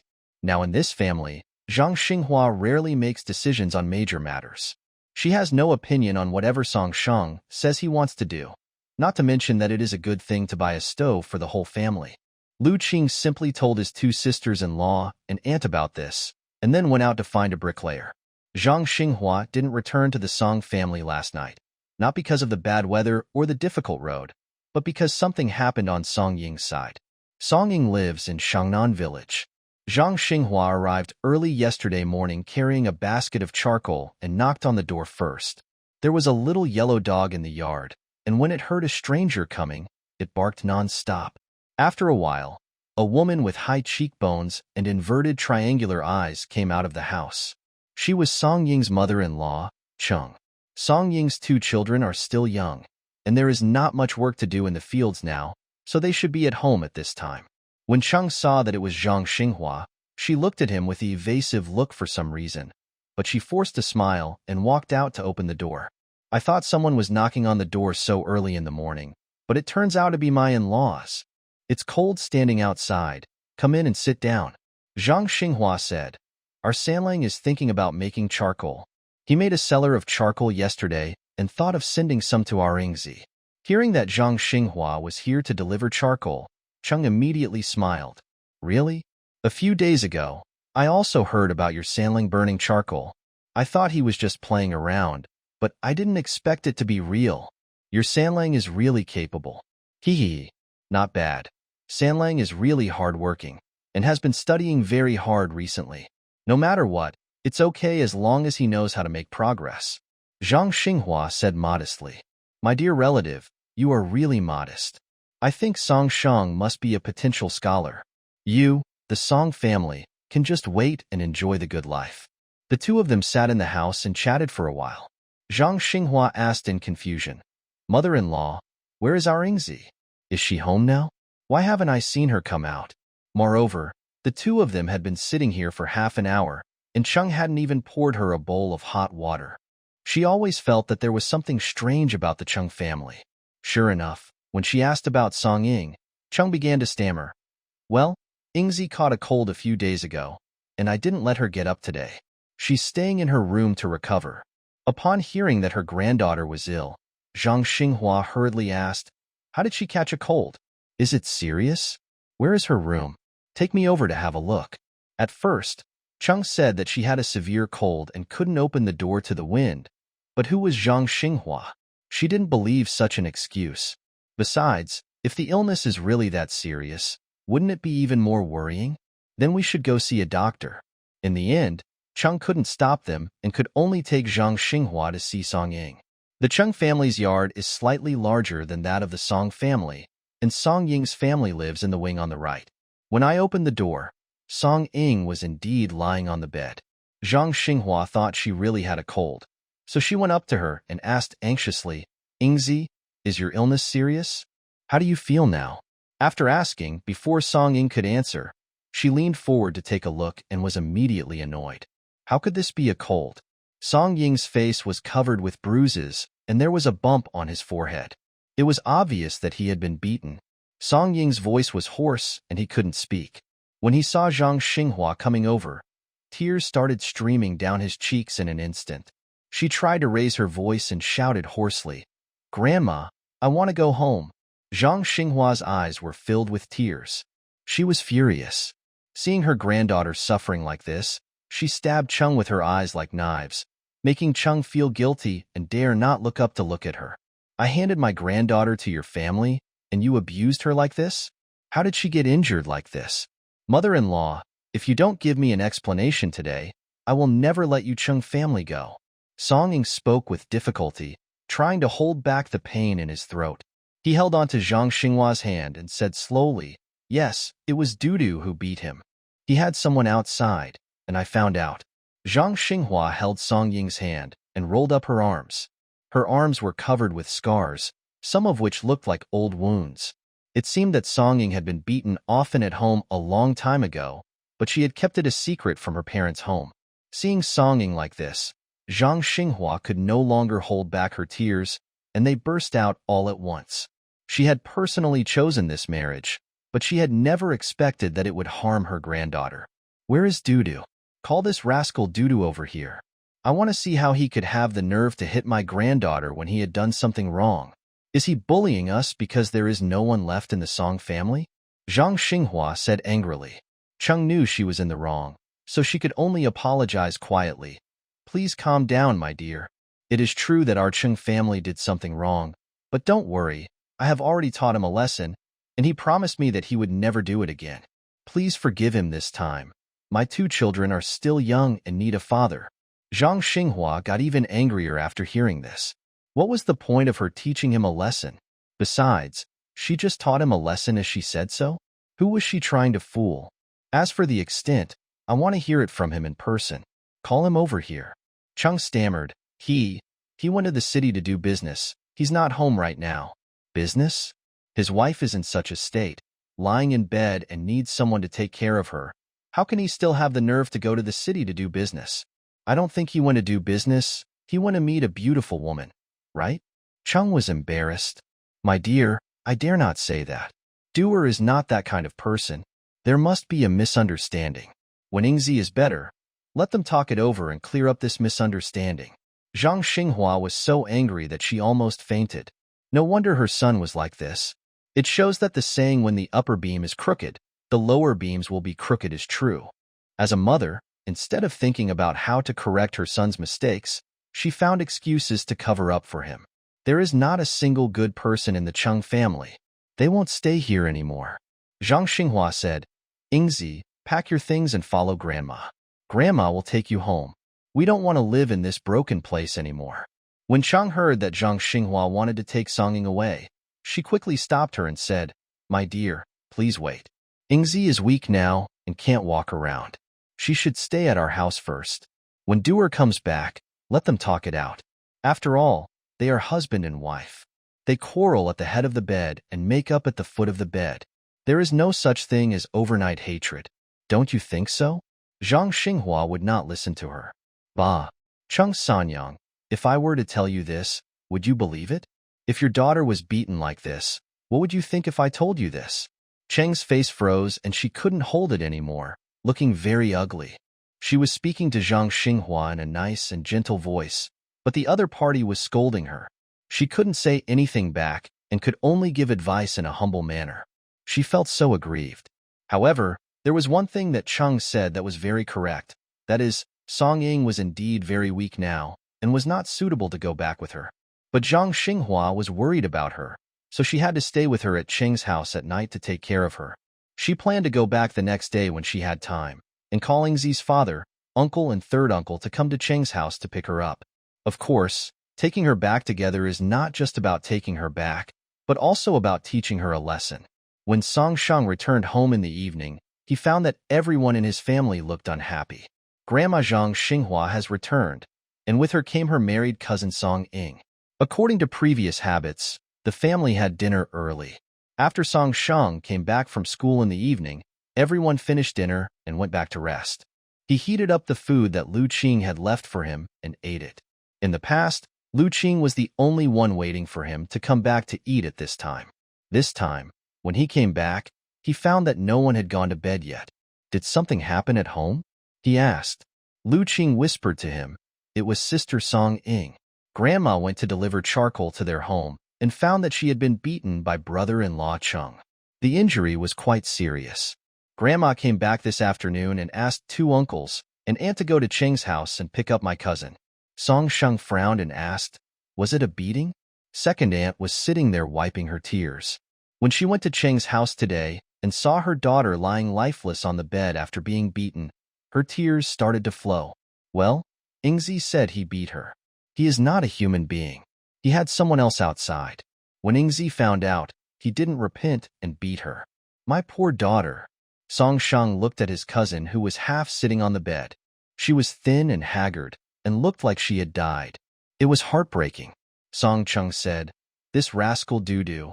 His mother must have tipped him off today and told him not to go home. Otherwise we would have caught him and beaten him up to vent our anger on my sister. As a man, Song Sheng extremely hates domestic violence, both in his past life and now. A man should be responsible. Even if he has done something wrong, he should admit his mistake and apologize. If it is really because the couple has someone else outside and they can no longer live together, they can talk it out, divide the property, and then divorce and live their separate lives. What's wrong with a man who beats his wife at every turn? It's really a disgrace to them men. He said, Sister Ing, there are only 0 times and countless times of domestic violence. Wait until your injuries are healed, and then divorce him. Although the people of the Song family were indignant about the beating, no one dared to say a word when Song Shang proposed a divorce. This is the way the world is.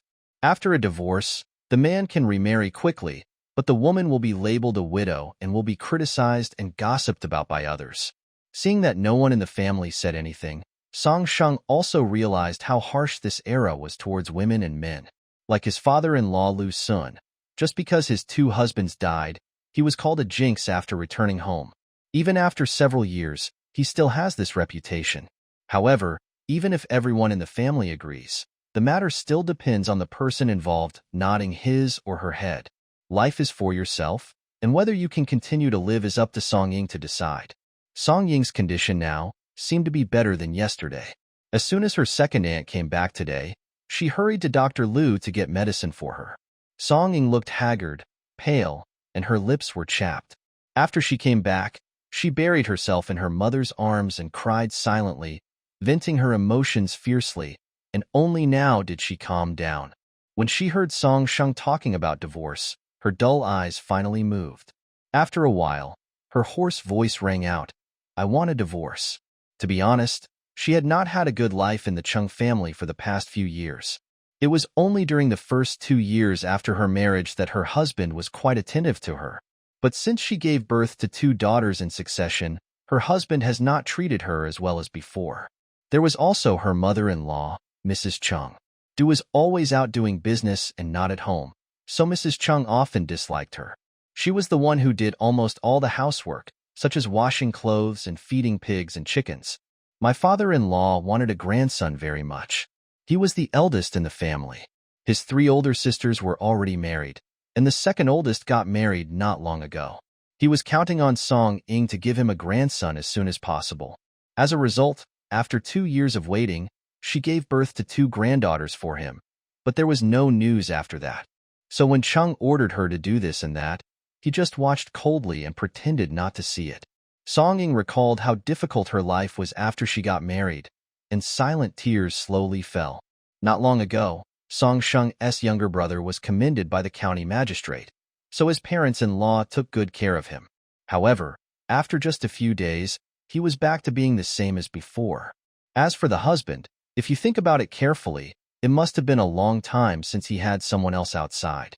Every time she went home, she fell asleep immediately. Her parents-in-law always complained that she only gave birth to 2 daughters. How could she give birth to a son alone? Thinking about the grievances she had suffered in the past few years, Song Ying felt that Song Shang was right and it would be better to just divorce. Anyway, the Chung family doesn't want a daughter, so she can take her daughter home when the time comes. At worst, she won't get married and will just live with her daughter for the rest of her life. Zhang Xinghua and her mother originally wanted to persuade Song Ying not to be impulsive. Divorce is not a trivial matter, and she is very sad at the moment. If she makes a decision that she will regret, it will be irreversible. But when they saw Song Ying's current state, they didn't say anything to persuade him to reconcile. He doesn't know whether reputation or his own daughter is more important. Second Aunt Zhao looked at her mother-in-law Zhang Xinghua. If her daughter got divorced, she would definitely have to move back home with her children. She was afraid that someone in the family would disagree. Just like Lu Sun, he lived alone in his mother's house, without taking care of his children, and was often looked down upon by his Aunt Wang. However, Zhang Xinghua did not hesitate and made the decision directly. Okay, the daughters of our Song family are strong-willed. Let's divorce Yingzi. We won't live with him anymore. When the time comes, you can bring the 2 girls back home to live. After Zhang Xinghua finished speaking, her second Aunt Zhao gave her a grateful look and couldn't stop crying. Zhao had been married to the Song family for many years, and although the Song family had always been poor, she had never complained about anything, because her mother-in-law was different from other mothers-in-law and would not torture her daughter-in-law over trivial matters. So she was very grateful for what Zhang Xinghua had just said. You know, if her daughter Song Ying came back to live with her children, there would be 3 more mouths to feed at home. It was not easy to have enough food these days, And who would want to have 3 more mouths to feed at home for no reason? Zhao looked at her eldest brother's family, then at her younger uncle Song Laosan and his family. She moved her lips but said nothing. The eldest brother of the Song family knew Zhao's concerns, and in order to reassure her and Song Ying, he said, "Mom is right. Our family doesn't need these 3 mouths of rice. Things are different now than before. I will start burning the cellar again tomorrow. This winter, we can make a lot of money just by selling charcoal. Yingzi, don't worry and stay at home. Don't worry too much. Our family will support you in everything." Song Laosan also said, "Brother is right, second sister-in-law, don't think too much. We are all family. Yingzi has suffered such injustice. If we still despise him, what kind of family are we?" The elder brother and sister-in-law, standing by, also comforted Song Ying and Zhao. In fact, everyone was not afraid of Song Ying bringing the child home to live. What they were afraid of was Song Ying's current state, which looked like she had lost half her life and was lifeless. If she was unable to get over it and committed suicide, that would be the end of it. When Song Ying heard her family members encouraging her, she suddenly felt as if a ray of light had suddenly come through the dark days. It's just that she lost her husband due to divorce, but she still has her family. Besides, I can do embroidery with my mother in the future to help the family, and I can also accompany my 2 daughters to grow up. Thinking of this, life doesn't seem so difficult. Song Ying decided to divorce, and her grandmother and parents all supported her. Nothing could be more heartwarming than this. What she is still worried about are her 2 children. She doesn't know if Cheng did it on purpose. When her parents went to Cheng's house to pick her up today, they didn't see her 2 daughters. It is very likely that Cheng sent the 2 children to a married daughter early in the morning. She had to recover at home first, then go to Chengdu for divorce and bring her 2 daughters back. Yingzi, don't think too much about it for now. Rest well and heal your wounds, but don't think about committing suicide. We will take care of other things, understand? Zhao said. Song Ying nodded. I know. Don't worry, mother. I won't commit suicide. If it was Song Ying from 2 days ago, she would have indeed thought of committing suicide. But now she has lost it, and she still has 2 children to take care of, and her family is supporting her. Her life will get better and better in the future. Song Sheng also said, Cousin, you are still young now, only in your 20s, and you still have a long life ahead of you. Don't be so pessimistic about things. If others don't understand your goodness, it's their loss. One day you will meet the right person. People in the country get married early. Even though Song Ying is already a mother of 2 children, she is only 20 years old this year. In Song Sheng's previous life, she had not even graduated from college. Hearing Song Sheng say this, Song Ying gained a little more confidence. My cousin is well educated and experienced. Since he said so, it must be true. It's always right to trust him. It has been a busy day today. Song Ying was so sad that she had a mental breakdown and couldn't sleep at all. Now that I had let go of the knot in my heart, I began to feel sleepy. After Song Ying slowly fell asleep, the family came out of her room. There were not many rooms in the house, so after Song Ying was brought back, he was first placed in Zhang Xinghua's room. Zhang Xinghua used to sleep in the same room with Song Xia, but now that Song Ying came back, she and Song Xia had no room to sleep in. But before bringing Song Ying back, Zhang Xinghua asked Zhao to clean up the firewood room next to the kitchen. She put up a bed in the firewood room temporarily and lived there. When she had money, she would build a house first.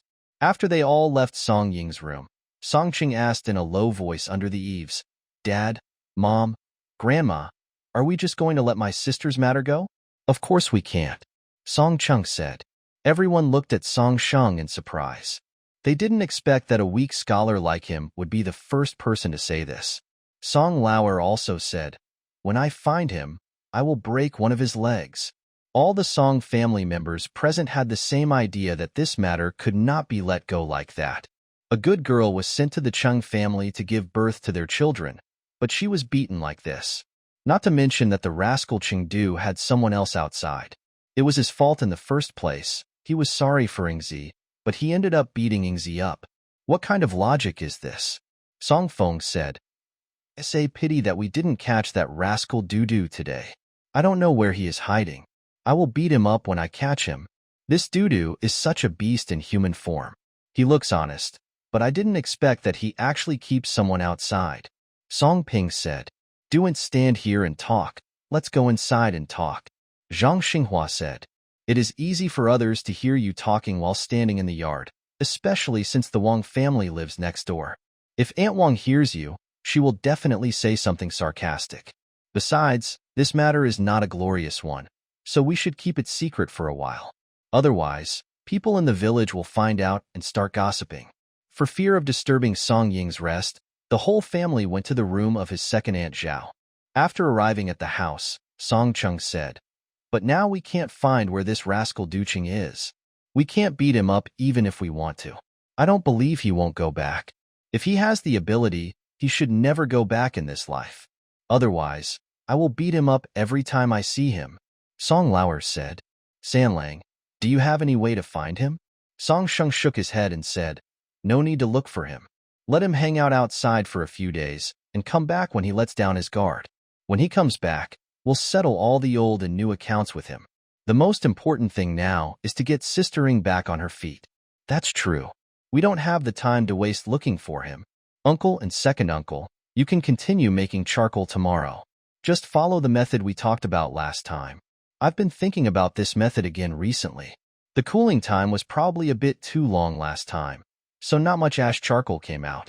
When we burn it this time, the time to cover it with ash will be a little shorter. Last time it was 2.5 hours, and this time it will be reduced to 2 hours. We'll dig it out and have a look then," Song Sheng said again. This was Song Sheng's plan. He would burn more charcoal and sell it, and add it to the remaining silver he had, and then rebuild the house in the spring. He still needs to think carefully about the method of burning white charcoal, but he doesn't have much time in the next few days. It is almost the end of the month, and the final exam of their school is about to begin. He has been busy reviewing recently and has no extra time to do anything else. The job of burning charcoal can only be handed over to my uncle, second brother, and father for now. Fortunately, they had fired it once before and knew the firing process. This time, they just shortened the final cooling time, and there should be no problem. The eldest brother Song said, "Okay, I'll remember that. Well, I'll trouble you to take care of the charcoal burning. I'll check on the burning situation after my school exam is over. Sanlang, just go to school and study without worrying about the family affairs. Your two uncles and dad are here, so they won't delay anything." Song Sheng nodded in response. Song Feng, who had been silent just now, said, "Sanlang, this method of burning charcoal is not difficult. If someone secretly watched it from the side and imitated the same method after going back, wouldn't everyone be able to burn charcoal? We won't be able to sell this charcoal at a high price." The eldest brother Song did not understand what his son meant for a moment, but the second brother Song reacted first and said, "Erlang is right to worry. Next time I burn charcoal, I will cover the outside with linen to make sure it is tightly sealed and no one can see it." Song Sheng said, "It's okay, uncle and second uncle. Even if they look at it once, it should be difficult to bake it." "Why is that?" Song Sheng explained. "If you want to make charcoal successfully, you must first be very careful about the selection of wood. Not just any wood will do. The size of the wood must be long, short, large, and small. If it is not placed strictly according to the requirements when loading the cellar, there will be a large gap in the middle, and charcoal cannot be made." "I see. No wonder you asked us to prepare 3-foot and 3.5-foot wood. It turns out this place is also very critical." Boss Song added, "In that case, we don't have to worry about the villagers coming to peek. They know the general process of burning, but we can't let them know the size of the firewood." Song Sheng said, "Not only the size of the wood, but also the firing time of each process in the middle. All need to be strictly controlled. If a process goes wrong, all that will come out is a pile of burnt ash." "That's what you say, but what if?" No, we still have to be on guard. What if someone with ulterior motives sabotages it? Just listen to me. Use burlap to block the outside a little bit. Not all of it, just cover the east part. There are more people there." The next day, Song Ping and Song Feng followed his father and his second and third uncles to the mountain to saw wood. "We don't need to chop a lot this time, as there is still a lot of firewood in the woodshed. We just need to free up a room for Zhang Xinghua and Song Xia to live in first. We are worried about where to put all the firewood." According to Song Sheng's request during the first charcoal burning, Song Lauda and several others chopped the wood into the same size as last time. By the time they were ready, it was already 3 days later. On the morning of the fourth day, the three Song brothers and several men of Song Ping's generation all carried firewood to the earth cellar. The villagers have been paying attention to them for several days, ever since they made charcoal successfully last time. Many of them have been thinking of learning from them. They plan to wait for them to make charcoal for the second time, and then quietly watch from a distance how they make it. After they have learned how to make it, they will go and try making it at home. What if they can make it successfully too? Aunt Wong next door had this idea. She lives next to the Song family, and she is the first to know if there is any big movement by the Song family. Just as Boss Song and a few others were carrying firewood out of the house, she heard the noise and followed them from a distance. Boss Song asked his Aunt Lin to put the prepared linen around the place, one to prevent others from peeping, and the other to block the cold wind and keep things warmer. The news that the Song family had started burning the second charcoal cellar quickly spread throughout the village. At first, many people came out and stood not far away to watch. The sackcloth was used to surround half of the circle, but people were embarrassed to surround the entire circle. After all, they were from the same village. If the entire circle was surrounded, the villagers would probably say something unpleasant. The Song family has burned charcoal, and the villagers are already jealous. Now they have surrounded them in a circle. They will probably be besieged by the entire village. They will say that the Song family is so cunning. It's just burning charcoal, but they are so defensive against them. Who cares? Although these words did not hurt the Song family, they would leave a bad impression on the villagers. They would have to live in the same village in the future, so they could not ruin their reputation. So Song Lauer only formed a half circle, saying it was too cold and they wanted to block the wind. The remaining half circle could be seen from the outside, but it was not very clear. Aunt Wong relied on her proximity and chose a place with a clear view to peek, and she actually saw a little bit. She paid attention to the burning of the charcoal for as long as it lasted. It started in the morning and continued until the evening. Seeing that it was burning endlessly and it was very cold outside, she could not bear it any longer and went back to sleep. As soon as it was light in the morning, I rushed to check the situation and found that after burning for 2 days and 2 nights, there was finally some movement. After 2 days of surveillance, Aunt Wong felt that she had mastered the method. After returning home, she told her husband and mother-in-law to ask Uncle Chun to build a charcoal cellar for them, as she knew how to make charcoal. The whole family looked at her with half belief and half doubt, not knowing whether what she said was true or not. But if this is true, and they can also make charcoal, wouldn't they be rich in the future? Why not take a gamble? What if they really burn it out? So the Wong family contributed money and manpower, and invited Uncle Chun to build an identical cellar and started using it to burn charcoal. Before the Song family's second cellar of charcoal was burned out, they heard a rumor in the village that Aunt Wong's family next door was also preparing to start burning charcoal. When Song Shang came back in the evening, Lu Qing told him about these things and asked with some concern, "Husband, do you think they can really burn charcoal?" Song Shang shook his head and said, "It should be unlikely. Although the fire is burning all the time when burning charcoal, the temperature at the front, middle, and back is different. It is difficult to imitate the burning just by watching it once, unless you watch it very carefully. But it is also possible that they burned it out accidentally. For example, when he burned charcoal for the first time, he was aiming to burn white charcoal, but in the end he burned stove charcoal and gray charcoal by accident. Boss Song and his team followed Song Shang's improved method and reduced the cooling time by half an hour. As a result, the charcoal they burned was almost the same as the first time. After telling Song Shang the result, he asked them to try other methods and burn 2 more pits of charcoal, but still not much ash charcoal was produced. But even so, Boss Song and his men were happy. Although it wasn't much, the more times they burned, the more they accumulated. With the example of Aunt Wong in the village, the villagers began to develop a charcoal burning trend. Every time Boss Song burned charcoal, people from the village would go to watch him and his team making charcoal. Of course, they wouldn't stand in front and watch.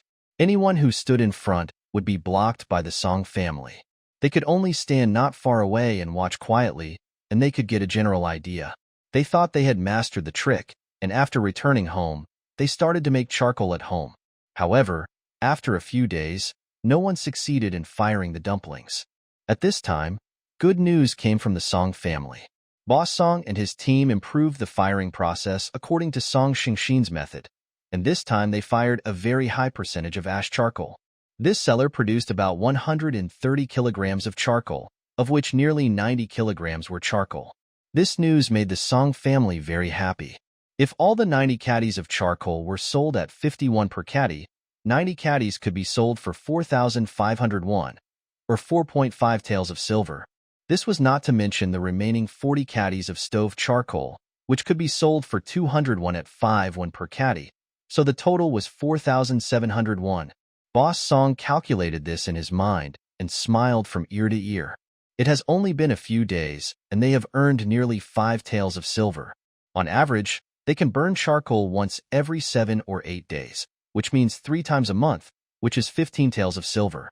Oh my god, the Song family is really going to get rich. Song Shang was not too happy. He was not surprised to burn out so much ash charcoal. He was still thinking about how to burn out silver bone charcoal. The whole Song family was devoted to the charcoal burning, and Song Shang no longer cared about it. His current task was to review his lessons well, as the big exam would be in 2 days. Li Hongyun, who had made a bet with him before, has been acting a little weird recently. Although he is not in the same class as Song Shang, he has been secretly paying attention to him. When he learned that the teacher had praised Song Shang in person in class and asked him to come for private lessons after school, his jealousy grew even stronger. At this moment, Song Shang was a despicable villain in his mind. He thought that Song Shang had deliberately spread the rumor that he was going to drop out of school in order to make him let down his guard. Li Hongyun felt that he was really stupid for actually believing it at that time. However, as the days passed, he found that Song Shang still came to school on time every day. He specially talked to a familiar person in their class and found out that Song Shang had no intention of dropping out of school at all. The person even said that there would be an exam next year. Li Hongyun thought, this person's methods are so despicable, but then he got a little scared. He hadn't reviewed well before school started, and spent most of his time hanging out with Yirong and Chen Yan. He was even more panicked when he heard from his classmates in the next class that Song Shang had made rapid progress since school started, and even received praise from the teacher. What if he doesn't perform as well as Song Shang in this exam? Li Hongyun fell into worry. He didn't dare tell Yirong and the others about his worries. If they knew, they would definitely laugh at him again. Forget it. I should make good use of this last bit of time and review well. Even if Song Shang makes rapid progress, it is impossible for him to surpass him by dozens of places all at once. Li Hongyun thought about this and comforted himself, and he felt much better. Song family. No one in the family knew that Song Shang had made a bet with someone on the exam, and Lu Qing was the only one who knew about it. The day before the exam, Lu Qing was more worried than Song Shang, who was taking the exam. The night before, she had specifically reminded him, "Husband, don't forget to take the things you need. I checked your writing brushes, inkstones, and paper for you. And the gloves you mentioned last time, I made you a pair according to the pattern you drew. If it's too cold tomorrow, you can wear them." The gloves that Lu Qing sewed were made from the leftover fabric for making a cloak for Song Shang. The fabric was thick and filled with a layer of silk cotton. He bought this silk cotton when he went to the city a few days ago. He never bought this kind of thing before because it was much more expensive than cloth. But thinking of her husband's hands being frozen red from reading and writing every day, he gritted his teeth and bought some. Although we now have a stove at home and there is no shortage of charcoal, the house is warm at night, but that is only at home. It is still very cold when my husband goes out. Thinking of the gloves his husband had told him about before, he secretly made a pair according to the design his husband had drawn. Song Shang was very surprised when he saw the gloves, because he just drew 2 strokes on the paper casually at that time, but he didn't expect that his little husband could really make them, and they looked quite similar. Because there is no tendon in the fabric, the sewn fingers look a little fat, but it is indeed a very good pair of gloves. He hugged Lu Qing and kissed him on the face, praising him. "Our Qing is really skillful. I just mentioned it once and she made it. So amazing." Lu Qing always praised Song Shang for being so good, but now it was her husband who praised him for being so good. Lu Qing felt embarrassed and blushed. "Tomorrow I will wear the loving gloves that Qing made for me to take the exam, and I will definitely get a good grade." Lu Qing's face turned even redder when he heard what he said. "Husband. Okay. I won't tease you anymore. I'm going to read a book for a while. When Lu Qing heard that he wanted to read for a while longer, he prepared to move the stove closer to the table. But Song Shang called him. It's okay. No need to move it, just leave it there. Okay, then I'll move the oil lamp over here and light it. In the evening, Song Shang went to bed when he felt sleepy after reading a book and had to get up early the next morning. The first class in the morning was the exam, which lasted for a day and a half. It mainly tested the Mingjing, the meaning of the classics, Jinshi, Mingfa, law, and Mingswan, mathematics. The Mingjing and Jinshi exams involve a lot of content and are considered major subjects, so they take a whole day. The next morning, they take the Mingfa and Mingswan exams, and then you have a half-day break in the afternoon. The next day, Song Shang got up early to clean up. Lu Qing got up even earlier than him and made him a hearty breakfast. Not only did he boil 2 eggs, he also fried a golden pancake for him, mixed some juicy shredded radish in it, and cooked a bowl of porridge with white flour and rice, hoping that he would eat well for the exam. After Song Shang left, Lu Qing started to busy herself with housework inside and outside the house. Every morning, she would clean the pigsty, take out the eggs from the chicken coop, feed the chickens and ducks, and then start washing clothes with a basin. The weather is cold, so no one goes to the river to wash. Instead, they fetch water from outside and wash at home. Song Shang felt sorry for him and didn't let him wash clothes with cold water. When he was making breakfast, he specially boiled a pot of hot water in the back stove. After washing the pots and dishes, there was still a lot left. He scooped out half a basin of water and added half a basin of cold water. He reached out and touched the water temperature. It was warm, not cold. Just as Lu Qing sat down and prepared to start washing, he saw his cousin Song Ying getting up. Song Ying has been recuperating at home these days. The bruises on her face have subsided a lot, with only a few traces of bruises left. Sister Ingzi, why don't you get some more sleep? Why do you get up so early? Song Ying had been back for several days. She was worried about her 2 children, so she didn't sleep well. She usually got up very early when she was at Cheng's house, and she made breakfast at home. If you can't sleep, just get up and see if there is any work to do at home, and I'll come over to help, Song Ying said. She was taken back to her parents' home to live. Although her family members didn't dislike her, she couldn't just sit there and do nothing. Seeing Lu Qing preparing to wash clothes, she took out another basin from the house and placed it next to her to wash with Lu Qing. Although it was winter, I used warm water so my hands didn't get cold. Dudu was still out there, hiding for several days. Song Ying had been waiting at home, waiting for him to come back so she could divorce him. She had wanted to take the 2 children back these 2 days, but after her mother accompanied her back to Cheng's house, she found that Cheng was not at home these 2 days. After asking the second son of the Cheng family, she found out that she had taken the 2 children to stay at her daughter's house for a while. Cheng went to her daughter's house in case Song Ying took the 2 children away. Although the 2 granddaughters were worthless girls, they were still the blood of the Cheng family. The family would have enough food for them. When they were raised up and married off, the betrothal gifts would be quite a lot. When she has a grandson in the future, she can save the money for her grandson to get married. She felt that her eldest daughter-in-law was just angry now.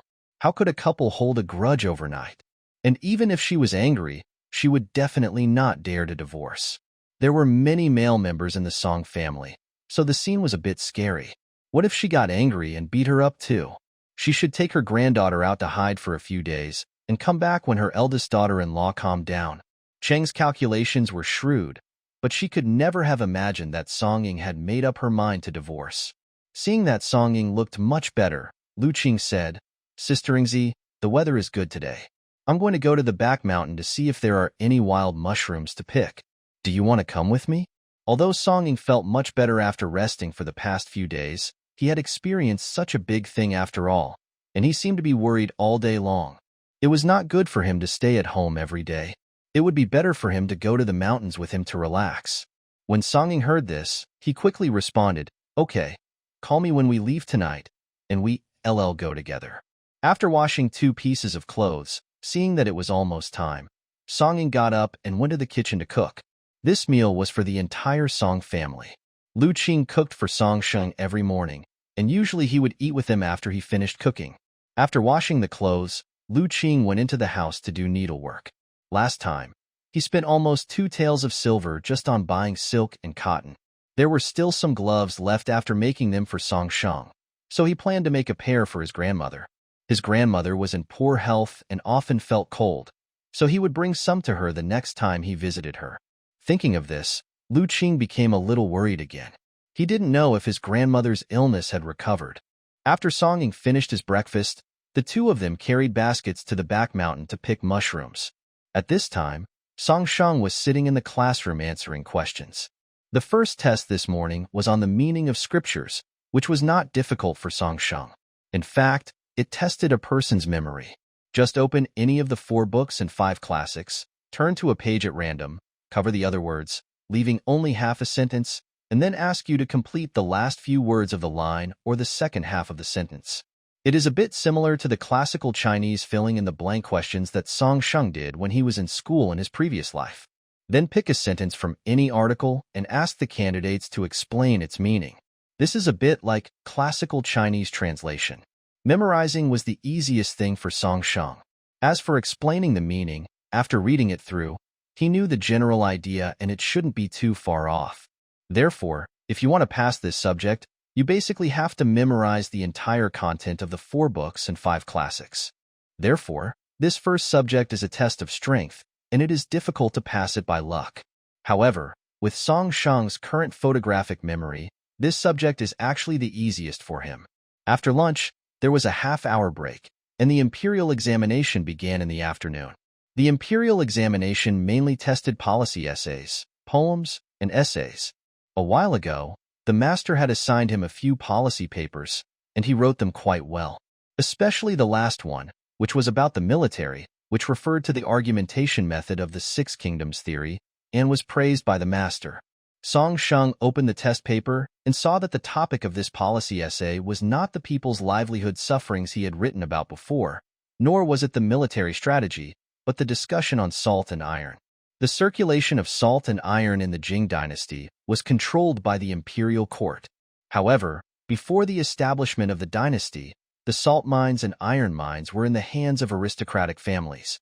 At that time, the prices of salt and iron were much cheaper. After all, they are all private salt and private iron, and there are many people selling them, so the price is cheap. However, because such power was in the hands of aristocratic families, the national treasury was empty and financial resources were insufficient. The country had to often rely on the powerful families. The previous dynasty was destroyed step by step because the country was weak. After the imperial court took over, all salt and iron began to be uniformly regulated. There were no people selling private salt anymore, so if ordinary people wanted to buy salt, they had to go to specialized salt merchants, which made the price higher. Therefore, there were both advantages and disadvantages after the salt and iron industries came under the control of the imperial court. It will definitely be of great benefit to the national finances. Every year, a lot of fiscal revenue comes from salt mines and iron mines alone, and these fiscal revenues can be used for the national military and some infrastructure construction. So overall it is of great benefit. But for ordinary people, the prices of salt and iron have increased a lot. They have to spend twice or even 3 times more than before to buy them, which will make people's lives more difficult. This is the disadvantage. Therefore, the topic of this policy essay is very sophisticated, and it is possible to write it poorly no matter which aspect you discuss it from. Song Shang recalled the master's teachings before, most of which were about people's livelihood. Although salt and iron are the economic arteries of the country, they are actually related to people's livelihood. As the saying goes, there is a big family before there is a small family. Without a country, how can there be a family? In the previous dynasty, the salt and iron were controlled by the aristocratic families, but they declined and perished in just 2 generations. The country was broken, and the people were displaced and homeless. This was the cruel people's livelihood. As Song Shang thought about it, he came up with an idea and started to answer the questions on paper. After answering the policy essays, the next step is poetry and prose. Song Shang was really helpless in this regard. As a pure science student in his previous life, it was really difficult for him to write a poem. Even though he had been taught and encouraged by the teacher for a long time in the past month, he still hadn't gotten the hang of it. Compared to the students from the aristocratic families who had been nurtured and educated since childhood, he was far behind in this aspect. In fact, The topics of poems and essays are not difficult. They are all based on some concrete nouns. This time the theme is snow. It is already deep winter, so it is appropriate to come up with a topic about snow at this time. Song Sheng instantly thought of the well-known poem Fishing Alone in the Cold River Snow from his previous life. But he paused after picking up the pen and did not write any more. Although he had never heard of this dynasty, the imperial examination system and its content were somewhat similar to the mixture of several dynasties in the ancient times. He didn't know whether the classic poems from his previous life had been passed down in this era. If there really is one, then if he writes it down and gets caught, he would be cheating. It would be better for him to be honest. Even if he did not do well in the poetry section, he could make up for it in other ways. So Song Sheng made up a poem and wrote it on it. After answering the poems and essays, the next item was the essay. The topic of the essay was selected from Confucian classics, a bit like the Chinese composition in Song Sheng's previous exam, but it was not a topic-based essay, but a self-written topic based on the topic. However, this composition is in the form of classical Chinese, and it is not easy to write by imitating the wording and sentence structure of the 4 books and 5 classics. Apart from poetry and prose, the second most difficult thing for Song Sheng is this article. Song Sheng tried hard to search his memory for words and phrases related to the theme of this article. After a long time, he finally put together an article with great effort. As he wrote, he was thinking about the articles that appeared in the Chinese textbook in his previous life. It was really amazing that he could write such words as the rosy clouds and the lone wild goose fly together, and the autumn water and the sky are the same color. After finishing his exam in the afternoon, it was about the usual time to get out of school. Since he didn't have to go to the teacher for extra lessons today, he went home early. He told Lu Qing in advance that he would be back early today, and they would have dinner together, so there was no need to save any food for him. He walked more now and his pace was much faster than at the beginning, so he got home just in time for dinner. Everyone in the family knew that he had an important exam starting today. Whenever he was at home, everyone would consciously lower their voices for fear of disturbing his studies. At the dinner table, Zhang Xinghua started by putting food into Song Sheng's bowl. Sanlang has been preparing for the exams lately, so eat more to replenish your body. Song Sheng had no way to refuse, so he had to accept the kindness of his family members one by one. He was full after the meal, and if he hadn't said he couldn't eat any more, his father and uncle would have put more food in his bowl. Song Sheng stopped reading in the evening. The next day he would take the exams in mathematics and law, and he was more confident in these 2 subjects. It would be better to rest early and conserve his energy. Lu Qing knew that he had been studying hard recently, especially in the past 2 days. He had been staying up late to read, which was very stressful for his eyes. He specially brought a basin of hot water and prepared a hot towel for Song Sheng to apply to his eyes. Song Sheng was indeed a little tired today, and was currently lying on the bed enjoying the love of his young husband. Lu Qing applied the cream to his eyes and massaged his temples, saying, "Husband, today Sister Ingzi and I went up the mountain to pick wild mushrooms." Song Sheng heard this and warned, "The weather is so cold. You have to be careful if you go up the mountain. It's cold and the ground is frozen, and it's easy to slip. It would be bad if you fall." "Yes, don't worry, husband. We are walking on the main road. It won't be a problem." "Well, how is Sister Ingzi these days?" "Much better. We went up the mountain together to relax today, but she is still worried about the 2 children." "Is Cheng not back yet?" Grandma asked her acquaintances in other villages, and they said she hasn't come back yet. Duda hasn't come back either. You should comfort Sister Ingzi more on weekdays and tell her not to worry. As soon as they come back, we will go to settle the score with them. This matter will never be let go like this." Lu Qing nodded and said, "There are still a lot of wild mushrooms in the mountains in winter, but the time is too short. It was noon not long after I went there in the morning. Sister Ingzi and I will pick some more tomorrow." "Okay, then remember to be careful when you go out and watch out for slipping," Song Sheng reminded. The 2 chatted for a while, saying some small things between husband and wife, then poured the water and went asleep. The next morning, Song Sheng took exams on law and mathematics. The first part of the law section was filled with fill-in-the-blank questions, the middle part had some short answers, and the last part gave some cases, asking you to analyze how to judge the case. When Song Sheng saw the topic about a floating corpse found by the river, which had been soaked in water for more than 3 days. He doubted whether this topic came from a real case in the Dali Temple. Wasn't it supposed to be a test on law? Why did they test on solving crimes? Fortunately, these questions were not difficult for Song Shang. They just involved some more reasoning steps. The mathematics test later on was even simpler. There were very few questions about chickens and rabbits in the same cage, and most of them were pure calculation questions. Only the last question was an application-based question, which was a little difficult. Song Shang answered very quickly and handed in the papers for these 2 subjects ahead of time. After handing in your papers in advance, you can go to eat. You can eat in the cafeteria or outside. From now on until the afternoon, you don't have to attend any classes, so it's your vacation time. As soon as Song Shang came out of the examination room, Liang Yuming followed him. Song Shang saw him and said, "You handed in your paper early too?" Song Shang estimated that he should have handed in the paper half an hour in advance, so he was a little surprised to see Liang Yuming at this moment. Liang Yuming nodded. "I can't do the last few questions anyway, so staying in here is just a waste of time. I might as well get out early and go for a walk." Liang Yuming is a very outgoing person. Ever since Song Shang asked him about some things about the military system last time, he would come up to him and chat with him from time to time, as if their relationship had become a little closer. The 2 men were about the same height. They walked side by side. Liang Yuming put his arm around his shoulders and said, "Let's not eat in the academy at noon. Let's go out to eat. I just found a new place. The food is very good. Let's try it together." "Oh, it's my treat. Don't waste time. If you go too late, there won't be any private rooms left." Song Shang was helplessly dragged away by Liang Yuming.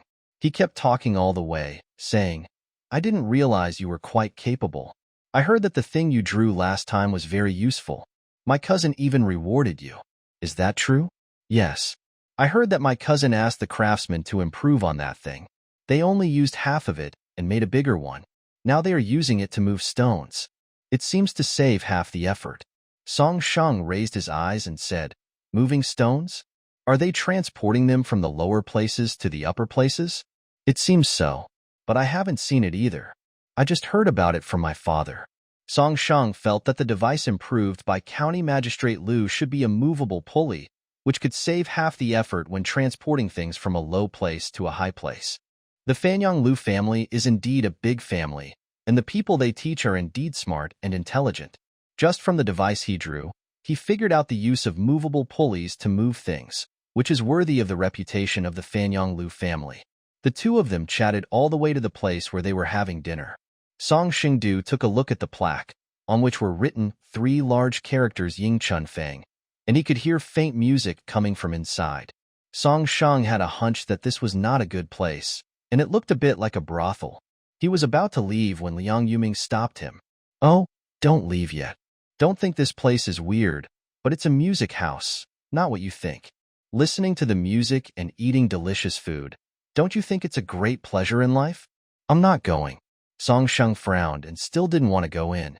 It's called a music hall, but the women playing the piano and singing inside are all wearing scanty clothes. It doesn't look like a proper place at all. He had no interest in these things at all. He would rather finish his meal early and go back to hug his sweet and soft little husband. Liang Yuming knew that he was unhappy as soon as he saw his expression. Just as he was about to persuade him again, he saw Song Shang walked straight in as if he had seen someone who attracted him. Song Shang stood at the door and saw a person inside who looked familiar. He carefully recalled the original owner's memory and found that this person's face was very similar to the one he remembered. So because he was afraid that the Song family would come after him, he ran away and hid outside and ended up hiding here? Could the lover that Sister Na Ying mentioned be the one from Ying Chunfang? He wanted to find out what was going on, so he went in. Liang Yuming thought that he had taken a fancy to one of the girls inside, and now he said cheerfully beside him, "Brother Song, I didn't realize you were such a hypocritical person. Just now you swore that you would not come in, but now you can't take your eyes off a girl?" Song Ying decided to divorce, and her grandmother, parents all supported her. Nothing could be more heartwarming than this. What she is still worried about are her 2 children. She doesn't know if Cheng did it on purpose. When her parents went to Cheng's house to pick her up today, they didn't see her 2 daughters. It is very likely that Chang sent the two children to a married daughter early in the morning. She had to recover at home first, then go to Chengdu for divorce and bring her two daughters back. Ingzi, don't think too much about it for now. Rest well and heal your wounds, but don't think about committing suicide. We will take care of other things, understand? Zhao said. Song Ying nodded. I know. Don't worry, mother. I won't commit suicide. If it was Song Ying from 2 days ago, she would have indeed thought of committing suicide. But now she has lost it, and she still has 2 children to take care of, and her family is supporting her. Her life will get better and better in the future. Song Sheng also said, Cousin, you are still young now, only in your 20s, and you still have a long life ahead of you. Don't be so pessimistic about things. If others don't understand your goodness, it's their loss. One day you will meet the right person. People in the country get married early. Even though Song Ying is already a mother of 2 children, she is only 20 years old this year. In Song Sheng's previous life, she had not even graduated from college. Hearing Song Sheng say this, Song Ying gained a little more confidence. My cousin is well educated and experienced. Since he said so, it must be true. It's always right to trust him. It has been a busy day today. Song Ying was so sad that she had a mental breakdown and couldn't sleep at all. Now that I had let go of the knot in my heart, I began to feel sleepy. After Song Ying slowly fell asleep, the family came out of her room. There were not many rooms in the house, so after Song Ying was brought back, he was first placed in Zhang Xinghua's room. Zhang Xinghua used to sleep in the same room with Song Xia, but now that Song Ying came back, she and Song Xia had no room to sleep in. But before bringing Song Ying back, Zhang Xinghua asked Zhao to clean up the firewood room next to the kitchen. She put up a bed in the firewood room temporarily and lived there. When she had money, she would build a house first. After they all left Song Ying's room, Song Qing asked in a low voice under the eaves, Dad, Mom, Grandma, are we just going to let my sister's matter go? Of course we can't, Song Chung said. Everyone looked at Song Sheng in surprise. They didn't expect that a weak scholar like him would be the first person to say this. Song Lauer also said, When I find him, I will break one of his legs. All the Song family members present had the same idea that this matter could not be let go like that. A good girl was sent to the Chung family to give birth to their children, but she was beaten like this. Not to mention that the rascal Chengdu had someone else outside.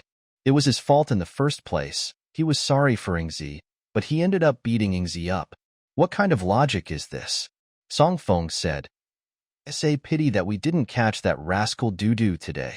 I don't know where he is hiding. I will beat him up when I catch him. This Dudu is such a beast in human form. He looks honest, but I didn't expect that he actually keeps someone outside. Song Ping said, Don't stand here and talk. Let's go inside and talk. Zhang Xinghua said, It is easy for others to hear you talking while standing in the yard, especially since the Wang family lives next door. If Aunt Wang hears you, she will definitely say something sarcastic. Besides, this matter is not a glorious one, so we should keep it secret for a while. Otherwise, people in the village will find out and start gossiping. For fear of disturbing Song Ying's rest, the whole family went to the room of his second aunt Zhao. After arriving at the house, Song Chung said, But now we can't find where that rascal Dudu is. Even if we want to beat him up, we can't. I don't believe he won't go back. If he has the guts, he shouldn't go back in this lifetime. Otherwise, I'll beat him up every time I see him. Song Lauer said, Sanlang, do you have any way to find him? Song Sheng shook his head and said, No need to look for him. Let him hang out outside for a few days and come back when he lets down his guard. When he comes back, we'll settle all the old and new accounts with him. The most important thing now is to get Sister Ing back on her feet. That's true. We don't have the time to waste looking for him. Uncle and second uncle, you can continue making charcoal tomorrow. Just follow the method we talked about last time. I've been thinking about this method again recently. The cooling time was probably a bit too long last time, so not much ash charcoal came out. When we burn it this time, the time to cover it with ash will be a little shorter. Last time it was 2.5 hours, and this time it will be reduced to 2 hours. We'll dig it out and have a look then, Song Sheng said again. This was Song Sheng's plan. He would burn more charcoal and sell it, and add it to the remaining silver he had, and then rebuild the house in the spring. He still needs to think carefully about the method of burning white charcoal, but he doesn't have much time in the next few days. It is almost the end of the month, and the final exam of their school is about to begin. He has been busy reviewing recently and has no extra time to do anything else. The job of burning charcoal can only be handed over to my uncle, second brother, and father for now. Fortunately, they had fired it once before and knew the firing process. This time, they just shortened the final cooling time, and there should be no problem. The eldest brother Song said, "Okay, I'll remember that. Well, I'll trouble you to take care of the charcoal burning. I'll check on the burning situation after my school exam is over. Sanlang, just go to school and study without worrying about the family affairs. Your two uncles and dad are here, so they won't delay anything." Song Sheng nodded in response. Song Feng, who had been silent just now, said, "Sanlang, this method of burning charcoal is not difficult. If someone secretly watched it from the side and imitated the same method after going back, wouldn't everyone be able to burn charcoal? We won't be able to sell this charcoal at a high price." The eldest brother Song did not understand what his son meant for a moment, but the second brother Song reacted first and said, "Erlang is right to worry. Next time I burn charcoal, I will cover the outside with linen to make sure it is tightly sealed and no one can see it." Song Sheng said, "It's okay, uncle and second uncle. Even if they look at it once, it should be difficult to bake it." "Why is that?" Song Sheng explained. "If you want to make charcoal successfully, you must first be very careful about the selection of wood. Not just any wood will do. The size of the wood must be long, short, large, and small. If it is not placed strictly according to the requirements when loading the cellar, there will be a large gap in the middle, and charcoal cannot be made." "I see. No wonder you asked us to prepare 3-foot and 3.5-foot wood. It turns out this place is also very critical." Boss Song added, "In that case, we don't have to worry about the villagers coming to peek. They know the general process of burning, but we can't let them know the size of the firewood." Song Sheng said, "Not only the size of the wood, but also the firing time of each process in the middle must be strictly controlled. If a process goes wrong, the final result will be a pile of burnt ash." "That's what you say, but what if?" No, we still have to be on guard. What if someone with ulterior motives sabotages it? Just listen to me and use sackcloth to block the outside a little bit. Not all of it, just cover the east side, where there are more people." The next day, Song Ping and Song Feng followed his father and his second and third uncles to the mountain to saw wood. "We don't need to chop a lot this time, as there is still a lot of firewood in the woodshed. We just need to free up a room for Zhang Xinghua and Song Xia to live in first. We are worried about where to put all the firewood." According to Song Sheng's request during the first charcoal burning, Song Lauda and several others chopped the wood into the same size as last time. By the time they were ready, it was already 3 days later.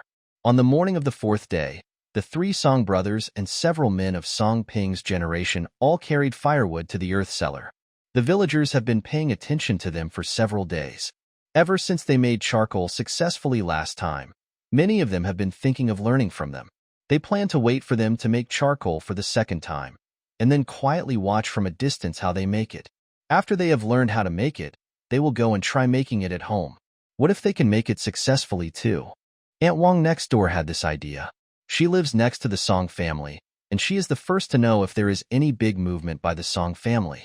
Just as Boss Song and a few others were carrying firewood out of the house, she heard the noise and followed them from a distance. Boss Song asked his Aunt Lin to put the prepared linen around the place, one to prevent others from peeping, and the other to block the cold wind and keep things warmer.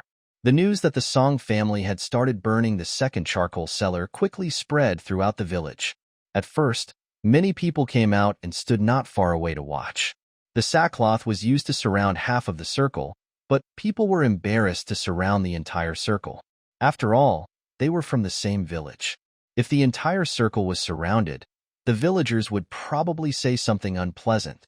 The Song family has burned charcoal, and the villagers are already jealous. Now they have surrounded them in a circle. They will probably be besieged by the entire village. They will say that the Song family is so cunning.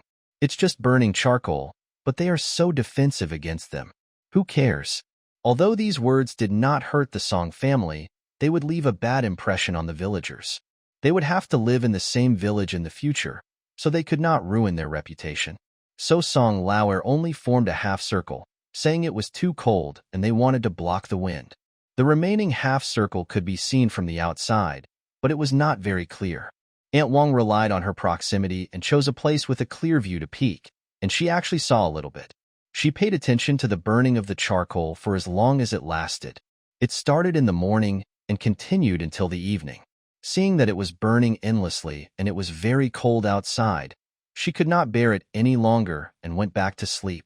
As soon as it was light in the morning, I rushed to check the situation and found that after burning for 2 days and 2 nights, there was finally some movement. After 2 days of surveillance, Aunt Wang felt that she had mastered the method. After returning home, she told her husband and mother-in-law to ask Uncle Chun to build a charcoal cellar for them, as she knew how to make charcoal. The whole family looked at her with half belief and half doubt, not knowing whether what she said was true or not. But if this is true, and they can also make charcoal, wouldn't they be rich in the future? Why not take a gamble? What if they really burn it out? So the Wang family contributed money and manpower, and invited Uncle Chun to build an identical cellar and started using it to burn charcoal. Before the Song family's second cellar of charcoal was burned out, they heard a rumor in the village that Aunt Wang's family next door was also preparing to start burning charcoal. When Song Shang came back in the evening, Lu Qing told him about these things and asked with some concern, "Husband, do you think they can really burn charcoal?" Song Shang shook his head and said, "It should be unlikely. Although the fire is burning all the time when burning charcoal, the temperature at the front, middle, and back is different. It is difficult to imitate the burning just by watching it once, unless you watch it very carefully. But it is also possible that they burned it out accidentally. For example, when he burned charcoal for the first time, he was aiming to burn white charcoal, but in the end he burned stove charcoal and gray charcoal by accident. Boss Song and his team followed Song Shang's improved method and reduced the cooling time by half an hour. As a result, the charcoal they burned was almost the same as the first time. After telling Song Shang the result, he asked them to try other methods and burn 2 more pits of charcoal, but still not much ash charcoal was produced. But even so, Boss Song and his men were happy. Although it wasn't much, the more times they burned, the more they accumulated. With the example of Aunt Wang in the village, the villagers began to develop a charcoal burning trend. Every time Boss Song burned charcoal, people from the village would go to watch him and his team making charcoal. Of course, they wouldn't stand in front and watch. Anyone who stood in front would be blocked by the Song family. They could only stand not far away and watch quietly, and they could get a general idea. They thought they had mastered the trick, and after returning home, they started to make charcoal at home. However, after a few days, no one succeeded in firing the dumplings. At this time, good news came from the Song family. Boss Song and his team improved the firing process according to Song Xingxin's method, and this time they fired a very high percentage of ash charcoal. This cellar produced about 130 kilograms of charcoal, of which nearly 90 kilograms were charcoal. This news made the Song family very happy. If all the 90 caddies of charcoal were sold at 51 per caddy, 90 caddies could be sold for 4,500 won, or 4.5 taels of silver. This was not to mention the remaining 40 caddies of stove charcoal, which could be sold for 200 won at 5 won per caddy, so the total was 4,700 won. Boss Song calculated this in his mind and smiled from ear to ear. It has only been a few days, and they have earned nearly 5 taels of silver. On average, they can burn charcoal once every 7 or 8 days, which means 3 times a month, which is 15 taels of silver. Oh my god, the Song family is really going to get rich. Song Shang was not too happy. He was not surprised to burn out so much ash charcoal. He was still thinking about how to burn out silver bone charcoal. The whole Song family was devoted to the charcoal burning, and Song Shang no longer cared about it. His current task was to review his lessons well, as the big exam would be in 2 days. Li Hongyun, who had made a bet with him before, has been acting a little weird recently. Although he is not in the same class as Song Shang, he has been secretly paying attention to him. When he learned that the teacher had praised Song Shang in person in class and asked him to come for private lessons after school, his jealousy grew even stronger.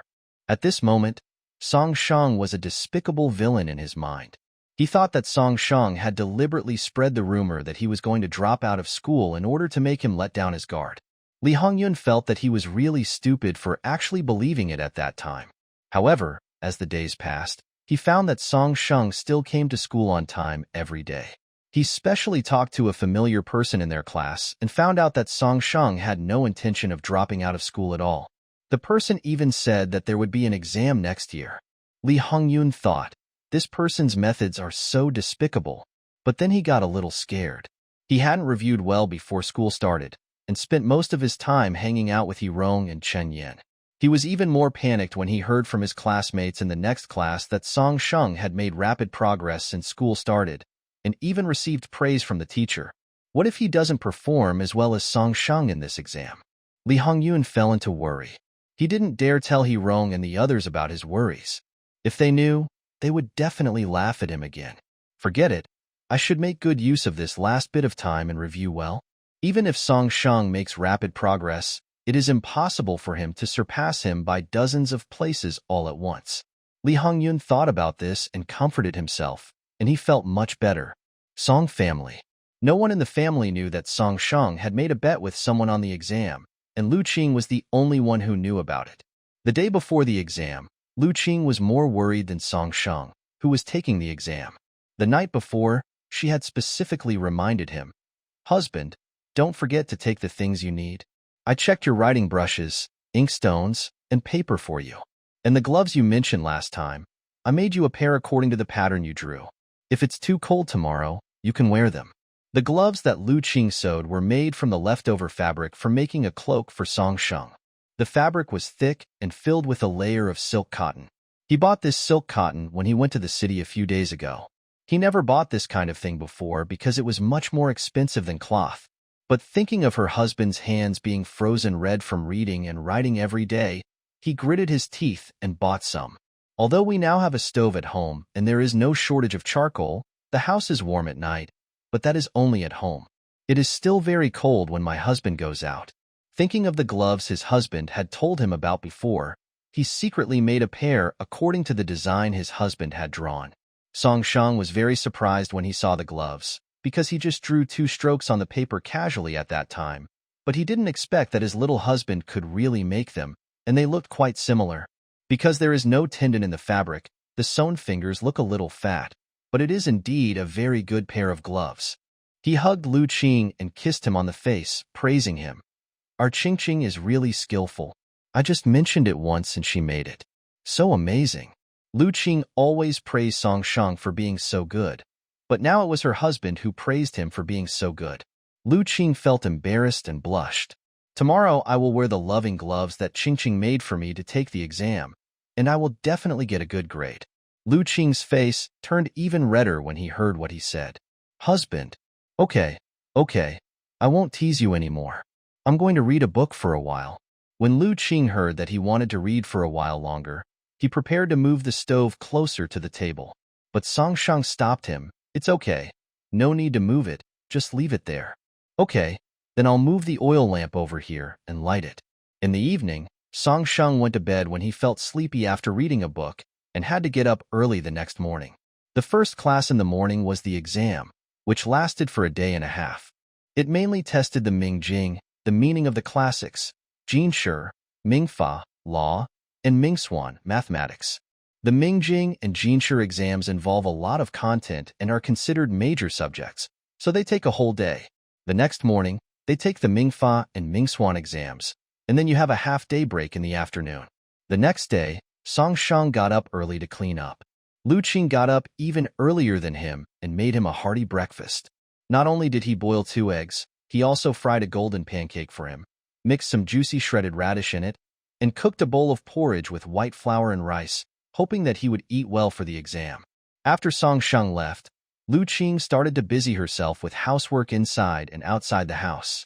Every morning, she would clean the pigsty, take out the eggs from the chicken coop, feed the chickens and ducks, and then start washing clothes with a basin. The weather is cold, so no one goes to the river to wash. Instead, they fetch water from outside and wash at home. Song Sheng felt sorry for him and didn't let him wash clothes with cold water. When he was making breakfast, he specially boiled a pot of hot water in the back stove. After washing the pots and dishes, there was still a lot left. He scooped out half a basin of water and added half a basin of cold water. He reached out and touched the water temperature. It was warm, not cold. Just as Lu Qing sat down and prepared to start washing, he saw his cousin Song Ying getting up. Song Ying has been recuperating at home these days. The bruises on her face have subsided a lot, with only a few traces of bruises left.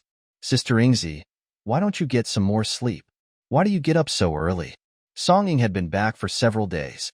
She was worried about her two children, so she didn't sleep well. She usually got up very early when she was at Cheng's house, and she made breakfast at home. If you can't sleep, just get up and see if there is any work to do at home, and I'll come over to help, Song Ying said. She was taken back to her parents' home to live. Although her family members didn't dislike her, she couldn't just sit there and do nothing. Seeing Lu Qing preparing to wash clothes, she took out another basin from the house and placed it next to her to wash with Lu Qing. Although it was winter, I used warm water so my hands didn't get cold. Dudu was still out there, hiding for several days. Song Ying had been waiting at home, waiting for him to come back so she could divorce him. She had wanted to take the two children back these 2 days, but after her mother accompanied her back to Cheng's house, she found that Cheng was not at home these 2 days. After asking the second son of the Cheng family, she found out that she had taken the two children to stay at her daughter's house for a while. Cheng went to her daughter's house in case Song Ying took the two children away. Although the two granddaughters were worthless girls, they were still the blood of the Cheng family. The family would have enough food for them. When they were raised up and married off, the betrothal gifts would be quite a lot.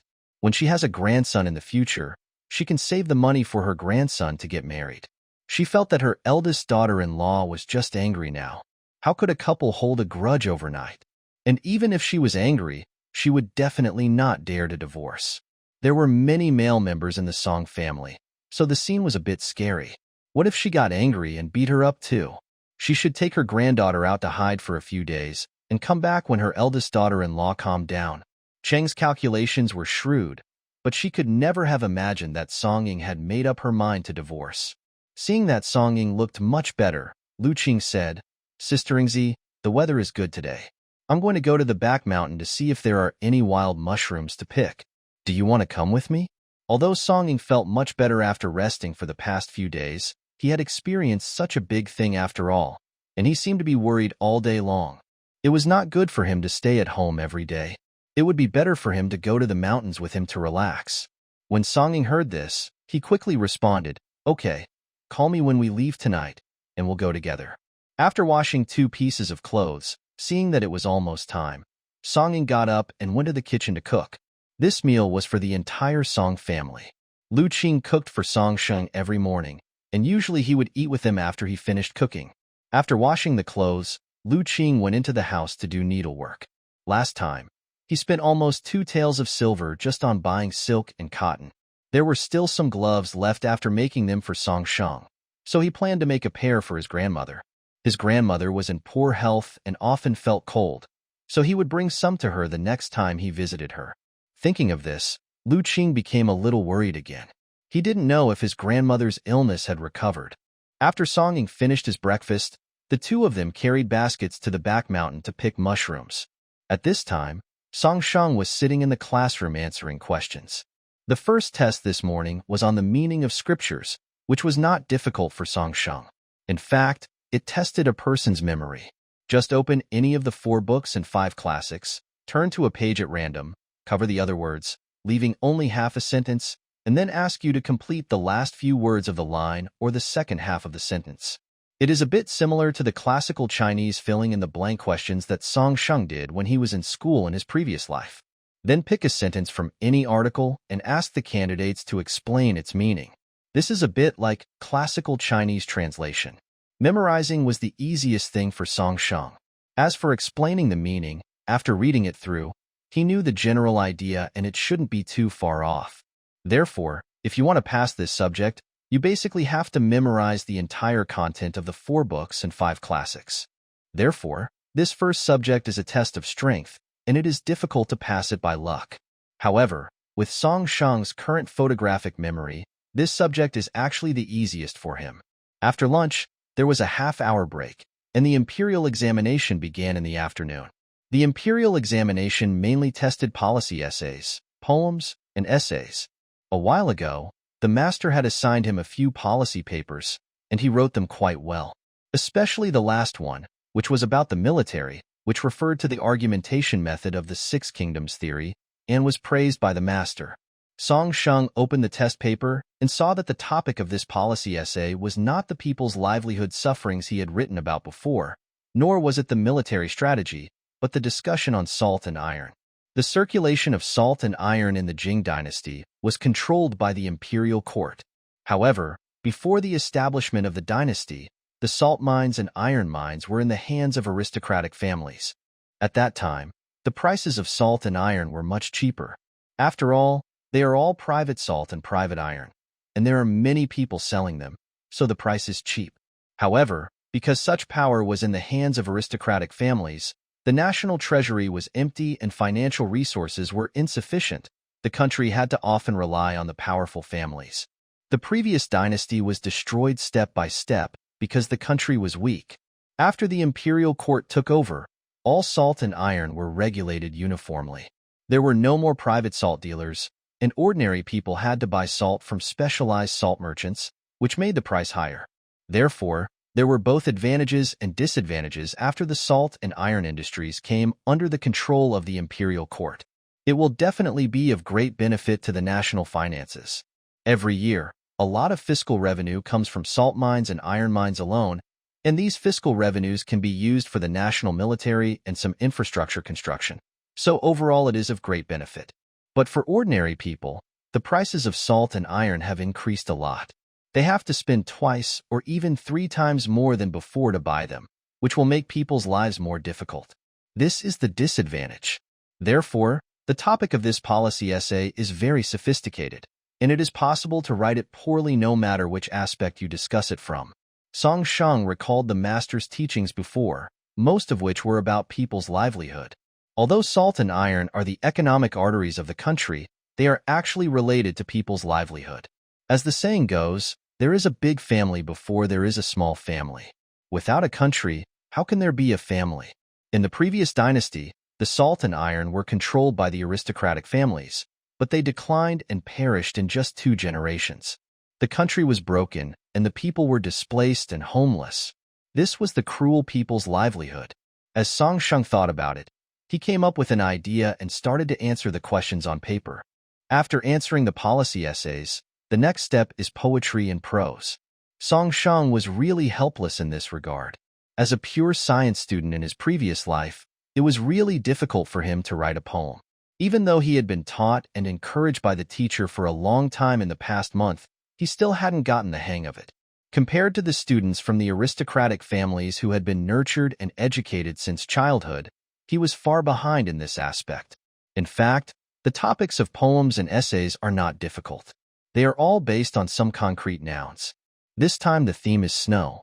It is already deep winter, so it is appropriate to come up with a topic about snow at this time.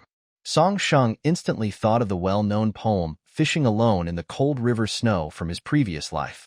But he paused after picking up the pen and did not write any more. Although he had never heard of this dynasty, the imperial examination system and its content were somewhat similar to the mixture of several dynasties in the ancient times. He didn't know whether the classic poems from his previous life had been passed down in this era. If there really is one, then if he writes it down and gets caught, he would be cheating. It would be better for him to be honest. Even if he did not do well in the poetry section, he could make up for it in other ways. So Song Sheng made up a poem and wrote it on it. After answering the poems and essays, the next item is the essay. The title of the article was selected from Confucian classics, which is a bit like the Chinese composition that Song Sheng took in his previous life, but it is not a given composition, but a self-written topic based on the meaning of the topic. However, this composition is in the form of classical Chinese, and it is not easy to write by imitating the wording and sentence structure of the 4 books and 5 classics. Apart from poetry and prose, the second most difficult thing for Song Sheng is this article. Song Sheng tried hard to search his memory for words and phrases related to the theme of this article. After a long time, he finally put together an article with great effort. As he wrote, he was thinking about the articles that appeared in the Chinese textbook in his previous life. It was really amazing that he could write such words as the rosy clouds and the lone wild goose fly together, and the autumn water and the sky are the same color. After finishing his exam in the afternoon, it was about the usual time to get out of school. Since he didn't have to go to the teacher for extra lessons today, he went home early. He told Lu Qing in advance that he would be back early today, and they would have dinner together, so there was no need to save any food for him. He walked more now, and his pace was much faster than at the beginning, so he got home just in time for dinner. Everyone in the family knew that he had an important exam starting today. Whenever he was at home, everyone would consciously lower their voices for fear of disturbing his studies. At the dinner table, Zhang Xinghua started by putting food into Song Sheng's bowl. Sanlang has been preparing for the exams lately, so eat more to replenish your body. Song Sheng had no way to refuse, so he had to accept the kindness of his family members one by one. He was full after the meal, and if he hadn't said he couldn't eat any more, his father and uncle would have put more food in his bowl. Song Sheng stopped reading in the evening. The next day he would take the exams in mathematics and law, and he was more confident in these two subjects. It would be better to rest early and conserve his energy. Lu Qing knew that he had been studying hard recently, especially in the past 2 days. He had been staying up late to read, which was very stressful for his eyes. He specially brought a basin of hot water and prepared a hot towel for Song Sheng to apply to his eyes. Song Sheng was indeed a little tired today and was currently lying on the bed enjoying the love of his young husband. Lu Qing applied the cream to his eyes and massaged his temples, saying, "Husband, today Sister Ingzi and I went up the mountain to pick wild mushrooms." Song Sheng heard this and warned, "The weather is so cold, you have to be careful if you go up the mountain.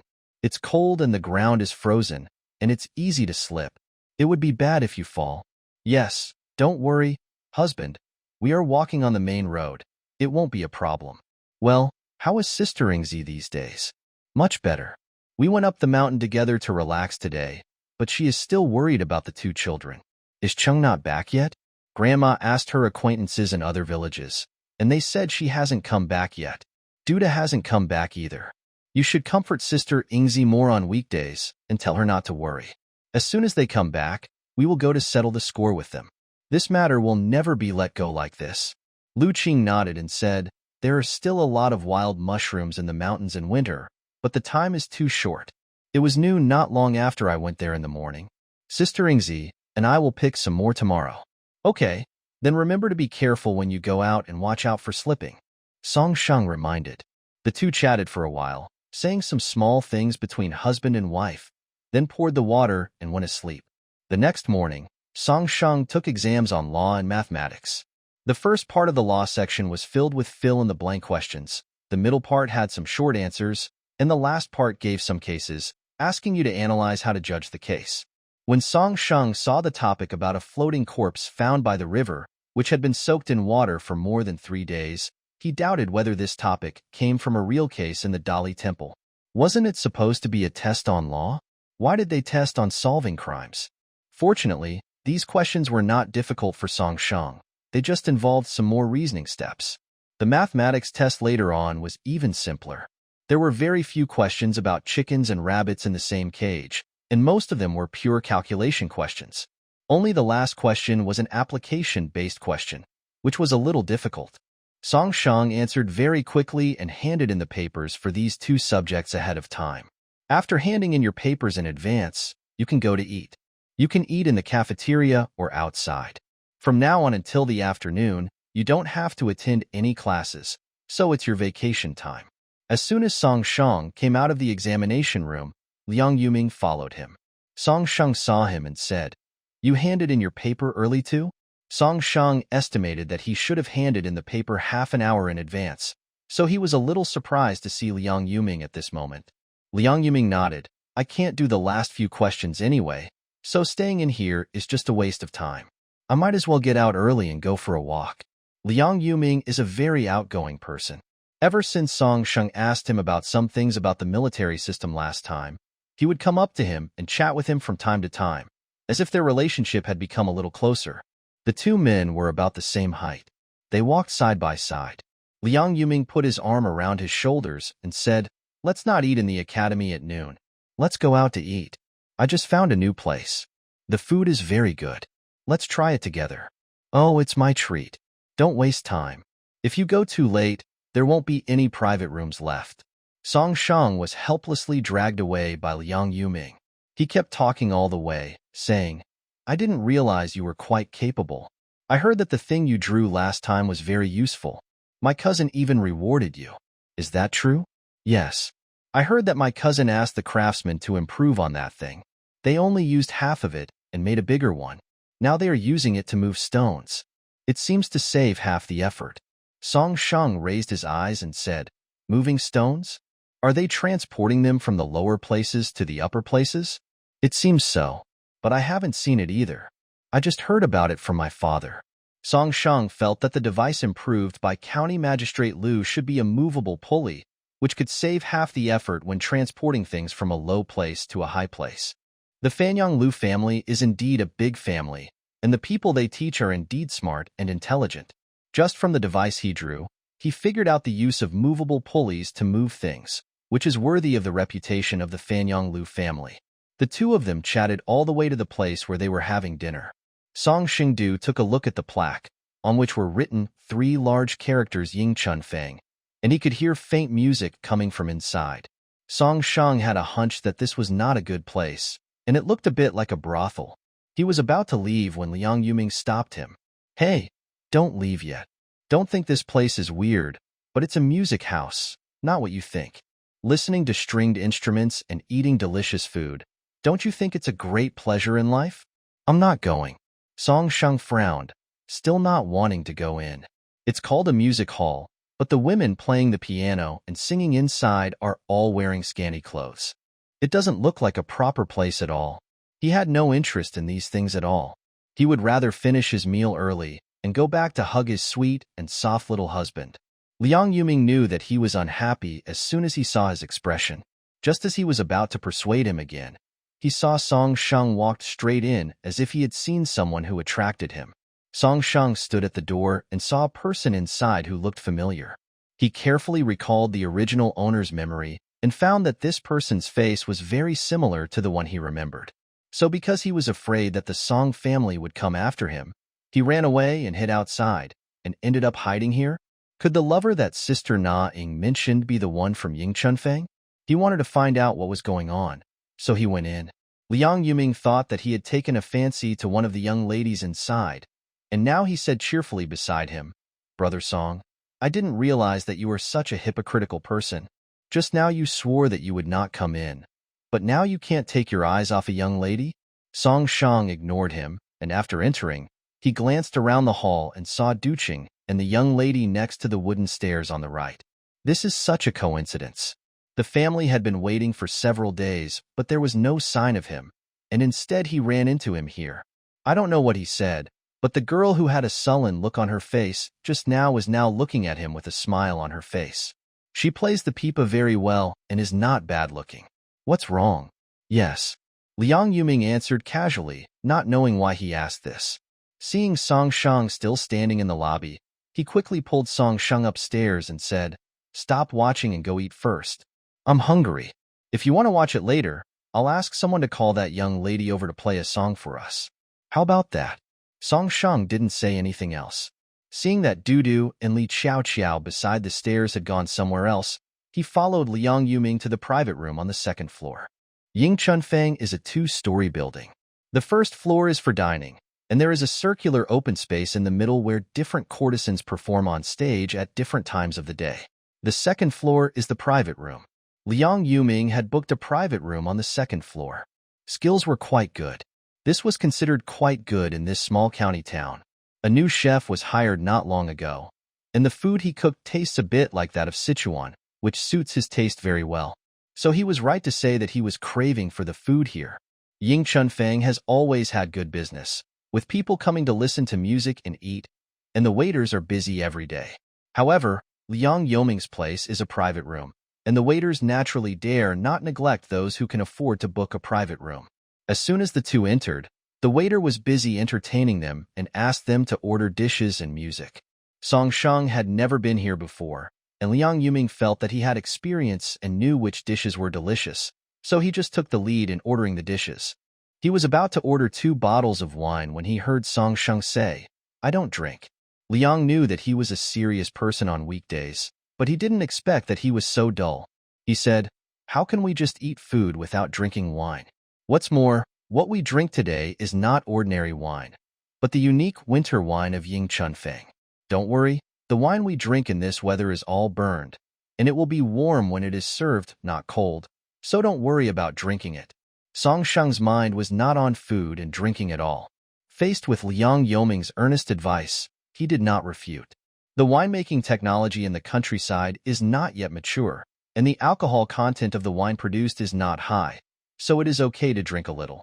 Seeing that he seemed to still be thinking about the young lady, Liang Yuming said to the waiter, "Waiter, call your people player Li Chao Chao to play a piece for us, so that I can learn a lot." I thought it would not be a difficult task, but I heard the waiter said with difficulty, "I'm sorry, sir, Miss Chao Chao has been booked today. How about we get someone else to play a song for you?" "She has been booked?" Liang Yuming asked in surprise, but he clearly saw Li Chao Chao flirting with a man downstairs just now. Could it be that the man had booked her in advance? There was nothing he could do. First come, first served, he discussed with Song Sheng. This person has been reserved by someone else. Do you think we should get someone else? Song Sheng shook his head. Forget it. No need. Just eat. Liang Yuming thought that was not going to work. Although he came here for the food, he also wanted to listen to the music. The food came out not long after. After all, it was a private room and everyone had priority. Song Sheng tried one of the dishes, stir-fried pork with dried bamboo shoots, and was surprised to find that the dish was a bit spicy. You know, they usually only use sugar and salt as seasonings for meals at home. He has eaten in the city before, but this is the first time he has eaten food with a hint of chili. After a closer look, it looks like there are red peppers in it. Liang Yuming saw that he could taste the spiciness in the food and asked, "How is it? Are you used to it?" Song Sheng nodded. He had eaten a lot of hot pot in his previous life, but now he felt that this spicy taste was something he had not tasted for a long time. Where did this chili come from? As far as he knew, chili was not widely grown in Jingqiao, and they didn't have any in Fengping County at all. Liang Yuming brought him here to try the dishes, partly to show off that the dishes here contained chili peppers. He said, "You don't know this, do you? This cook is from Sichuan. There are more peppers in Sichuan, and many people use them as seasoning. He just happened to bring some with him this time. I'm tired of eating sweet and sour food every day. This spicy one is quite delicious." Song Sheng nodded and replied, "It's really good." When Liang Yuming heard that Song Sheng was also used to this flavor, he seemed to have found a like-minded person and said excitedly, Right, I said the food here is delicious. I packed some for my mother and her family to take back home, but they didn't like it. It's rare that our tastes are so similar. We can come here to eat together in the future. Everyone has different taste preferences. Some people like spicy food, while others don't. Liang Yuming is probably one of those people who likes spicy food, but his mother doesn't. "Where can I buy this chili?" Song Sheng asked.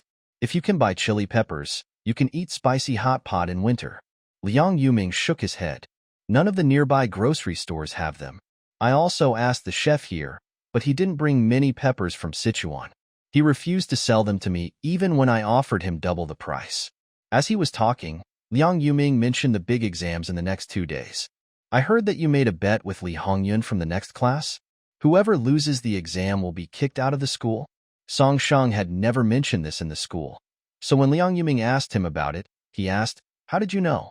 No matter how stupid Li Hongyun is, he would not make this matter known to the entire school unless he is 100% sure that he can beat him. Liang Yuming said, "I heard it from Hirong from the next class. I have to say that Li Hongyun is a fool. Not only will he be careless in making friends, but he might even get cheated." Hirong and Chen Yin instigated him to make a bet with Song Sheng. He did not contribute anything, just moved his mouth, and then he would reap the benefits. No matter whether he or Li Hongyun lost, one of them would leave in the end, and Hirong and Chen Yin would still stay in the school safely. Li Hongyun didn't know when he would be able to react. He was being used as a knife. Seeing that Song Sheng did not deny it, Liang Yuming became interested. "You two really made a bet? I thought Hirong's grandson was talking nonsense. What's going on? Tell me about it." Seeing how curious he was, Song Sheng briefly told him what had happened. As soon as he finished speaking, Liang Yuming cursed, "What a thing! I know that He Rong has no good intentions. This Li Hongyun is also stupid, isn't he? He doesn't even know that He Rong is using him as a knife. Then do you have confidence in this exam? Can you surpass that guy Li Hongyun? Liang Yuming felt that there should be no problem with Song Sheng. The teacher had often asked him questions in class in recent days and praised him several times, so there should be no problem. Although Song Sheng was confident in law, mathematics, and classics, he was not sure how he would perform in policy essays, poetry, and essays. I don't know, but I think it should be. Okay. Liang Yuming knew that he was not worried at all when he saw that this man had plans for success. Unlike him, he would get scolded after every major exam. Thinking of this, he sighed. I will definitely be at the bottom again this time. My father's little whip is probably waiting for me. Song Sheng asked, why don't you study hard? I can see that you are smarter than many of your classmates. Song Sheng had wanted to ask this question for a long time. He had been with Liang Yuming for a few days and felt that although this man was talkative and looked lazy, he was actually very smart and loyal. He was not stupid at all, he just didn't want to learn. When asked this, Liang Yuming, who was originally a chatterbox, suddenly became silent. Never mind, if you don't want to talk about it, then don't talk about it. Song Sheng didn't force himself to know the reason. Everyone chooses their own path. If you do nothing all day and give up on yourself, then no one can save you. I heard Liang Yuming say that if he didn't do well in the exam, his father would beat him up when he got home. Since his father would punish him for his studies, it means that he still has hope for him. I just don't know why he is just messing around in school. Liang Yuming didn't want to say anything, so Song Sheng didn't ask any more questions. An hour had passed since the meal was over. Liang Yuming said he would treat them, and as soon as he left the private room, he quickly walked to the counter to pay the bill, fearing that Song Sheng would ask him the same question again. Song Sheng followed slowly behind, and just as he was about to go downstairs, he heard a voice coming from a private room around the corner. Chow Chow, didn't you tell me that you don't accept customers anymore? Li Chow Chow said, if I don't receive guests, what will happen? I'm pregnant with your child, but you're still reluctant to welcome me in. What do you mean? Since you don't want me, there's no need for me to keep the signboard in the market empty for you. Chow Chow, it's not that I don't want to welcome you in, but you also know that my wife at home has always been well-behaved and has not committed any of the 7 grounds for divorce. What can I do to divorce her? If you can't divorce, can't you just divorce? Or do you dislike me because I'm a lowly person and are afraid of tarnishing the reputation of your Song family? After saying this, he felt a little guilty and stammered. How could that be? Chow Chow, you know how much I like you in my heart. How could I dislike you? I have spent all my money on you for the past 6 months. Don't you understand my feelings? There were many wealthy people in the city who came to Ying Chunfang to eat, but most of them were fat and greasy, which Li Chow Chow didn't like. The younger ones were all afraid of their wives and old mothers at home, and none of them took the initiative to welcome her home. Some others treat her as a plaything. To put it nicely, they marry her into the family as a concubine, but when they get tired of her, she will be worse than a maid. At this time, the degree of his behavior appeared. Although he was not as rich as the wealthy people in the city, he treated her very well and was willing to spend money on her. He was handsome, and most importantly, he said he wanted to marry her. Marrying her meant marrying her as his legal wife. With these sweet words in the beginning, Li Chow Chow had been having an ambiguous relationship with him for the past 6 months, and later, under his coaxing, she gave her body to him. There were many classes in the Jing dynasty. In addition to scholars, farmers, merchants, and artisans, there were also craftsmen, soldiers, etc. But the musicians were a lowly class. However, compared with the harsh regulations of the previous dynasty that lowly classes were not allowed to intermarry with civilians, the Jing dynasty was much more tolerant. When are you going to marry me? Li Chow Chow looked petite and delicate, but she didn't speak softly at all. How could someone who was used to flattering people in Ying Chunfang develop a weak character that could be manipulated by others? Chengdu's face froze, and he said, Chow Chow, don't worry. I will go back today and tell my mother clearly that you are pregnant with my child, and my mother will definitely let you marry me. As soon as he said this, Li Chow Chow's face looked better. Then you have to hurry up, or I won't be able to hide my belly anymore. Well, Chow Chow, don't worry, I'll tell my mom when I get home today. Li Xiaoqiao buried her face in Cheng's arms, pretending to be gentle and pitiful. Cheng Lang, I knew you would never let me down. The room where the two of them were talking was at the corner, with few people passing by. No wonder Cheng had never dared to reveal this matter. And she doesn't sound like a peaceful person. If Li Xiaoqiao enters the Cheng family will be in big trouble. Li Xiaoqiao was eager to leave her citizenship, so she was deceived by Dudu's sweet words. If he had such an intention, he would have told his family about their relationship.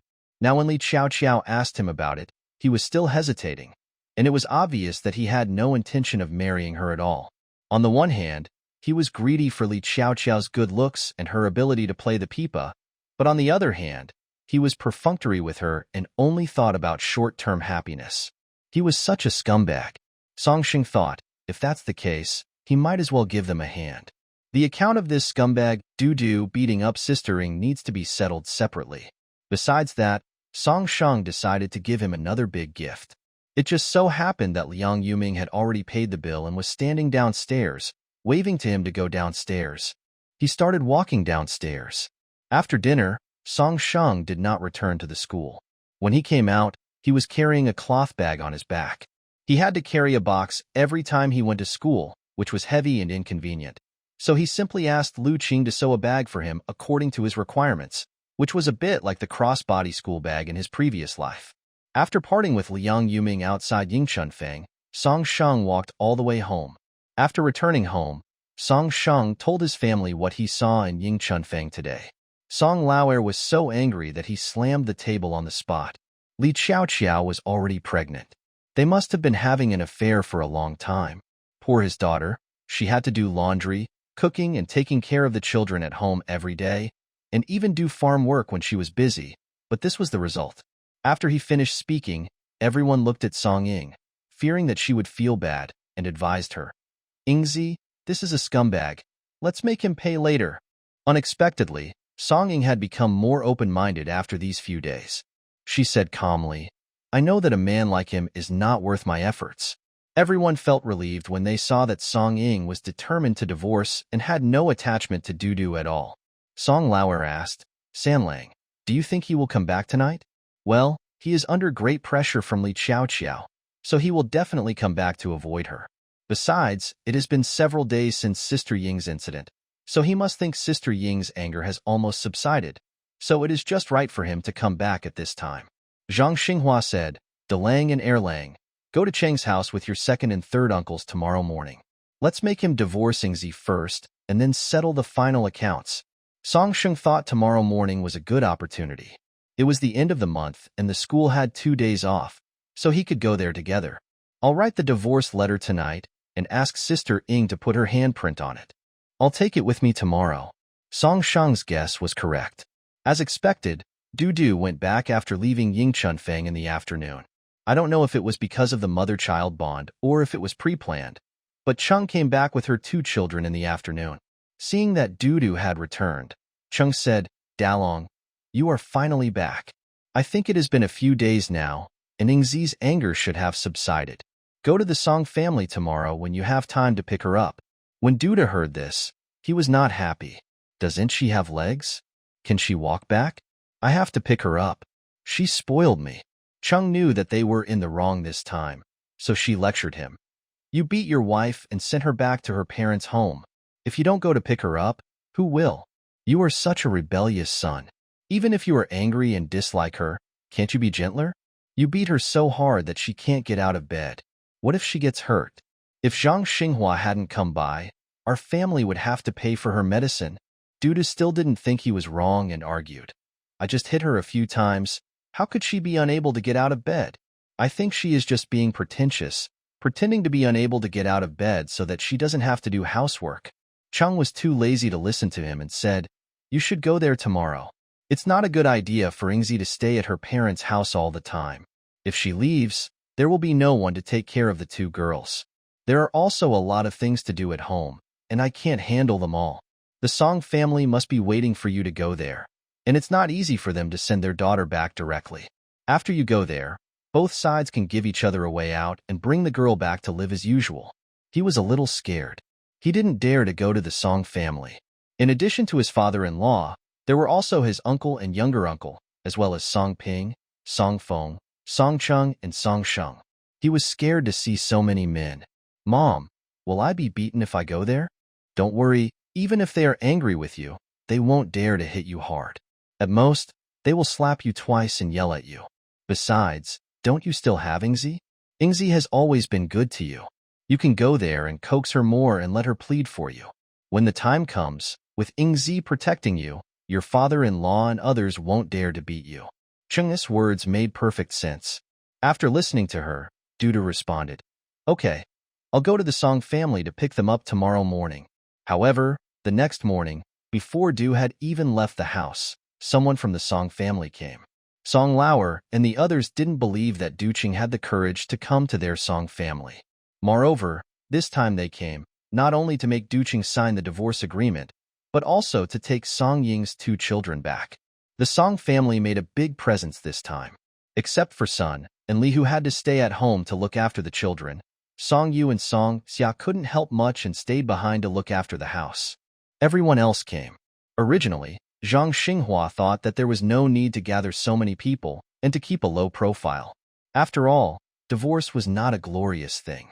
But Song Shang said that sooner or later the villagers would know about this matter, and if there were more people, it would make a lot of noise. When they arrived at Jutua village, only people would come to laugh at the Cheng family and see who would dare to marry their daughter there in the future. Zhang Xinghua thought about it and realized that this was the truth, so she simply asked the whole family to go out.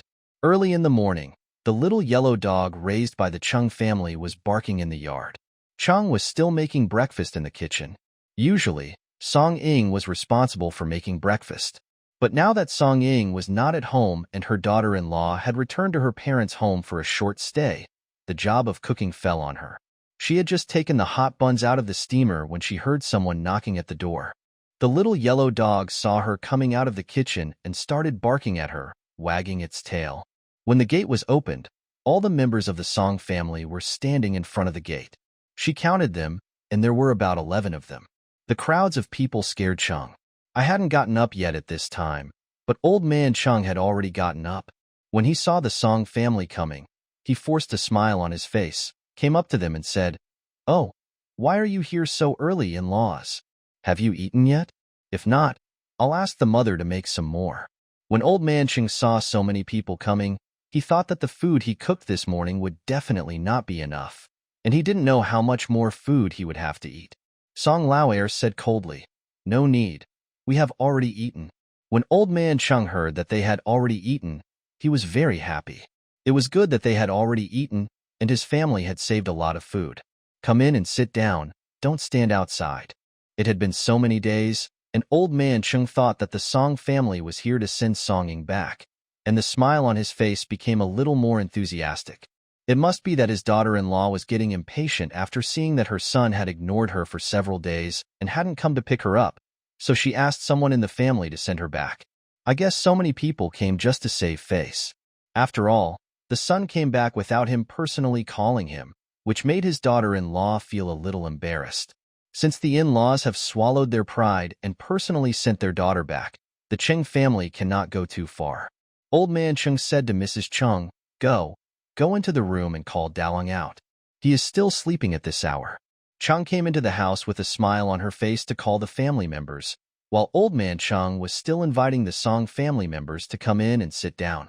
Song Lauer said, We won't go into the house. It's not cold outside. We just happen to have something to explain to our in-laws today, so let's just stand in the yard and talk. In case you don't have a clear idea of what is going on, the neighbors can serve as witnesses. The farmers all got up early. So many people came to the Song family so early in the morning. Many people in Jutua village saw them. Now many people came out and stood in front of the Cheng family's door to watch the fun. Old man Cheng's face froze.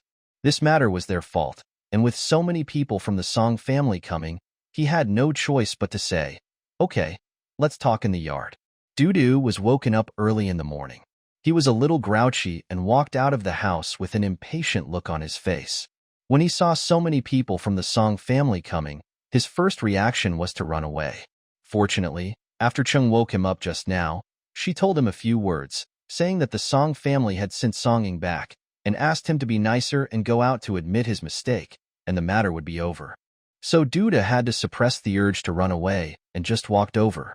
The moment he saw the extent of the situation, Song Lao Air clenched his fists and almost swung forward. If Sanling had not told him before coming that he shouldn't fight after seeing the situation, he would have thrown this punch long ago. Of course, Song Shang didn't mean that he couldn't hit him, but he said that he couldn't hit him in front of others. If he hit him in front of others, firstly, he would be caught by others, and secondly, with the shameless attitude of the Chung family, they might blackmail them. Their main task today was to get a divorce and take the two children back. After they left, they would find a chance to come back, and when they were not paying attention, they would put Du in a sack and beat him up in a deserted place to vent their anger. Anyway, no one saw it. Even if they guessed that it was the Song family who beat them, it would not count without witnesses or evidence. It would be a bargain for him to be beaten up. Du came over and apologized with a smile, saying, "Yingzi, I was wrong to hit you before. I know I was wrong. Our family cannot live without you. Please come back soon." After Du finished speaking, Song Ying did not say anything, but said, Du, where are the two girls? I haven't seen them for several days. I missed them." When Du heard Song Ying say that he missed his daughter, he neither hit him nor scolded him. Isn't this indirectly forgiving him? His face lit up with joy, and he quickly said, "Big girl and second girl are sleeping in their mother's room. If you miss them, go in and see them later. No need to wait. I'll go see them now." Song Ying and Zhao went into the house together. The Chung family was not prepared. After Song Ying and Zhao each carried a child out, they realized something was wrong. "Yingzi, where are you taking the child?" Song Ying did not say anything. The villagers standing outside the door can just be witnesses. You two are divorced today and have nothing to do with each other's marriages and funerals in the future. "I won't divorce," Du Qing said. Although he had a lover outside, Li Xiaoqiao was a lowly woman after all, and he was not stupid enough to marry her as his wife. Upon hearing his refusal, Song Lao Air became even angrier. "Not only do you have a mistress outside, but you also beat our Yingzi so badly that there is not a single spot on her body. Even if you say anything today, we will not let our daughter live with you. From now on, we will go our separate ways. If you are smart, sign this divorce agreement right away." When the neighbors heard this, they started to talk about it. After the Song family's daughter-in-law married in, I thought she was quite honest and dutiful. She worked in the fields and gave birth to children for him. But he is so heartless that he keeps a mistress outside. That's right. If you hadn't told us, we wouldn't have realized that he beats his wife. What a rascal. Bah, he dares to keep a mistress outside and beats his wife when he comes home. He is so shameless. In a short while, Dudu's reputation in the village became extremely bad, and all the men and women in the village denounced him. When Old Man Chung and Mrs. Chung heard Old Man Song talk about divorce, they were both shocked. How could Song Ying dare to divorce? The Song family must have forced her to do so. Dudu thought the same thing.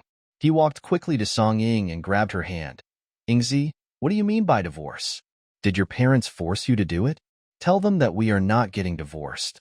I will definitely treat you well in the future. Don't get me wrong. I don't have anyone else outside. You are the only one for me from the beginning to the end." Song Sheng thought about what he said to Li Xiaoqiao when he met Dudu at Yingchunfeng this afternoon, and then listened to what he said to Song Ying now. He felt nauseous. He stepped forward and said, "Du Qing, if you don't follow the divorce agreement today, then we can write a divorce letter. But this divorce letter is not about you divorcing Sister Ying, but about Sister Ying divorcing you. You can find out if you have anyone outside by asking at Yingchunfeng.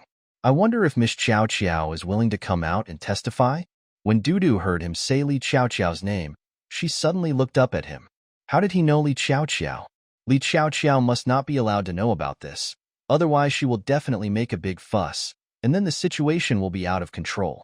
I felt guilty and hesitated for a moment. Some of the neighbors outside the door knew about Yingchunfeng and started to say, "So the one he's dating is a girl from Yingchunfeng." That's true. The girls here dress too coolly. Ordinary people can't compare to them. Chung knew more or less that her son had a lover outside, but she didn't know that the person she was looking for was from Yingchunfeng. People in their village all knew about Ying Chunfeng. The girls there were all of low status. In their eyes, they were no different from girls from brothels. Her son actually hooked up with the girl here. Chung was so angry that she fainted. The Chung family was in chaos, and the Song family members were still standing there staring at Dudu, which made him scared. Dudu thought that since he didn't like Songing anyway, he might as well take this opportunity to divorce her and have nothing to do with each other in the future. Even if he is a grown man, it is easy for him to remarry after divorce. But she is a woman. If she divorces him this time, no man will want her in the future.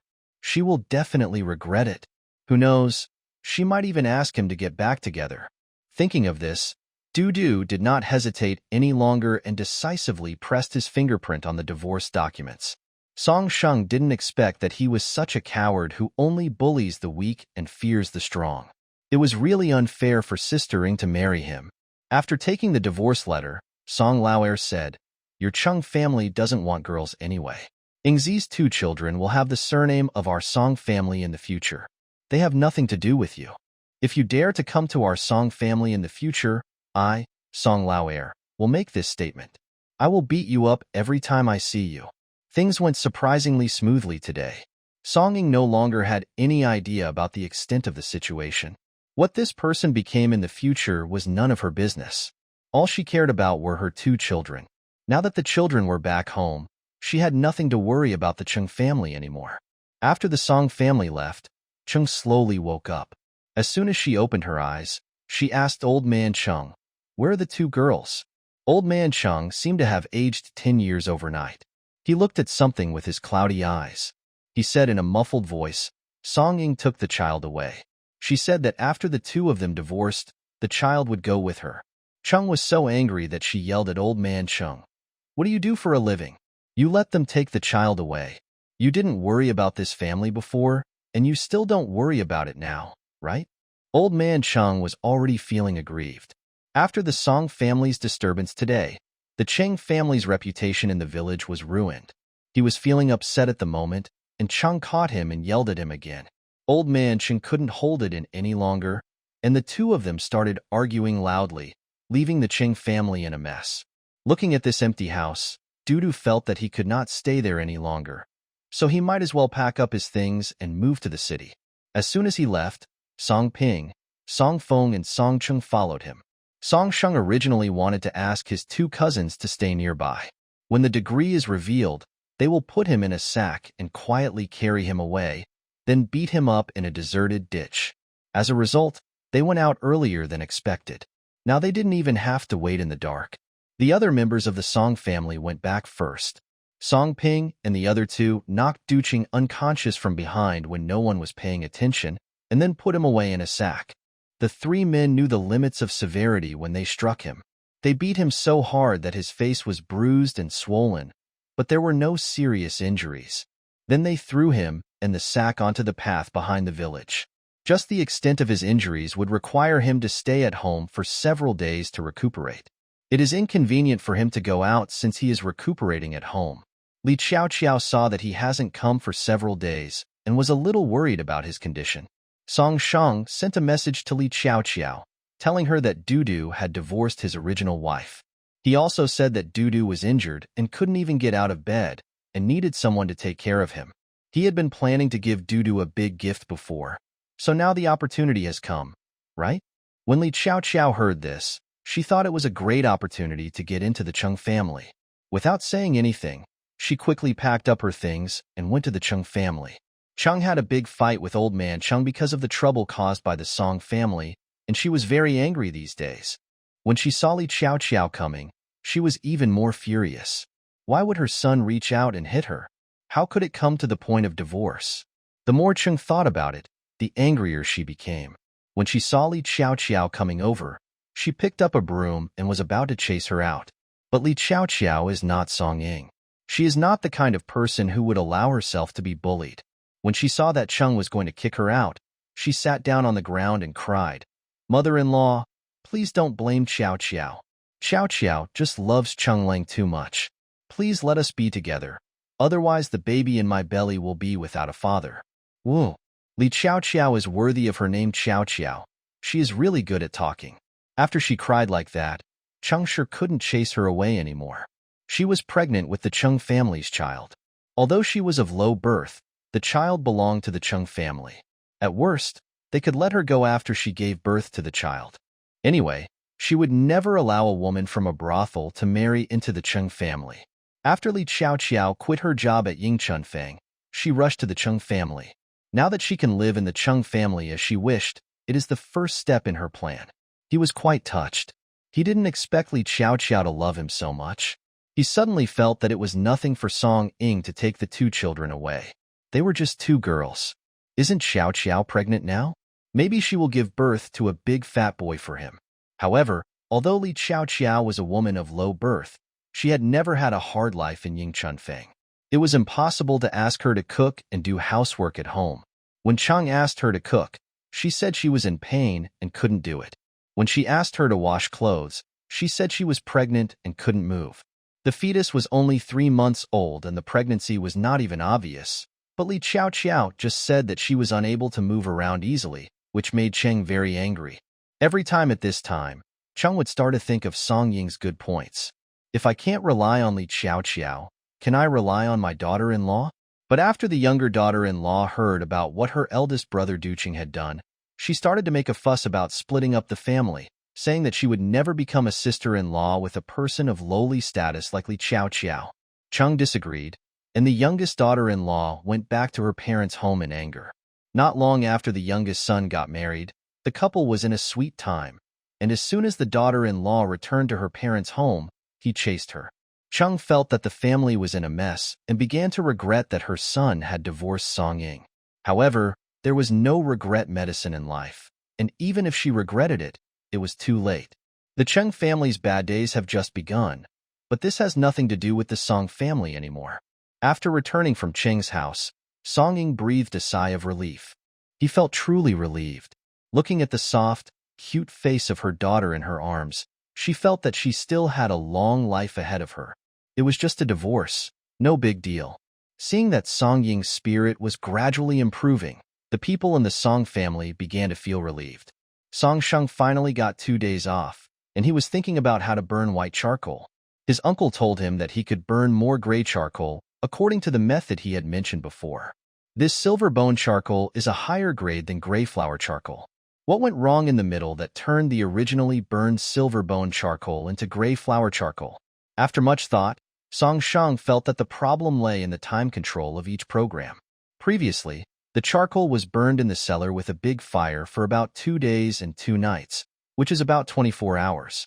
If he extended or shortened this time, would there be a different effect? Song Sheng plans to give it a try when he makes charcoal tomorrow. After eliminating several methods, he always feels that he is not far from success. Over the past few times, the family has accumulated about 100 kilograms of charcoal. My uncles and second uncles took them to the market in the city to sell them. Not many villagers came to buy them. Usually, they were reluctant to spend money to buy a stove, let alone burn charcoal. However, there are still many people coming to buy this stove charcoal. Before, it had to be sold at the market, or occasionally peddlers would come to the countryside to sell it. Now that their family has stove charcoal, it is very convenient for people from the same village to come and buy it. That evening, Zhang Xinghua did the math and found that she had earned about 5,500 won, or 5.5 taels of silver, just from selling charcoal. This made the Song family very happy. By this calculation, if they could make more charcoal and sell it this winter, plus the remaining dozens of taels of silver from Song Sheng, they could build a new house in the spring of next year. Zhang Xinghua narrowed her eyes in a smile. The whole family had praised Song Sheng several times, and they had run out of words. She began to praise Lu Qing. Ever since Qing'er married into our family, our life has been getting better and better. Song Yu interrupted and said, I think Qing'er and third brother are very compatible. Even Master Yizhen in the temple said that they are a good match, which means Qing'er will bring good luck to her husband. Yu Gu'er and Lu Qing have a good relationship, and it was Lu Qing who shyly told him about the good marriage. Now that you mention it, it's true. Since Qing Gu'er married into our family, Sanlang seems to have suddenly become smarter. I always feel that the smart Sanlang who was 10 years old has returned. Lu Qing was embarrassed by the praise. It was all thanks to her husband. He didn't do anything, but he didn't know what to say when he was praised by everyone. However, Lu Qing was still very happy when he heard the Song family's recognition of him. After the family had dinner, Lu Qing was helping to clean up the dishes, but her cousin Song Ying got there first. She smiled and said, "Qinger, stop working here. Go back to your room with Sanlang and have a rest." Lu Qing was stunned for a moment before he understood what sistering meant. It was still early at this time, and every household had nothing to do after dinner.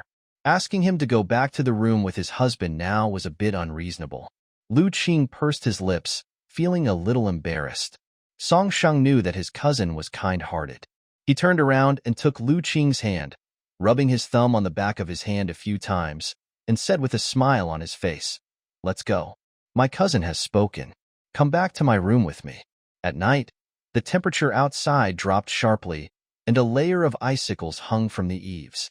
Lu Qing put her little hands in Song Shang's sleeves and held his hands together to keep warm. As soon as she opened her mouth, hot air gushed out. "Husband, did you do well in the exam?" When Song Shang heard him ask this, he knew that he was still worried about the bet with Li Hongyun. So he patted his hands and said, "Don't worry, the exam went well." "Really? That's good. As long as it went well." When Lu Qing heard her husband say that it went well, her little face, which had been wrinkled due to worry, finally smiled. As soon as he entered the house, the heat from the room hit him in the face. Lu Qing quickly closed the door to prevent the heat from escaping and making the room unwarm. He lit the stove after returning from Cheng's house today. It has been burning for most of the day, and the house is warm. The two of them went back to the house and changed their shoes. Lu Qing fetched a basin of hot water from the kitchen, and the two of them soaked their feet in the same basin. Song Shang's feet were several sizes larger than Lu Qing's. The two of them fought like elementary school kids, one stepping on the other's instep, and the other tickling his feet with his toes. They played in the water for a while, and when the water temperature gradually cooled, they dried their feet and poured out the water. After soaking his feet, Song Shang moved the stove closer to the bed and sat by the bed to warm himself by the stove. There is a kettle on the stove, which usually contains boiling water. After it boiled, he blocked the vent below and kept it warm on the stove. At this moment, he took 2 tea bowls from the table and poured 2 bowls of ginger soup from the kettle. The ginger soup was a little hot, so he put it aside to cool. Lu Qing put the shoes of 2 people on the outer layer of the stove. The inside of the shoes would be damp in winter, so they had to be placed next to the stove to warm them up so that they would be comfortable to wear the next day. Song Shang half sat on the bed and said, "Qing, tomorrow is a holiday and I don't have to go to school. I'm free now, so I'll go back with you to see your grandmother. Aren't you always worried about her cold? I'll go see her tomorrow and buy her some nourishment at the market in Upper West Village." Lu Qing didn't expect that his husband would remember what he just said casually last time, and he felt very comfortable in his heart. He was really worried about his grandmother, so he responded obediently, "Okay, let's go back to see Grandma tomorrow." Lu Qing was delighted by her husband's thoughtfulness. After baking his shoes, he put them aside, took off his coat, and sat in the quilt. He stepped his head under Song Shang's arm and leaned into his arms. "My husband is so warm." He pressed his head to tell him not to move, then turned sideways and brought over a bowl of ginger tea that was drying next to him. He took a sip and said, "It's warm and ready to drink. Let's finish it and go to sleep." Hearing this, Lu Qing raised her little head from his arms and glanced at the ginger tea he was holding. Well, she didn't really want to drink it. Lu Qing didn't really like ginger, especially this kind of boiled ginger tea, which didn't have any sugar in it and no maltose to sweeten it. It just tasted spicy. He looked at Song Shang with a wrinkled face and spoke with a bit of coquettishness unconsciously. "It doesn't taste good. I need my husband to feed it." Song Shang paused, his eyes darkened, and he looked at Lu Qing with a smile on his face. "Okay, my husband will feed you." He picked up the bowl and took a sip himself, then pinched Lu Qing's little face and accurately found his mouth to pass the liquid into it. Lu Qing was caught off guard and was stunned for a moment before swallowing. His mouth was not closed tightly, and a little tea stains leaked out from the corner of his mouth. He licked his lips unconsciously, trying to clean the tea stains on his mouth, completely unaware of how seductive he looked. He quickly blew out the oil lamp and fell on it. A good night's sleep. Song Shang slept a little longer in the early morning. It felt great not to have to get up at 4 o'clock to go to school. His arms were empty. Lu Qing had already gotten up early. Song Shang can sleep in at home, but Lu Qing can't. Although the people in the Song family are tolerant and won't say anything to him, he doesn't want his family to have the impression that he is lazy. The three brothers Song Lauda got up early in the morning and got busy with the charcoal burning. Sanlang said that the next charcoal seller might produce white charcoal, so they were all looking forward to it and got up early to chop wood. Song Shang got up just in time for breakfast. Since life at home had gotten better, the food for each meal had also improved a lot. In the past, we were reluctant to add more lard when cooking at home, but now we use it in almost every meal. Sun and Song Ying made breakfast together. The second sister-in-law, Li, was pregnant, and since there were enough people at home, she was not allowed to do any work in the kitchen. Song Shang ate 2 white flour pancakes and a boiled egg, and drank a bowl of thick vegetable porridge. Then he and Lu Qing went out to the Lu family in Shangxi village. Not long after the two of them went out, Song Shang stuffed a hot boiled egg into Lu Qing's hand. Lu Qing was surprised and asked, "Husband, where did you get the boiled eggs? Didn't you eat them this morning?" This morning, not only Song Shang had boiled eggs, but Lu Qing also had some. When another one was stuffed into his hand, Lu Qing asked in surprise. Song Shang smiled, hushed softly, and said, "When I left, I went to the kitchen to get some from my sister-in-law. She cooked a lot of eggs in the morning, and there were a few left. My sister-in-law stuffed 2 for me so that we could warm our hands on the way. Don't tell others at home. No one else got any. My husband is so nice. My sister-in-law is so nice too." The two people went all the way west. Although they were not heading north, the north wind was still very cold. But fortunately, they were not in a hurry today and could walk slowly on the road. It is now deep winter, and the ice outside is freezing people, so no one is going to work in the fields. In winter, there is a lot of free time, and every household is busy mending and chatting. The charcoal burning craze that started in the village a few days ago has just passed, and several families who were planning to burn charcoal have almost given up. However, Aunt Wang's family next door has not given up. They have already burned 2 pits but have not yet burned out. I heard that they plan to continue burning. The villagers couldn't help but sigh that charcoal was not so easy to burn. It was thanks to Song Shang from the Song family that he had a smart brain. These uneducated rough guys were not capable of doing it. Without the hustle and bustle of burning charcoal, life becomes more leisurely. Those in the village who were slightly better off also lit up their stoves. Several families bought their charcoal from the Song family, which was cheaper than buying it at the market. Besides, they were all from the same village, so it was only a few steps away, which saved trouble and was convenient. With the stove, the room is warm, and it is very convenient to put a kettle on it to boil water. When someone's house lights up the stove, those who are close to them will go over to take advantage of the heat and sit next to the stove to chat. Langer's family conditions are considered good among those in the same village, and they have a stove at home. With the stove, more people come to chat. Several guys who have a good relationship with Langer like to come over, and some of them are already married and have children. Languer hasn't gone out in the past few days because he has been depressed for several days because of the news that the Song family burned charcoal. Although he is engaged, he should be thinking about his future husband, but now all he can think about is Song Shang. I heard that this method of burning charcoal was thought up by Song Shang. Languer felt a little resentful towards his parents, wondering why they didn't help him fight for the marriage when the Song family was arranging a marriage for Song Shang. Otherwise, he would be the one marrying into the Song family and marrying Song Shang.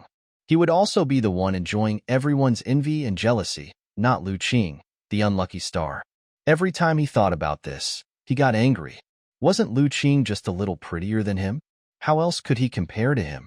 The more Languer thought about it, the angrier he got. He was embroidering her wedding dress, and the needle accidentally pierced his finger. The pain made him feel both sad and painful. He was just about to wipe his tears when Guer, who had always been on good terms with him, came over. Guer married Zhang Song from the same village.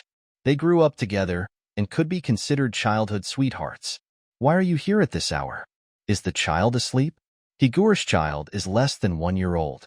He usually clings to him, and he always carries him with him when he goes out. Seeing that he didn't bring the child with him this time, Langur asked this question. Higur said, "No, my mother came over. My family just killed a piglet and sent me some pork. She is helping me look after the baby now. It's very cold outside. Come sit by the stove and warm yourself for a while." Higur nodded and sat down next to him. "I came here specially to see you today. I heard from your mother that you have been unhappy at home. What's wrong? Are you still thinking about Song Sheng?" Higur immediately hit upon what was on Langur's mind. He said unhappily, "It's nothing. I'm just too bored. I'm stuck at home." Higur knew that he was being stubborn, so he stopped asking questions and continued, I heard from my mother today that Song Sheng's cousin Song Ying divorced her husband and is now living in the Song family with her 2 children. What? Divorced? Didn't the Song family stop them? How could someone dare to divorce? Ordinary people like them just make do with their lives, and divorce is so rare that Langur was so surprised. "Yeah, I can't figure it out either. I heard that the husband Song Ying married had someone else outside, and he beat Song Ying so hard that she couldn't get out of bed. In my opinion, this kind of man deserves it. He almost beat her to death. How could she not divorce him? What about Song Sheng? What does he think?" As soon as Higur heard this, he knew that he was still thinking about Song Sheng and said, "I heard that the idea of divorce was from him. He is really different from others." Langur murmured, and his mood suddenly became even more depressed. Higur comforted him, "Don't worry about it. They've been married for so long. It's impossible for you to get married. I heard that the man you're going to marry, Su, is not bad. He's a student. You'll definitely live a good life when you marry him in the spring." Langur felt even more bitter when he heard this. Originally, when he heard the rumor that Song Sheng had dropped out of school, he felt a little regretful, but he felt that it was a good thing that he did not marry him, and he even mocked Lu Qing at the time. But now, seeing that Song Sheng first received the praise of the county magistrate and later burned out charcoal, he felt sour, regretful, and hateful in his heart. How could such an outstanding person not be his husband? Seeing him like this, Higur felt that he could not persuade him anymore. Langur is a typical person with lofty ambitions. I don't know whether he really likes Song Sheng as a person, or he likes the face he can bring to him. The rumor that Song Ying lived with her child in her mother's house after the divorce quickly spread throughout the village. There are very few people getting divorced these days. If someone in a family gets divorced, the whole village will talk about it for a month or so. But no matter how much he talked about it, as long as he didn't say anything unpleasant or insulting, the people of the Song family would just let him do what he wanted. When others asked Song Ying's mother Zhao about her divorce in a roundabout way, Zhao did not try to hide the answer. The divorce was not her daughter's fault, and avoiding the question would only lead to wild speculation. She told everyone what had happened openly, especially how excessive this man, Dudu, was. Not only did he keep a mistress outside, but he also beat her daughter. He had not been seen for several days after the beating, and he had not come to apologize. After Zhao cried to several close sisters in the village, everyone in the village said that Song Ying was right to divorce, and that she would have died if she hadn't done so. After discussing this matter for a while, it passed. Before dinner in the afternoon, Song Sheng and Lu Qing returned from the Lu family. Grandma Zhang's cold has almost healed, but the stove that was lit for her last time has been taken away by Wang. However, my father made a quilt for my grandmother himself, so she doesn't have to worry about being cold. Seeing that his grandmother was in much better spirits, Lu Qing felt relieved. He met his uncle Lu Ming today, but just when he asked about the young lady of the Gao family, Lu Ming blocked his question by saying that it was not right for a child to meddle in adult affairs. Lu Qing had no choice but to stop asking. When the two were halfway back, snowflakes began to float in the sky. Afraid that the snow would get heavier soon, the two of them quickened their pace and headed towards home. Boss Song and his crew had just been burning charcoal in the cellar for one day when it started snowing. Fortunately, it was just a little cold on a snowy day and would not affect the burning charcoal in the furnace, but people would have to suffer in the wind and snow. There was a simple thatched hut built next to the charcoal cellar. Song Sheng's father was afraid that if it snowed heavily at night, the hut would collapse under the snow, so he quickly took some wooden boards to reinforce it. Dinner was prepared early, and Song Sheng ate a little quickly before going to the charcoal burning site. When he arrived, he saw his eldest uncle adding firewood to the cellar. while his father and second uncle were adding wooden boards to the thatched roof. "Uncle, second uncle, Dad, the meal is ready at home. You can go back and eat first. I'll just watch over here." Boss Song nodded and said, "Okay. Then you stay here and watch. We will go back to eat first. Come back after dinner. I just added the firewood. You come and sit by the stove. It's warm here." "Okay. I got it. You guys go quickly." The half-cloth towel that Song Lauer had originally wrapped around himself now came into play and blocked a lot of the cold wind. Song Sheng sat next to the furnace, which was the edge of the simple thatched hut. People could sit in the thatched hut and burn the fire in the furnace without worrying about being wet by the wind and rain when it rained or snowed. However, special attention must be paid when making a fire so as not to bring sparks out of the furnace. Otherwise, the thatched hut will be ruined if it catches fire. When Song Sheng went out, Lu Qing also wanted to follow him, but it was too cold outside, and he didn't want him to freeze outside, so he didn't let him come with him. "The charcoal needs to be burned for a day and a night today, and for another day tomorrow. Increase the fire at night, and stop the fire and smoke to cool down in the second half of the night." It was still early in the morning until the second half of the next day, so I had to keep an eye on the fire. When Song Sheng came out today, he was still wearing the cloak that Lu Qing made for him last time. Last time he said there was no fur, otherwise he would have made him a furry collar. As a result, when he took out the cloak this time, it already had a collar that looked like it was made of rabbit fur. He didn't know when his husband had secretly made it behind his back. The rabbit fur must have been carefully washed. It has no fishy smell and feels warm against the neck. Not only the cloak, but Lu Qing wrapped him up tightly when he went out and also put on the gloves he had sewn before. Song Sheng didn't say anything and just let him wrap his clothes. He wore whatever Lu Qing asked him to wear. He liked the feeling of being the apple of someone's eye. This batch of firewood should take a long time to burn. Song Sheng was a little bored. He took out a Confucian classic from his arms and took advantage of this moment to read a book. His writing is not good. He still needs to read more and practice more. Only when he has a thorough understanding of the meaning of the words and sentences in these classics can he integrate them and write beautiful articles. Even next to the stove it wasn't very warm. After all, it was outdoors, and the winter chill seeped in through the small hut, making my fingers still a little cold. He was turning the pages of a book with one gloved hand and the other. This book was hand-copied from a book he had borrowed from someone else, and he made some notes on the side with his own charcoal pencil, so it looked densely written. After turning the page, he blew hot air on his ungloved hand to warm it. Sometimes the most frightening thing is not that others are smarter than you, but that those who are smarter than you work harder than you. Song Sheng belongs to the latter. When Boss Song and his friends came over after dinner, they saw their nephew reading a book seriously in the light of the fire in the stove. Although it was very cold and my fingers could hardly bend or stretch, I did not slack off. The three brothers of the Song family were all distressed and advised him, "Sanlang, we are here. We will watch the fire. You should go back quickly. Don't freeze your fingers." "That's right. Your hands are for writing. They are different from our rough hands. We are not afraid of freezing.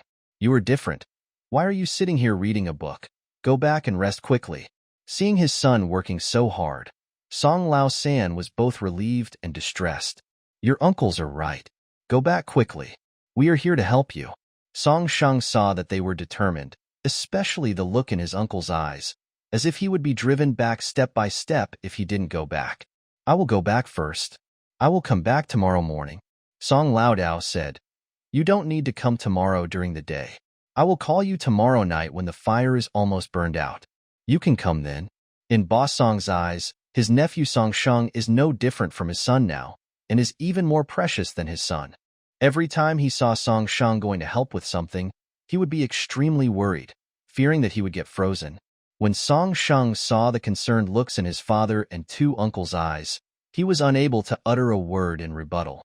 He nodded and said obediently, "Okay, then I'll come over tomorrow night when you call me." Song Sheng stuffed the book into his arms, then pulled his cloak tighter, put on his gloves, and went home in the wind and snow. Fortunately, the snow didn't fall heavily until the evening. Sparse snowflakes were floating in the air. There was no snow on the ground, only a thin layer of white. The aunt brought a few thick quilts to Song Lauda and his family. At night, Song Lao Sen hung a layer of linen outside the thatched hut to block out some of the cold wind. Although the weather was extremely cold and people could not feel much warmth even when sitting next to the furnace, as long as they thought that the charcoal in the cellar could be sold for a lot of money after being burned, Boss Song and his friends became full of energy and felt that it didn't matter how cold the weather was. They also had great expectations for the silver bone charcoal that Song Sheng mentioned. If they had been told in the past that they could burn out gray charcoal, they would have thought it was impossible. But now that they have already burned out gray flower charcoal, they can't help but secretly hope that they can burn out silver bone charcoal. When I thought of Yinggu Tan, my already warm heart started beating even harder.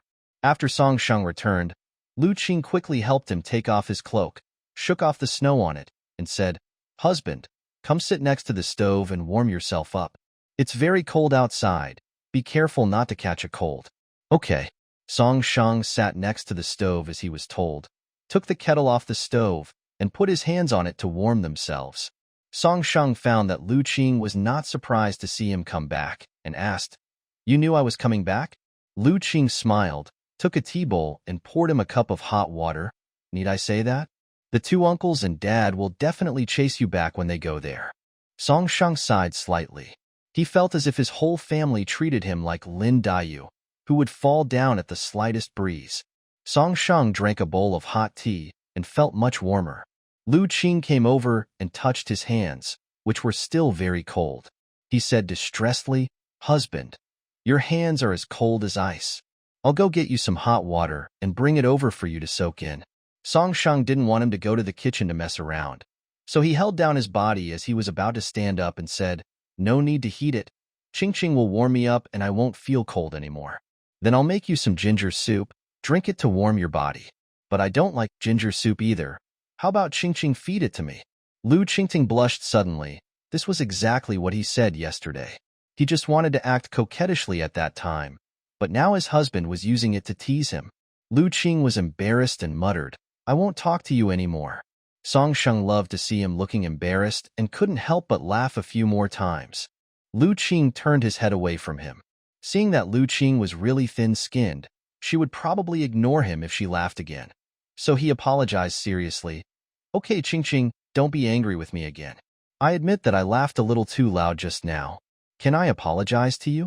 Lu Qing was most afraid of Song Sheng whispering softly in his ear.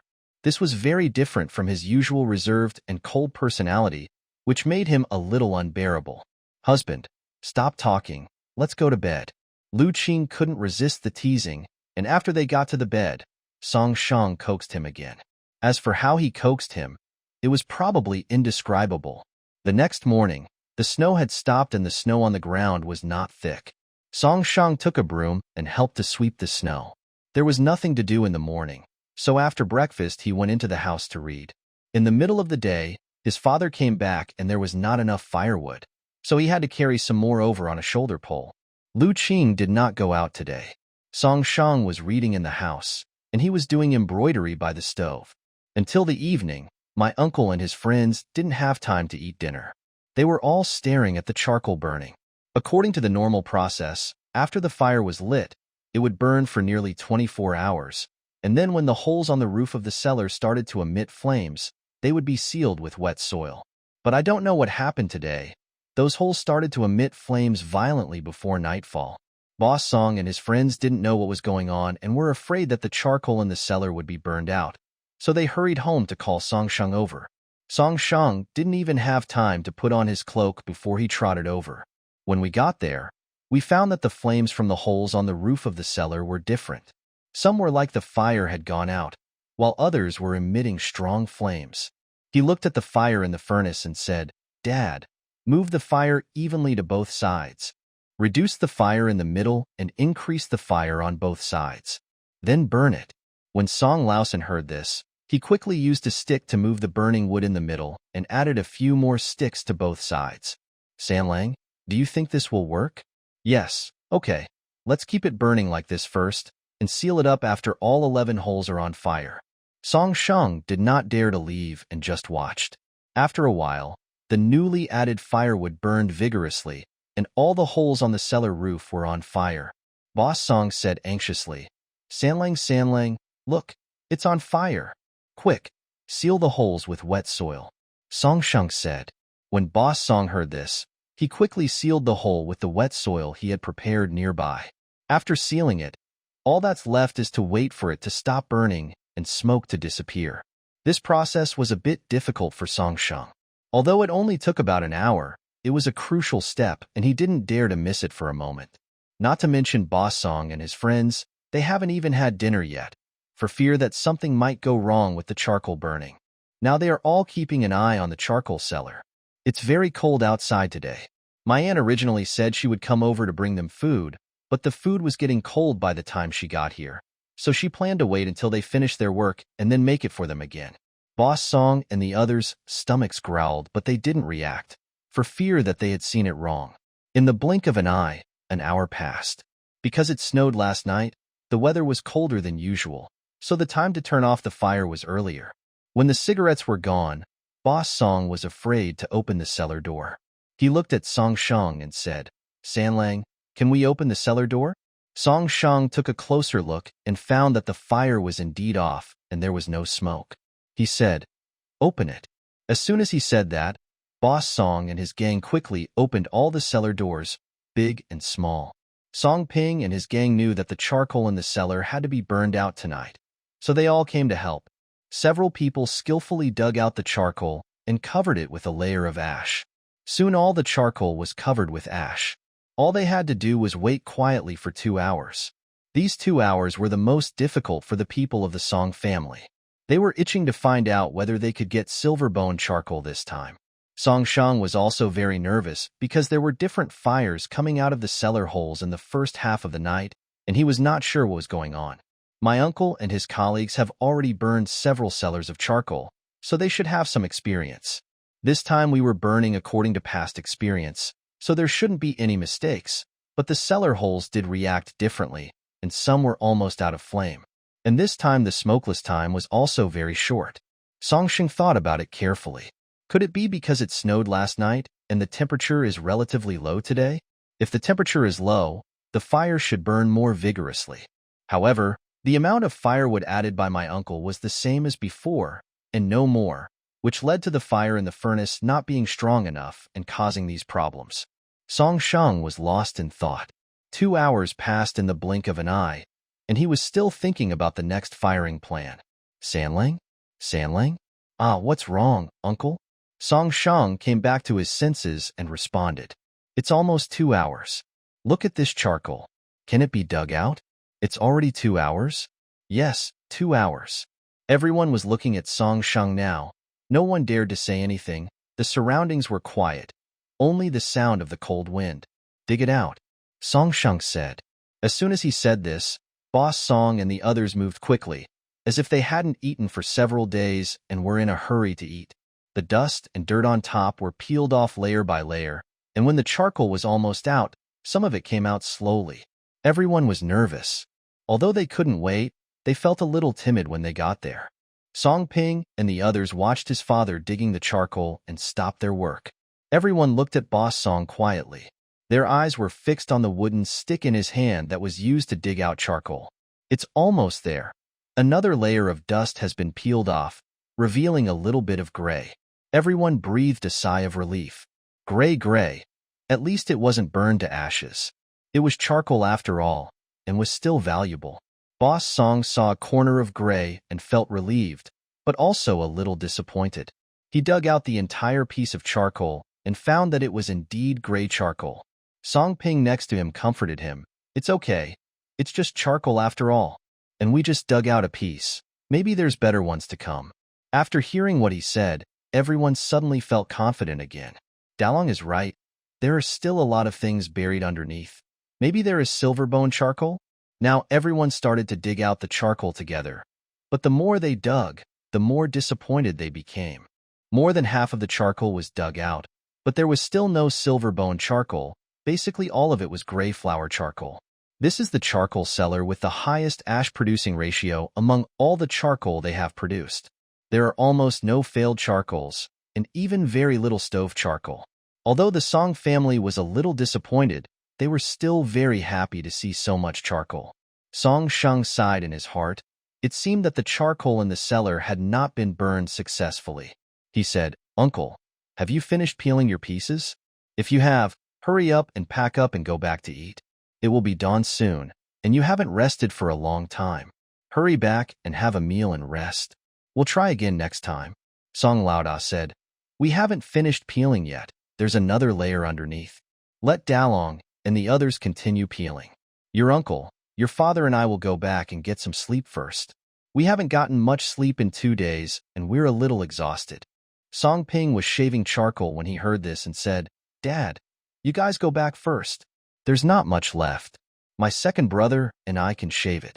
Boss Song nodded, gathered up the quilt, and prepared to take it away. He had just turned around and walked less than 10 steps when he heard Song Ping excitedly shouting, "Sanlang? Sanlang, come and see." Hearing this, Song Shang walked over quickly and looked at the place Song Ping pointed. There was still a layer of dust covering it, but half of it was exposed. The charcoal was not gray, but silver white. "Sanlang, did I dig too much and my eyes are blurry? Come and take a look. Is this silver white?"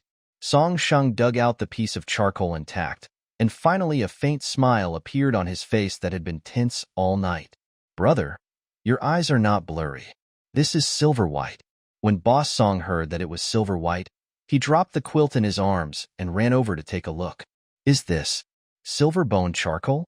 As soon as he said this, everyone present looked at Song Shang again. Song Shang couldn't quite believe it. This time he really did burn out silver bone charcoal. He nodded slowly under everyone's expectant gaze. Boss Song and the others were all excited. "Silver bone charcoal. It's really silver bone charcoal. We made silver bone charcoal." Song Ping jumped up with joy. He shook Song Feng's shoulders excitedly and repeated, "Second brother, did you hear it just now? Sanlang said this is silver bone charcoal. This is silver bone charcoal." Even the elders like Mr. Song couldn't calm down their excited expressions, as if they couldn't believe it, and asked again, "Sanlang, are you sure you are not mistaken? Is this silver bone charcoal? How could ordinary people have ever seen such precious charcoal?" Although they had never met Song Shang, he was well read, and the Song family had become accustomed to asking him about everything, as if he knew everything. Song Shang had indeed never seen real silver bone charcoal, but he had seen pictures of it in books in his previous life, and the quality was almost the same as the piece he was holding in his hand now. So Song Shang was very sure that this piece was silver bone charcoal. Hearing Song Shang's affirmative voice, Boss Song finally believed this exciting fact. He took a few deep breaths to calm himself, then said with trembling hands, "Delang, Erlang, Sealang, keep digging. Didn't you say there's another layer underneath? Hurry up and dig. Who knows, there might be silver bone charcoal underneath." After hearing this, Song Ping and his team worked even harder. Yes, they still had one layer to peel off. A few people were digging at the ash next to them, while the others' eyes were fixed on the ash covered with charcoal next to them, staring at it nervously. However, the next piece that was dug out was still gray charcoal, and everyone couldn't help but feel a little disappointed. Is it possible that this pit of charcoal only produced this piece of silver bone charcoal? Boss Song had already started thinking of words to comfort Song Shang. "Sanlang, it's okay. Although only one piece of silver bone charcoal was produced from this pit, it shows that we have succeeded in firing it. Didn't you see that when we fired ash flower charcoal before, there was not much produced at the beginning, but now the proportion has gradually increased, right?" In fact, Song Shang was not too disappointed now. Although he only burned one piece, it proved that the method was correct. He just needed to make more improvements on this basis. But the next moment, Song Ping shouted, "Dad, Sanlang, look, this floor is all silver bone charcoal." While Boss Song and Song Shang were talking, Song Ping had already moved quickly to peel off the entire layer of dust, revealing what was buried inside. Silver bone charcoal. When Boss Song heard this, he was so excited that he almost lost his balance. "What? The remaining layer is all silver bone charcoal?" He quickly ran over to take a look. Song Shang was also very surprised and hurried over to take a look. The layer of dust on top had all been shaken off, revealing something like white frost. Wasn't that the silver bone charcoal? It was indeed as Song Ping said. The bottom layer was indeed filled with silver bone charcoal. The Song family was so happy that they were speechless. How could ordinary people like them have ever seen such precious charcoal? They burned several kilograms of charcoal at once, and everyone was a little excited and at a loss. After a long pause, Song Ping said, "Dad, this is the first time I've seen such white charcoal. It looks like it's covered with a layer of frost." Song Feng, who was standing by, almost stared at the silver-bone charcoal. He murmured, "Can such a small piece of charcoal really burn all night?" Song Shang had previously told them that he wanted to burn some white charcoal. To them, wasn't this white charcoal the extremely expensive silver-bone charcoal? Although they had never seen it, they had heard of it. Now that it was suddenly burned, they felt a bit like they were dreaming. When Song Chung heard this, he quickly said, "We'll know if it can be burned overnight if we try." As soon as he finished speaking, his father Song Laoer slapped him on the forehead. "Why are you burning it? Do you know how much this pound of silver-bone charcoal is worth? Why don't you try to burn it? I think you want to burn money." Song Chung remained silent. He had never used such good charcoal before.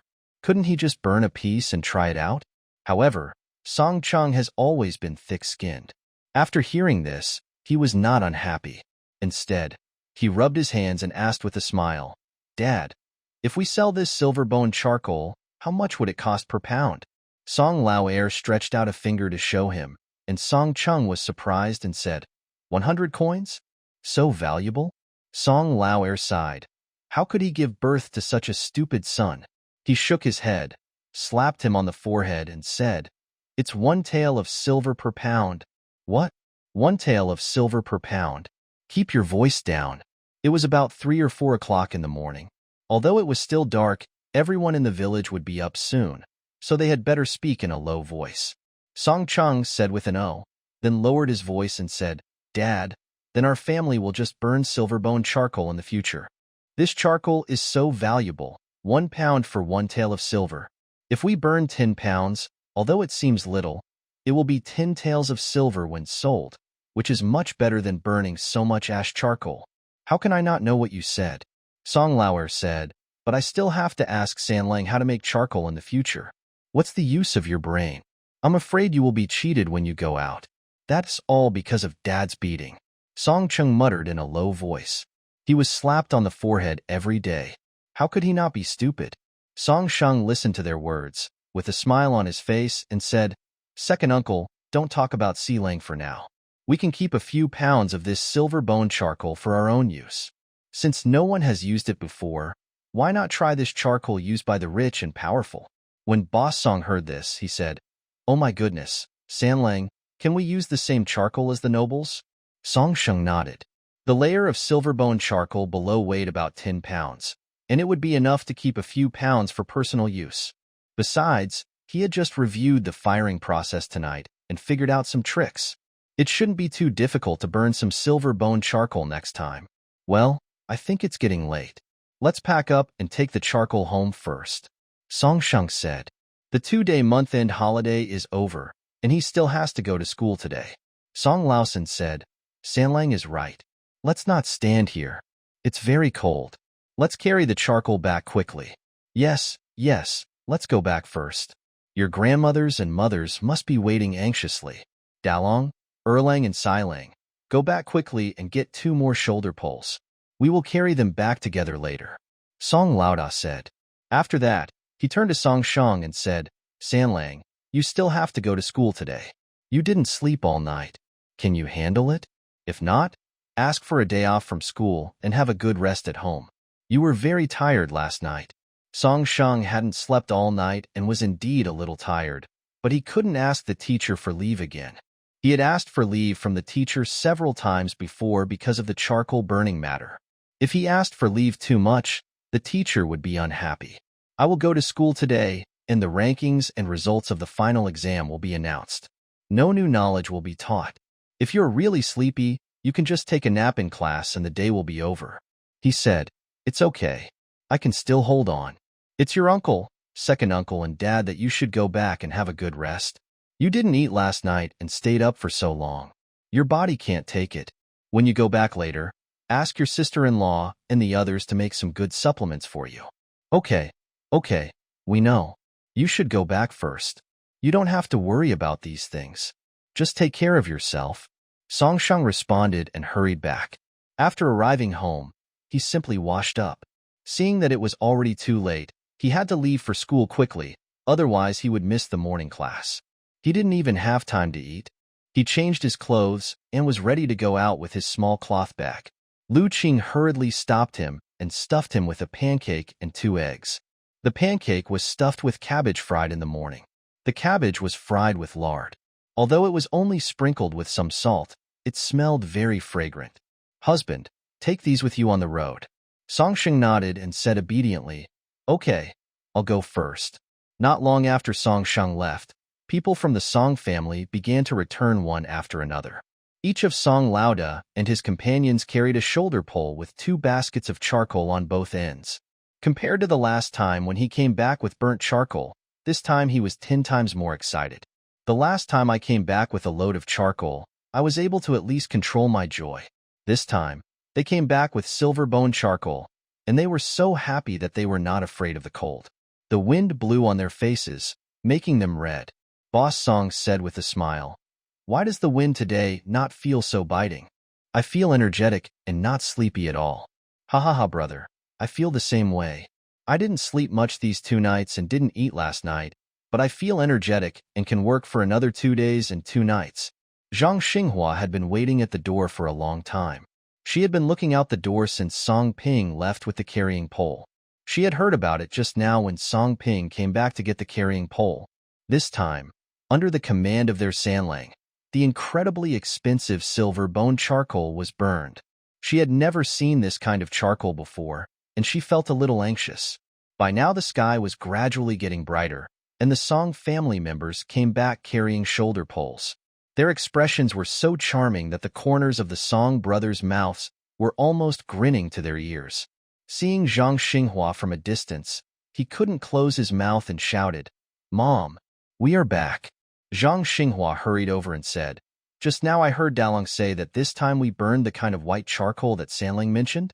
Although Zhang Xinghua had heard Song Ping talk about it once before, she hadn't seen the charcoal in the end and even felt a little dazed, so she couldn't help but ask again to confirm. Yes, Mother, this is called silver bone charcoal. I heard that the nobles in the capital use this kind of charcoal. Zhang Xinghua was so excited when she heard this that she said, That's incredible. We have made all the charcoal used by the nobles. Our Sanlang is really capable. That's right, Mother. Let us not talk about it for now. Let's go back first. We haven't eaten yet. Hey, let's go. I'm so excited that I forgot. Boss Song and his companions carried charcoal into the yard, and the wife at home had already prepared breakfast. Thinking of their hard work over the past few days, the breakfast was very sumptuous. Everyone had 2 boiled eggs, and the pancakes and porridge were also made of white flour. After dinner, Zhang Xinghua asked her sons to go back to their rooms and sleep. After all, they hadn't slept much for 2 nights, and even a strong body couldn't endure it.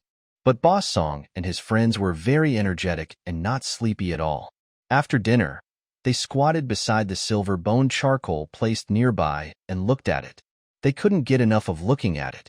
Song Chung and his younger generations were very happy during the meal and ate 2 more bowls than usual. Song Chung couldn't contain his joy when he burned out the charcoal before, and this time he was even more excited. He planned to go out and visit some friends after dinner, and also show off to his friends who he usually played with. They must have never seen what silver bone charcoal was. But after dinner, before he left the house, he was stopped by Zhang Xinghua, who told him to keep a low profile and not to show off everywhere. Song Chung curled his lips helplessly and had to stay at home and not go out. When they came back early in the morning, they made a lot of noise. In addition, Aunt Wang next door had been watching them for a long time. So Aunt Wang knew they were there as soon as they entered the house. Aunt Wang knew that their family had been burning charcoal these past 2 days, but she didn't know that they were burning silver bone charcoal. Just now, Zhang Xinghua was talking to Boss Song outside the courtyard gate. She vaguely heard something about how they had made some silver bone charcoal. Then she saw the joyful expressions on the faces of the Song family members. Could it be that they had really made some charcoal that cost 1 or 2 taels of silver to buy 1 pound of it? When Aunt Wang thought that the Song family had not only produced gray charcoal in recent days, but might even have produced silver-bone charcoal now. The expression on her face began to twist, and she became jealous to the point of madness. What kind of luck did the Song family have? How could they even produce such good charcoal? The Wang family was still tinkering with making charcoal, but no one in the family knew how to do it. It all depended on Aunt Wang, who would secretly watch from a distance how the Song family did it, and then go back to teach them. We have burned 3 cellars now, and all that came out was wood ash, not even any charcoal. Burning charcoal is hard work, and one has to stay up late to watch the fire. The Wang family does not have as many people as the Song family, so Wang Dalong has to do many things himself. In just a few days, Wang Dalong lost a lot of weight. Seeing that there was one less piece of waste firewood in the cellar, Wang Dalong could not bear it any longer, and he yelled at Aunt Wang early in the morning. "You go and burn this charcoal, I won't do it anymore. You just give orders at the slightest thing, and you won't do any serious work. Didn't you say you could burn charcoal? Where's the charcoal? I think you're just fooling me." Aunt Wang was also angry. She was clearly following the Song family's charcoal-making steps, so why couldn't she make it? Aunt Wang, who was already unhappy when she saw the Song family burn good charcoal, became even more angry now. Seeing Wang Dalong's distorted face, she couldn't help but raise her voice and said, "How would I know why it can't burn? You were the one who started the fire. I told you the steps and the process. You made the fire so bad, and you blamed me." Wang Dalong was furious when he heard this. He had worked so hard during this festival, but his wife actually said such things, showing no consideration for him at all.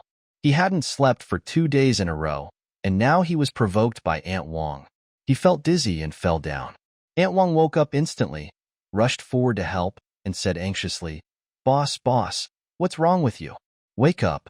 Aunt Wang had no choice but to call her son and hurriedly went to find a bullock cart to take Wang Dalong to see a doctor. Early in the morning, the Wang family was in chaos. On the other hand, as for the Song family next door, although Zhang Xinghua wanted to keep a low profile, the villagers would not allow it. Although few people in the village saw them coming back in the morning, there is no wall that is impenetrable in this small mountain village. It was barely breakfast time when someone heard that the Song family had made better charcoal, and it seemed to be the silver-bone charcoal that was only used in the palace.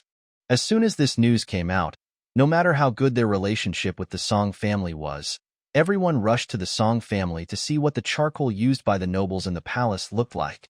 The Song family was not a stingy family. They just wanted to take a look and broaden their horizons, so they took out a piece for them to look at. This silver-bone charcoal was silvery white, and the country folk had never seen it before. For a moment, the Song family's courtyard was as lively as a boiling pot. When Aunt Zhou heard the news, she came running over early in the morning. The Zhou family and the Song family have a good relationship. At this moment, she came forward to look at the small piece of silvery white charcoal and said, "This is the first time I have seen such white charcoal. Speaking of which, can it really be so durable? The charcoal that the country folks usually use is black. Those with better conditions can afford gray charcoal, but the overall color of gray charcoal is also gray, with a hint of black. But this silver bone charcoal is different.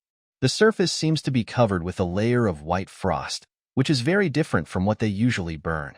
The people in the Song family didn't know much about this kind of charcoal, and most of them heard it from Song Sheng. Hearing Aunt Zhou's words, Song Lao San thought about the benefits of silver-bone charcoal that Song Sheng had told them before, and he said, "Sister Zhou, you don't know this, right? The whiter the charcoal, the better. Just a small piece of it can burn until dawn, and the whole house will be warm. What do you think of it? Moreover, in addition to being durable, it also produces no smoke. Otherwise, why do the nobles in the palace use this kind of charcoal?" Another villager said, "I've only heard of this kind of charcoal before, but never seen it. I thought it was just talk, but it really exists. How can it be talk? You saw it with your own eyes." Song Lao San laughed happily. "Your Song family is so lucky. What good fortune has happened this year? Not only did you burn gray flower charcoal, but now you can even burn silver bone charcoal.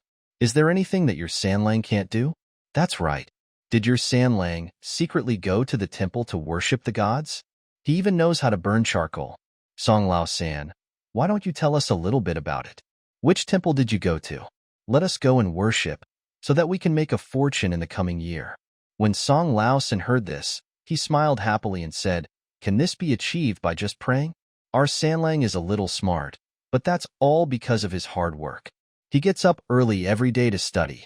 If you go home and ask your son to read a few more books, maybe you will find a way." People from the village came in waves, and Song Laosin repeated the same things over and over again without getting tired of it. He just loved talking about these things. Hearing others praising his son Sanlang for his promising future made him happier than hearing others praising him. After the last charcoal burning incident, most people in the village knew that charcoal was not so easy to burn. Although they were jealous, the Song family was about to become rich in the future, and everyone with a discerning eye knew that they had to curry favor with them. So many of the people who came today were saying good things, hoping that they would get cheaper charcoal when they came to buy it from the Song family in the winter. However, there were also some people with red eyes who came up to take a look at the silver-bone charcoal and said, "So this is the precious charcoal you were talking about? I don't think it's anything special. Look at this thin and long thing that looks like a human skeleton. It looks so scary." Song Ping was being asked about silver-bone charcoal by several of his good friends in the village. When he heard someone say this, he couldn't help but reply, "Uncle He, why don't you guess why it's called silver-bone charcoal?" Uncle He was choked and said, "You are bragging so much, but it's just a few pieces. This seller may be lucky, but the next seller may be ruined. Whether it is ruined or not, it seems to have nothing to do with Uncle He." Song Ping said, "It has nothing to do with me, but the mouth is on my body, so I can't say a few words?" "Yes, you can say whatever you want. But I heard from Sanlang that the reason why Uncle Sure at the east end of the village lived to such an old age is because he didn't mind his own business. If Uncle He wants to live longer, he should learn from Uncle Sure." After Uncle He left in anger, the brothers around Song Ping looked at him in shock.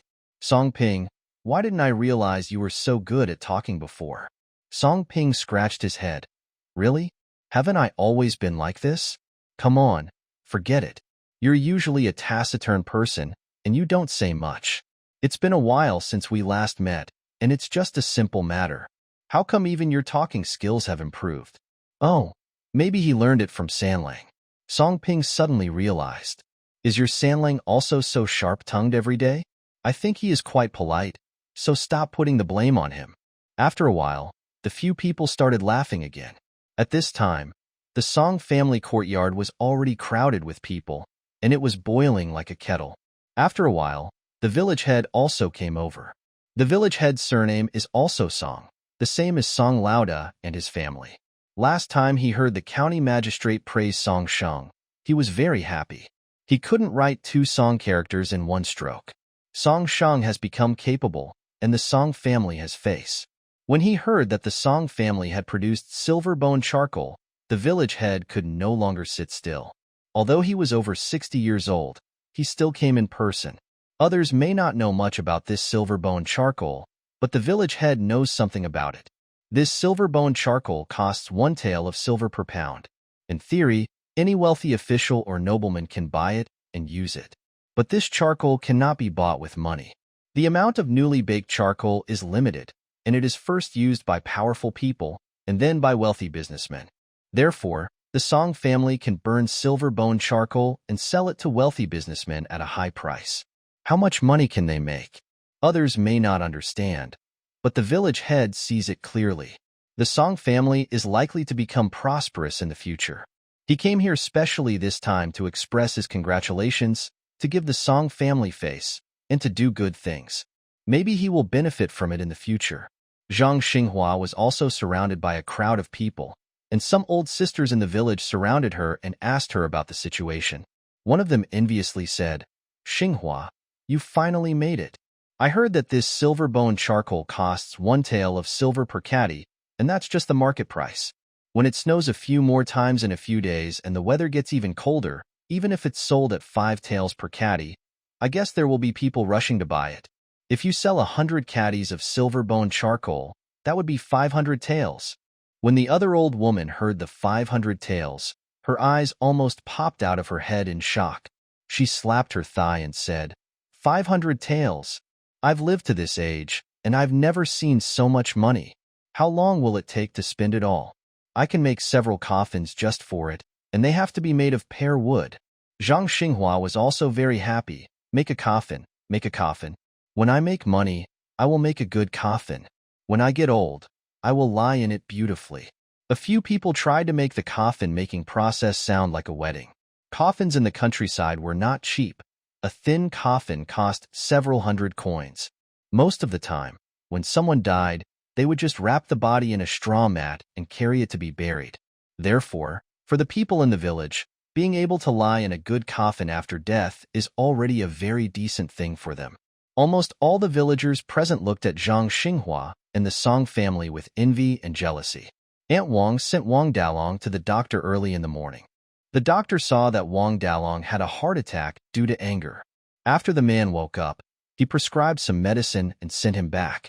When her son came back and just walked to the door of the house, she saw that the house next door was full of people, chattering and talking lively. When I went up to ask, I found out that the Song family really did burn out silver-bone charcoal last night. In the morning, she spent another 100 taels of silver on seeing a doctor for her husband. She was feeling upset, and when she heard everyone praising the Song family, she couldn't help but say loudly, "This charcoal hasn't even been sold yet, and you're already dreaming of earning hundreds of taels of silver? Some people earn a lot of money, but if they don't have a life to spend it, isn't it useless?" Zhang Xinghua glanced at her and said, "Aunt Wang is right. People in my family love to dream during the day. But this has nothing to do with Aunt Wang, right? I heard that your husband fainted this morning. Did you go to see a doctor? Don't let him fall ill before the charcoal is burned." Zhang Xinghua knew where to hit someone's sore spot.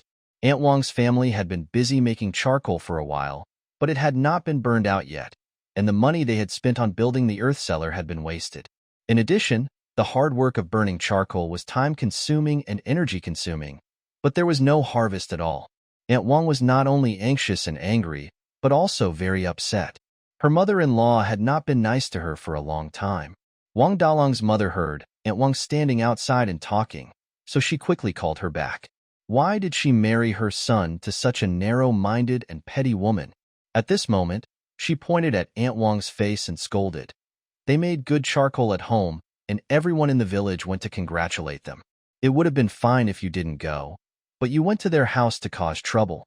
Do you want our Wang family to be laughed at by the villagers? Zhang Xinghua didn't care about that.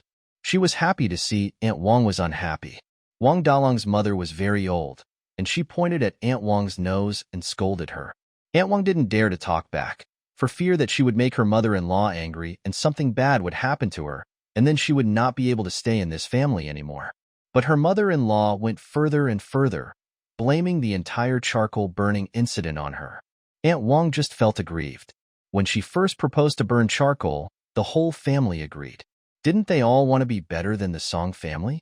Now that the charcoal has not been burned, all the blame is put on her. How is this logical? Although Aunt Wang didn't dare to talk back loudly, it was impossible to ask her to shut up and not say a word. After being scolded by her mother-in-law, she defended herself by saying, "When I proposed to burn charcoal, my husband and mother-in-law both agreed. Now that charcoal cannot be burned, is it only my fault?" When Mrs. Wang heard that she dared to talk back, she scolded her even more fiercely. "You shrew, do you still have any duty as a wife? How dare you point your finger at me and talk to me like that? If the charcoal can't be burned, who else can I blame but you? If you hadn't insisted on burning charcoal, would Dalong have thought of this?" Aunt Wang's words cleared herself and her son of all blame. Aunt Wang stamped her feet in grievance. Okay, it's all my fault, okay? I won't serve you anymore." Aunt Wang was so angry that she quit her job and went into the house to pack her things. She's not here yet. Why not go back to her parents' home for a few days and leave them alone? She didn't believe that the Wang family could leave her alone, and they would definitely take her back in a few days. The Wang family was very noisy, and the Song family next door was bustling all day long.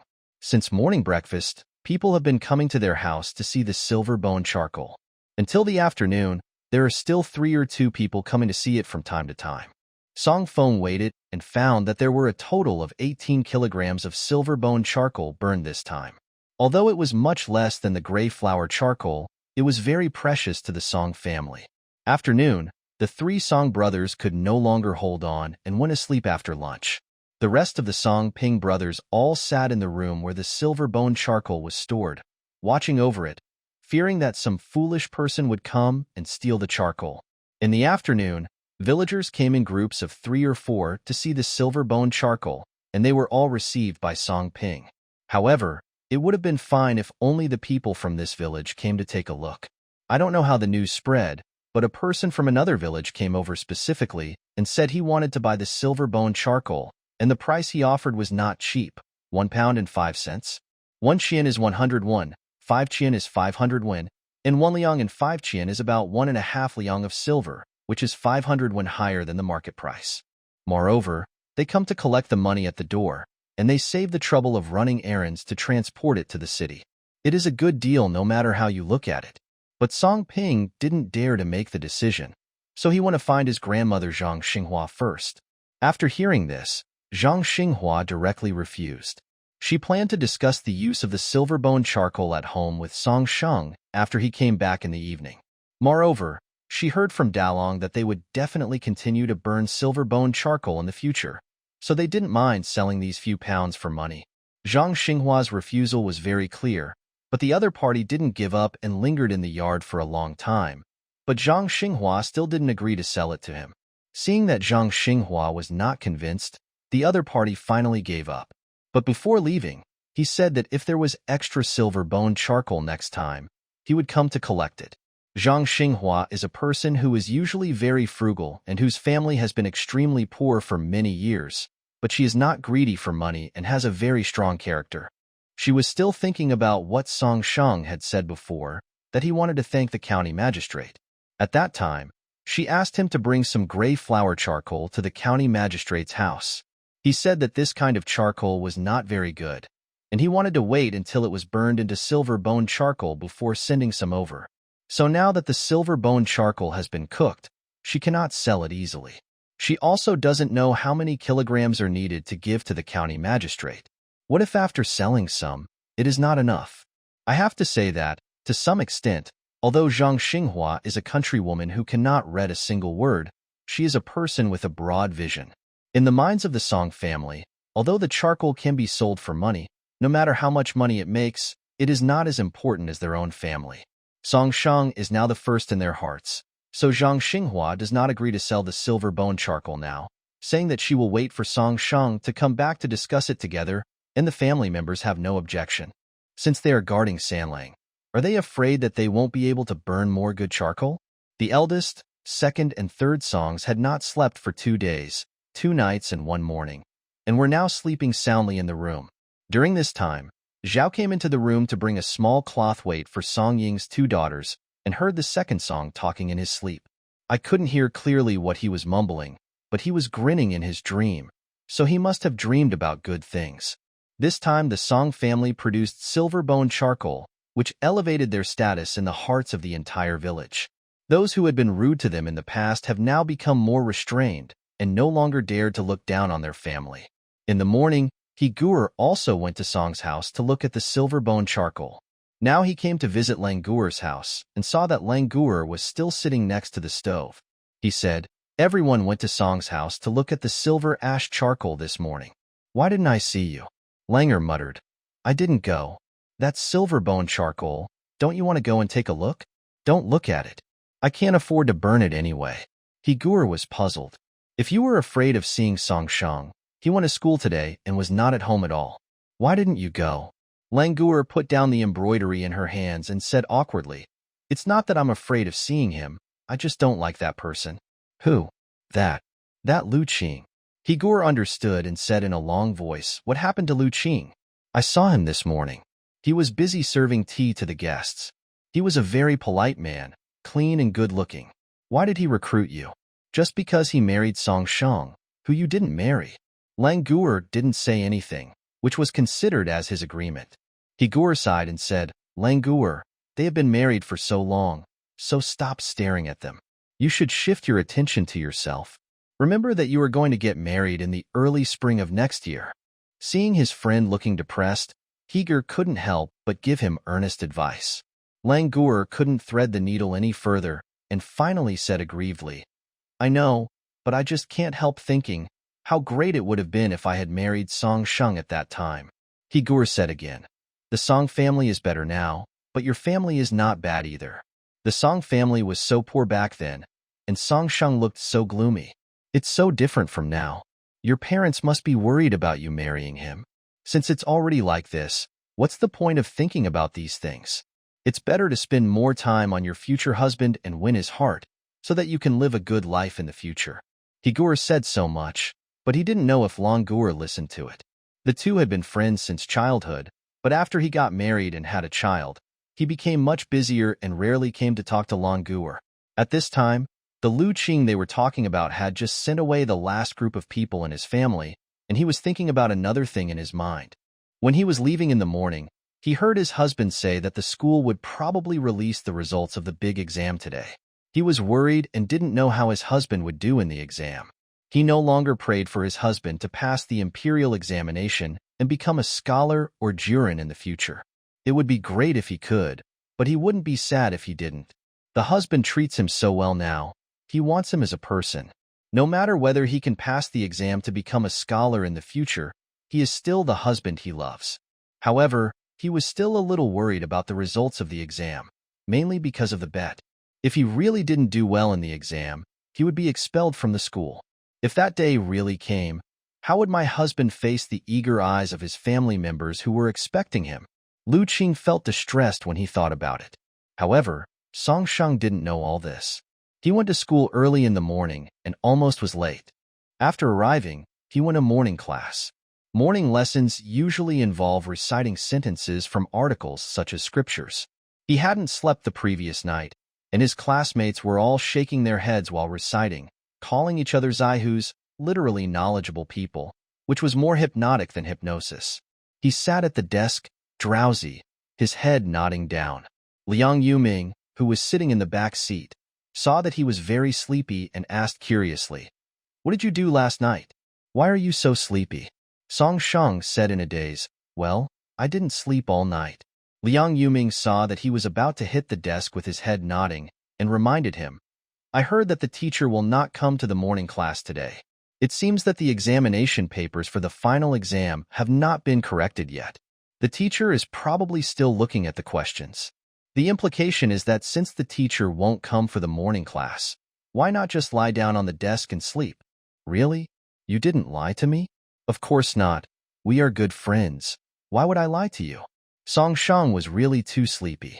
Anyway, he had almost mastered what everyone had memorized in the morning class, and the teacher was not there, so it would be okay to take a nap.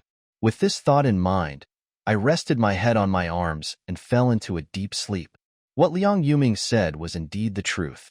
At this moment in the school, the teachers of the 4 classes A, B, C, and D were not in the morning class, but in the room where they were grading papers. At the end of the month, students have 2 days off, but the teachers are very busy. After the big exam, they have to hurry up and mark the papers. It has been 2 days since I started grading, and I have almost finished grading all the papers. Now I just need to check if there are any mistakes or omissions, and then I will come up with the grades and rankings. At this time, Mr. Chun from Class B was summarizing the test papers of Class C. As he was looking through them, he said, "Brother Su, how did the students in your class perform in the policy essay this time?" Master Su is the teacher of Class C, which is also the teacher of Song Shung's class. Master Su shook his head and said with a look of disappointment, "It's terrible. I've taught him some things many times, but he just can't understand them. And that article is such a mess. It makes me angry when I read it." When Master Chan heard him say that, he immediately smiled. "Oh, I feel relieved when you say that. I thought only the students in my class wrote articles that made people angry. Although the two have a good relationship, each of them is in charge of a class, which somewhat means they are competing with each other and are unwilling to admit defeat." Master Chin casually flipped through the essays of Class C and said, "Brother Su, aren't the essay questions you set too difficult this time? It seems that the students in your class didn't answer them very well." As soon as he finished speaking, he turned to a policy paper that caught his eye. "Huh, which student wrote this?" The students' policy papers all had their names and classes on the top. Although this was just a school exam, not a formal imperial examination, The names and other information on the top of the papers were still covered with paper to simulate the atmosphere of the imperial examination. Master Chen did not immediately turn to the name at the beginning of the volume, but read on along the essay. The writing style of this policy paper is not actually very good, but it has a novel angle on the topic, and the writing is logically organized and well-reasoned, which is eye-opening. The theme of the policy essay is salt and iron. No matter whether it is based on the interests of the country or the interests of the people, any aspect can be discussed.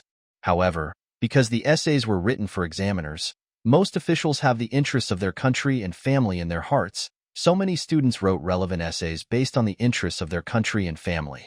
But the one that Master Chun saw was a little different, because the beginning of this essay reads, "The sun and the moon cannot be named together, and ice and carbon cannot be contained."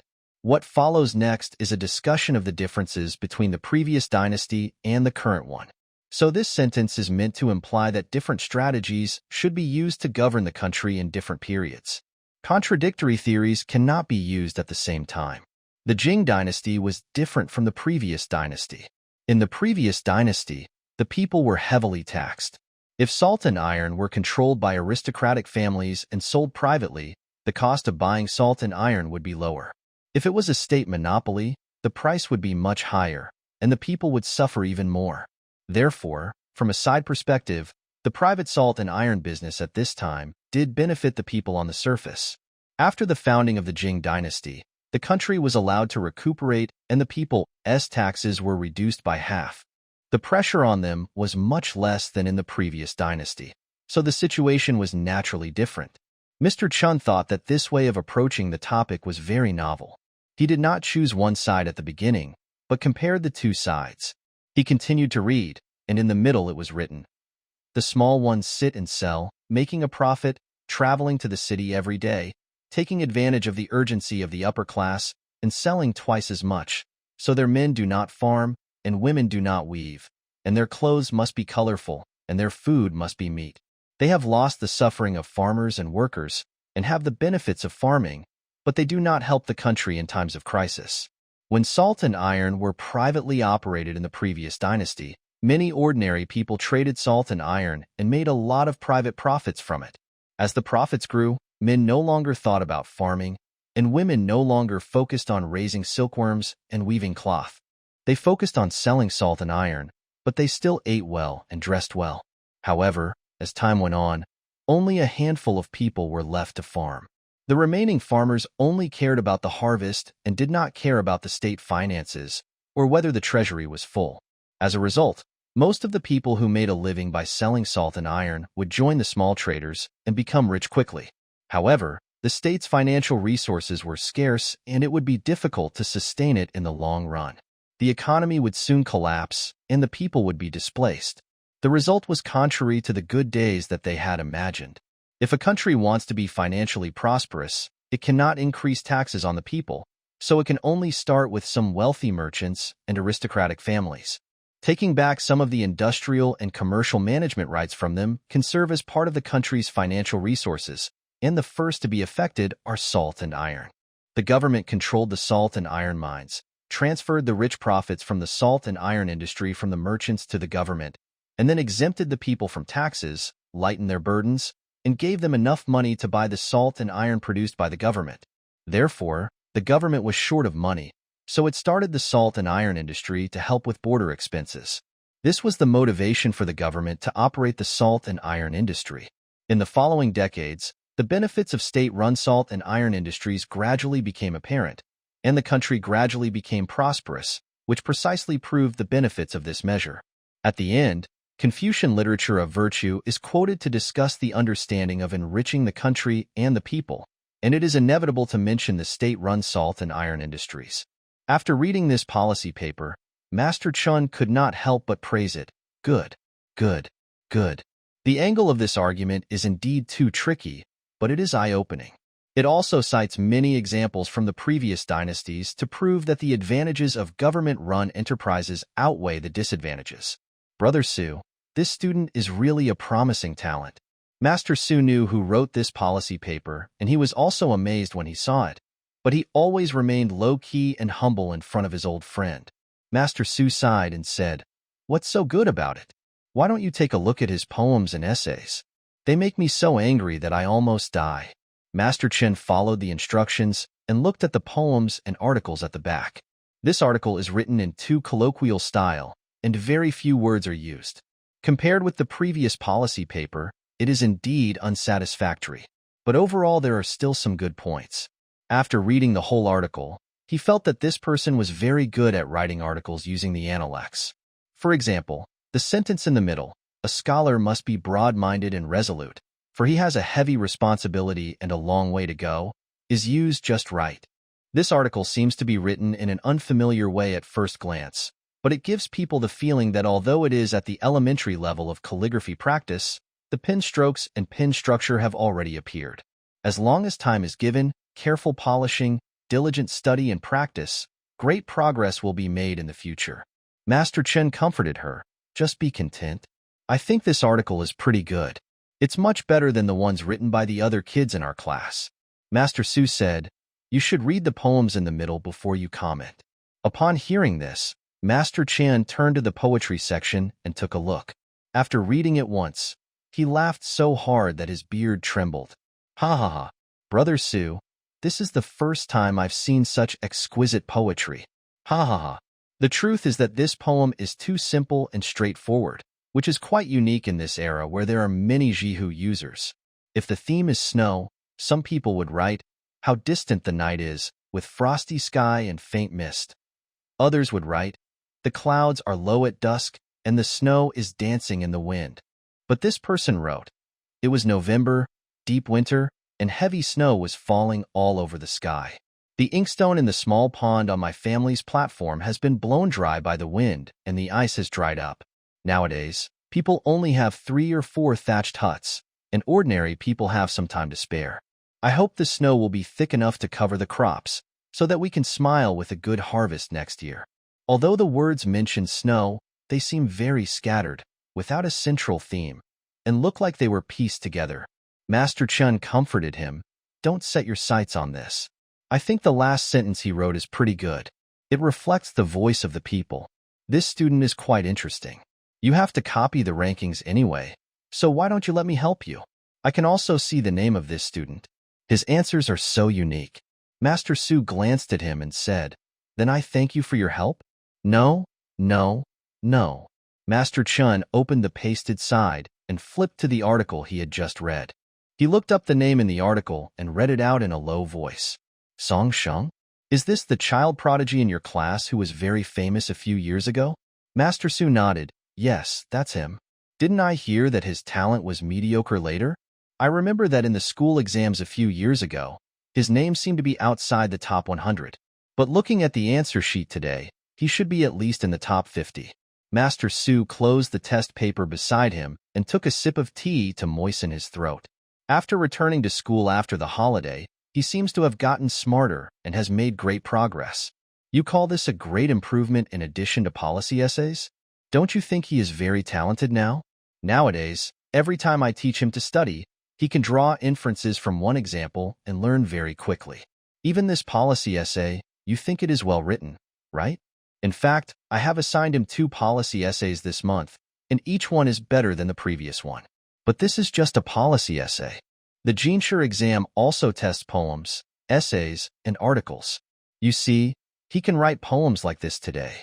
After he passes the exam for the scholar, he should learn how to write essays, which is more difficult. Master Su knew this, but every time Song Sheng made progress, he was amazed. Maybe this poetry can also improve quickly if it is taught properly? How do we know if we don't try? We are not at a disadvantage. It's just a matter of whether they pass the exam or not. That's their concern. We just need to teach them everything we need to teach them, and the rest depends on their own understanding. Master Chen noticed that Master Su valued Song Sheng very much and asked, "Why? Are you going to train him carefully?" Master Su didn't say anything, but in Master Chen's eyes, this silence meant consent. Master Chen then sighed. "It's been years since we've seen someone you like. It's rare that one appears, and you actually value him so much. It shows that he is indeed extraordinary." There were only 2 of them in the room at the moment, so there was no need to be cautious about what they said. Master Su paused and said, "This Song Sheng, After the holiday this year, I have seen a big change in him. He is much more resilient now, and is smarter and more eager to learn than before. If the knowledge that we old guys have is compared to a pool of water, then he is like that cloth, which absorbs water very well and dries very quickly. He probably meant that Song Shang was like a sponge, constantly absorbing knowledge as vast as a river. It's rare to hear you speak so highly of a student. I plan to train him well and see if he can compete for the title of first place next year. First place? Are you so confident in him? Master Su smiled and said, what you just looked at were the things for the Jinshu exam, right? Go and look at his other 3 subjects.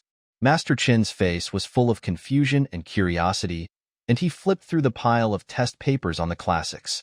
The main test of the meaning of the scriptures is on memorization and comprehension, which requires an excellent memory and the ability to grasp the meaning of the knowledge. There were quite a few words to be written, and Song Shang's handwriting was vigorous and powerful and looked very neat. He peeled off the covered parts and flipped through them one by one, and finally found Song Shang's answer sheet. After reading it, he was surprised. Oh my God, almost full marks? Lao Su, are you old and blurry and made mistakes? Did you answer all the blanks correctly? Master Su rolled his eyes at him and said, my eyesight is fine. Master Chin looked at it carefully again. You got all the answers for the recitation and dictation correct. Your comprehension of the sentences is also pretty good. Only 2 places are not quite right. He looked at the circled areas carefully again, trying to figure out which 2 areas had caused him to lose points. As a result, he could not help but shout. Such a simple thing. But he misunderstood it? This sentence clearly means that the number of people killed is about dozens or hundreds, but he actually answered it as, since I killed people, I don't need to worry about whether I killed dozens or hundreds of people. This is too outrageous. How did you teach him? A teacher who has high expectations for his students would feel regretful and angry when he sees that his students have answered difficult questions correctly but got simple and easy-to-understand questions wrong. The feeling he has is similar to what Master Chan is feeling now. Master Su shook his head and sighed, then said, how could I tell you that I am so angry? Master Chan breathed a sigh of relief. The score for the sutra interpretation was indeed high. He did very well in this subject. You can imagine that he could have gotten a higher score, but he couldn't be happy when he got such a simple sentence wrong. He felt like a waste of talent. After reading the classics, he went on to read mathematics. Mathematics is taught by another teacher who hasn't come yet. The test papers are all on the table opposite. However, Mr. Chin had good relationships with all the teachers in the school, so he simply opened it, uncovered the covered parts, and began to look for Song Shang's answer sheet. If the meaning of the sutra just now surprised him, he was now so shocked that he didn't know what to say. He read it twice in disbelief, and finally said in surprise, all correct? Can you get all the answers correct in mathematics? There can't be 3 students in our entire school who got all the answers correct, right? Mathematics in the Jing dynasty was very backward, and problems like chickens and rabbits in the same cage, 2 mice passing through the wall, and timely pears and fruits were considered very difficult. For Song Shang, who had gone through the college entrance examination and university in his previous life, advanced mathematics and calculus did not exist here. Who would have thought that the biggest difficulty for him in the math test here was that all the questions were written in a very literary way. Even the simple calculation questions were written in an ancient and elegant way. He spent a lot of time reading and understanding the questions. Master Chen suddenly felt that this exam was a bit magical. He looked through Song Shang's music theory again and said before opening it, I don't believe he can get all the answers right in this music theory. But when I opened it, I saw almost all correct. I looked at the circled areas where points were deducted, and it turned out that the annotation was because the reasoning process was too brief. Master Chen couldn't help but ask, this is too good, isn't it? Did you miss a question in advance? Master Feng, who taught law, happened to come in at this moment and heard Master Chen questioning about missing a question in law. He raised his eyebrows and said unconvincedly, what do you mean by missing a question in the law department? Which eye did you see it? The question about reasoning and sentencing was given on the spot. Is this missing a question? I think you are just jealous that we have outstanding students in the law department. Since returning to school after the holidays, Song Shang has gradually shown his talent in law and mathematics and has been liked by the two teachers. When Master Feng heard Master Chun ask if he had missed a question, his mustache twitched and he immediately became displeased. He valued talent and had not seen such a talented student in law for many years. He was very protective of his son and responded with a barrage of attacks. Master Chun knew his temper and didn't argue with him. He turned to Master Su and said, "Brother Su, if you teach this student well, he will achieve great things in the future." If he thought about it carefully, at least the students of his age who were quite proficient and outstanding in the three subjects of law, mathematics, and classics, all came from aristocratic families without exception. All of that is the result of the family heritage behind them. They grew up in an environment full of books. For things like poetry and prose, they didn't need any training at all. They were almost born with the ability to write poetry and prose. He had never seen a child from a poor family who could excel in all three of these areas. Master Chen also immediately developed a love for talent and said, "Let me go and test him when I have time." It has been a long time since Confronting County has had a champion. However, he still had doubts in his heart, so he walked up to Master Su and whispered, "Brother Su, this year we just had a farming holiday, and Song Shang has changed so much since we came back. Don't you have any doubts at all? Even excellence requires a process, step by step, right? How can someone suddenly become so good from being ordinary?" Master Su had doubted this before, so this was one of the reasons why he asked Song Shang to study with him for another half an hour after school. But Song Shang only performed better in mathematics, law, and classics.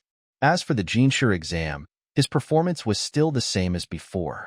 But if you teach him carefully, he will make rapid progress. The invigilation for this exam was very strict, and there was no leakage of test questions, so there was no possibility of cheating. Master Su never believed in ghosts and gods, and never thought that Song Shang's body was replaced by a soul from another world. But when the original owner, Song Shang, was 10 years old, his reputation as a child prodigy spread throughout Confronting County. However, he lost all his literary talent overnight, which made people feel sorry at the time. Now, Master Su just felt that this person might be just like before. His mind suddenly became blocked and then suddenly became clear. He said, "Everything in this world is predestined." If you can understand why he suddenly became a nobody 8 years ago, you will understand it today. Master Chun suddenly realized and said, "You are right. I am too narrow-minded." Master Su was also a person who loved and cherished talents. He had seen Song Shang's diligence and hard work. Otherwise, he would not have given him private lessons. But after the test results of each subject came out this time, Master Su felt a little annoyed. How come Song Shang, this kid, whom he usually called to make up for half an hour of lessons, did so well in the other three subjects, but was so far behind in the Jinshi exam? The imbalance in subjects is too serious. Can't we treat everyone equally? Is it that his teaching method is wrong? He thought about it and decided to ask Master Chun to give Song Shang tutoring together tomorrow.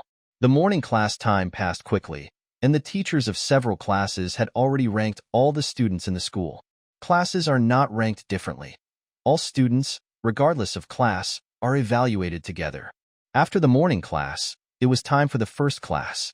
Master Su took a notice board and posted it on the wall under the eaves outside. Master Su was the chief examiner for the Jinshi examination. Because of the farming holiday, many people were careless and the overall results dropped significantly this time.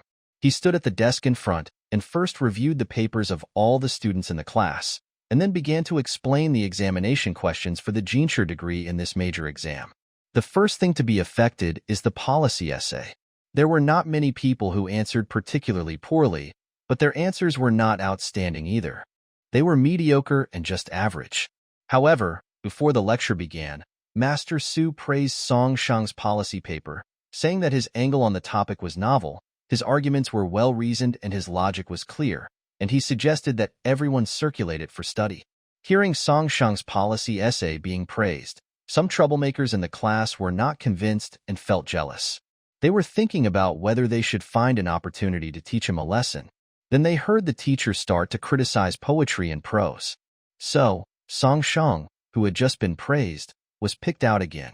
This time, he was severely criticized by Master Su. Song Shang's poem was read again in class, causing everyone to laugh out loud. Those who were jealous of Song Shang because of the teacher's praise just now no longer had any dark thoughts. Everyone had the same idea. You see, although he was good at writing policy essays, his poetry was poor. Everyone felt somewhat comforted. When it came time to talk about the essays, the teacher was also very angry. The topic of the essays was not difficult, but there were not many outstanding ones. Fortunately, Song Shang was not criticized by name this time. The person who was criticized by name became Liang Yuming. Liang's article was a mess, and it was the kind that would make the teacher cry. In the past, Liang Yuming didn't care much when his articles were criticized, but this time, he didn't know what happened. He looked unhappy and a little depressed. After the first class, there was a quarter-hour break. Everyone was thinking about the list posted outside. So few people listened seriously in this class. They were all thinking about their rankings on the list. We all know that even though we know we may not have done very well in the exam, someone we care about may have done worse than us. Every time we think about this, we will feel a little happier. Another student who was also paying close attention to this case was Li Hongyun from Class B. Li Hongyun had been absent-minded since the morning class. The questions this time were very difficult, especially the policy essays. He felt that he had answered them terribly. There was also an application question in mathematics. He gave a rough answer with only a vague understanding of the question, but his intuition told him that he had not answered it correctly. There was also a question about a reasoning case in the law course, and he had no idea how to judge the case. The only thing that made him feel confident was the meaning of the scriptures. He had memorized a lot of them and passed the exams on them, which was an advantage. But when you add it all up, it's not that good. He was very worried and spent the entire morning class thinking about the bet with Song Shang. After finally waiting until the first class was over, he rushed out as fast as he could, even bumping into the classmate in front of him because of his haste. "What are you rushing to do? You can't even look at the road properly." Li Hongyun said sorry twice in a hurry and rushed out. At this time, many students had gathered in front of the list, which was arranged vertically. Li Hongyun squeezed to the front and began to look for his name anxiously. He knew what level he was usually at, so he didn't even look at the names in the first two columns and started looking directly from the third column. It was not until the fifth column that I finally saw my name. I counted and found that I was ranked 89th, which was similar to the last exam before the holiday, and I had moved up 3 places. He was delighted, thinking, luckily, he had kept his ranking and even improved by 3 places. He hadn't found his name when he looked at the third column just now, but he also noticed that he didn't see Song Shang's name. It was not until he found his name that he grinned happily, thinking that he had not seen Song Shang's name in the 5th column, which meant that Song Shang's name must be after the 5th column. So he would definitely win this time. When he thought that it would be Song Shang instead of him who would leave the school, he breathed a sigh of relief. He had been tense for more than a month, and now he could finally relax. He was going to talk to Song Shang and tell him to be sensible and pack up and leave. The break is 15 minutes, or half an hour. Song Shang dozed off throughout the entire morning class. He forced himself not to fall asleep during the first class. He was even dazed when the teacher criticized him for his poor poetry writing. I finally made it to the break, and I didn't have time to go out and check my ranking. I had to make good use of the time to catch up on some sleep, otherwise the next class would be very difficult to get through. The teacher hated people who came to school but didn't study, such as Liang Yuming. I don't know how many times the teacher had scolded him for this. Liang Yuming just had a bad attitude and refused to change no matter how many times he was warned. The teacher later said he was tired of him and stopped paying attention to him. But if the teacher saw him sleeping in class, he would probably take him out and make him stand there as a punishment to help him wake up. It was already the 12th lunar month, and the weather was even colder. In the morning, the puddles outside were all frozen. If he was punished to stand outside the classroom, his limbs would be stiff in less than an hour. It's so cold. Isn't this torture? I have to endure it and never fall asleep in class. Li Hongyun had already finished reading the list and was now going to find Song Shang in a smug and complacent manner. He stepped away from the crowd that was looking at the list, thinking that Song Shang should also be eager to come over to see the ranking. So he turned his gaze and looked among the people who were gathered around. After going through it twice, I found that the person was not there. If he is not here to look at the list, Then he must be in the inner room where the class is being taught. While there was still time, Li Hongyun walked towards Song Shang's class. When they arrived at the door, a classmate sitting in the front row saw Li Hongyun looking inside at the door with a look of impatience on his face. He had just come back from looking at the list outside. This time he had dropped several places and was in a bad mood. At this moment, I saw someone from the next class coming to the door as if looking for someone, so I asked him in a rude manner, "Hey, what are you looking at here? If you want to find someone, just say so, don't block my view." After all, he was in someone else's class, so Li Hongyun didn't dare to be rude and said politely, Is Song Shang from your class here? I need to ask him something. Can you help me call him?" This classmate said impatiently, "Wait." After saying that, he turned his head and shouted in the direction of Song Shang's seat, "Song Shang, someone is looking for you outside." Li Hongyun looked around at the door but couldn't see Song Shang. He followed his classmate's line of sight and found that he was sleeping on the desk. There was a classmate sitting upright in front of him, blocking his entire body. Song Shang was lying on the table but was not completely asleep. The noise coming from the door was very loud. Because his rest was interrupted, Song Shang looked unhappy and looked towards the door. When he saw Li Hongyun standing at the door looking at him, he frowned, stood up, and walked towards him. Song Shang didn't quite understand why he came, but he was confident that he could surpass Li Hongyun. Moreover, although he did not go out to see the ranking list, he already knew his own ranking. This was all thanks to Liang Yuming, who specifically told him. He went out to look at the list after class and was very enthusiastic.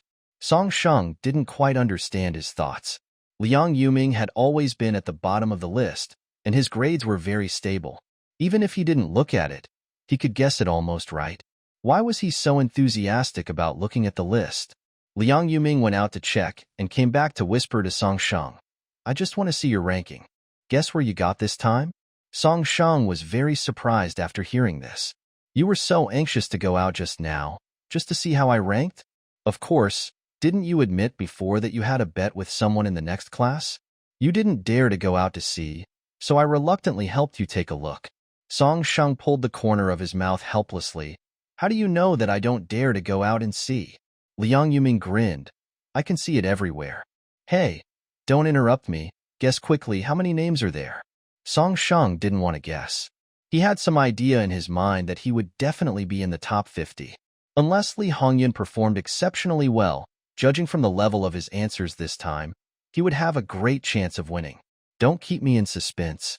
Just tell me directly." Liang Yuming whispered a number in his ear, squinting his eyes and smiling. "I just went out of my way to look for Li Hongyun's name. Guess what? He's at number 87.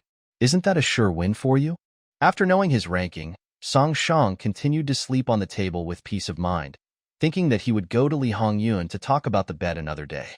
As a result, not long after he lay down, the other party couldn't wait to come to him. Song Shang didn't quite understand.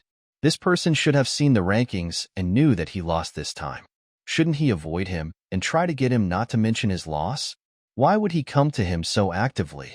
He walked to the door and said to Li Hongyun, "It's not convenient to talk here. Let's find another place to talk."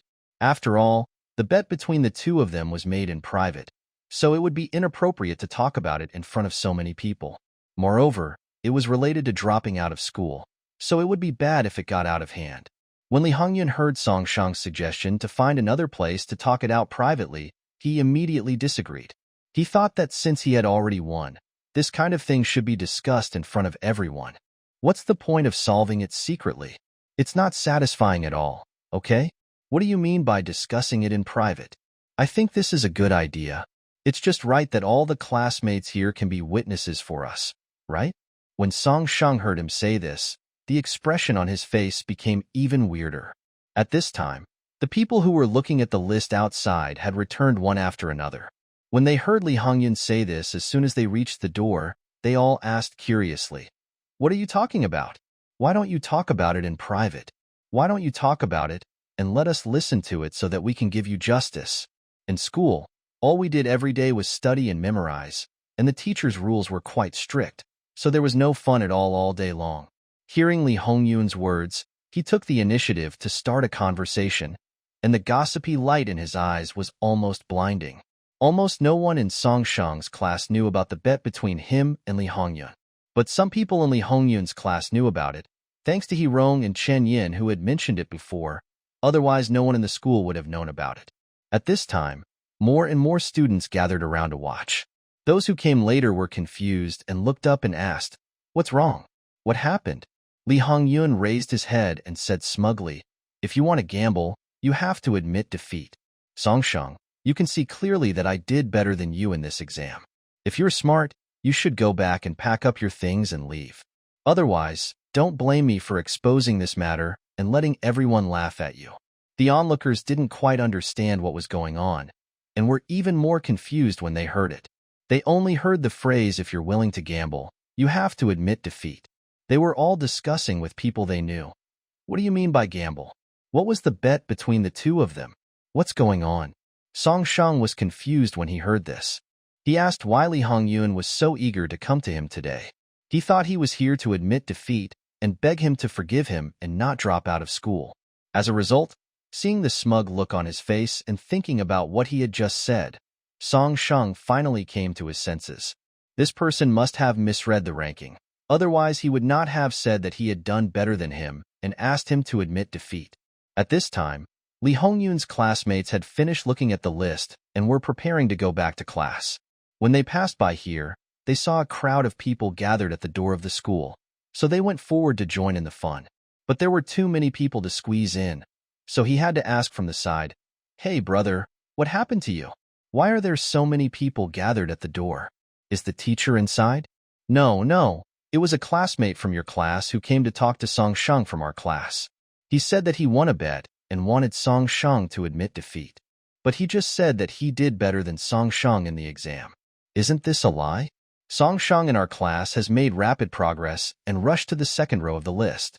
How dare this person say that he did better than him? After hearing these words, the classmate from Class B remembered a joke about a bet that Rong told them some time ago. Now it came true, didn't it? He smiled and said, "I know the answer to this question. Come, I will tell you. I know what happened between them." As soon as he said this, the confused classmates standing nearby hurried over. But Li Hongyun still had no idea about the real ranking. Since everyone wanted to know what happened, he had already won. So it was okay to tell the bet. After all, he was not the one who was embarrassed. Song Shang and I made a bet a month ago. Whoever ranks lower than the other in this exam will be expelled from the school. When everyone heard about dropping out of school, they were all shocked. For a rich kid, this place in the county school might not be a big deal, but for a poor kid, just passing the exam to become a student was already difficult. If you just casually said you wanted to drop out, you would be playing with your future. That is to say, you can have some fun, but you can't gamble with your studies and future. However, apart from being surprised at the content of the bet, everyone looked at Li Hongyun with strange expressions. Li Hongyun saw that everyone was staring at him, but he didn't realize what was wrong. He was now overwhelmed by joy, thinking that he had won the exam this time and that it was Song Shang who was leaving. Even if the expressions of others were strange, he didn't need to care about these unnecessary people and things. A classmate who was on good terms with Li Hongyun kept pulling his sleeve. It was noisy all around, so Li Hongyun couldn't hear what he was saying. Li Hongyun was a little annoyed, as if someone had been pulling his clothes from behind. He turned around and saw that it was his good friend Qi Mingming. He was about to yell at her impatiently, but when he saw that the person was Qi Mingming, he held back and said, "Mingming, don't pull me. Don't persuade me to go back. You should persuade others to accept the defeat and stop playing dirty." Qi Mingming became even more anxious after hearing this. He was short in stature and spoke softly. He finally squeezed in to stop Li Hongyun, but was drowned in the crowd after saying a few words. Qi Mingming was helpless and could only shout at the top of his voice, "Hongyun, go check the list. Song Shang is ranked ahead of you this time."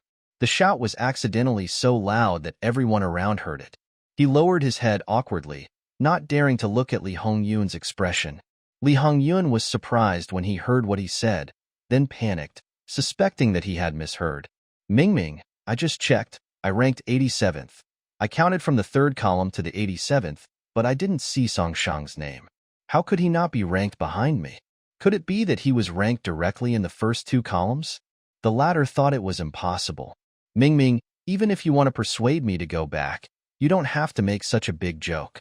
After Li Hongyun finished speaking, he found that everyone was staring at him in silence. Thinking of what he had just said, he began to panic. Could it be that Song Shang was really in the first 2 rows? No, it's impossible. He was ranked 120-something in the last exam. How could he have improved by 70 or 80 places just after the agricultural holiday and this month? This is certainly not true. The onlookers saw Li Hongyun's face full of disbelief and couldn't help but remind him, "Well, Brother Li, we just came back from looking at the list over there. Brother Song's ranking this time is indeed much higher than yours." As soon as he finished speaking, several people from Class B who had just returned from the list nodded, "Yes, I saw Song Shang's name in the second column just now and thought I was seeing things. So I checked it again and it was indeed in the second column." Li Hongyun was panicking now. If someone had said that Song Shang scored better than him, he could still explain to himself that it was someone else who had made a mistake. But several people said so, and he became more and more unsure. "I remembered that when I was looking at the list just now, I started from the 3rd column and didn't look at the first 2 columns at all. If Song Shang was not after the 5th column, then he could only be in the first 2 columns. If that's the case, then wouldn't his ranking be much higher than his? Then he is the one who loses the bet this time." He even ran to the door of someone's house and called him out to make him admit defeat in front of so many people. The more Li Hongyun thought about it, the heavier his heart felt, as if a stone was pressing on it and he couldn't breathe. No, that's certainly not true. Song Shang's name must not be in the 2nd column. What others said was false. He had to go and see for himself. It was the coldest time of the year, but Li Hongyun didn't know why he was sweating all over, and his palms were soaked. "I want to see it for myself." He turned and walked towards the notice board not far away.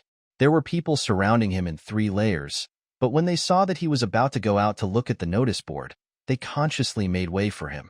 Li Hongyun stood in front of the list, looked up at the black words on a white background posted on the wall, and started from the first name in the 1st column, not missing any name. "I carefully looked through the 1st column, but didn't find Song Shang's name, and I wasn't happy at all. If there is nothing in the 1st column, then isn't the possibility of the 2nd column greater?" Li Hongyun suddenly felt regretful for being so impulsive just now. He focused his eyes on the 2nd list, his breathing quickened a little, and he began to read through them one by one. He was so nervous that it seemed as if he was not looking at a list, but at some precious object that was about to be broken. After reading the first half of the section, Li Hongyun didn't see Song Shang's name. He hoped that the word Song Shang would not appear in this column. But things did not go as planned. When he saw the 5th name from the last, the 2 words Song Shang caught his eye in a very shocking way. It's actually, really, in the 2nd column, and his name is in column 5. There is no need to deliberately count Song Shang's exact ranking. With such an obvious gap, you can tell at a glance that Song Shang did well in the exam. He lost the bet between them. The price of losing is to be expelled from school. Li Hongyun's eyes were dull, and he stood there motionless, as if he had lost his soul. He suddenly remembered that he had once studied hard in the ice and snow, and had not slept in for several years in order to pass the examination for a student. When he was covered in spring and frozen in autumn, his hands had cracked from writing. Mingming had to memorize and study questions day and night in order to study in the county school, and he put in enormous energy and hard work. But now, why do I want to drop out of school?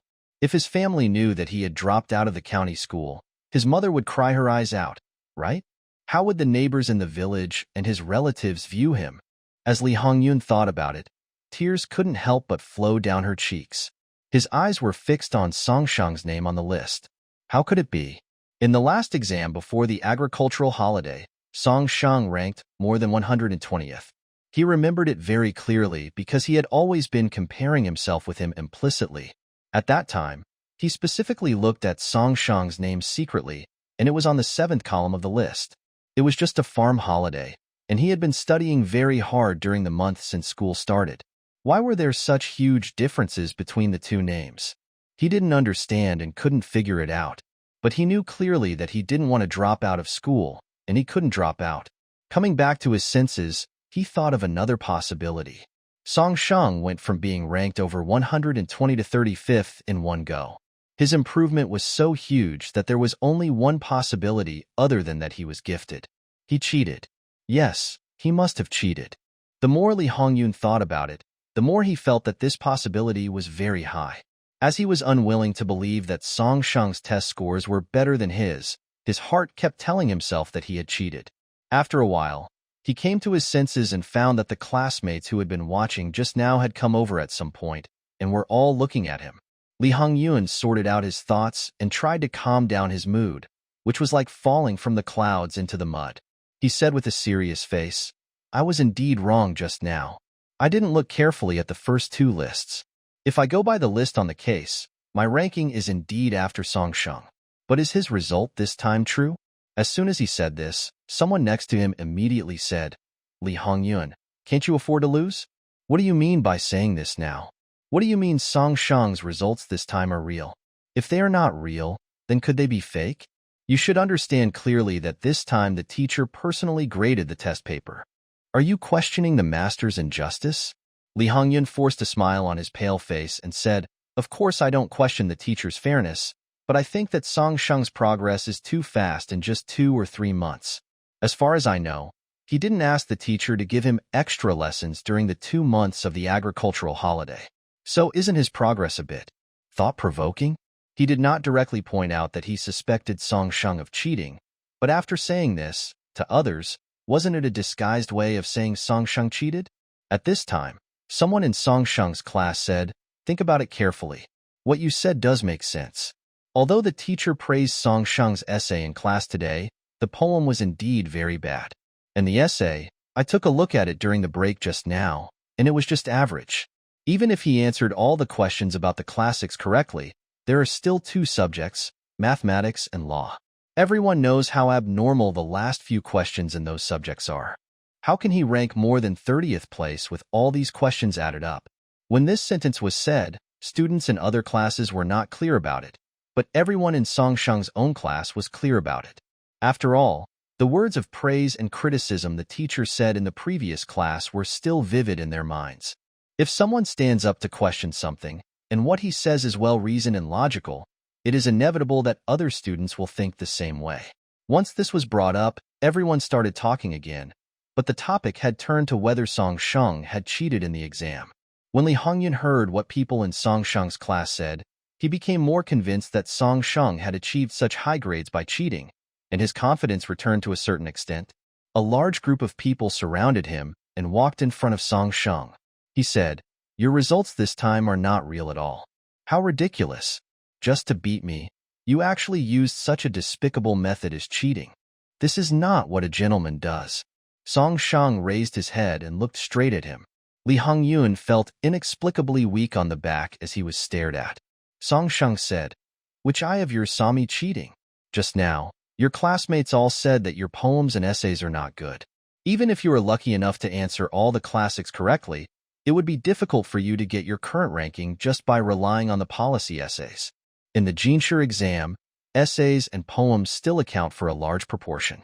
Moreover, Lee Hongyun was sure that Song Sheng could not have answered all the questions correctly, so he thought that Song Sheng must have cheated.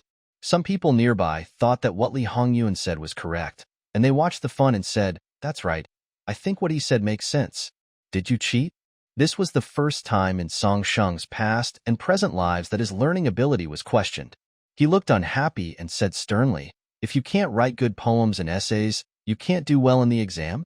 What kind of logic is this? Have you forgotten that there are 3 other subjects? You can't do well in just one subject?" Although Song Sheng hadn't seen his answer sheets for law and mathematics, he knew that he must have done well in these 2 subjects. Otherwise, his overall score wouldn't have put him at the top of the list. Lee Hongyun was choked by his words and was about to speak up to refute him, but Master Yixing outside the crowd shouted coldly, "What are you doing blocking here?" Not only Master Su came, but also Master Chun. They heard the noise from a long distance away, stood at the corner nearby, and listened carefully, and got a general idea of what was going on. When the students gathered here saw the teacher coming, they all rushed to the classroom in a hurry, but were stopped by Teacher Su. "Stop. Stand still." Everyone stood there silently, as obedient as little chicks at home. The second class was about to start. Master Su and Master Chun came to attend the class, but they encountered this incident at the door. Master Su said, "Who taught you to question your classmates about cheating in the exam? Do you have any evidence? If you don't have any evidence, don't make such a fuss. Is this the behavior of a scholar?" No one dared to say a word. Only Li Hongyun had the courage to repeat his reasons and suspicions. After finishing speaking, he concluded, "Master, we don't believe it. If this isn't cheating, what is it?" Li Hongyun was a student in Master Chen's class. Hearing Li Hongyun's doubts, he said, "Some of you have doubts about Song Shang's test paper results this time, right? Maybe you don't know that Song Shang got almost full marks in law and mathematics this time." Full marks? When everyone heard that he got almost full marks in these two subjects, they were so surprised that they were speechless. On the contrary, Li Hongyun seemed to have grasped some key point and said, "You still say he didn't cheat? How could he get the questions at the end of these two subjects right? He must have memorized the answers in advance. Otherwise, either Master Zhao and Master Feng made a mistake." Master Zhao was the teacher who taught them mathematics. He was responsible for teaching mathematics to 4 classes alone and was very busy on weekdays. He missed the first class this morning due to family matters, so he hurried over here, wanting to switch classes with Master Su and move the afternoon mathematics class to the morning. He had family matters to attend in the afternoon and couldn't get away, so he heard Li Hongyun say this as soon as he arrived. Master Zhao usually appears to be a kind old man. He always smiles when talking to people and is very popular among students in the school. Because he likes to joke and is always humorous when talking about mathematics and rarely looks serious, students all love to chat with him. At this moment, he walked over with a serious look. Li Hongyun felt very nervous. He didn't dare to look at Master Zhao and looked a little flustered. Master Zhao came over and asked, "Just now I heard a student questioning my marking of the papers." Hearing this, Li Hongyun lowered his head even lower. He was just too flustered and anxious just now, so he accidentally said something inappropriate. "Teacher, I didn't mean that. I just think he cheated in the exam. It's not your fault for marking." Master Zhao said, "Since you mentioned this, I just happened to come here with the answer sheet. Why don't I post Song Shang's answer sheet and the list together so that everyone can see it?" If anyone still has doubts before he finished speaking, Song Shang took the initiative to answer. "Master Zhao, please test me now. Just give me any math questions and I can give you the answers right now. I wonder if this can prove that I didn't cheat." Mr. Zhao actually felt that his proposal was the fastest and most effective way to convince everyone. Since he agrees, there's nothing wrong with just treating it as a test on students in class. Master Zhao said, "Everyone heard it. Song Shang told me to give him a test directly on the spot. You all heard it clearly. After this test, I hope that the rumors of cheating will disappear forever." Because he didn't have to think hard to understand the meaning of the question, he hadn't been here for long, so he made a lot of mistakes in understanding at the beginning. For example, the 28 and 28 years actually means 16. 35 years doesn't mean 3 or 5 years, but 15 years. Especially since these numbers appeared in the subject of mathematics, Song Shang spent a lot of effort just to make sense of these narrative texts. Now that Master Zhao said he would test him on the spot, he did not feel nervous at all, but rather felt somewhat happy. Mr. Zhao thought for a moment and first gave a question of medium difficulty. He had just finished speaking when Song Shang gave the answer almost immediately. And this answer is correct. After getting the official certification of the answer from Master Zhao, the students nearby stared at Song Shang with wide eyes in surprise. The answer was given right after the question was given. Isn't that amazing? This made many students exclaim in amazement. Then Master Zhao asked another application question of the same difficulty as the last question on the test paper. This time Song Shang did not answer it immediately. He did some calculations in his mind and went over the process before giving the answer. Correct answer again. Master Zhao didn't show it on his face, but he was very happy in his heart. There are not many people who are good at mathematics. Every mid-spring, the county schools in several counties will hold a mathematics competition, and the top-ranked teams will receive generous rewards. This was mainly to enhance students' enthusiasm for learning mathematics. After all, in the entire Jing dynasty, many people did not pay much attention to mathematics, and the most important thing was the Jinshi degree. Every year, The county school in Confronting County lags far behind the county schools in the neighboring counties in terms of mathematics. Thinking about the mathematics competition next year, Master Zhao had an idea in mind. Song Shang was so good at mathematics. Wouldn't it be a good idea to let him represent the team? With his current performance, he might even be able to get one of the top 3. Thinking of this, the corners of his mouth couldn't help but rise a little. Because Song Shang answered all the questions Master Zhao asked correctly, everyone's temporary suspicions disappeared, and now there was only admiration and praise. If he could answer the math questions quickly and accurately, then he should be able to do well in law. So he really relied on his real talent to ace both math and law. Li Hongyun's face was pale and blue at this moment. He was the one who brought up the topic of cheating. Now that Master Zhao was asking the questions himself and Song Shang was answering quickly and accurately, the suspicion of cheating was completely shattered. As for the results of this exam, Song Shang really improved by 70 or 80 places due to his own strength, far surpassing him. Then he lost the bet. Coupled with the farce just now, he lost miserably this time. Not only did he lose the exam, but his reputation in the school would probably not be much better in the future. Song Shang proved with his strength that he did not cheat, but this matter could not be covered up so easily. Master Su said, "The way of university is to manifest the bright virtue. Studying is not just for answering this paper of questions, but also to learn to cultivate one's character and be a person of noble character. That is a truly knowledgeable person. As a scholar, not only do you not have a friendly heart with your classmates, but you are suspicious of each other. Is this the behavior of a scholar? You have learned the 4 books in vain."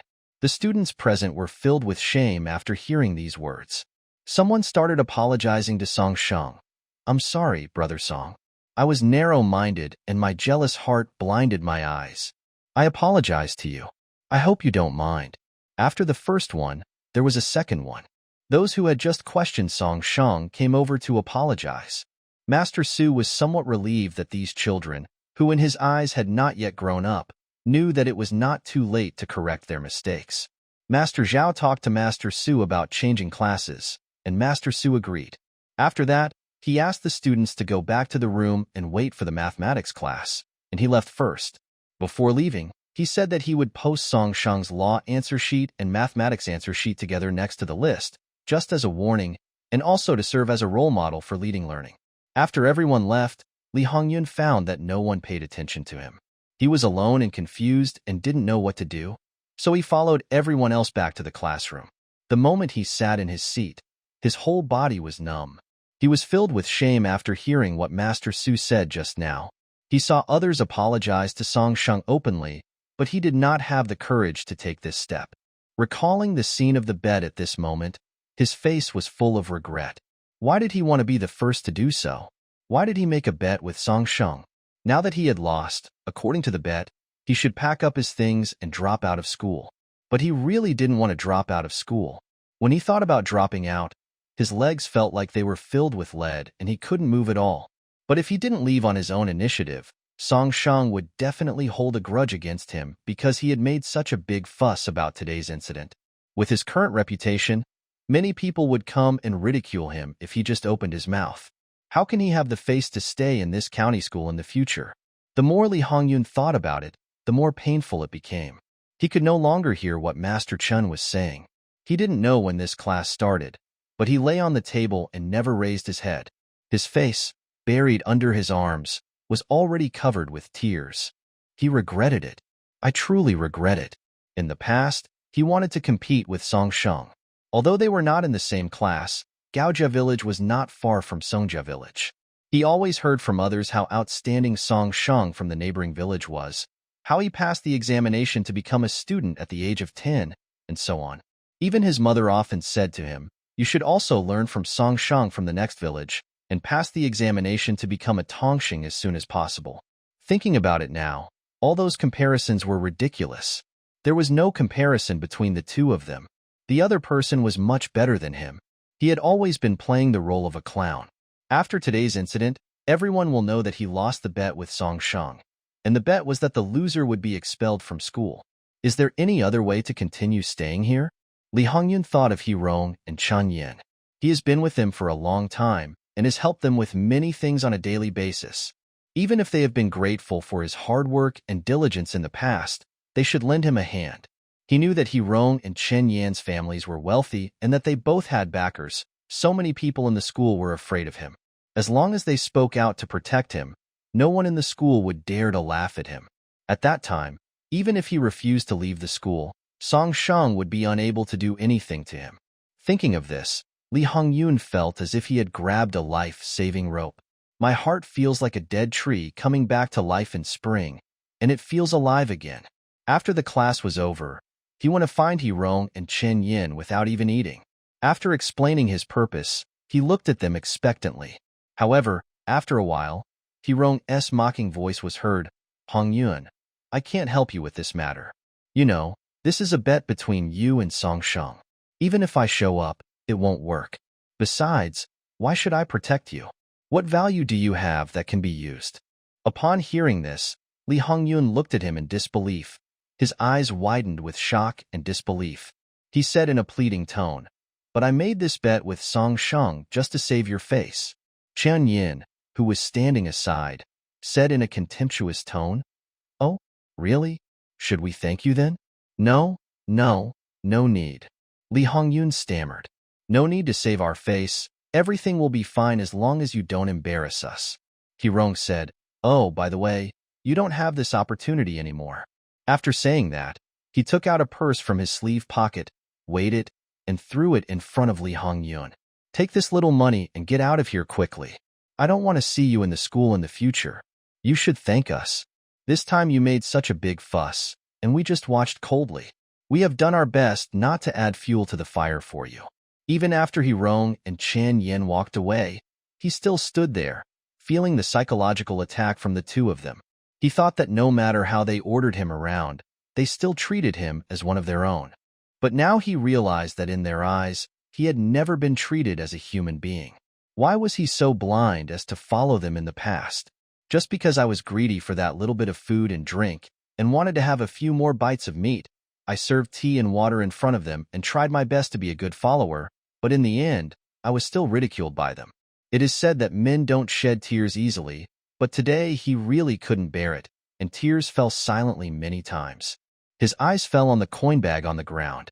Although he told himself in his heart that a gentleman would not accept food given out of pity, the two of them looked down on him. But thinking that his family could only eat meat a few times a year, he squatted down silently and picked up the purse. Song Shang did not go to Li Hongyun to ask him to admit defeat and drop out of school. He did not want to see him again, nor did he want to step on him again. Today's incident caused such a big fuss that it attracted students from 2 other classes to watch. After today, everyone in the school should know about Li Hongyun's clown-like behavior today. Even if he didn't ask for his expulsion, I'm afraid it would be difficult for him to stay in the school. If Li Hongyun continues to stay in the school, I'm afraid that many people will point fingers at him, and his life will not be easy. With his current mentality, it is only a matter of time before his academic performance declines, and his hope of passing the next exam next year is not great. However, Song Shang did not hear the news of Li Hongyun dropping out of school until the afternoon when he returned home. Although he did not take the initiative to chase him away, it was impossible for Song Shang to repay kindness with ingratitude and plead for him. It was all his own fault that things had come to this point. How he would proceed from now on would depend on his own luck. Li Hongyun's matter was just a trivial matter to Song Shang, just like a stone thrown into the water, causing a few ripples, and then quickly returning to calm. The most important thing in his heart is his family, so there is no need to spend so much time and energy on unimportant people. He quickened his pace to get home, but he didn't expect it to start snowing halfway. The snow this time was not as sparse as the last time when it only snowed lightly. Soon it began to snow all over the sky, reminding him of the saying, "The falling snow is nothing like the willow catkins blown by the wind." It took him an hour and a half or 3 hours to walk back from the county school. However, after walking for only half an hour, a thin layer of snow had already covered the ground. He had to speed up his pace, otherwise the road would become more difficult to walk on as the snow fell more and accumulated thicker. There were few styles of clothing in Jingqiao, and even fewer for farmers. In winter, They still wore long robes over their winter clothes, and they didn't have waterproof boots. After Song Shang walked for a while, the snow on his feet began to soak his feet, and small patches of wetness and coldness began to appear from the seams of his shoes. I'm afraid his shoes are all covered with water stains by the time he gets home. Once the shoes got wet, they were wet and cold. The snow had covered the ground, and there was a section of the road that was difficult to walk on. The stones on the road were submerged in the snow, and it was easy to slip if you were not careful. The sharp stones could easily scratch the shoes, so Song Shang was extremely careful when he walked here. This pair of shoes was new made for him by Lu Qingkai. Embroidering in the winter would freeze his hands and hurt his eyes, so he felt sad when they were damaged. It was snowing outside, and Lu Qing was getting anxious waiting at home. He simply took a cape and held an umbrella to go to the village entrance to pick someone up. The sky was already pitch black, but because of the snow, the view was not too dark. Against the backdrop of snow, Song Shang saw from afar a figure holding an umbrella standing at the entrance of the village. He walked as fast as he